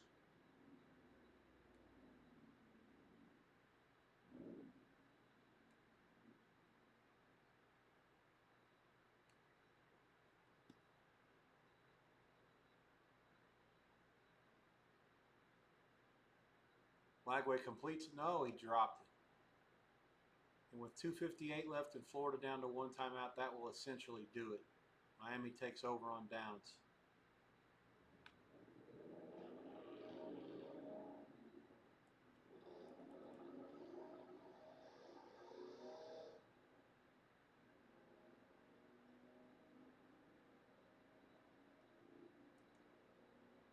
Washington has beaten Washington State. That's a final 59-24 in the Apple Cup. That thing got way out of hand there late. It was fairly close for a while. I'll have to go back through the box score work, but in the end, it's not even a comfortable cover. Louisiana Tech coasts after being up 30-10 at halftime. They beat Southern Miss 30-20.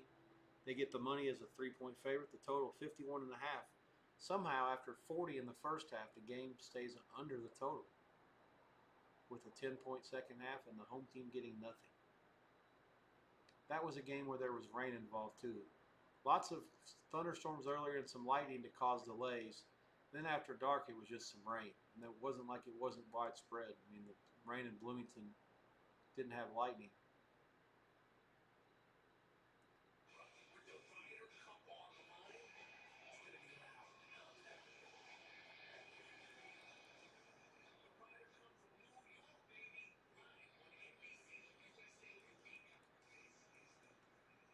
That's going to be funny trying to figure out how to watch the Ryder Cup next weekend with all the football too. And remember, now with all the football coming out, there are some bye weeks, but we still have another few games because there's still some 1AA. So you got to take the 1AA teams that have been out, and then those teams that are playing those teams come onto the main board. Schedule will be a little bigger next week.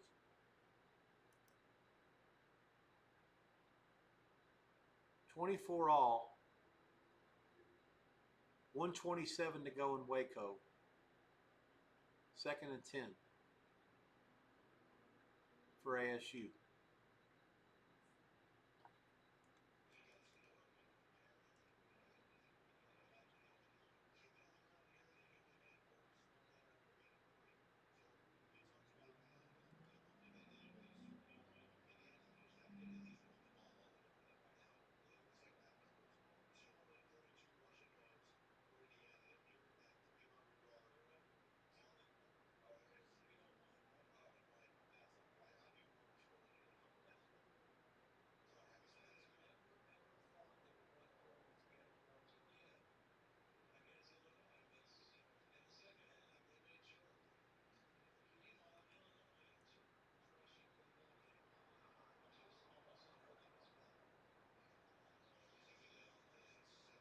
I'm a little sick that we didn't have more on IU or any on IU pregame, but I'm also very happy with the halftime play.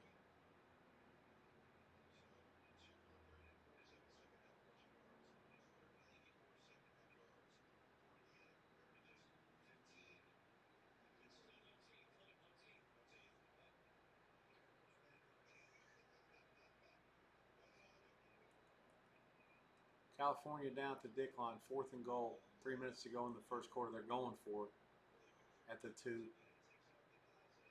Drops back, fires. Incomplete through the hands of the tight end, and San Diego State gets a stop. They'll take over at their own 2. Sagapolutele incomplete there.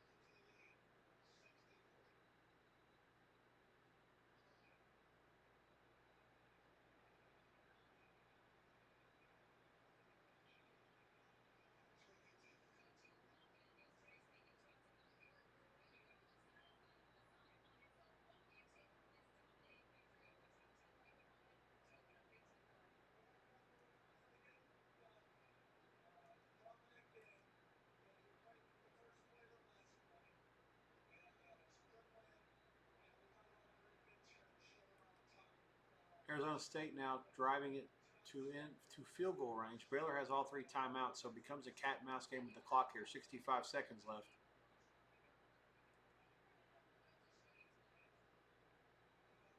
Colorado State settled for a field goal, 7-3 there. 5.5 to go in the half. It's a ball near midfield.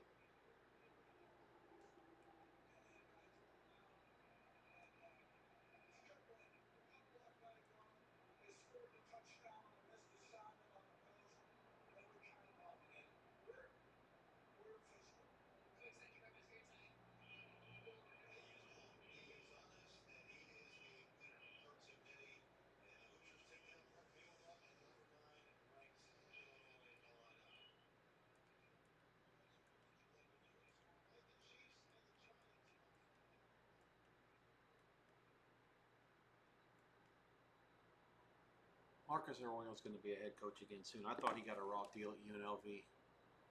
Glad to see him get a chance at Arizona State to do good work. He was the one that recruited a lot of the core of that UNLV team that was pretty good under the 2 years that they had with the guy at Purdue now.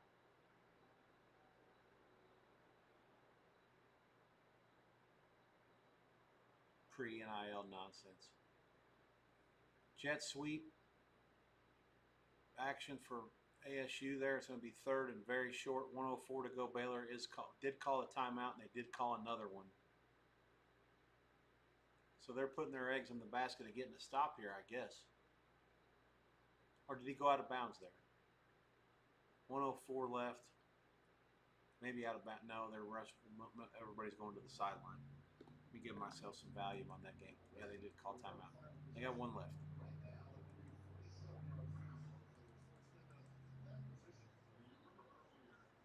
Marshall and Middle Tennessee State, that's the last 7 o'clock game with the weather delay to go to the half. It's 21-20. Marshall, let me check here and see if there's anything happening that I missed.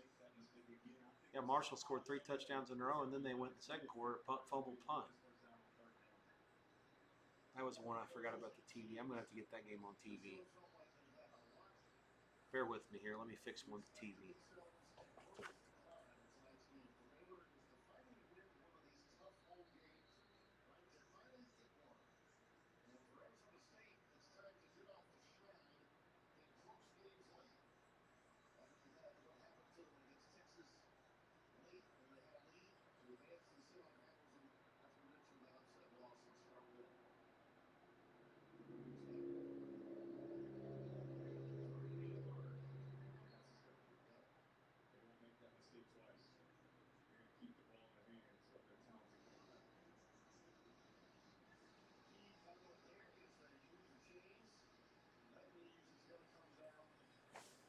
All right, 11 o'clock Eastern, 8 Pacific. We're here for one more hour until they kick off in the islands between Fresno and Hawaii.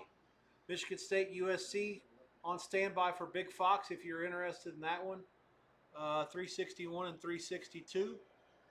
Game was open 13 and 58 at Circa. It's all the way up to 18 and a half and 19 now at the end, and 55 and a half, 56. A lot of people not fooled with Michigan State beating Boston College a couple weeks ago. Boston College was the better team in the box score, better team on paper. Probably should have won the game. It goes to overtime, and BC loses 42 to 40 or 44 to 42. And then Boston College loses last week at Stanford, which makes the Michigan State win look even worse. So the comparison people, the box score people, look at that and they see that and they say, this Michigan State must not be very good.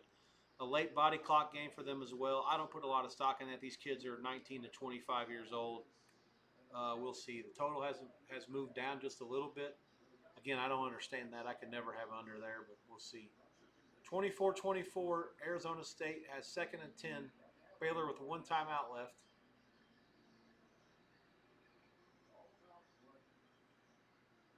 Hang on, this sucks.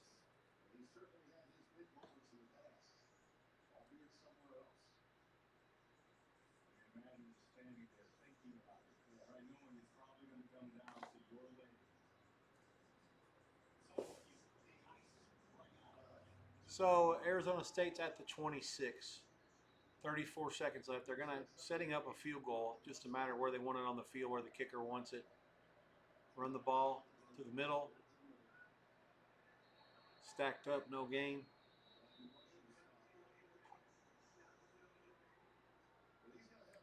Third down, Baylor's not calling timeouts.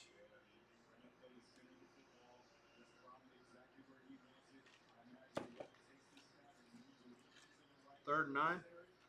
Leading a straight on shot. There he goes. Yeah, perfect. Good call, partner. All the way down to 1 second left. What you're doing here, not hitting the Whiteheads here, and said, yeah, with 1 second left, that's what we're going to do next.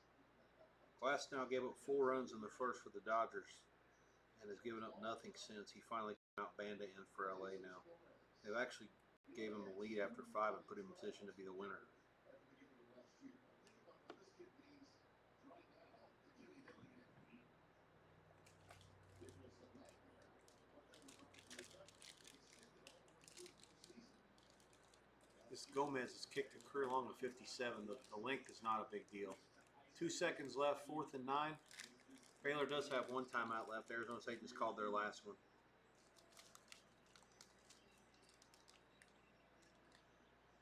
A lot of storylines to all of the games played in college football today, Brian. But in the Big 12, big moments happened. Earlier today on Big Noon, later in the day in Orlando, and now here in Waco, Texas. For the win, 43 yards. 1 timeout remaining. 43-yarder coming. Miranda's probably going to ice him. Yep, they do. 24 all. The final Bloomington, if I didn't tell you, was IU 63, Illinois 10.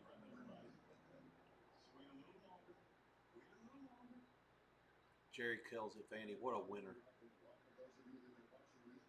What a great coach. I wonder if Pavia had anything to do with him coming there, the New Mexico State connection.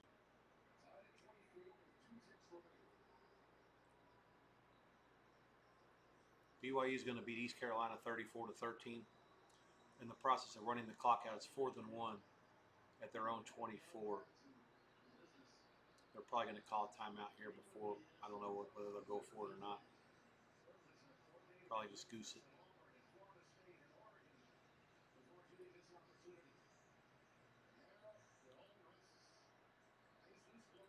San Diego State late in the first is going to punt it out of their end zone.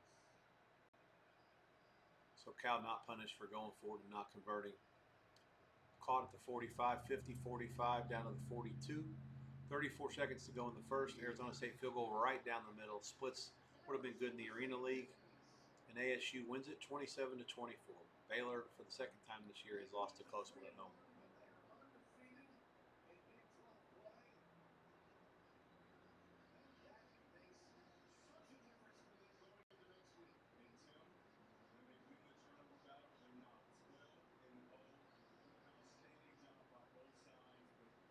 At Levitt, say what you want. He didn't have a great numbers game early. He's a winner.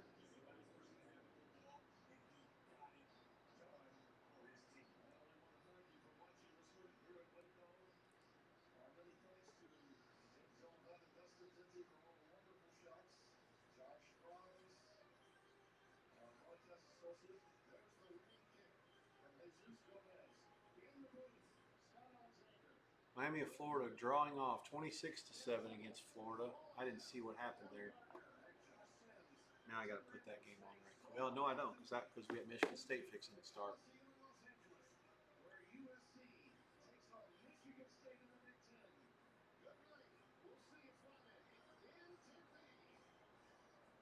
Well, he follows Arizona State out there next week. Next Friday, I'll be with you for a considerably amount of time longer than usual early this season. There's 2 doubleheader on ESPN, another game on Fox too, and I think that they're all good ones.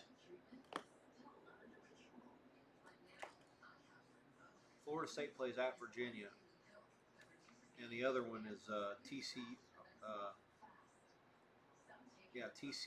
at Arizona State. So yeah, that's a dynamite doubleheader, really. There's 30 games total, but the first 2 are really worth watching. BYU 34-13 at East Carolina. That one's final. Colorado 3rd and 10, no score at the Wyoming 29. Still no kick yet. I guess they're holding it up in at the Los Angeles Memorial Coliseum It says 11 o'clock. It's already 11:07. It's a wonder how much longer they're going to make these Michigan State people wait. I find it funny, but I'm sick. I'm a sick individual.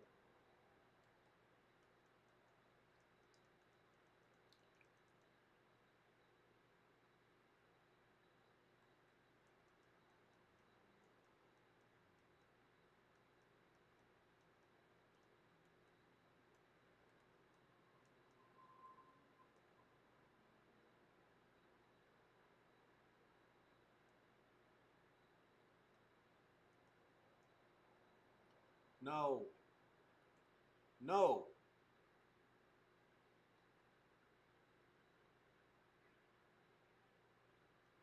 I can't begin to describe how frustrating it is to try to do this from my chair. I give up. Before I get mad, start throwing shit, I'm just going to get up for a second. I'll be right back.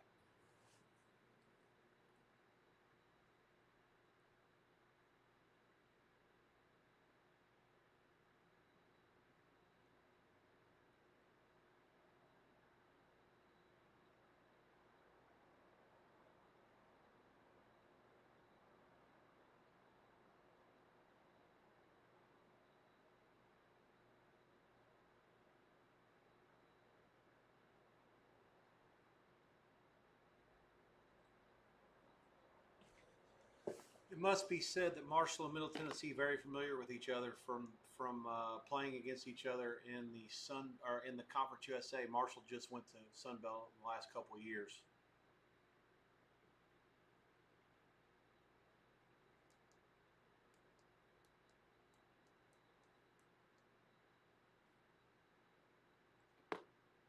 Colorado scored a touchdown. They lead Wyoming 7-0, 14-12 to go in the second.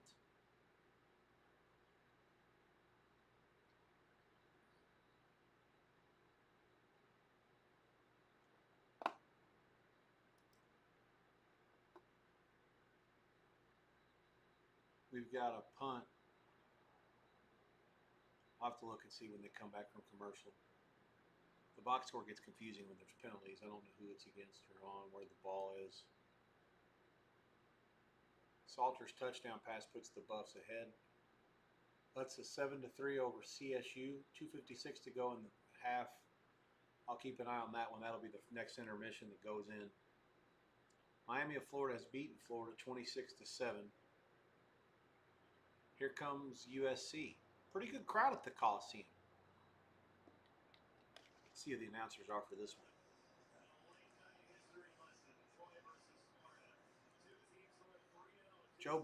That's Justin Benetti. Jason Benet and Robert Griffin. I think that's their number 2 crew. That depends if you grade him ahead of Brando or not. I'm a Brando guy.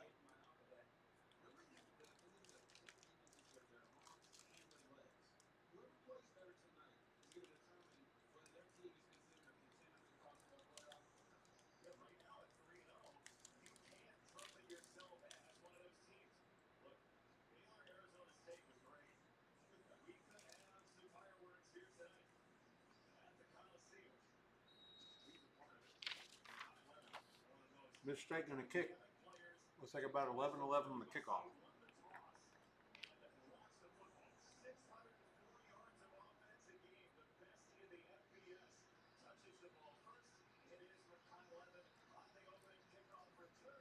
So USC won the toss and took the ball.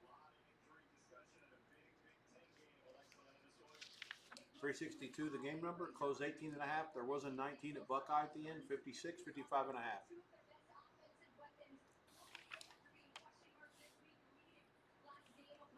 .361 kicked because .362 received.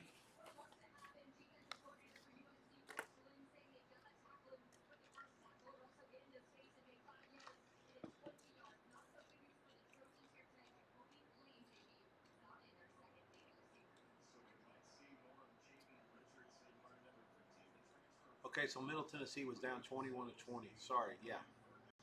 But Marshall had the ball for a penalty at their own 1. They get it out of there, about a 4-yard gain. So it'll be 2nd and 6 at the 5. Sorry, 2nd and 7 at the 4. 10 minutes to go in the third in Murfreesboro after the weather delay.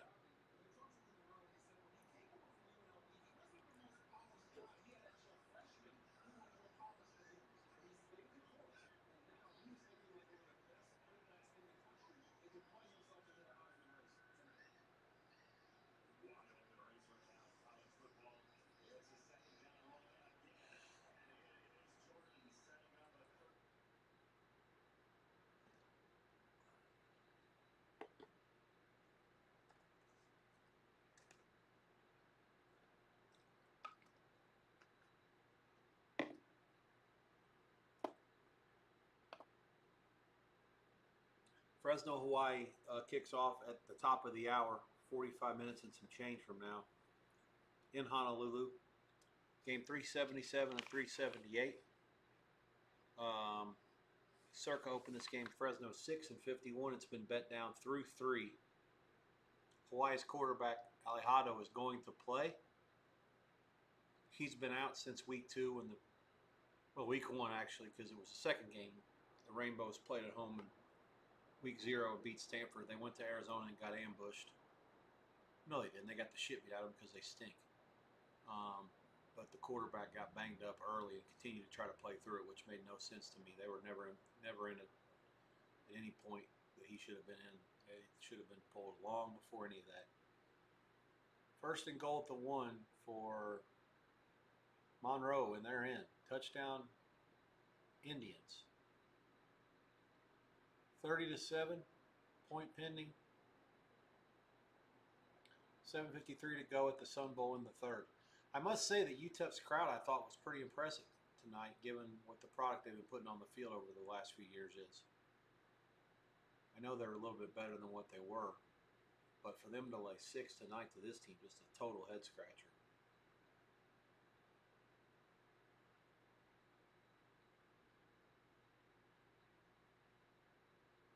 Vandy now 63-15 after a touchdown against Georgia State. 11 minutes to go in the fourth quarter there.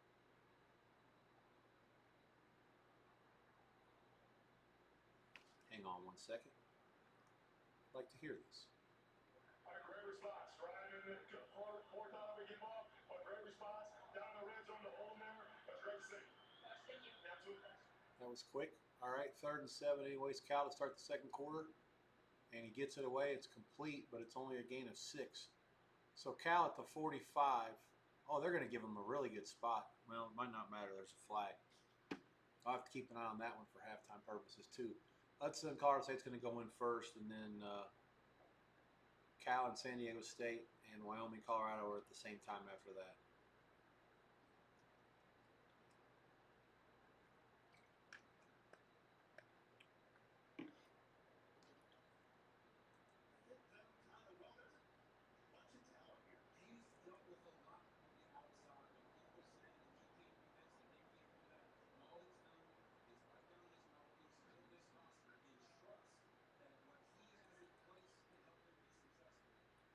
First down Cal at the 39.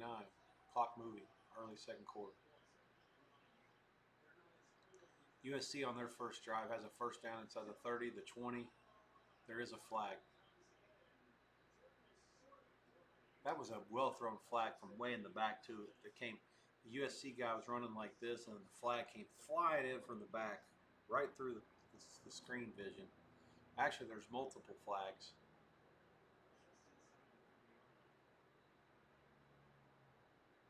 I know one thing. One of these things is against USC. It's coming back.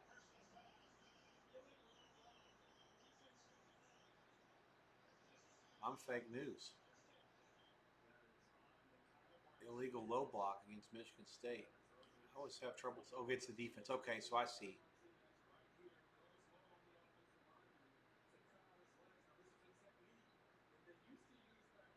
Right.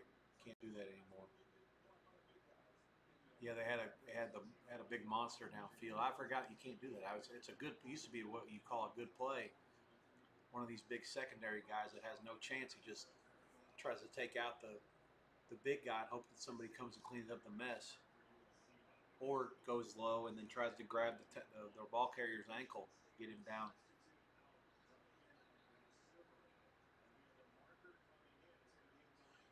Delay game on Southern Cal. They started on 1st and goal to 10 after that penalty, so it'll be 1st and goal to 15, 10:56 now.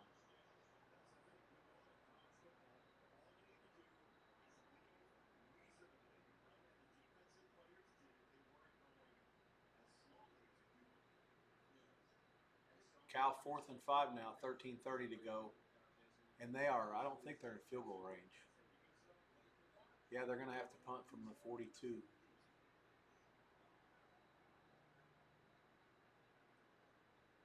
And it's through the end zone. They couldn't get there in time to get it before the touchbacks. 13-19 to go, no score there still. Predictably enough, Cal laying a turd tonight. That's a field goal is good. 48 seconds to go before the half, and the Roadrunners lead 10-3 in Fort Collins.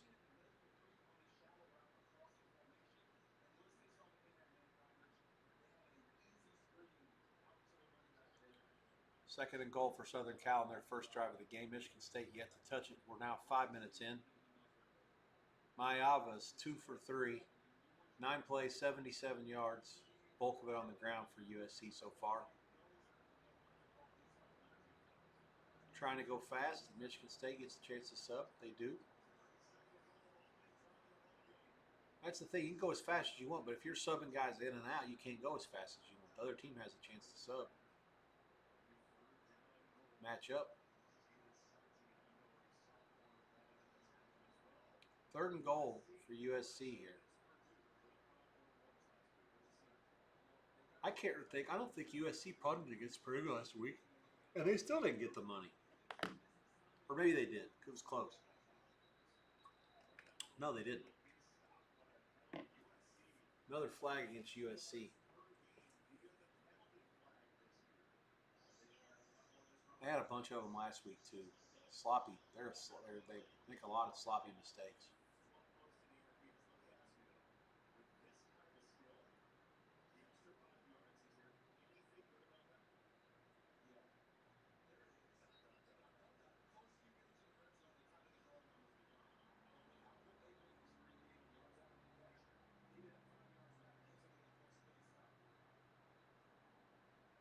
Third and 9, trips left. Maeva all day, fires over the middle, batted away. That or he got smashed, one or the other. I can't tell.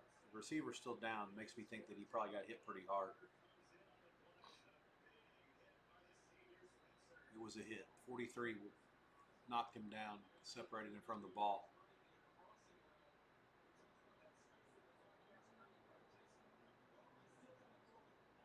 Oh, man. This quarterback's going to get his receivers killed.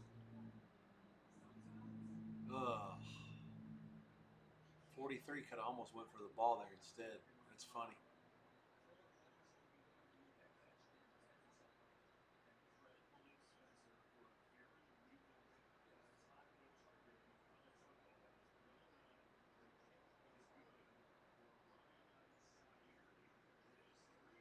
Field goal by Southern Cal's good. That's all they get on that drive.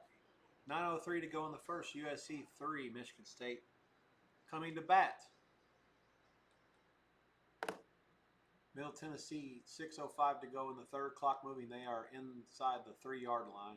First and goal. And they are down to the 2, the 1, and the line's going to shove them. Quarterback kept it. Touchdown. Blue Raiders. 26-21, point pending. 5:54 to go. Nick Battiato. And they're going to go for 2.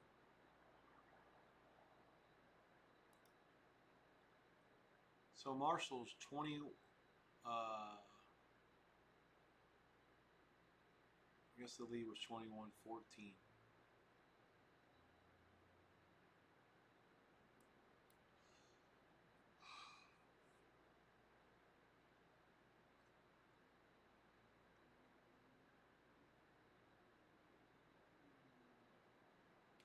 Five plays, 67, 2:29 off the clock for middle. Third quarter there with the weather having slowed that game way behind where it should be. Vandy got it down inside the 10 again with a chance to be the highest scoring team of the day. They'll pass Indiana if and when they do so here. San Diego State looking for a big chunk, and they got it. Breaks away, 30, 20, 10, down to the 5. Is he out of bounds? First and 20, it's about a 90-yard gain. Where was this shit against Washington State?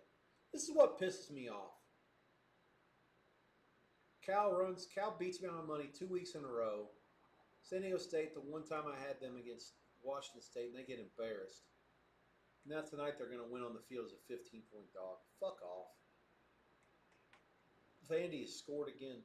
7:23 to go, 69-15.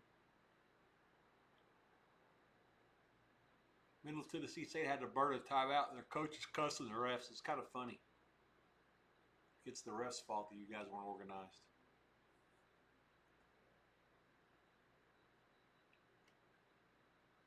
This is an entertaining battle of 1 and 2 teams in Murfreesboro, if nothing else. 12 plays, 73 yards, 5:52 for USC to kick the field goal. The conversion is good. 28-21 middle over Marshall. Colorado State's across midfield. We only got 14 seconds left before the half there. UTEP down 31-7, firing to the end zone incomplete. That'll bring up 4th and 8 at the 10 or so. Down 24, I'm guessing they'll go for it.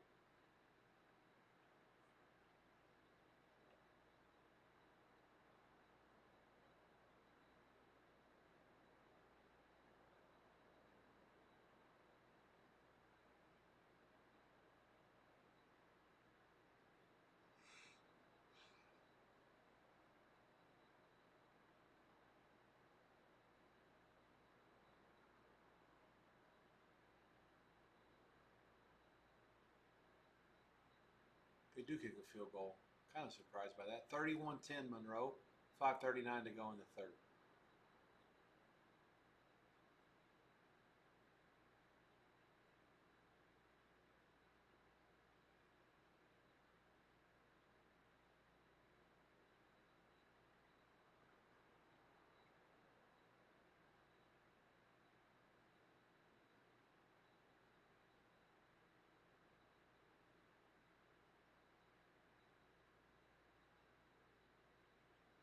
First play of Michigan State's a run up the middle. They get maybe a yard, maybe 2. It started at the 25.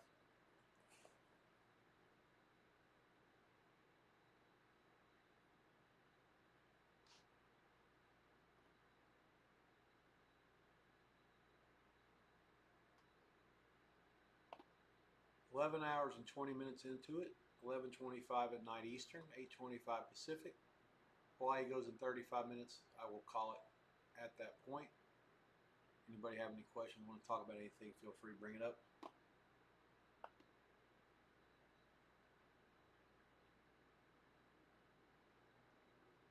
Oh, Wyoming. Thought they had a touchdown. Couldn't quite hang on. Good defense by the Colorado defender.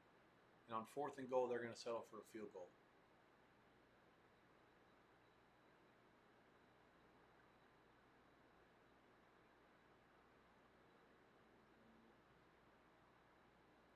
Ugh.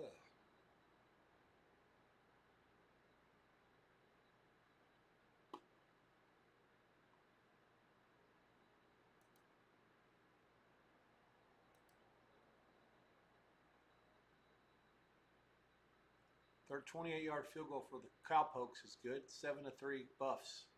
9:39 to go before the break.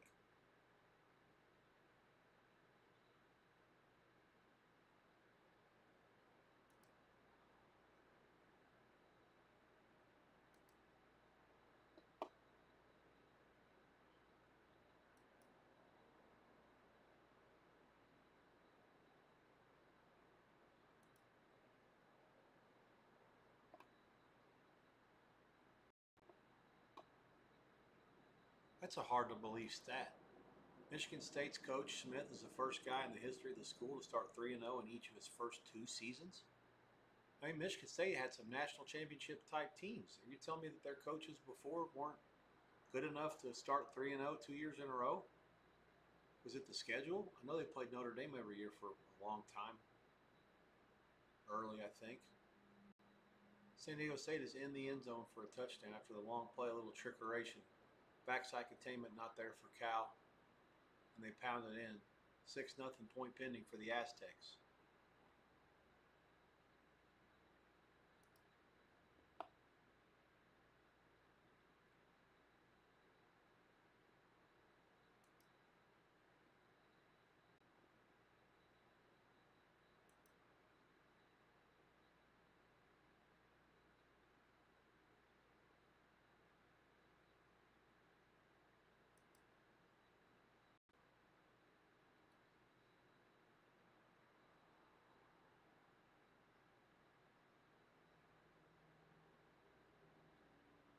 11:42 left before the half. 7 zap.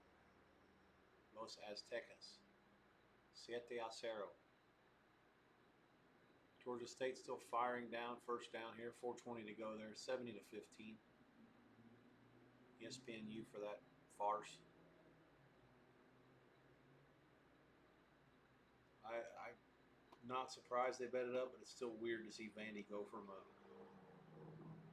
let's see, what did they open? 22-point favorite, 52 at Circa, all the way up to 27, 28 at the end. Clearly the market got that one right. I made the game actually higher than that.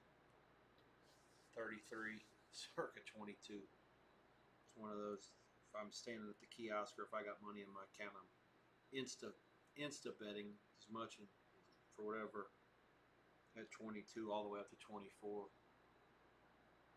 Limit. Oh man, Childs hits his receiver wide open, McCray, and that's an easy touchdown. I can see already at the line of scrimmage, Michigan State's going to hold up just fine here. I have a feeling that this number's too high.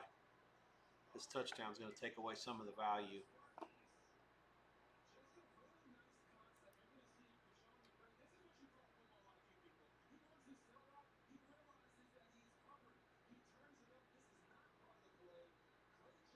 Great call by RG3 there. He's right.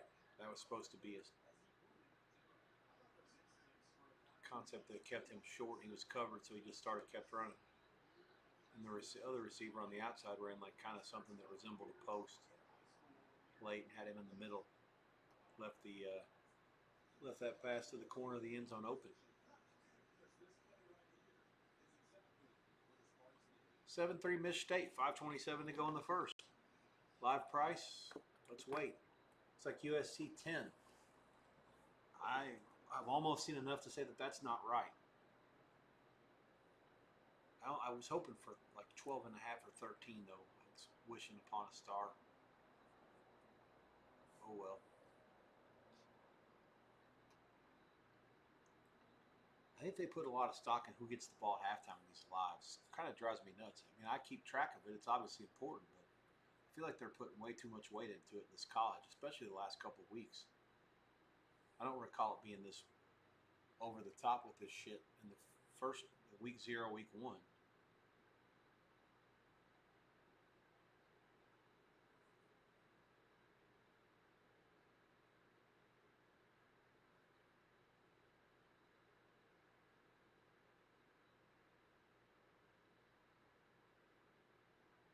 Sincere Brown, 68-yard touchdown pass from Sawyer. Salter. Tired. 7:37 to go before the break. Buffs, 5 plays, 81 yards, 203. They now lead 13-3 with the point pending.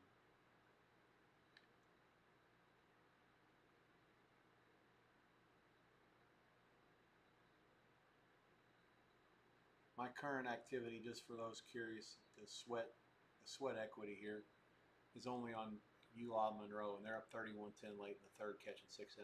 So there's literally no sweat for me at this point anywhere. I am looking to maybe get involved in this Michigan State. I'll have to watch another drive. Like I said, a 10 popped and it's already gone. Now it's 8.5 and 9.5. This is very unfortunate. I can't call USC a farce or a fraud or a phony yet, because they did go against Purdue and they didn't get the money, but they didn't ever punt. There's something to be said there until the offense gets actually stopped. And like I said, I'm not high on Michigan State to begin with. This game got bet up. For Christ's sakes, the game got bet up. It closed 18.5. Is everybody now willing to say, okay, the market's wrong and Circa's opener at 13 was right? I mean, usually that's not how it works. The game starts, the algorithm sees what the number is at close, plugs it in, and that's what you work off of. Total especially, the side too, though, for the most part.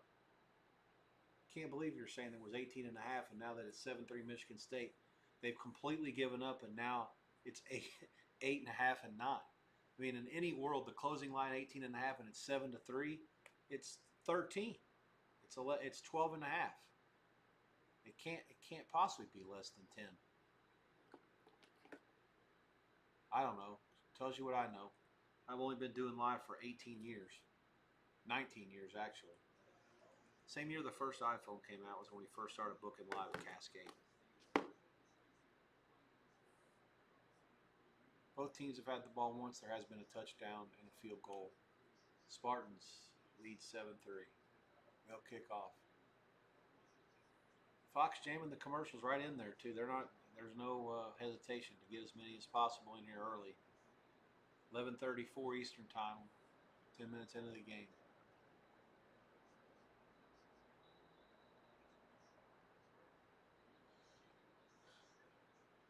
These ESPN Plus games are so hit and miss with the coverage. Some of them do a good job of showing who has the ball. Some of them don't. The UTEP and Marshall, the Middle Tennessee and UTEP feeds are done by the host schools, I'm sure, because I've seen some of the commercials. They don't. Neither one of them show who has the ball.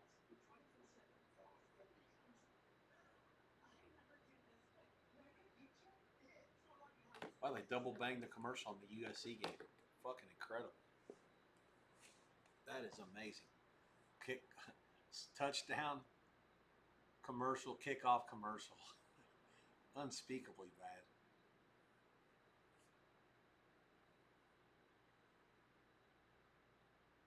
Halftime in Fort Collins. Utz at 10, Colorado State 3. That game, the opener was 4.5 and 59, and it closed at just a smidge higher on the side. Only 13 points scored in the first half. Yardage 238 to 202. It certainly deserved more. Utz was stopped by downs on their first drive after 66 yards at the CSU 25.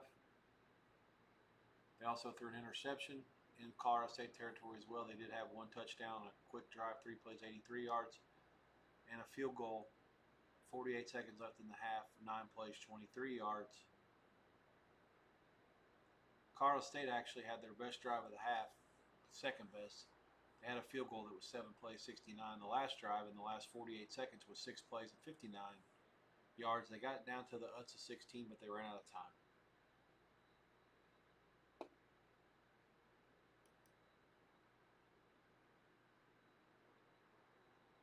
They were actually at midfield, a 33-yard completion on 3rd and 10, that ended the half. So kind of an asterisk. Cheap yards there at the end. Time of possession about the same. Utsa is 0 for 2 on 4th down. And they did throw a pick as well. So they're up 10 to 3. Have been the better side. And they get the ball first to start the second half. I think laying 3 is in order here. I'm not a fan of Colorado State's team. I didn't watch a whole lot of it. But let's go anyways. Let's have fun. 3 even at Pinnacle. 3 flat is good.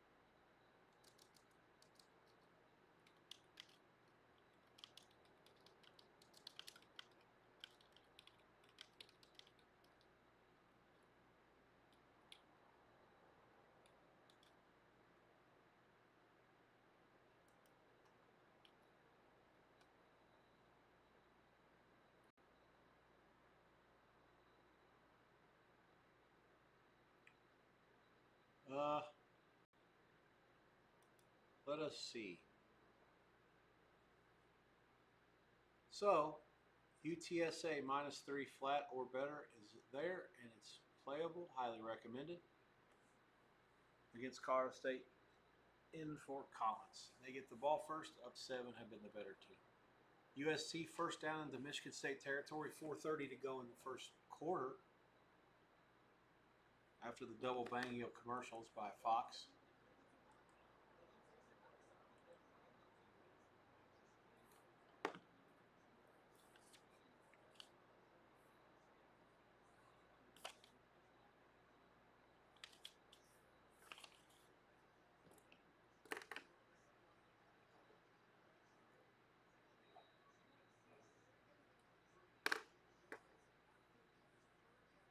Yak work done by Southern Cal.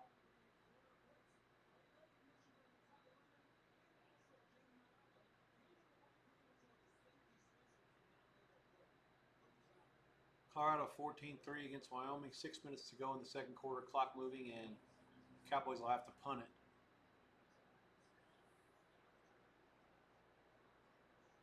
Into the third quarter in El Paso, Monroe 31, UTEP 10.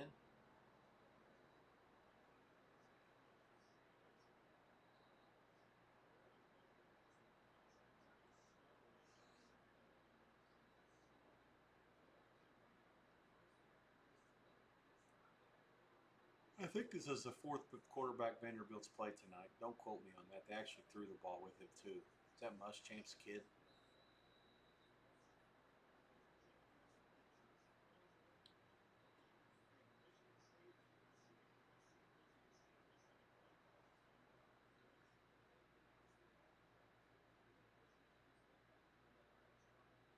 I told you, is a play at halftime. The second half total was 27 flat. There has been some over money come. I have no opinion on that at all. Okay, so the next half is coming in the form of wow, Vandy's just got like 60 yards on 3rd and 5. Maeva runs it in for USC on 3rd and 1. 2:38 to go in the first. Touchdown Southern Cal. They lead 9-7, point pending. Aztecs and Cal, 7:05 to go in the second. And Colorado, Wyoming, 5:40 to go in the second. Both those are going to go to the half. Before they do, I'm going to take a quick break, take care of clean up a little bit of the mess here that I have to fix on terms of a couple of these box scores, and try to get a couple of 1AA games that I was looking at out of the way.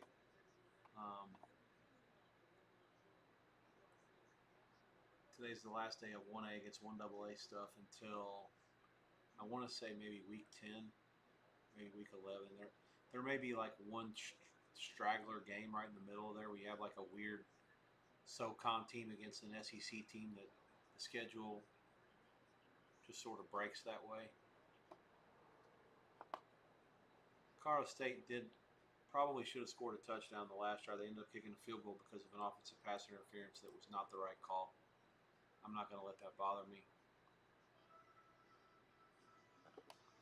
10-7 USC, 2:38 to go in the half. The new live price is 13. God damn, that's so tough. It's supposed to be like 15, 14 and a half or 15. 13, I can't, I'm out. Until USC actually has to punt, I'm not trying to bet against them, especially if the line's deflated.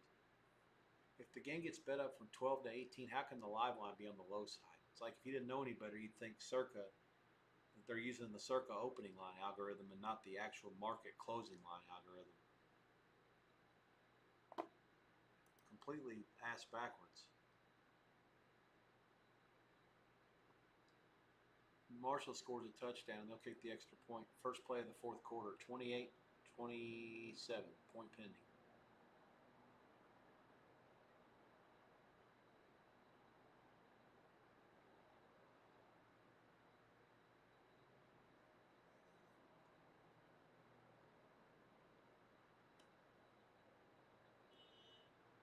Vandy's still running plays and not taking knees.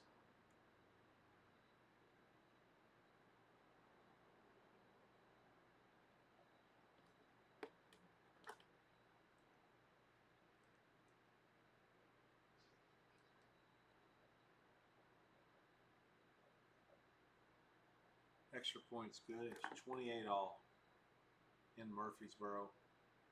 One play into the fourth quarter.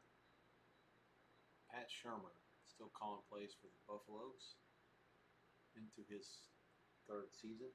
Not quite been 2 full years since he replaced Sean Lewis, who eventually graduated out came over from Kent State's head coaching job, and after he left Colorado, he became the San Diego State head coach. And he's very close to being in a situation where he might not be that coach anymore. Things will get better. Now, of course, tonight they're playing out of their ass, and they actually lead 10-0 over Cal, 6:20 to go before halftime. Total head scratcher of the night. Marshall's touchdown drive was 10 plays, 61 yards, I think, 6 minutes, tied up at 28. Vanderbilt game was a final 70-15 over Georgia State.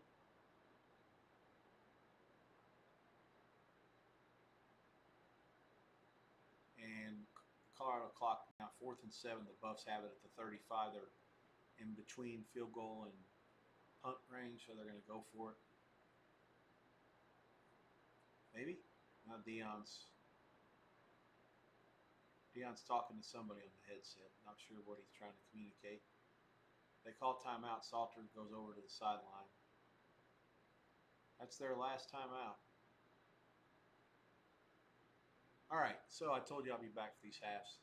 Cal game's still 6:20 to go, so the Colorado one's going to go in first unless weird events happen that slows the other thing down. There's an injury, so I'll be right back. Let me top off here on the iced tea. I'm a little bit lower than what I'd hoped to be. I've blasted through another water, so that'll be enough of that for now. Voice still hanging in there. We are 15 minutes to kick off, and again, I'm going to work through these two halves. No Michigan State half as of now.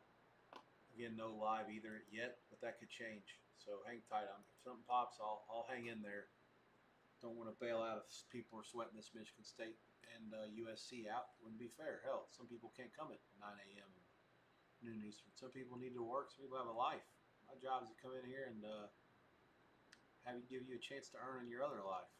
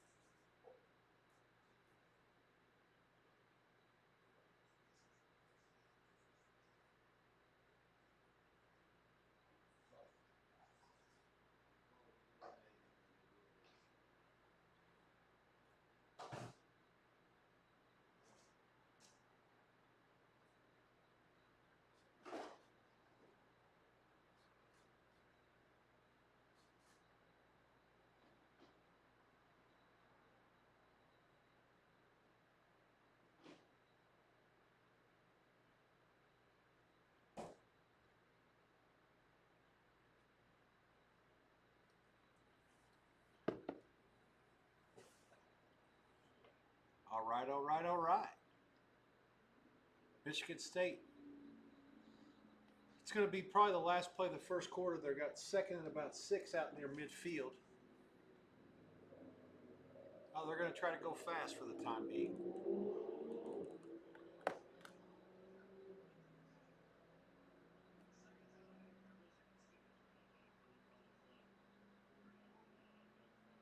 They're not going to run anything. Second and 8 at their own 45. USC leads at 10-7 into the first quarter. Live price coming. Hang tight. Dion up 21-3 against Wyoming. He seems very pleased. Dion.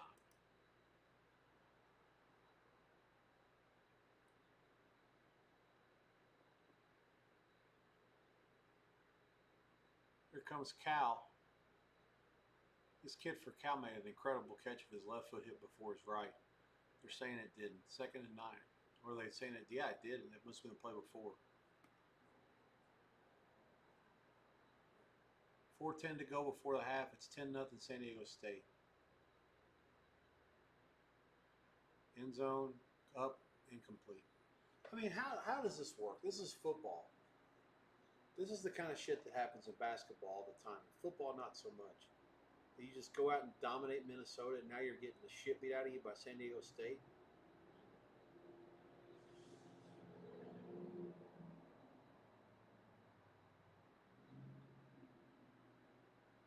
Wyoming, big play. 2:21 to go out past midfield.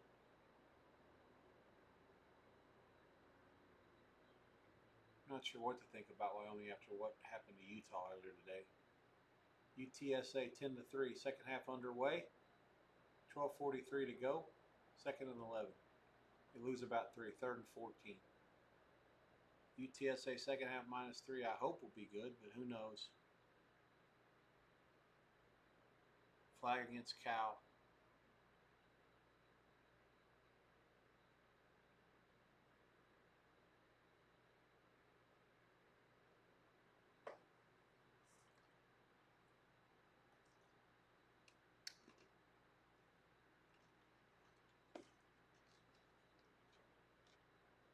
I put a splash of iced tea in there, but a big, solid amount of lemonade. This is much more of an Arnold Palmer, but I'd say it's actually probably half and half. Usually I try to make them about 60-40 or 2/3 tea to lemonade ratio. Have to be conservation mode of the iced tea tomorrow's session. I don't want to make a new one before Monday. Put myself on a kind of a limit of how much I want to drink of that shit per week.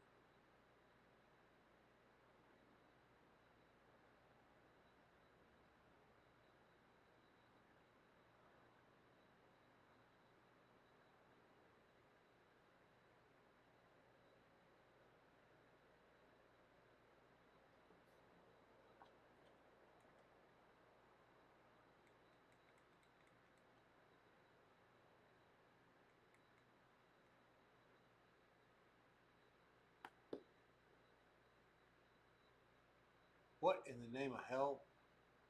Quarterback for Cal threw a ball in the back of the end zone on 3rd and 19. I'm not joking about this. There were no Cal receivers in the picture. Like, no Cal. I didn't see one Cal guy. I have to see the replay.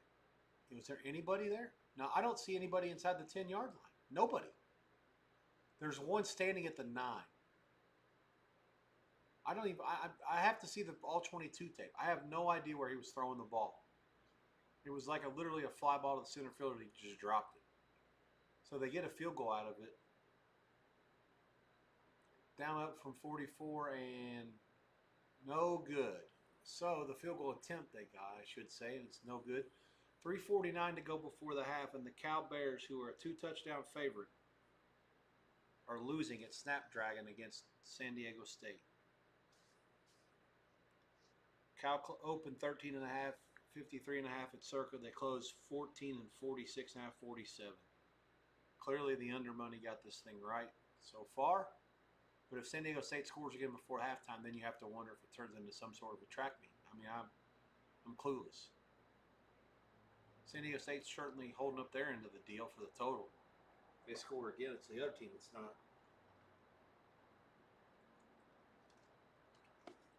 A lot of UFC price, 13 and a half total, 59-ish. Kind of a low number when there had been a punt, but this happened against Purdue last week. The game didn't even get to like 50 and there wasn't any punt. One team didn't punt.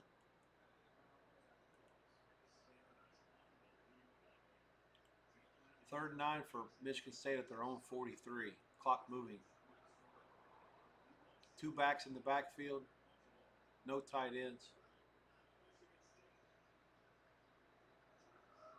Childs is swallowed up in the backfield. He's sacked. Southern Cal forces a punt.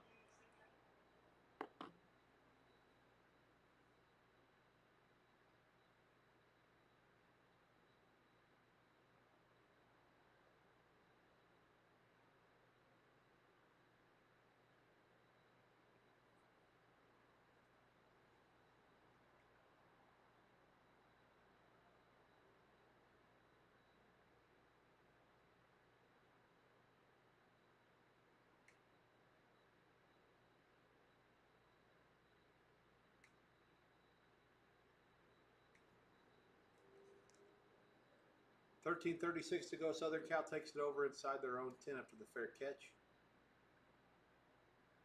Live price USC 13 minus a bunch. 13 and a half dog a little. Fresno, Hawaii movement at post. There is a 2 out there at Paradise Wager.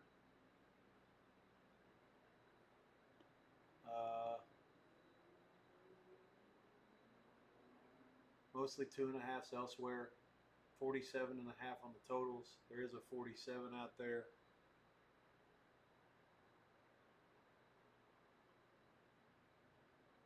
Marshall touchdown. 10-12 to go. They lead Middle Tennessee State 34-28 with a point pending.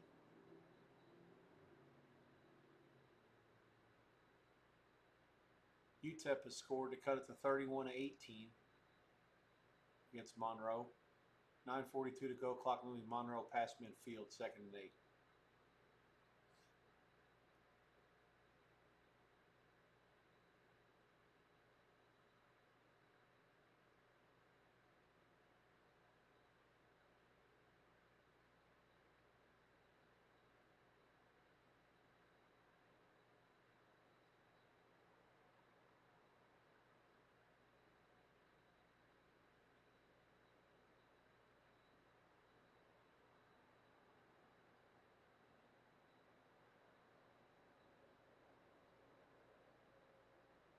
Salter's actually thrown some decent passes this half, although Wyoming's defense leaves a lot to be desired. But still, Colorado's doing what you would expect and hope for them to do as a Big 12 team, handling their business against a Wyoming team that I don't think a lot of.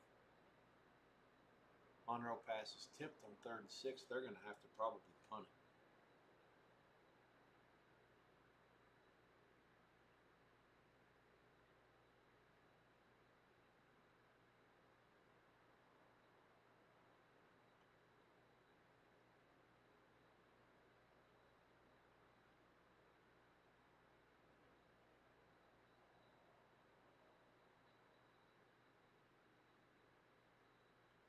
Colorado scored touchdowns on each of their last 3 drives.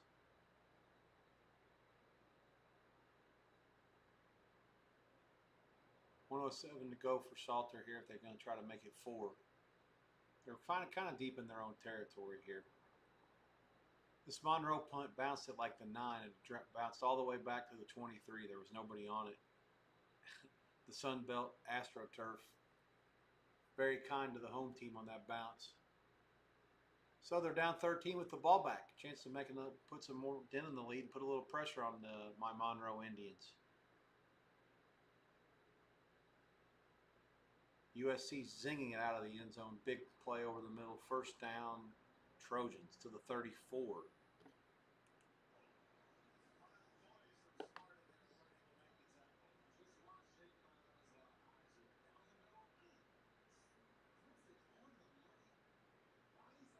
Roughing the passer against Wyoming. Huge penalty to give Colorado a first down. That's going to give them some breathing room as well. Wyoming coach not pleased.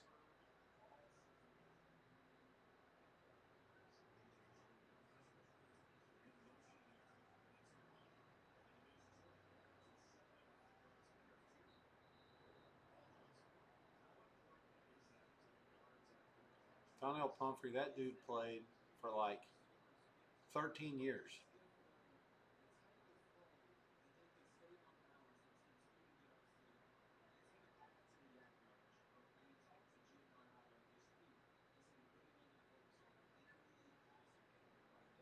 Look at this, the quarterback on basically a read. Just kept it Denegal. First down, Aztecs. To the 25 of Cal, up 10-0 and wanting more inside the 2-minute warning. Going for it all, and a horrible decision. Picked off in the end zone, run out by Cal. 10, 15, 20, 30, 35. There is a flag down. We'll see what the flag is all about. It was on the field before the guy got into the play.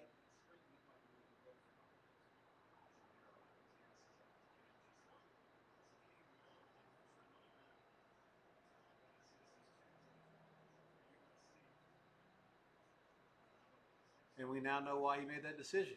He had a free play.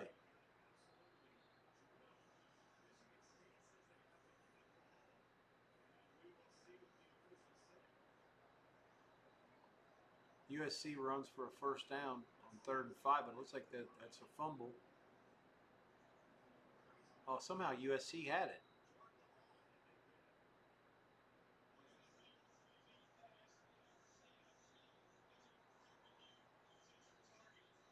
Oh, they're going to possible targeting now, too.